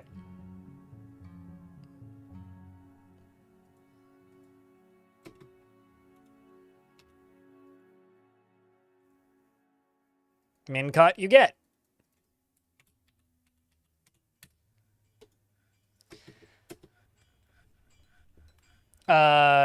She can be easily absorbed in art and the beauty of the natural world. And she is troubled by this since she dislikes the natural world. She feels a strong need to pay back any favor done for her. And she's extremely confident in herself in situations requiring her skills. She does not generally respond to emotional appeals and tends to think before acting. She does not often feel lustful, and she is often cheerful. And I have the hiccups for some reason. She often feels discouraged, and she tends to avoid crowds. She prefers to present herself modestly, and she tends to be a little wasteful when working on projects. She's currently listening to poetry. She does not mind a little tumult and discord in day-to-day living, and she is not particularly interested in what others think of her. She has a very distinct laugh when she's excited, and she needs alcohol to get through the working day. Doesn't mind being outdoors, at least for a time. Dreams of creating a great work of art, and this dream was realized, and personally views tranquility as one of the highest ideals, and sees the ideas of independence and freedom somewhat foolish, and sees war as a useful means to an end, and likes granite and nickel and amber opal, as well as giant lynx parchment in the color dark indigo, shields and querns, and animal traps and nightmares for their unfathomably horrifying nature, and the valley herbs for their tiny leaves and the sound of the flutes of pantomiming, and when possible prefers to consume king cobra, and spelt beer, and apps and finger limes, and hates slugs.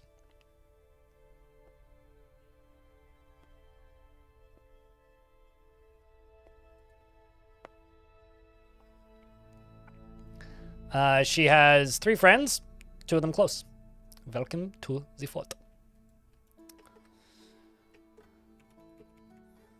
It's a very forty dwarf.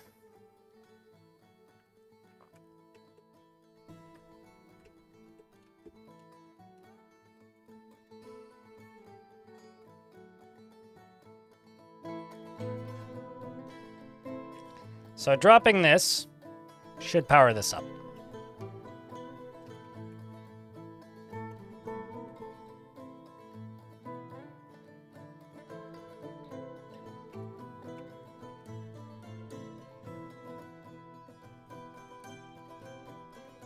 Which starts you pumping, which starts pulling water out of here. Pretty effective. I mean, for the most part.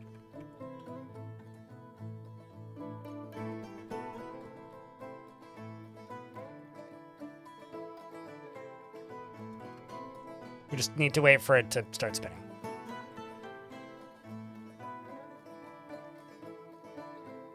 Disc.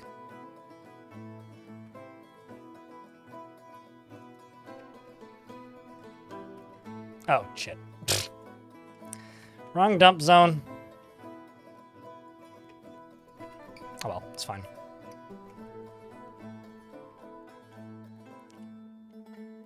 Then up here, you can do that.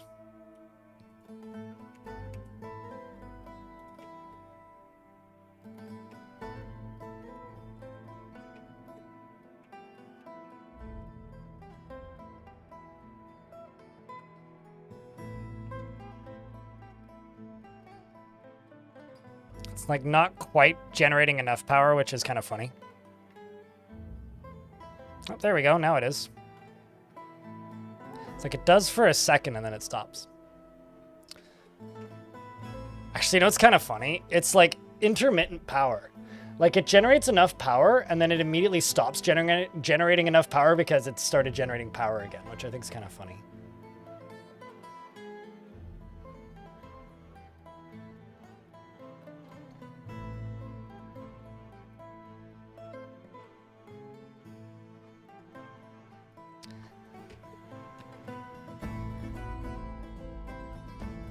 Don't do it again, Blind. You did it once. Don't you get bad ideas again. Yeah, it's kind of interesting. I kind of did, like unintentionally. I don't know how consistent it is. Because it generates power when the water levels get lower, and then it stops generating power when they raise up again.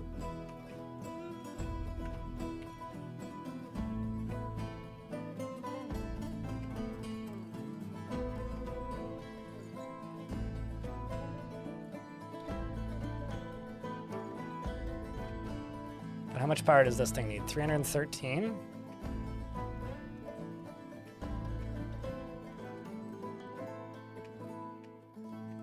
I'm wondering if there's enough power coming from here that I could use this.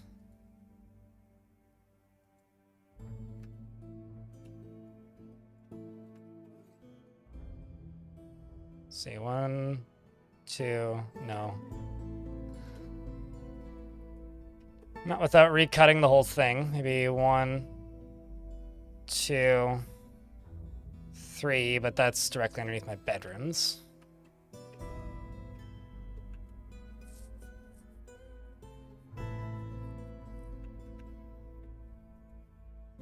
A petition for a Craftsdwarf's Guild. Oh shit, there's 2 Forgotten Beasts. I guess one of them won.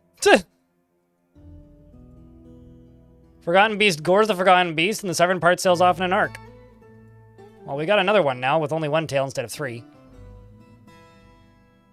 Well, congratulations, Beastie. You won against the Beastie.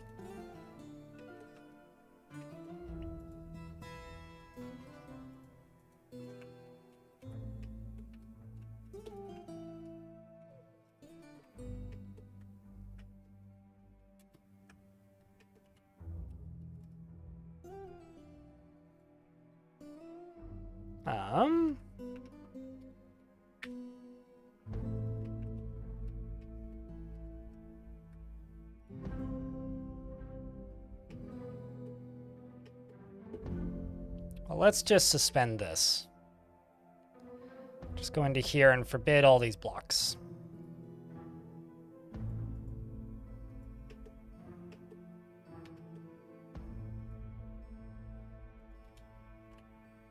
And then go into here and block this off.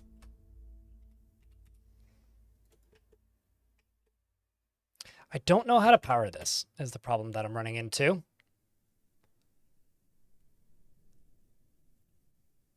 I guess what I'm going to do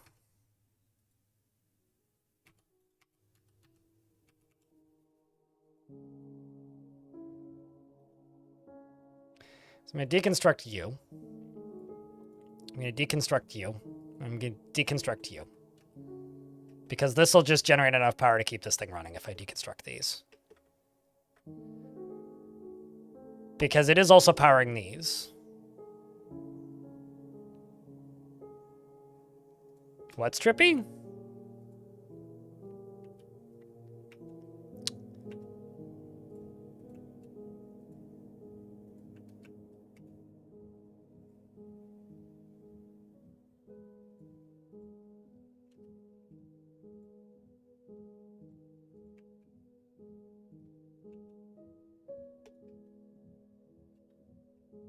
And what I'm going to do is I'm going to dig up into this.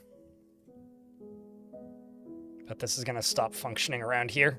So I'm going to have to do this one tile at a time.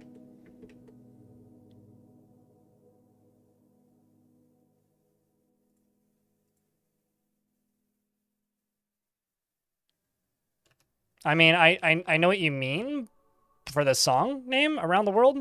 I also didn't super like that album. I know it's a very popular album, but I didn't like it.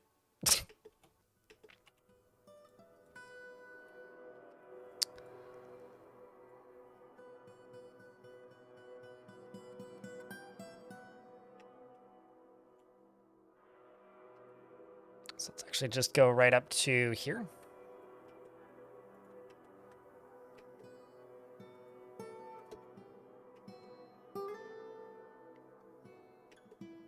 So I only need 107 power for this.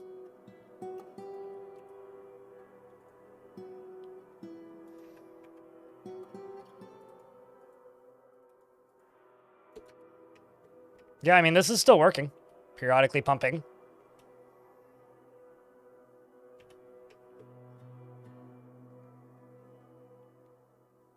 You think your favorite album they did was Tron Legacy? I like Discovery personally, but...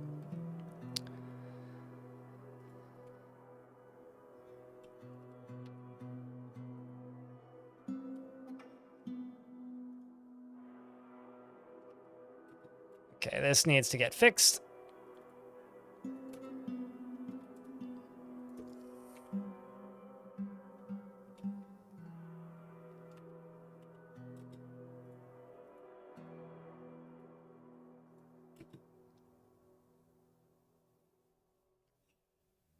Gee, what a poser. Yeah, word.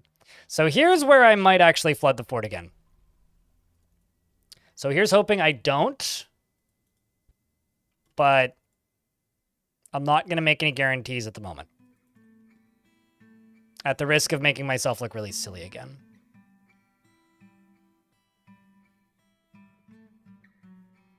Never caught me live before. Does this fortress have a specific theme? I don't have any in-game alerts turned on aside from the ones I can't turn off. That's the theme.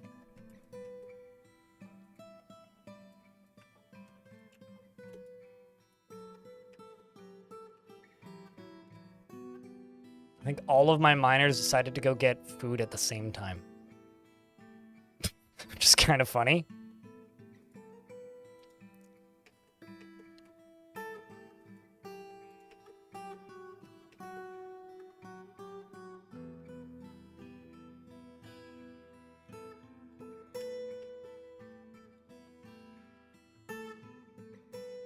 Union break? As if the dwarves have a union. They have guilds, which are definitely not the same thing.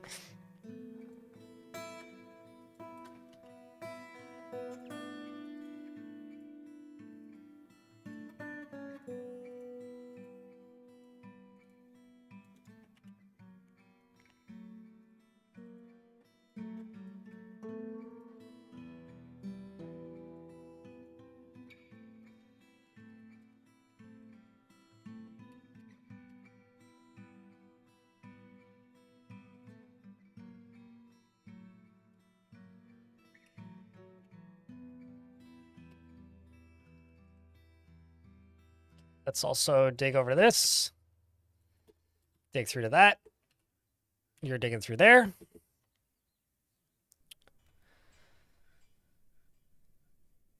If we changed IRL unions to guilds, I bet they'd be more popular. I mean, they're only unpopular right now because of successful propaganda. So the propaganda machine would change its wheels and point in a different direction at the next nearest boogeyman, and things would continue as normal.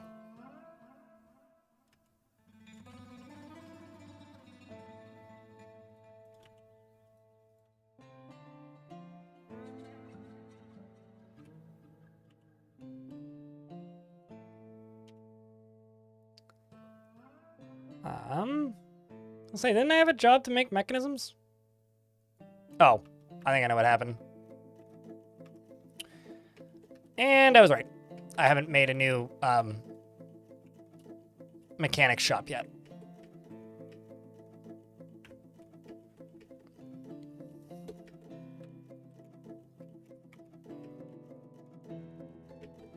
Now I also need another still, so I currently only have one.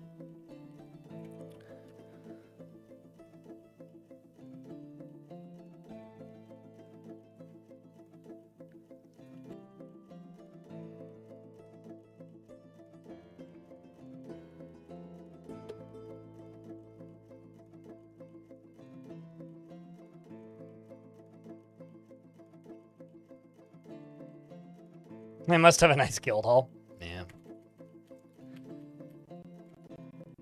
Okay, let's zoom around. Plop down. Lots of people aren't following me yet. Millions of people, even. So if anything, I would say you are just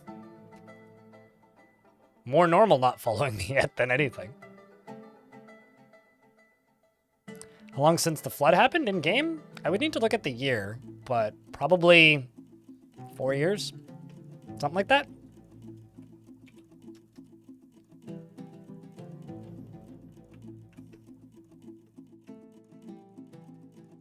I should be able to enable this.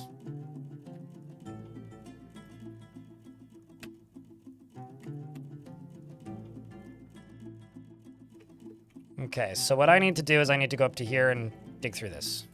But before I do that, I need to go down here and finish this.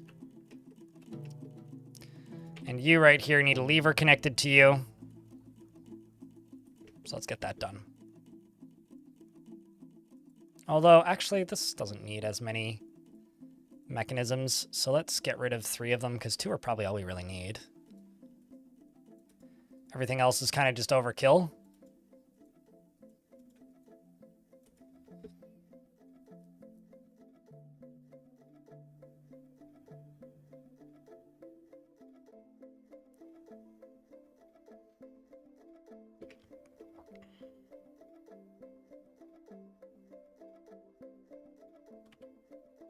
Okay, so now what we gotta do is go here, plunk you down there.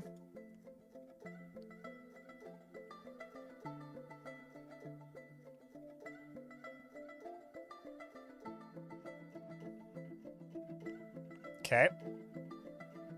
So now we just need to wait for this to arrive. And cry a little bit because the game decided to save.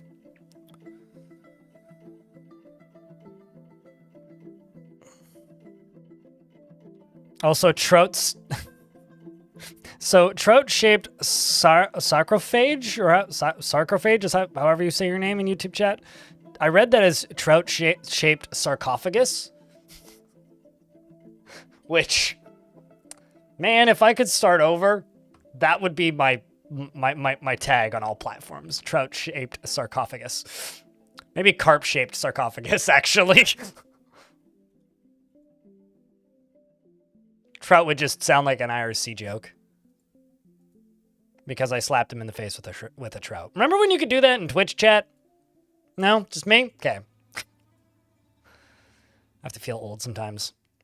Yeah, the carp stands up right after the snail and the right after the giant snail, the giant slug, and the helmet snake.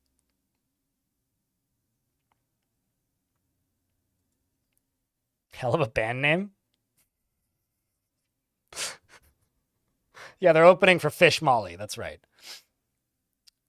Sorry about the dot on this, but I don't care about like closing the blinds in the other room, so it'll go away in a few minutes when the sun goes down. Are you telling me that you give love a band name? It does kind of sound like something that Egypt would do in regards to the fish-shaped coffins.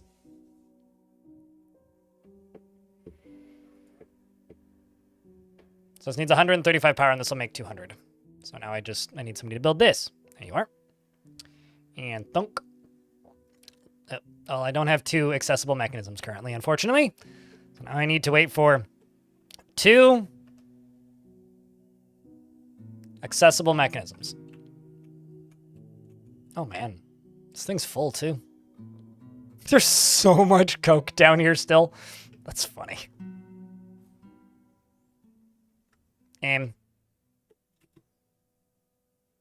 Ooh. Well, this seems like a wee bit of a problem. Wee bit of a problem.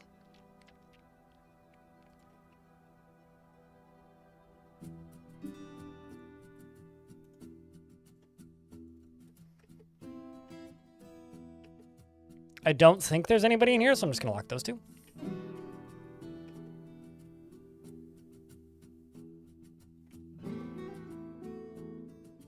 Yeah, there totally is somebody in there. I'm trying to think.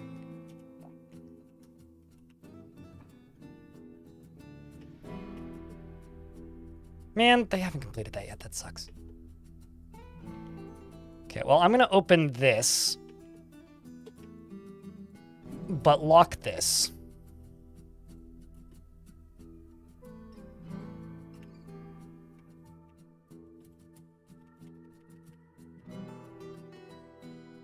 Let's also get rid of that so that all the animals can run down below.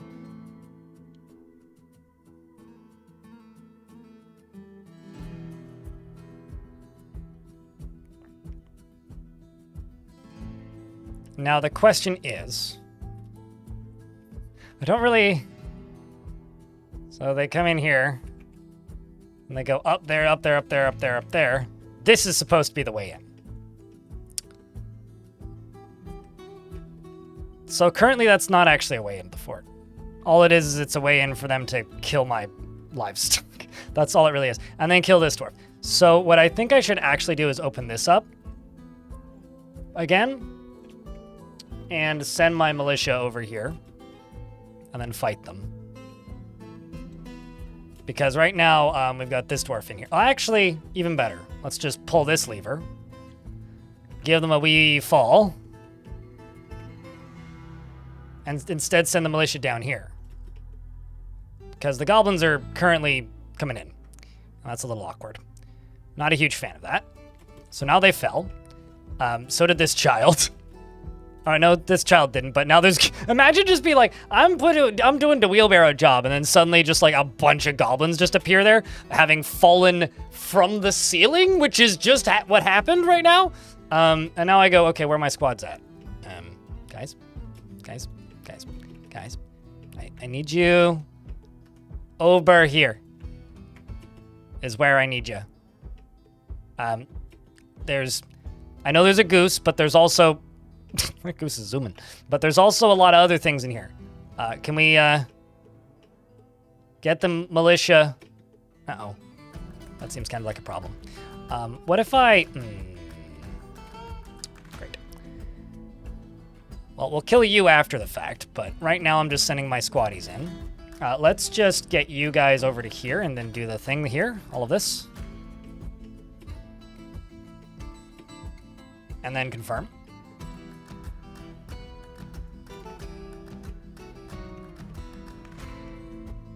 At which point these goblins seem kind of panicked. Whoopsies. How the heck did that happen? Okay, the dwarves have now found them and are beginning to fight. Josh the 123, Cthulhu Dancing, and also Laxagon. All doing pretty good work over here. Goblins flying to pieces, left and right. But there's still goblins on the map. In fact, there's 2 of them. One of them's here and about to fly to pieces because his intestines seem to be leaking.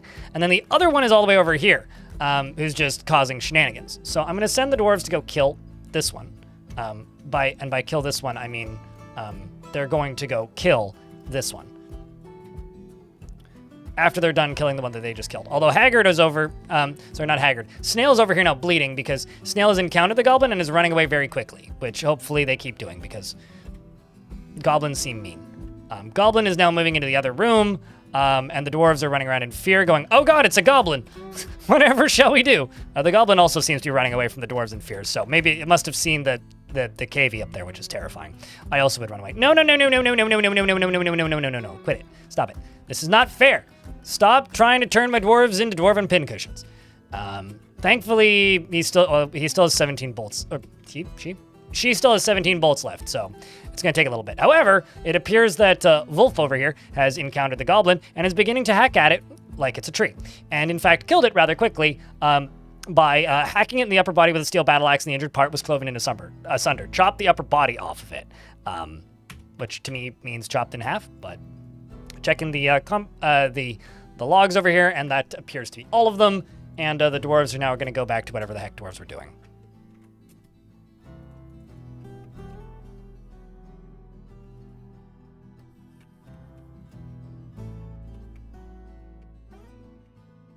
Not bad. Well done.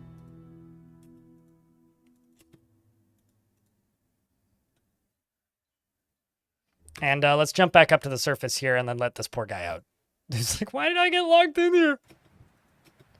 There you go, Clockwork. Head back down.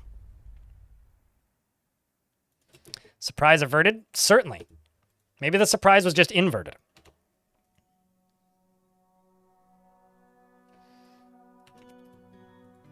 It was a surprise for them in this case.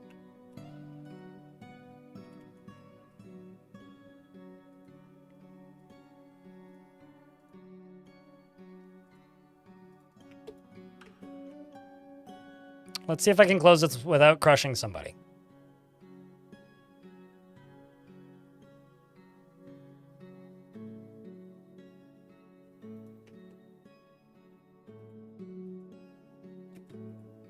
Looks like the odds are pretty good. No. Okay. Phew.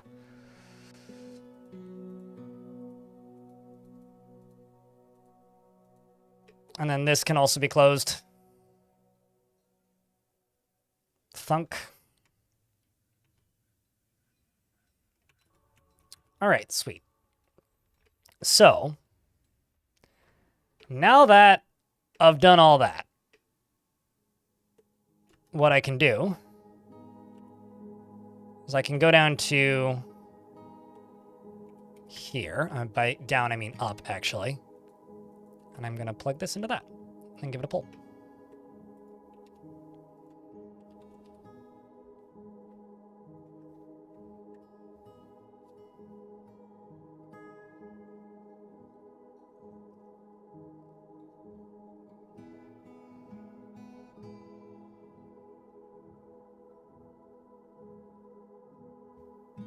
Technically, which one? Yeah, there's been two. One of them wasn't anywhere near as catastrophic as the second one, but they were both pretty catastrophic.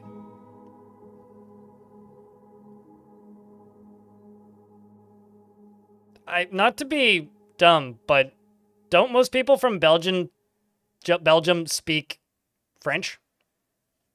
So you just need a French lawyer, which is just a slightly more annoying than normal lawyer.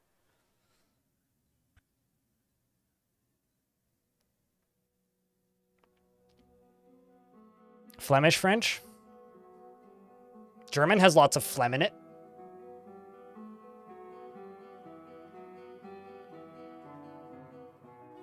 So, could just find a German lawyer. Sure, they could figure it out. Okay, so an ad's about to run. When the ads start running, I'm going to pause the game.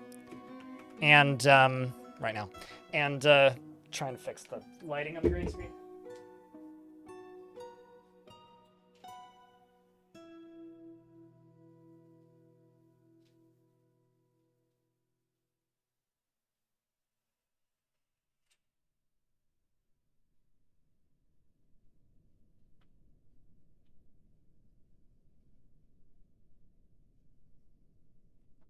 Yay, that fixed it.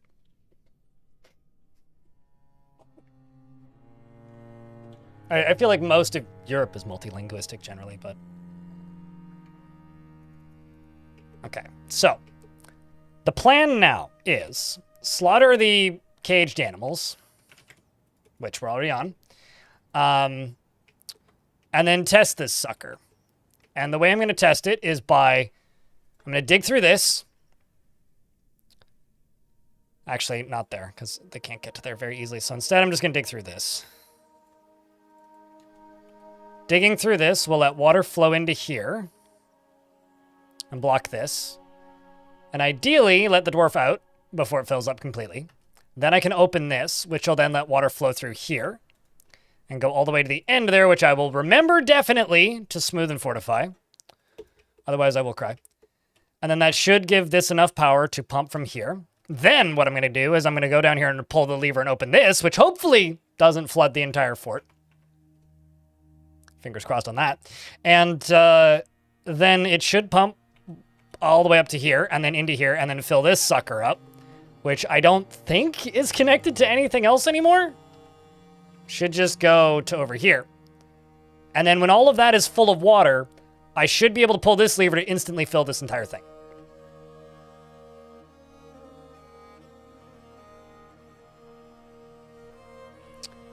Have you seen the idea of an Egyptian pyramids-themed fort?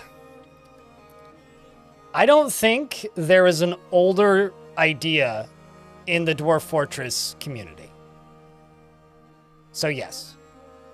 And it's been suggested about 745,000 times.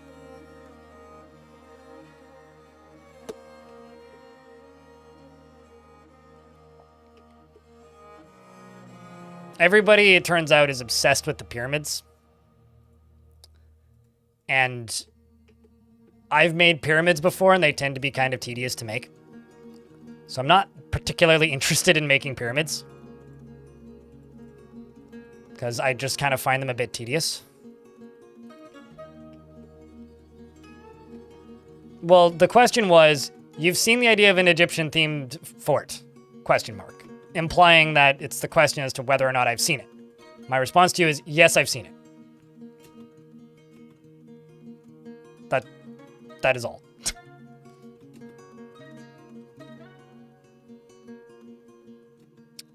I just crushed this dwarf's wheelbarrow. But not the dwarf. That requires some skills. Should go let this dwarf out, though. But I did just destroy that dwarf's wheel. Now you're taking a nap. Okay, fine.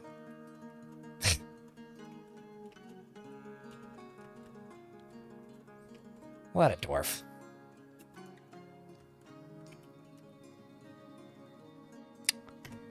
Here we go. Thing number 2. Water flow in. Lock that. Wall up.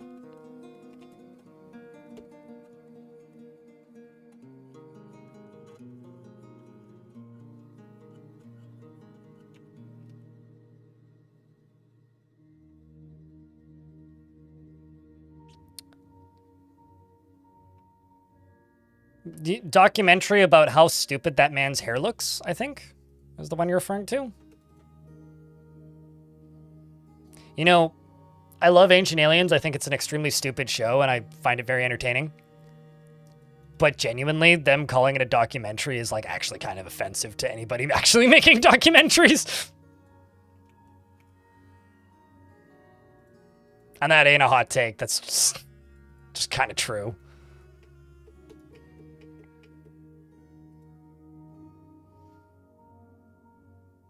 It's not a cult, but it is offensive to anybody who calls it a documentary, or to anybody actually making documentaries.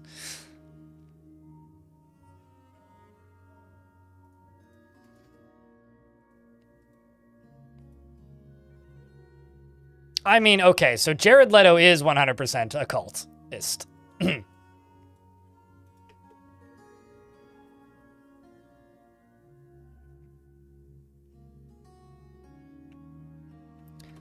All right, so now that I've done that, we shall go over here. And I'm gonna see, yep, that's done. I'm gonna forbid this stuff over here. And also forbid this stuff, and this stuff, and this stuff. So now we wait until this gets pulled.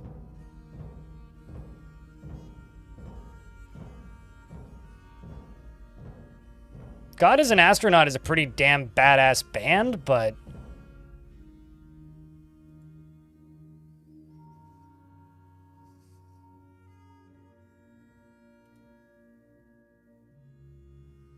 Okay, so this shouldn't drain the whole ocean. But it should power these pumps without issue. Also, apparently, we've met with the Outpost Liaison again, Dolmas. We have a new one even. So same as ever. Somebody died. I don't think that's the same as ever, but they want fish. I beg your...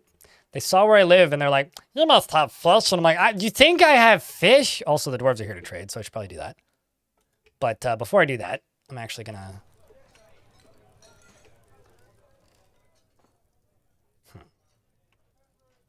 Yeah, let's just finish this test first. So, water flows. Please make power.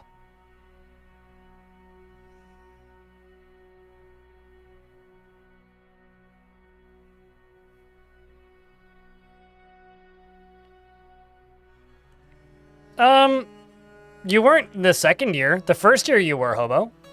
The second year we saw them. They played right... It's either right before or right after the second to last band. It was towards the end. Weren't they like right before 30H? I think. Or no, sorry, not 30H. Cobra Starship.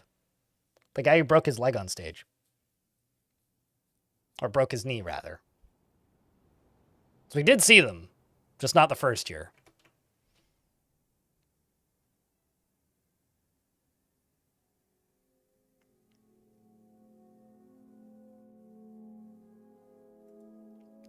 All right, so this is now generating enough power to power these pumps. So now that these pumps are powered, I pull the lever that I have to squint when I look at, because this is the one that may actually flood the fort.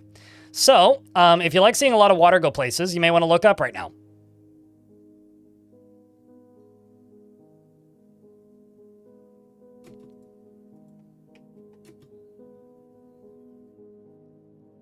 Bip. Whew. Sorry, that startled me.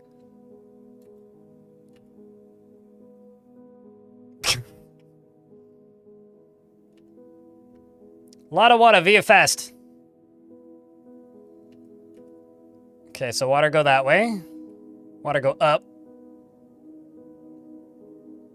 Water should pop up this way once this full. That's the fastest water you've ever seen flow. Oh, bet. You're about to see faster.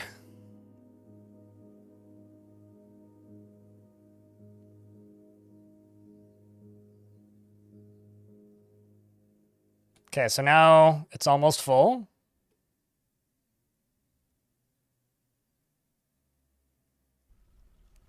It looks like water filling in ASCII.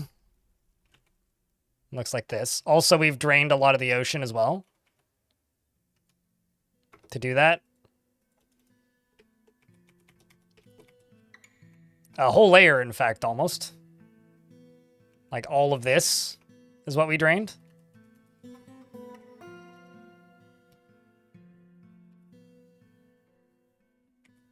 Okay, so it does in fact work, although we can't open this door under any circumstances, because if this door opens, the whole fort floods. So, just gonna forbid all these.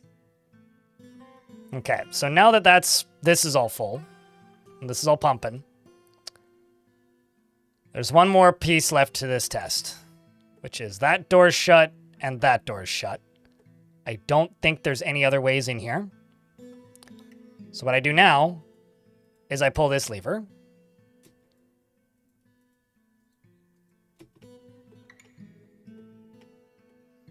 Which should instantly fill this entire thing with water.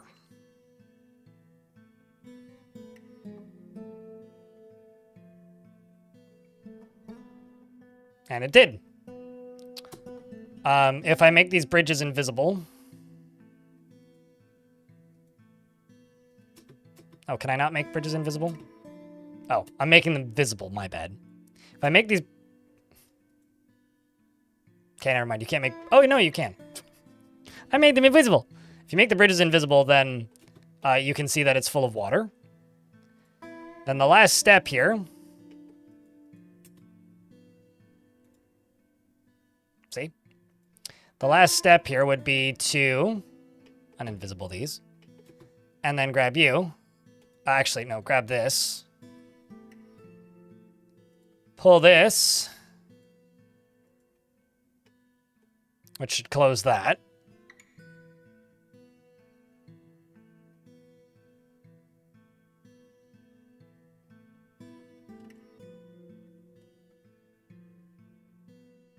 Okay, now that that's shut, this right here can now be pulled.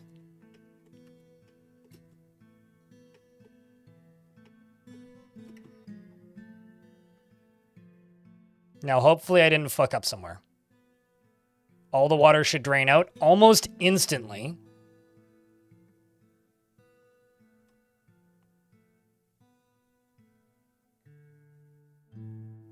It's also already full again. And now I can just pop over to here, grab this, pull this,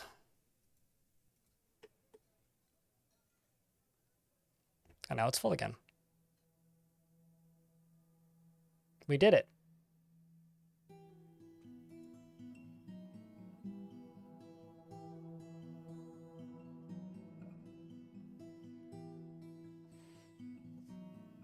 Um, 20 something. We'll be playing that fort tomorrow.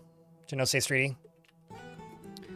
I will still be returning to that fort until I finish it. It's not quite done yet.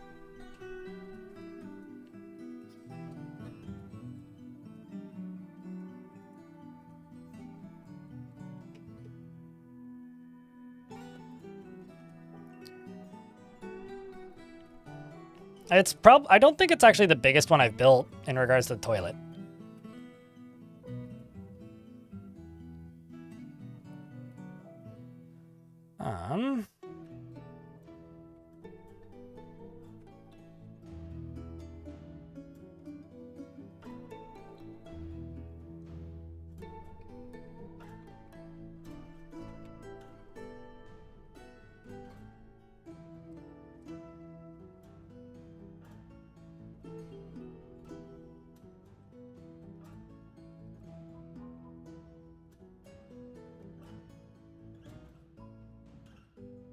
All right. Send all of the chickens over there and all that. And then I can open this sucker back up. And then up at the top of you.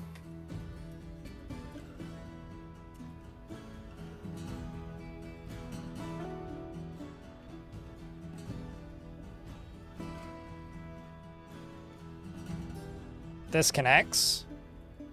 This connects.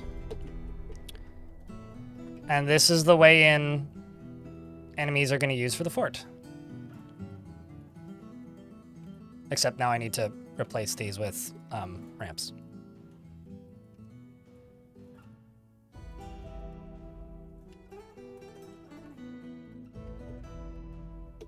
So they'll enter the fort. I'm going to claim these boulders in the middle. These are going to be conglomerate. These are going to be conglomerate. And they'll go up and over this, down, around here, and then try to go in that way, and I'm going to go boom, and insta-drown them. So what does it do? Instantly drowns all of the invaders spontaneously, unless they're undead, in which case then they're not affected. But it drowns my enemies, is what it does. Very efficiently, too. It's a very, very high-speed waterboarding device. Or Insta Fortress Drowner, too. I could absolutely instantly drown the entire fortress with this. So, you know. Or a fully automatic whale breacher. Beacher, not breacher.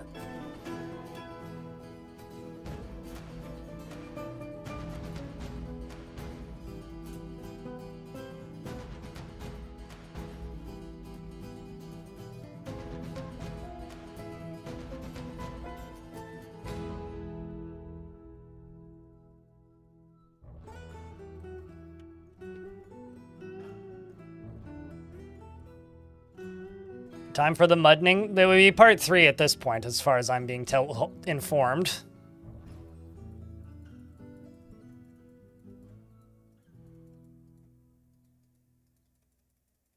You know, speaking of Montreal hobos, since you're still in chat, is there anybody else playing a concert on the same day again, or was Pitbull a one-time thing?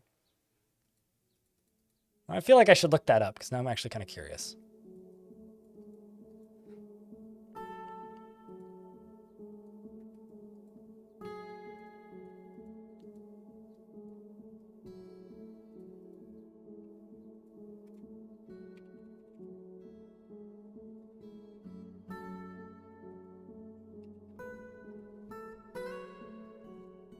Slabs? You want me to make slabs?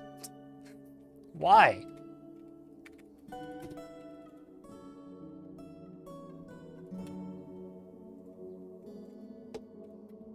Okay, fine.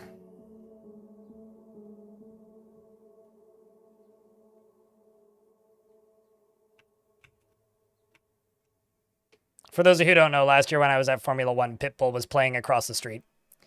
And we found this very amusing.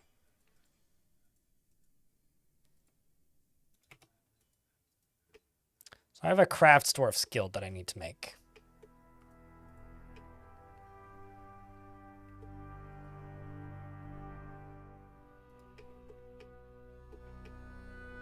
So I need to figure out where to put a Craftsdwarf guild.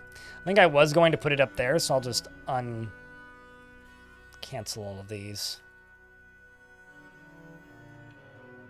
Yeah, as in the Mr. Worldwide, yes.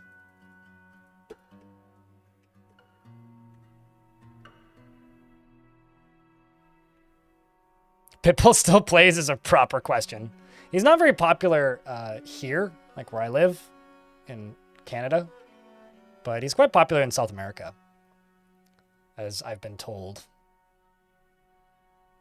I mean, worldwide, rather. Nobody knows who he is on the moon. It is a cool system, Blazing. I will say, it is a cool system. Did somebody say fish? No, goat versus fish. Please remain fishy, I guess. I don't know what to say in response to that. Let's grab you and all of the wood. They didn't bring any books. I'm offended. I'll buy the steel minecart, though. I'm also going to buy all the cloth and leather. The bins! Oh, can't afford the bins. I won't buy the bins then.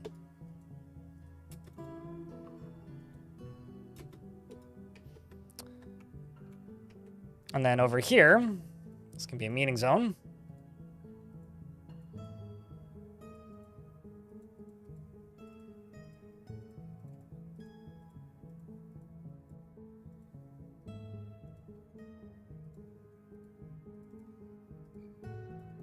Okay, we're going to do all that. And this is going to be a Craftsdorf's Guild. You can see it says the company exists. And when I click on this, it says that we've agreed to build a guild hall. Because I have the economy difficulty set to hard, I have to make it a value of higher than it would be normally. The value of 6,000 instead of just, I think it's 2,000 normally.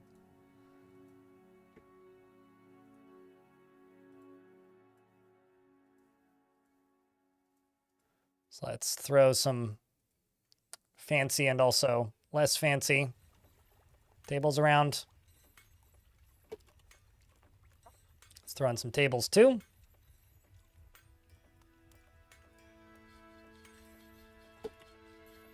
Let's throw in some statues. Turns out I have a bunch of statues of honey badgers lying around. How about a chest? I should have some military stuff, right? There's 2 of those. Maybe 2 of these. Maybe some of these. I missed your redeem. Oh shit, donut. I don't have any bearded military dwarves because people keep taking them. But I can throw a dwarf who has a beard into the military, and if they don't hate it, then I'll leave them there.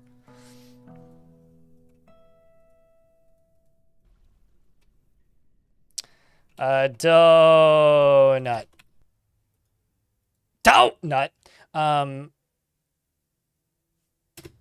Is moved by art and natural beauty and conflicted by this as he values beauty.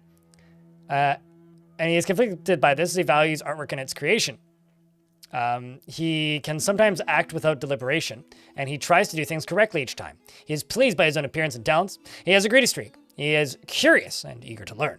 He is often cheerful, and he tends to be a little tight with resources when working on projects. And he tends to avoid physical confrontations. He works to square this natural tendency with his respective martial prowess, and he tends to be a bit stubborn in changing his mind about things. He is not particularly interested in what others think of him, and he needs alcohol to get through the working day and doesn't care about much anymore. He personally sees guile and cunning as indirect and somewhat worthless, and does not care about fairness. And he dreams of mastering a craftwork someday. He wants to ride the Autobahn. He likes rhyolite and gold and gray chalcedony, as well as fingerlime wood, gazelle tooth, gray gibbon bone, jute fabric, and giant barn owl, parchment, gems, picks, and coffins, and sloth bear men for their large flappy ears, and the words of the mauve music and the sound of the flaxen lilac. And when hiccups, when possible, he prefers to consume nautilus and buckwheat beer and teff, and he absolutely hates hamsters. And he worships a god I don't recognize, Curl Contilus, and you're friends with Wolf, who's in the military, so enjoy your time in the military, I suppose. I don't think you'll like it, but enjoy it. Projects, yes. Completely unrelated to Novice Jacks.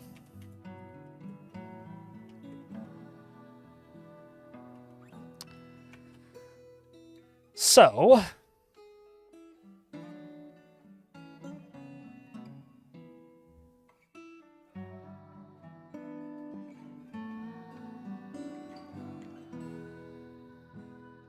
theoretically, Med led sculptures of sharks and put them in the drowning chambers when the water rushes in.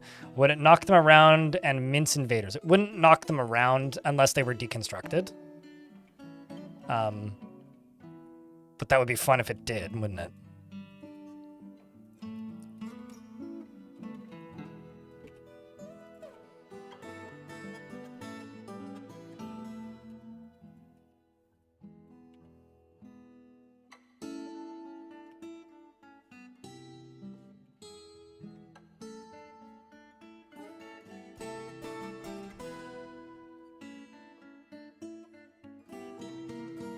Let's go all the way along here, and all the way along there, all the way along here, and all the way along here, all the way along here, all the way along here, and then all the way to there.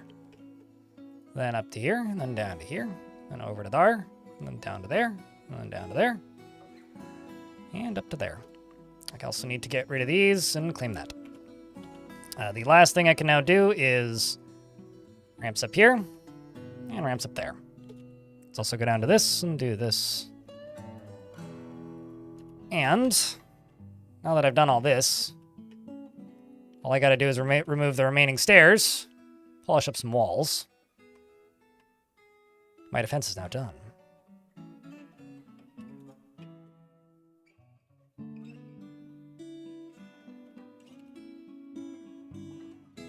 It is now officially done.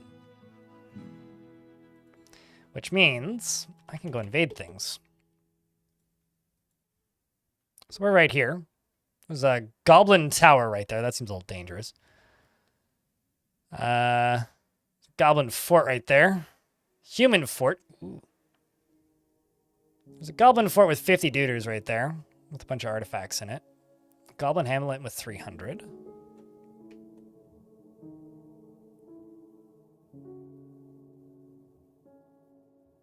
How about this goblin pit?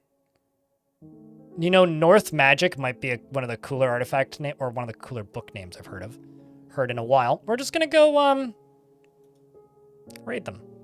See what happens.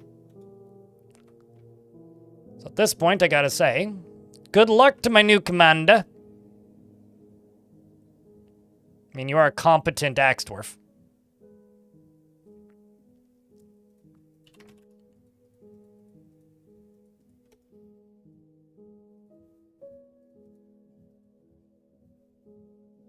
Donut, why? What are you doing? Donut seems to be a little bit underprepared, but let's say steel shield, steel helm, steel short sword, steel gauntlets, steel greaves, and pig iron and steel bars. And let's make 50 steel and 50 pig iron.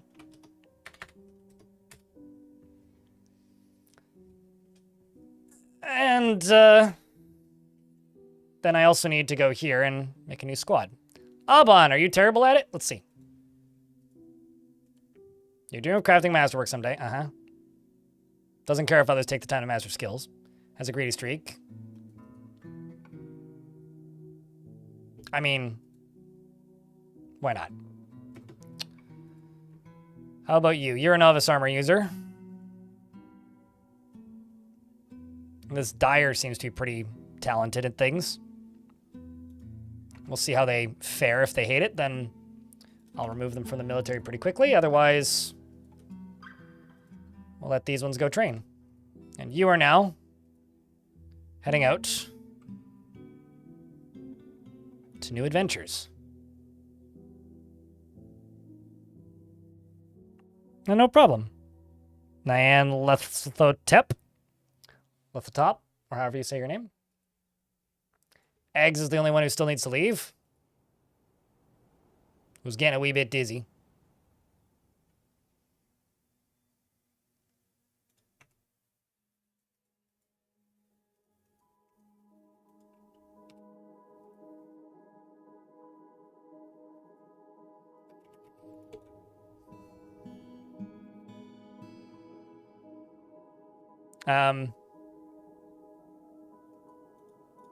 I see. A cat just got gelded and it's not too pleased about this. We're also going to make some cheese. Just because I can and it's right here. Why not? And let's work on more bedrooms. By bedrooms, I mean clothing solutions. Rock cabinet. Rock coffer. 100 and 100. I'm just gonna stick to conglomerate.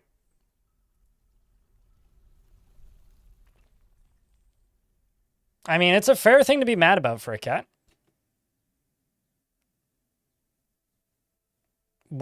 I mean, I guess technically I'm watching my own replay in OBS. I don't really understand the point of the question, Dark Revival.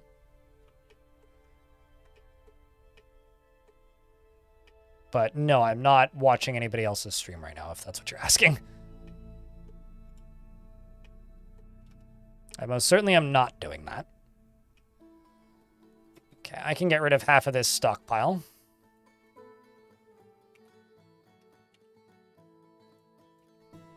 I'm going to make a stockpile down here, which is a food stockpile that doesn't include prepared meals or drink.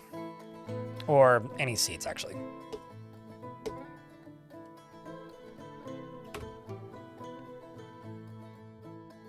How many goblins can a 10-man steel squad with decent skills take down?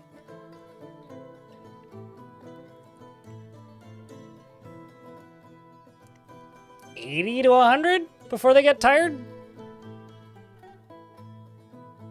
Most dwarves can take out about 10 goblins if they are higher skill tier than the goblins.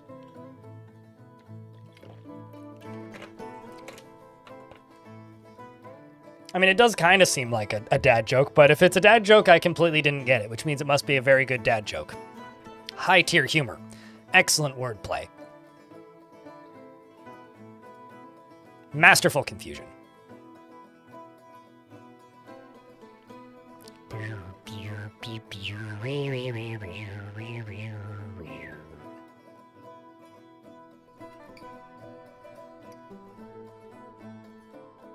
Ramp up the coffins. I mean, that is all of them. So what do you think, chat? How many of those dwarves do you think are not going to come back?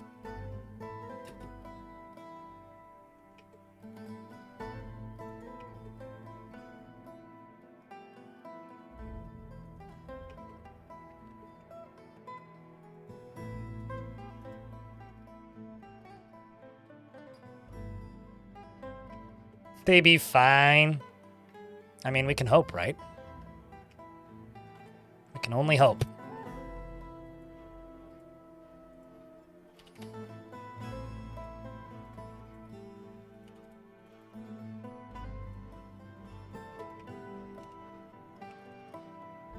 I have a strange mood happening down here.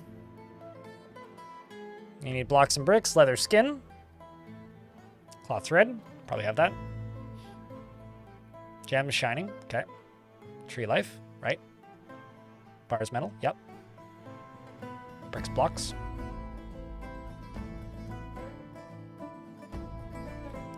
Do I not have any cut gems?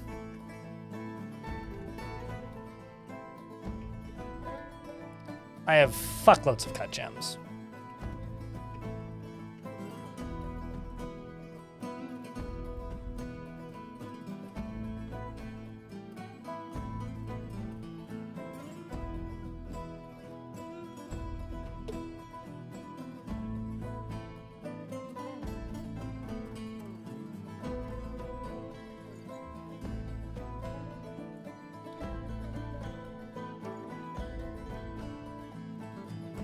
You know, maybe you specifically want a gem and not a rock gem. That might be it.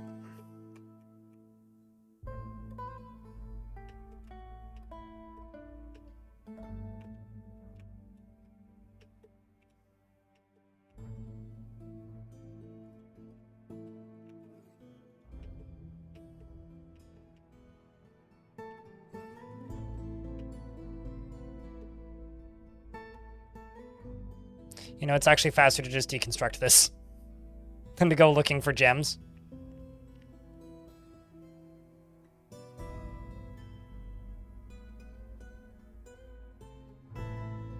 You know, I've never seen a dwarf just come back and seriously injured. They usually just come back mysteriously missing a body part.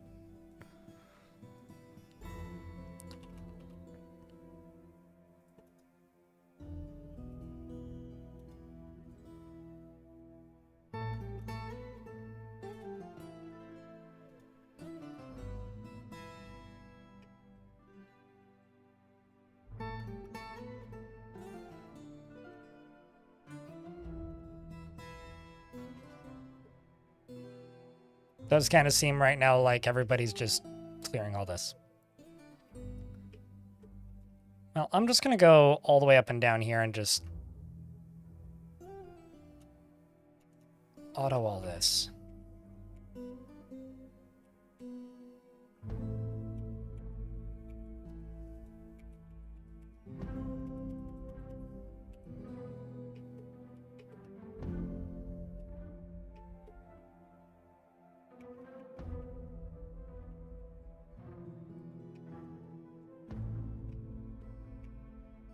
Well, it's not gems that you want.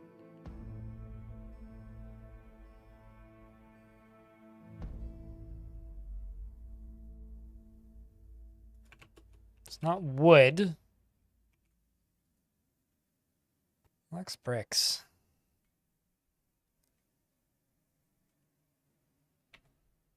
Well, squad's back. Let's see how the siege went.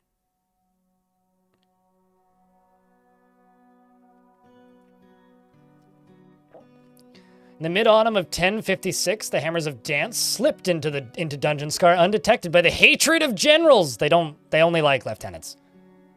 So we got in, we snuck in stealthily, searched their stuff. We stole Destroyer Fatal and North Magic. Okay, what's Destroyer Fatal and North Magic? I must know. I must know.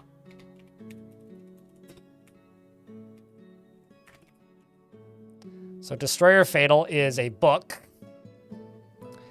It's authored by Dostengop. The work has no particular subject. The writing is quite cruel. It's not good, but not very bad either. Well, that's unfortunate. And then Codex North Magic is a 222-page novel entitled North Magic, authored by the same goblin. And the work has no particular subject, and the writing is somewhat showy, yet reasonably serious. Overall, the prose is amateurish at best. Well, that's disappointing. Let's go yell at the goblins and take more of their stuff, shall we? Actually,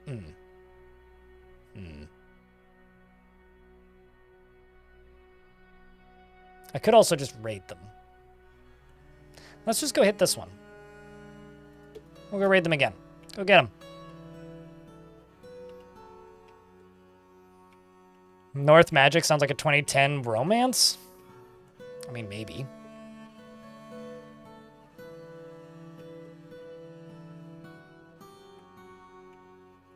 Oh, also, this needs to get deconstructed. And built up a little bit. Yeah, I also have no idea what this dwarf wants. Oh, shit. Maybe whatever you wanted finally got made. Let's see what you wanted. Oh, you literally just wanted pigtail cloth, but... Okay.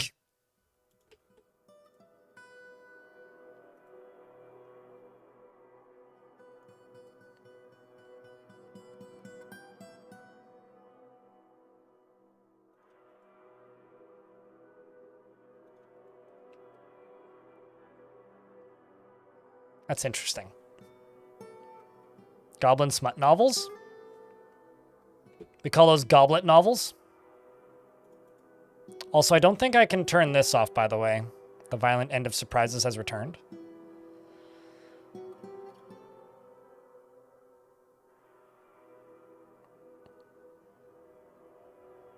Careful, I guarantee you they exist in real life already. Laya. Somebody's ready for it and actively enjoying it right now.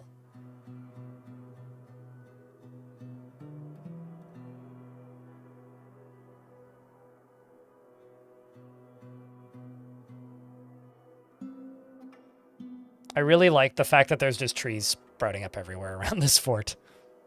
This is going to be fun to watch as they grow. Neither does rule 2 or 3. That's why they're rules, but nobody really brings them up the way they do the 34th one. Okay, so you've now got gems.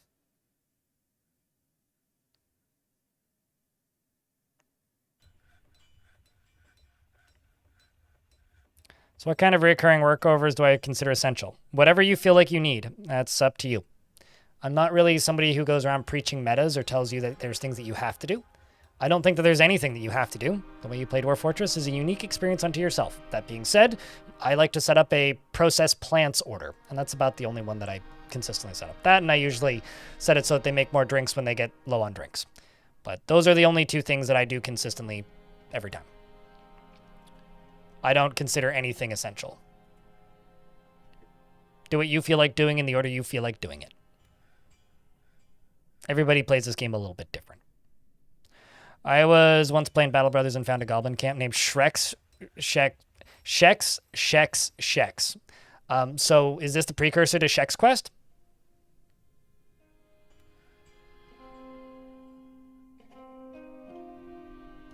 Very important question.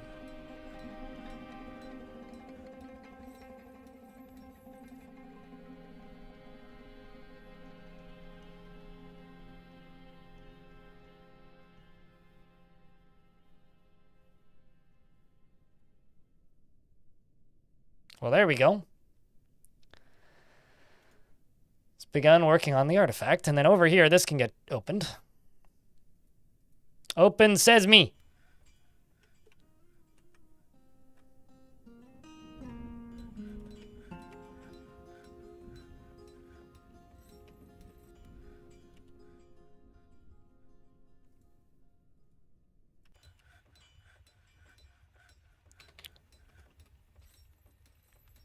I know somebody, or rather, used to know somebody, I haven't seen him in a very long time.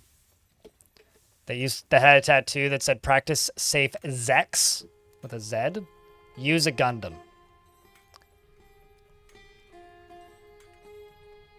Alright, rock blocks, just whatever. Whatever materials you got lying around. Huh? What my manager do? Nothing. Quit it. Go do manager job. Thanks.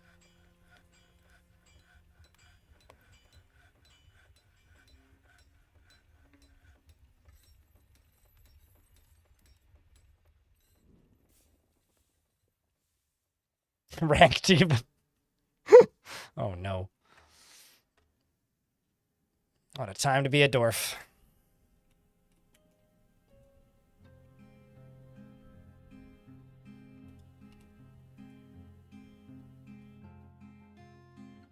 Okay, they returned again.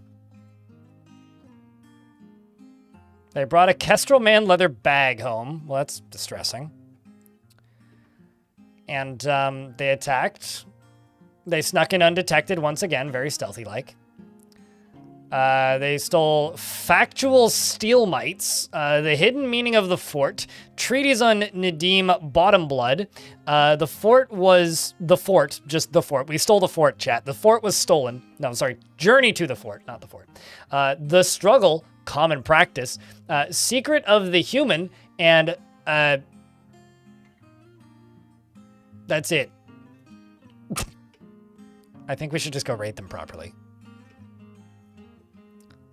Although first I'm going to go and attack the Dungeon of Wilhelm. I mean the Dungeon of Wilhells.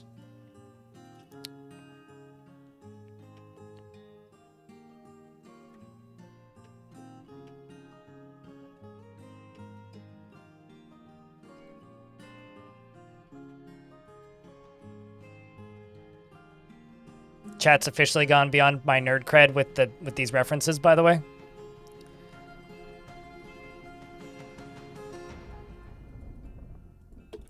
And then you can actually go away because you're not connected to anything anymore.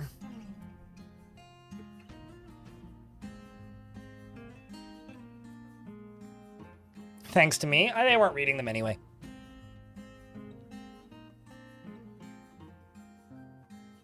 Because that, of course, would imply that goblins can read in the first place.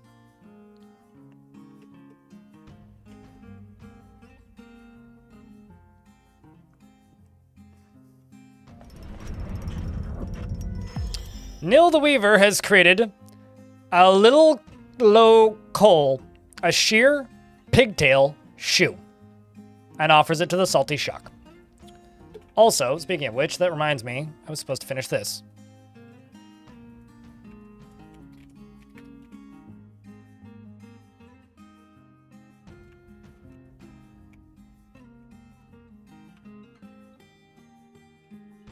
It's not quite there in the value department yet, but it's getting there.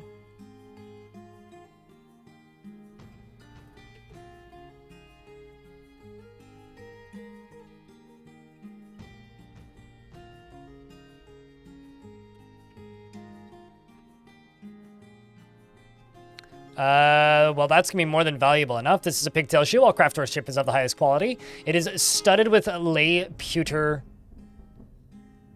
and encircled with bands of pigtail and round limestone cabochons. This object is made from pigtail cloth. This object menaces with spikes of pigtail and round tourmaline and limestone, as well as one-humped camel leather. And on the item is an image of a pigtail, of a carp in pigtail. On the item is an image of a giant chipmunk in limestone. On the item is an image of the round, brilliant cut gem in fungi wood. A singular shoe. Not only that, but it's an invisible shoe.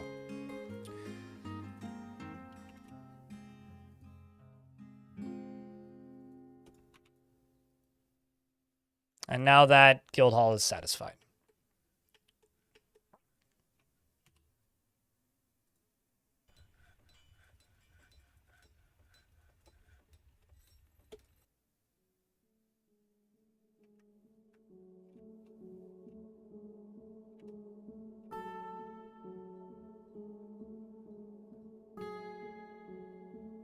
The Dwarf Fortress version of Jordan's.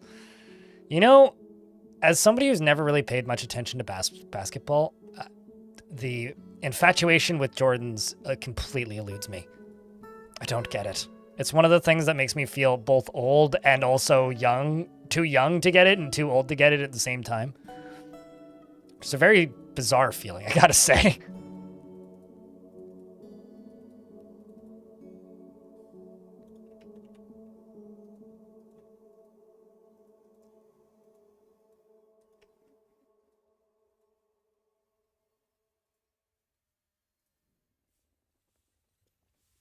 Actually, you know what? Let's do stones.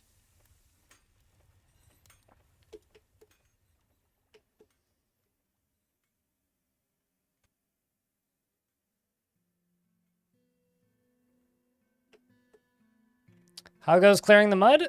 Slow and steady wins the dwarf. We're also thwacking goblins now. And also other things. In this place, the Hammers of Dance attacked the Ink of Ghouls of an unknown civilization at Wilhel's. The dwarf Deller Baskribit Vine Hatchets led the attack, and the defenders were led by the human cave shaman Ilair Cherish Trances. The human cave shaman his tactical planning was superior to the dwarf Dellers, and the defenders had a strong positional advantage. Oh, that's not good. The violent end of surprises, led by the dwarf Beatribit, clash with 4 goblins in Wilhel's, slaying 2. Well, that's good. We also clashed with 8 goblins, slaying 2. They then clashed with 2 giant olms, slaying 1. And eggs clashed with a single fireman. I know what that is. It's a humanoid monster made of fire. But, that's very funny. Next, we're going to be slaying cops. Just murking all the civil servants, and then they come home. All right, then. Let's go get them again. Let's go pillage them this time. I must wait until the squads is back, though. Was that the end of your dwarf? No, you killed it. Still alive, see? I mean, if I check your combat, you killed a goblin once before. So you're fine. I mean, based on my chat, wouldn't it be less ACAB and more like all elves are bad or something? Or all druids are bad, maybe? Although ADAB is kind of fun, actually. Druids are the things that run the elven factions. So if I go into here, humans have king, queen. Oh, I don't have any that are aware of me.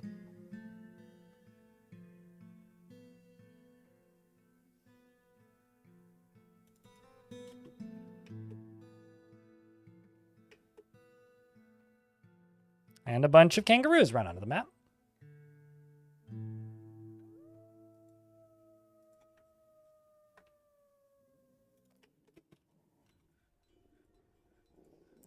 I'm going to give this bedroom to the outpost liaison because I want to test some. Oh, I can't. God damn it.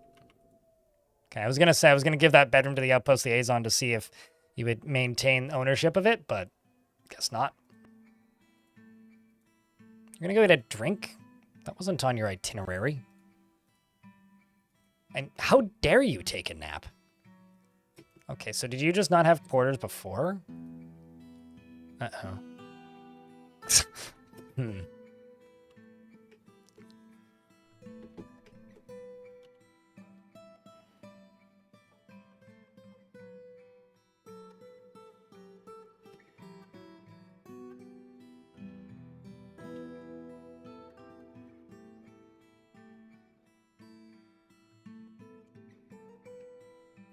Pig iron is for? The pig iron is for ACAB? Got it.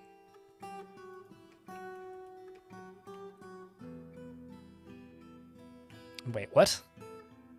Smear of pig's blood. Well, that's a little grim.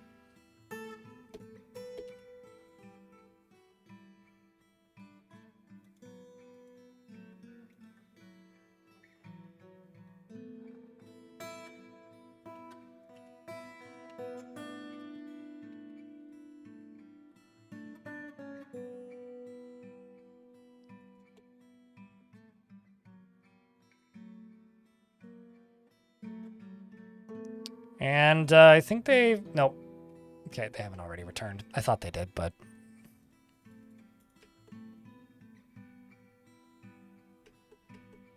Apparently I have a pig's milk barrel. And we're currently making pig cheese.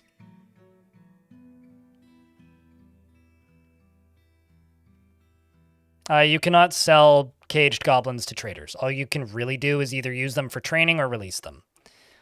They have no mechanical purpose in Dwarfort.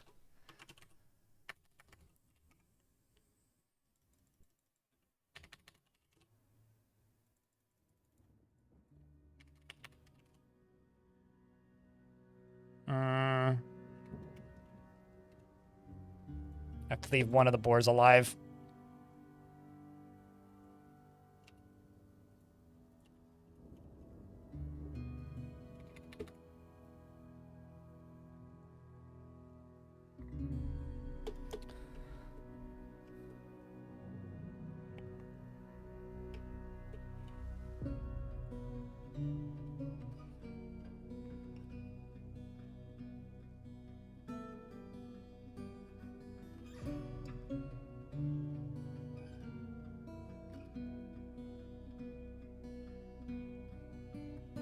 Let's also go back down to here and dig out a bunch more of this.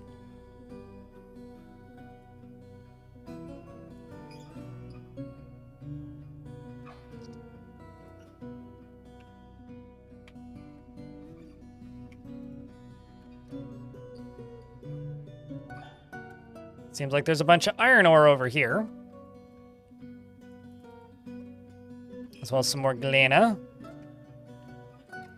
Limonite and galena. That's the edge of the map, but there's some gems there.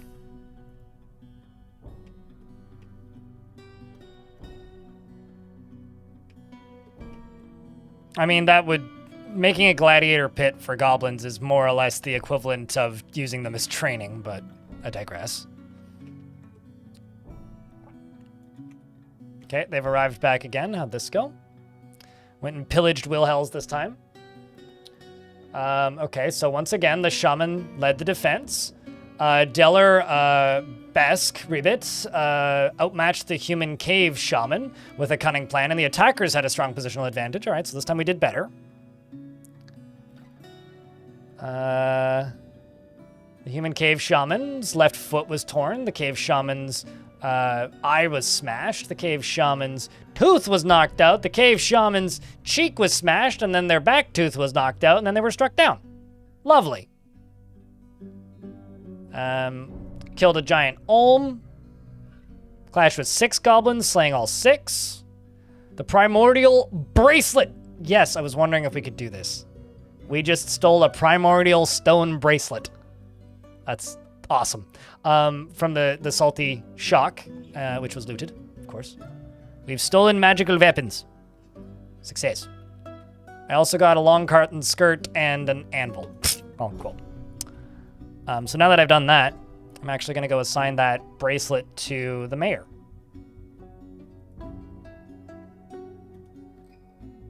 Which, I need to see that.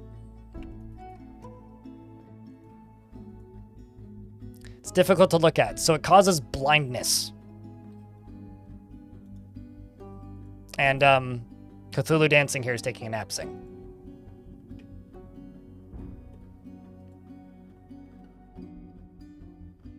Let's just raise this location.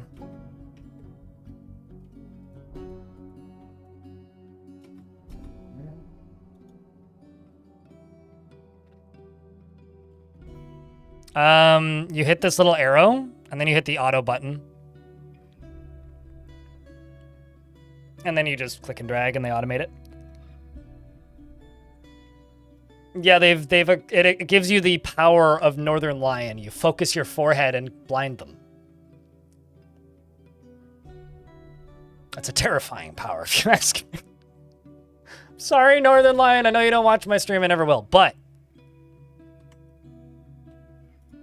it was either Northern Lion or Fantano was where I was going to go with that.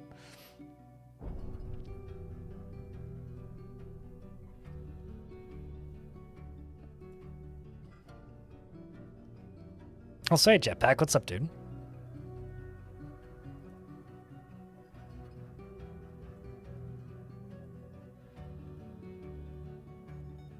The melon, yeah. I do think it's one of my favorite things is when Fantano gets one of his employees to do a video. And then all the comments are just like, man, Melon looks funny today. Everybody just like addresses him as the same, or addresses Fantano instead of whoever's actually in the video. It's like, man, you got pretty this week.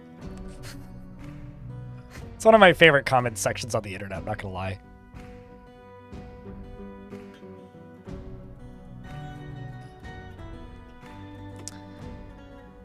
Man, what a cool kill.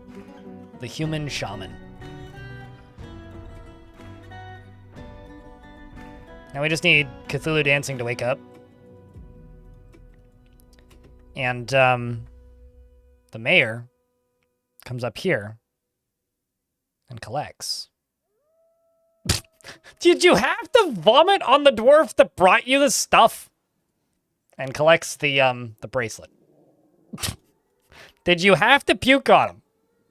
Like, of all the things you did you have to do that?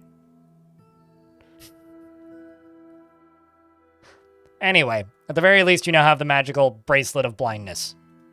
You can now blind people at a distance if you feel like it.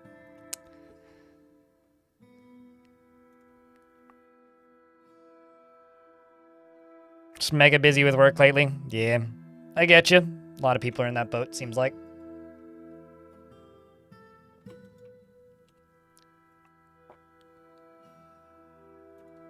You know, I know that this is just about as mean as chaining people to the bottom of the ocean, but what if I just throw the goblins into the ocean?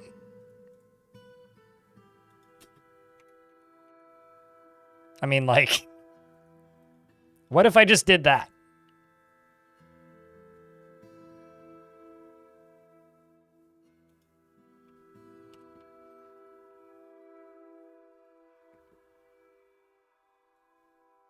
Let's see how this goes, actually. Not unless somebody releases them from the cage. And, like, thieves and invaders can release guys from cages. That is a thing that they can do.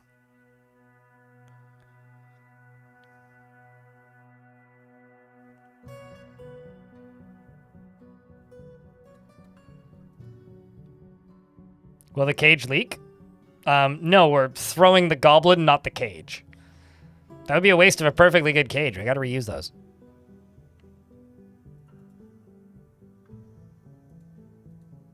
So this goblin's actually been here twice because they've got 2 bags. They get given an extra bag every time they arrive, so I presume their quota of imprisoned goblins goes up. Oh wow, that's actually way more effective than I thought it would be. Oh my god, what? Excusems? Okay, well, you didn't make it out. You're drowning, as you should be, but the other one managed to survive, so...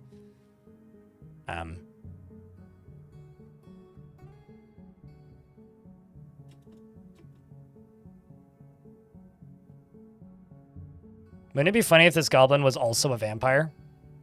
Okay, never mind. And they survived. Well,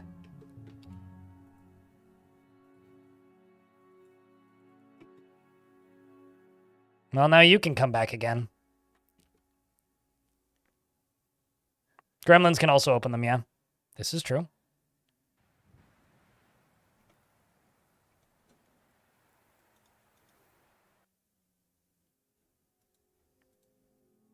See ya.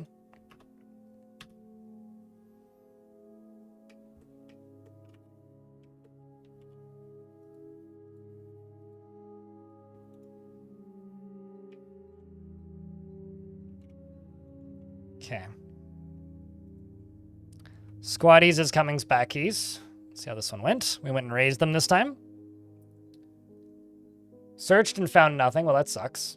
We rampaged throughout.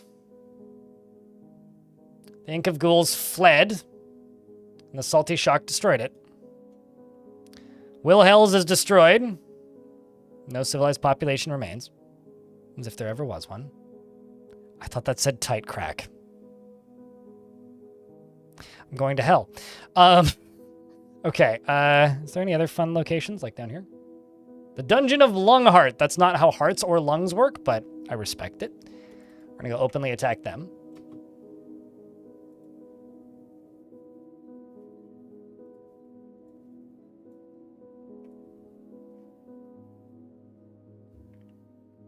Oh shit, we're in an ad break. I caught the edge, World's Forge. If you're not in an ad, I'll answer that afterwards. Shogun in YouTube chat, hello.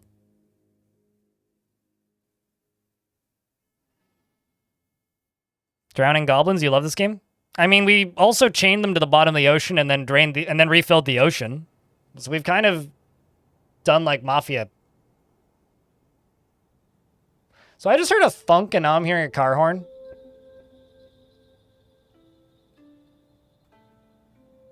It's still going.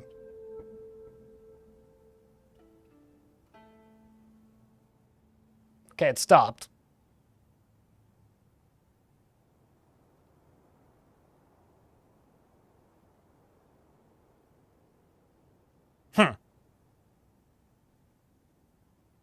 I don't know why, but I'm going to blame the seagulls.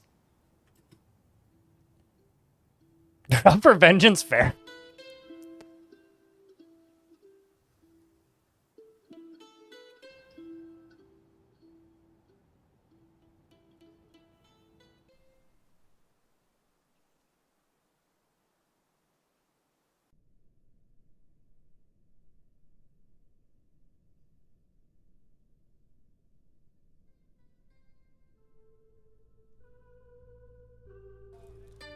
It's usually a good bet to blame the seagulls. You know, it's funny. Most of the internet thinks that, like,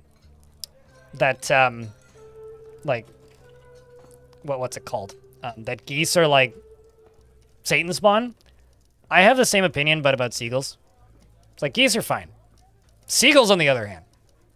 Seagulls are dangerous creatures. Horribly violent, dangerous creatures. Not to be trusted. Okay, go pillage Lungheart. Go do us proud, Dwarf.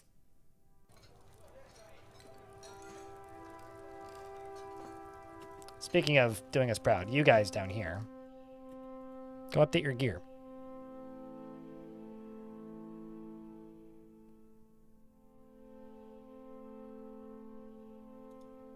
You immediately have a song in your head. Baby shark, or something else. Bad lip reading seagulls. Oh, I don't know. I went to the most normal, logical thing that you could possibly have, which was what I went for. No, you're welcome.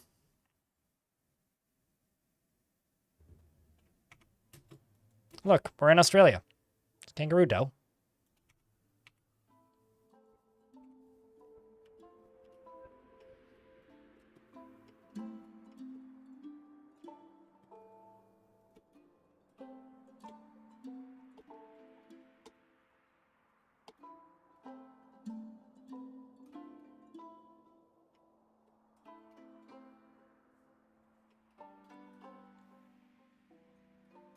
Oh, that's kind of adorable.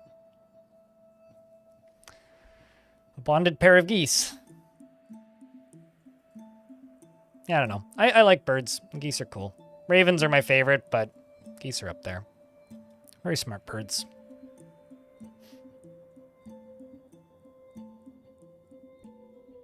I kind of like that we're just like decorating all of these pedestals.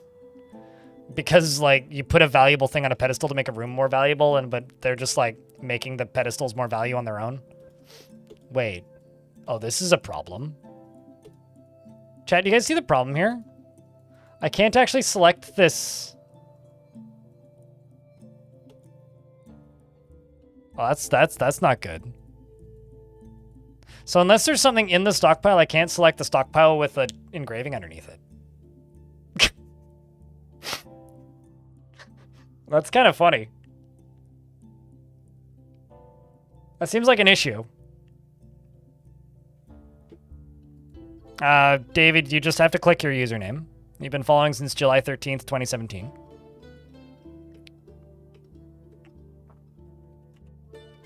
Which is quite a long time.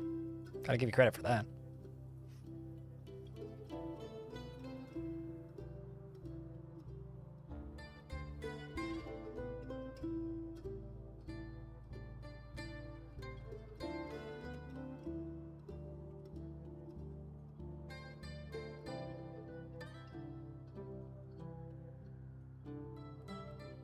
Click the stockpile button and then click the stockpile?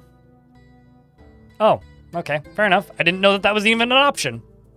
The more you know. Thank you. First I flood my fort, now chat tells me how to, like, open my stockpile. Like, I don't know anything about this game. Practically a beginner. How embarrassing.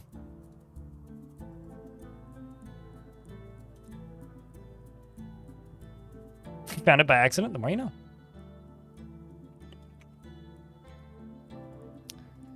Now the second location, Lungheart.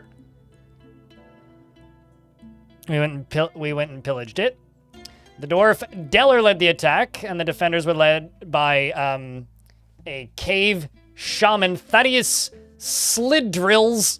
And the dwarves had a cunning plan, and the attackers had a strong positional advantage. The violent end of surprises clashed with a single Mulmerian, slaying them. They fought with the human shaman and bested and killed it. And the commander did the work. Bascrete clashed with 3 mudmen and slayed them. Bascrete also clashed with, in fact, the squad itself clashed with 7 goblins, slaying them. They also clashed with 3 goblins, slaying them. They searched through the place and got a primordial stone ring.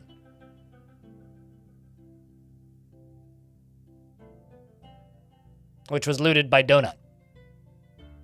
And they also looted treasure. Amongst the treasure was an iron anvils, 2. 1 electrum chest. Ooh, that's actually treasure. They probably put the stuff in the chest, right? The bronze shield, a mill shirt, and a tin chest. Well, I mean, this fortress is called Surprise Town, so naturally. And you know what? I think that dwarf earned that ring, so...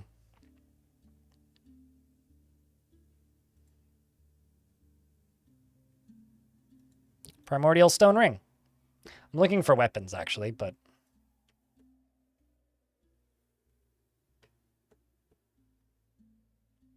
Scar Axe. There's one down there. Let's go raid it.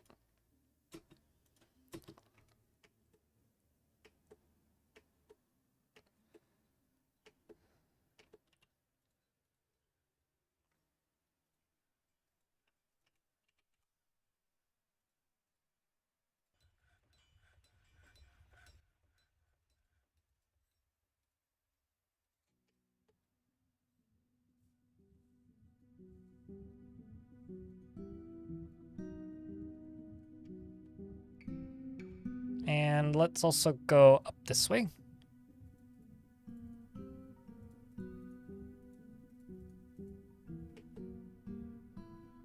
Let's also go over here. This is me trying to clean up the mud, sort of. Doing an okay job of it, I think.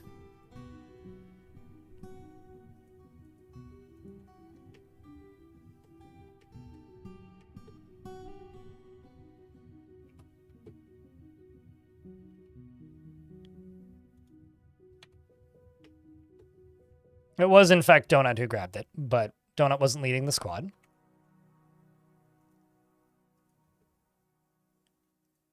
Donut also isn't even fully armed yet. He hasn't had time to grab gear. Because, like, he just straight up hasn't had time yet. Which is kind of funny. There we go. More gear picked up by these guys.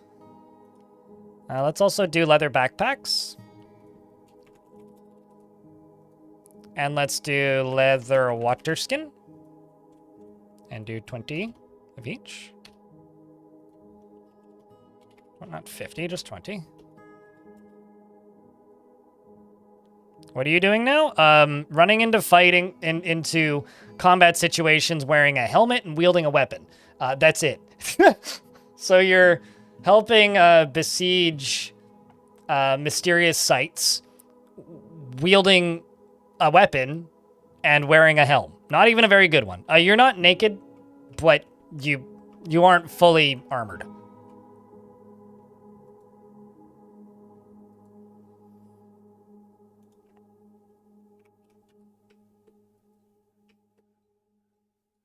We're also making short swords. Quite a lot of them.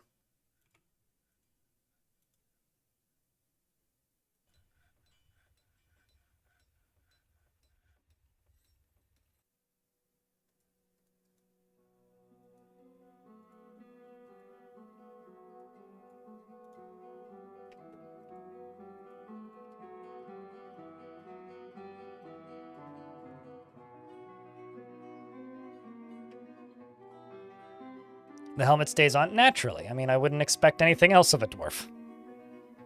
I think this has been one of the most surprisingly smooth cleanups I've ever had to do in Dwarfort. Like, all things considered, like, you know, we all saw where this fort was, I think, or most of us did, not too long ago. And where this fortress has ended up is pretty astounding, I think. At least I would say it's pretty astounding. Chad, have you ever put in this amount of time to fix a fortress that got flooded? This might be the most time I've ever put into fixing a fort that got flooded. And I'm quite proud of this one. Although now I don't really know what to do with it. I think it's mostly just like go to war and fight a bunch of things.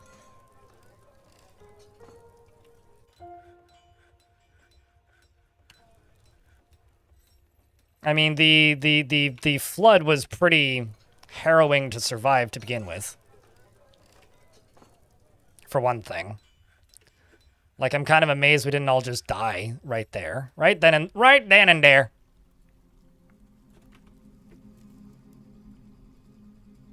But we did, somehow.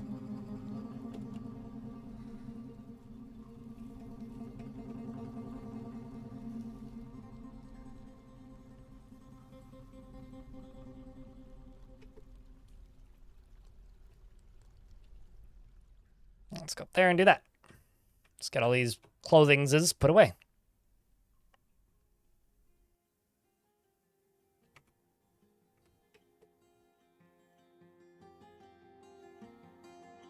Floods get retired. The persistent world is most excellent. No, I agree. Well, I think for this fort, it's mostly going to be another stream or two, and then we'll do something else in this world. Because this challenge hasn't actually turned out to be that much of a challenge, at least for me. So, yeah, there's still a few more things I'd like to do with this fort, like build a library and whatnot, but let's wait for this squad to return and see how they're doing. Hello, Bob. I'm doing all right. Yourself? It's been a pretty long day. Oh, no, there's vomit. Trust me, there's been vomit for a while. And it's not going anywhere anytime soon. It's still gonna be there.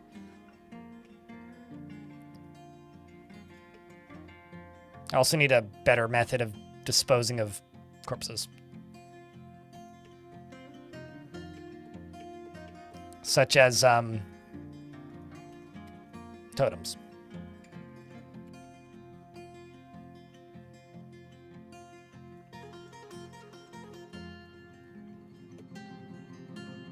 Agamemnon, thank you very much for the 8th month. Chat, can I get a round of burrs for our friend here? Appreciate you greatly. Thanks much.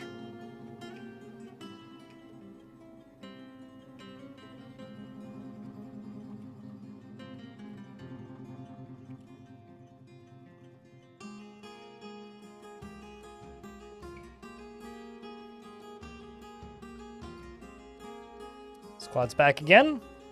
Let's see how this one went. They went further south this time.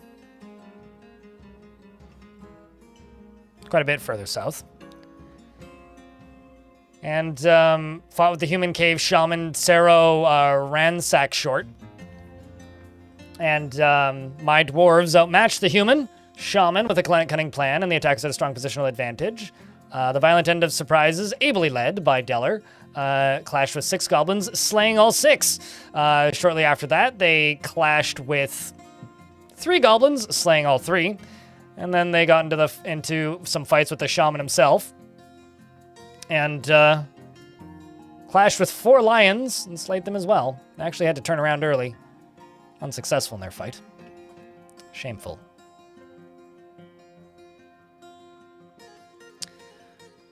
Well, I've got to say, chat, that this has been one hell of a day in this fort, and I've been live for 10.5 hours. I think now is probably a pretty good time for me to call it before I completely keel over, so that I have some time left at the end of my day to get some things done. I'm going to keep plucking away at that video, and there will be a stream tomorrow. But tomorrow I will not be playing this fort. We will be playing a different fort. We're going to be playing Head Punch. It's also going to be a shorter stream. I'm probably only going to be live for about 6 hours. I've got some things to do in the afternoon tomorrow, mostly in regards to prepping to having some family over. My little sister and her future husband are coming to crash for the night. They're going to go do some stuff in town out here. So, yeah. Tomorrow's stream will be shorter, and that's about it. The plans for the Fridays for the next couple of weeks is just we're going to play Fortress Head Punch. Until what's the word I'm looking for here? We're going to play Fortress Head Punch on Fridays until I have basically cleared it out and it's done. As in, like, we just need to dig too deeply, break into hell, and then make demons fight forgotten beasts. Very easy, right? Right? Right. So that's going to be the plan for tomorrow. So YouTube folks, I'm shutting you down now. Thank you much for hanging out. Appreciate you. I just wanted to say a real quick thank you, of course, for tuning in and leaving likes, and for the few super chats and all the other things. Yeah, today we drained an ocean and the fort. Yeah. So, YouTube folks, we'll see you on the flip. Take care of yourselves, and if I don't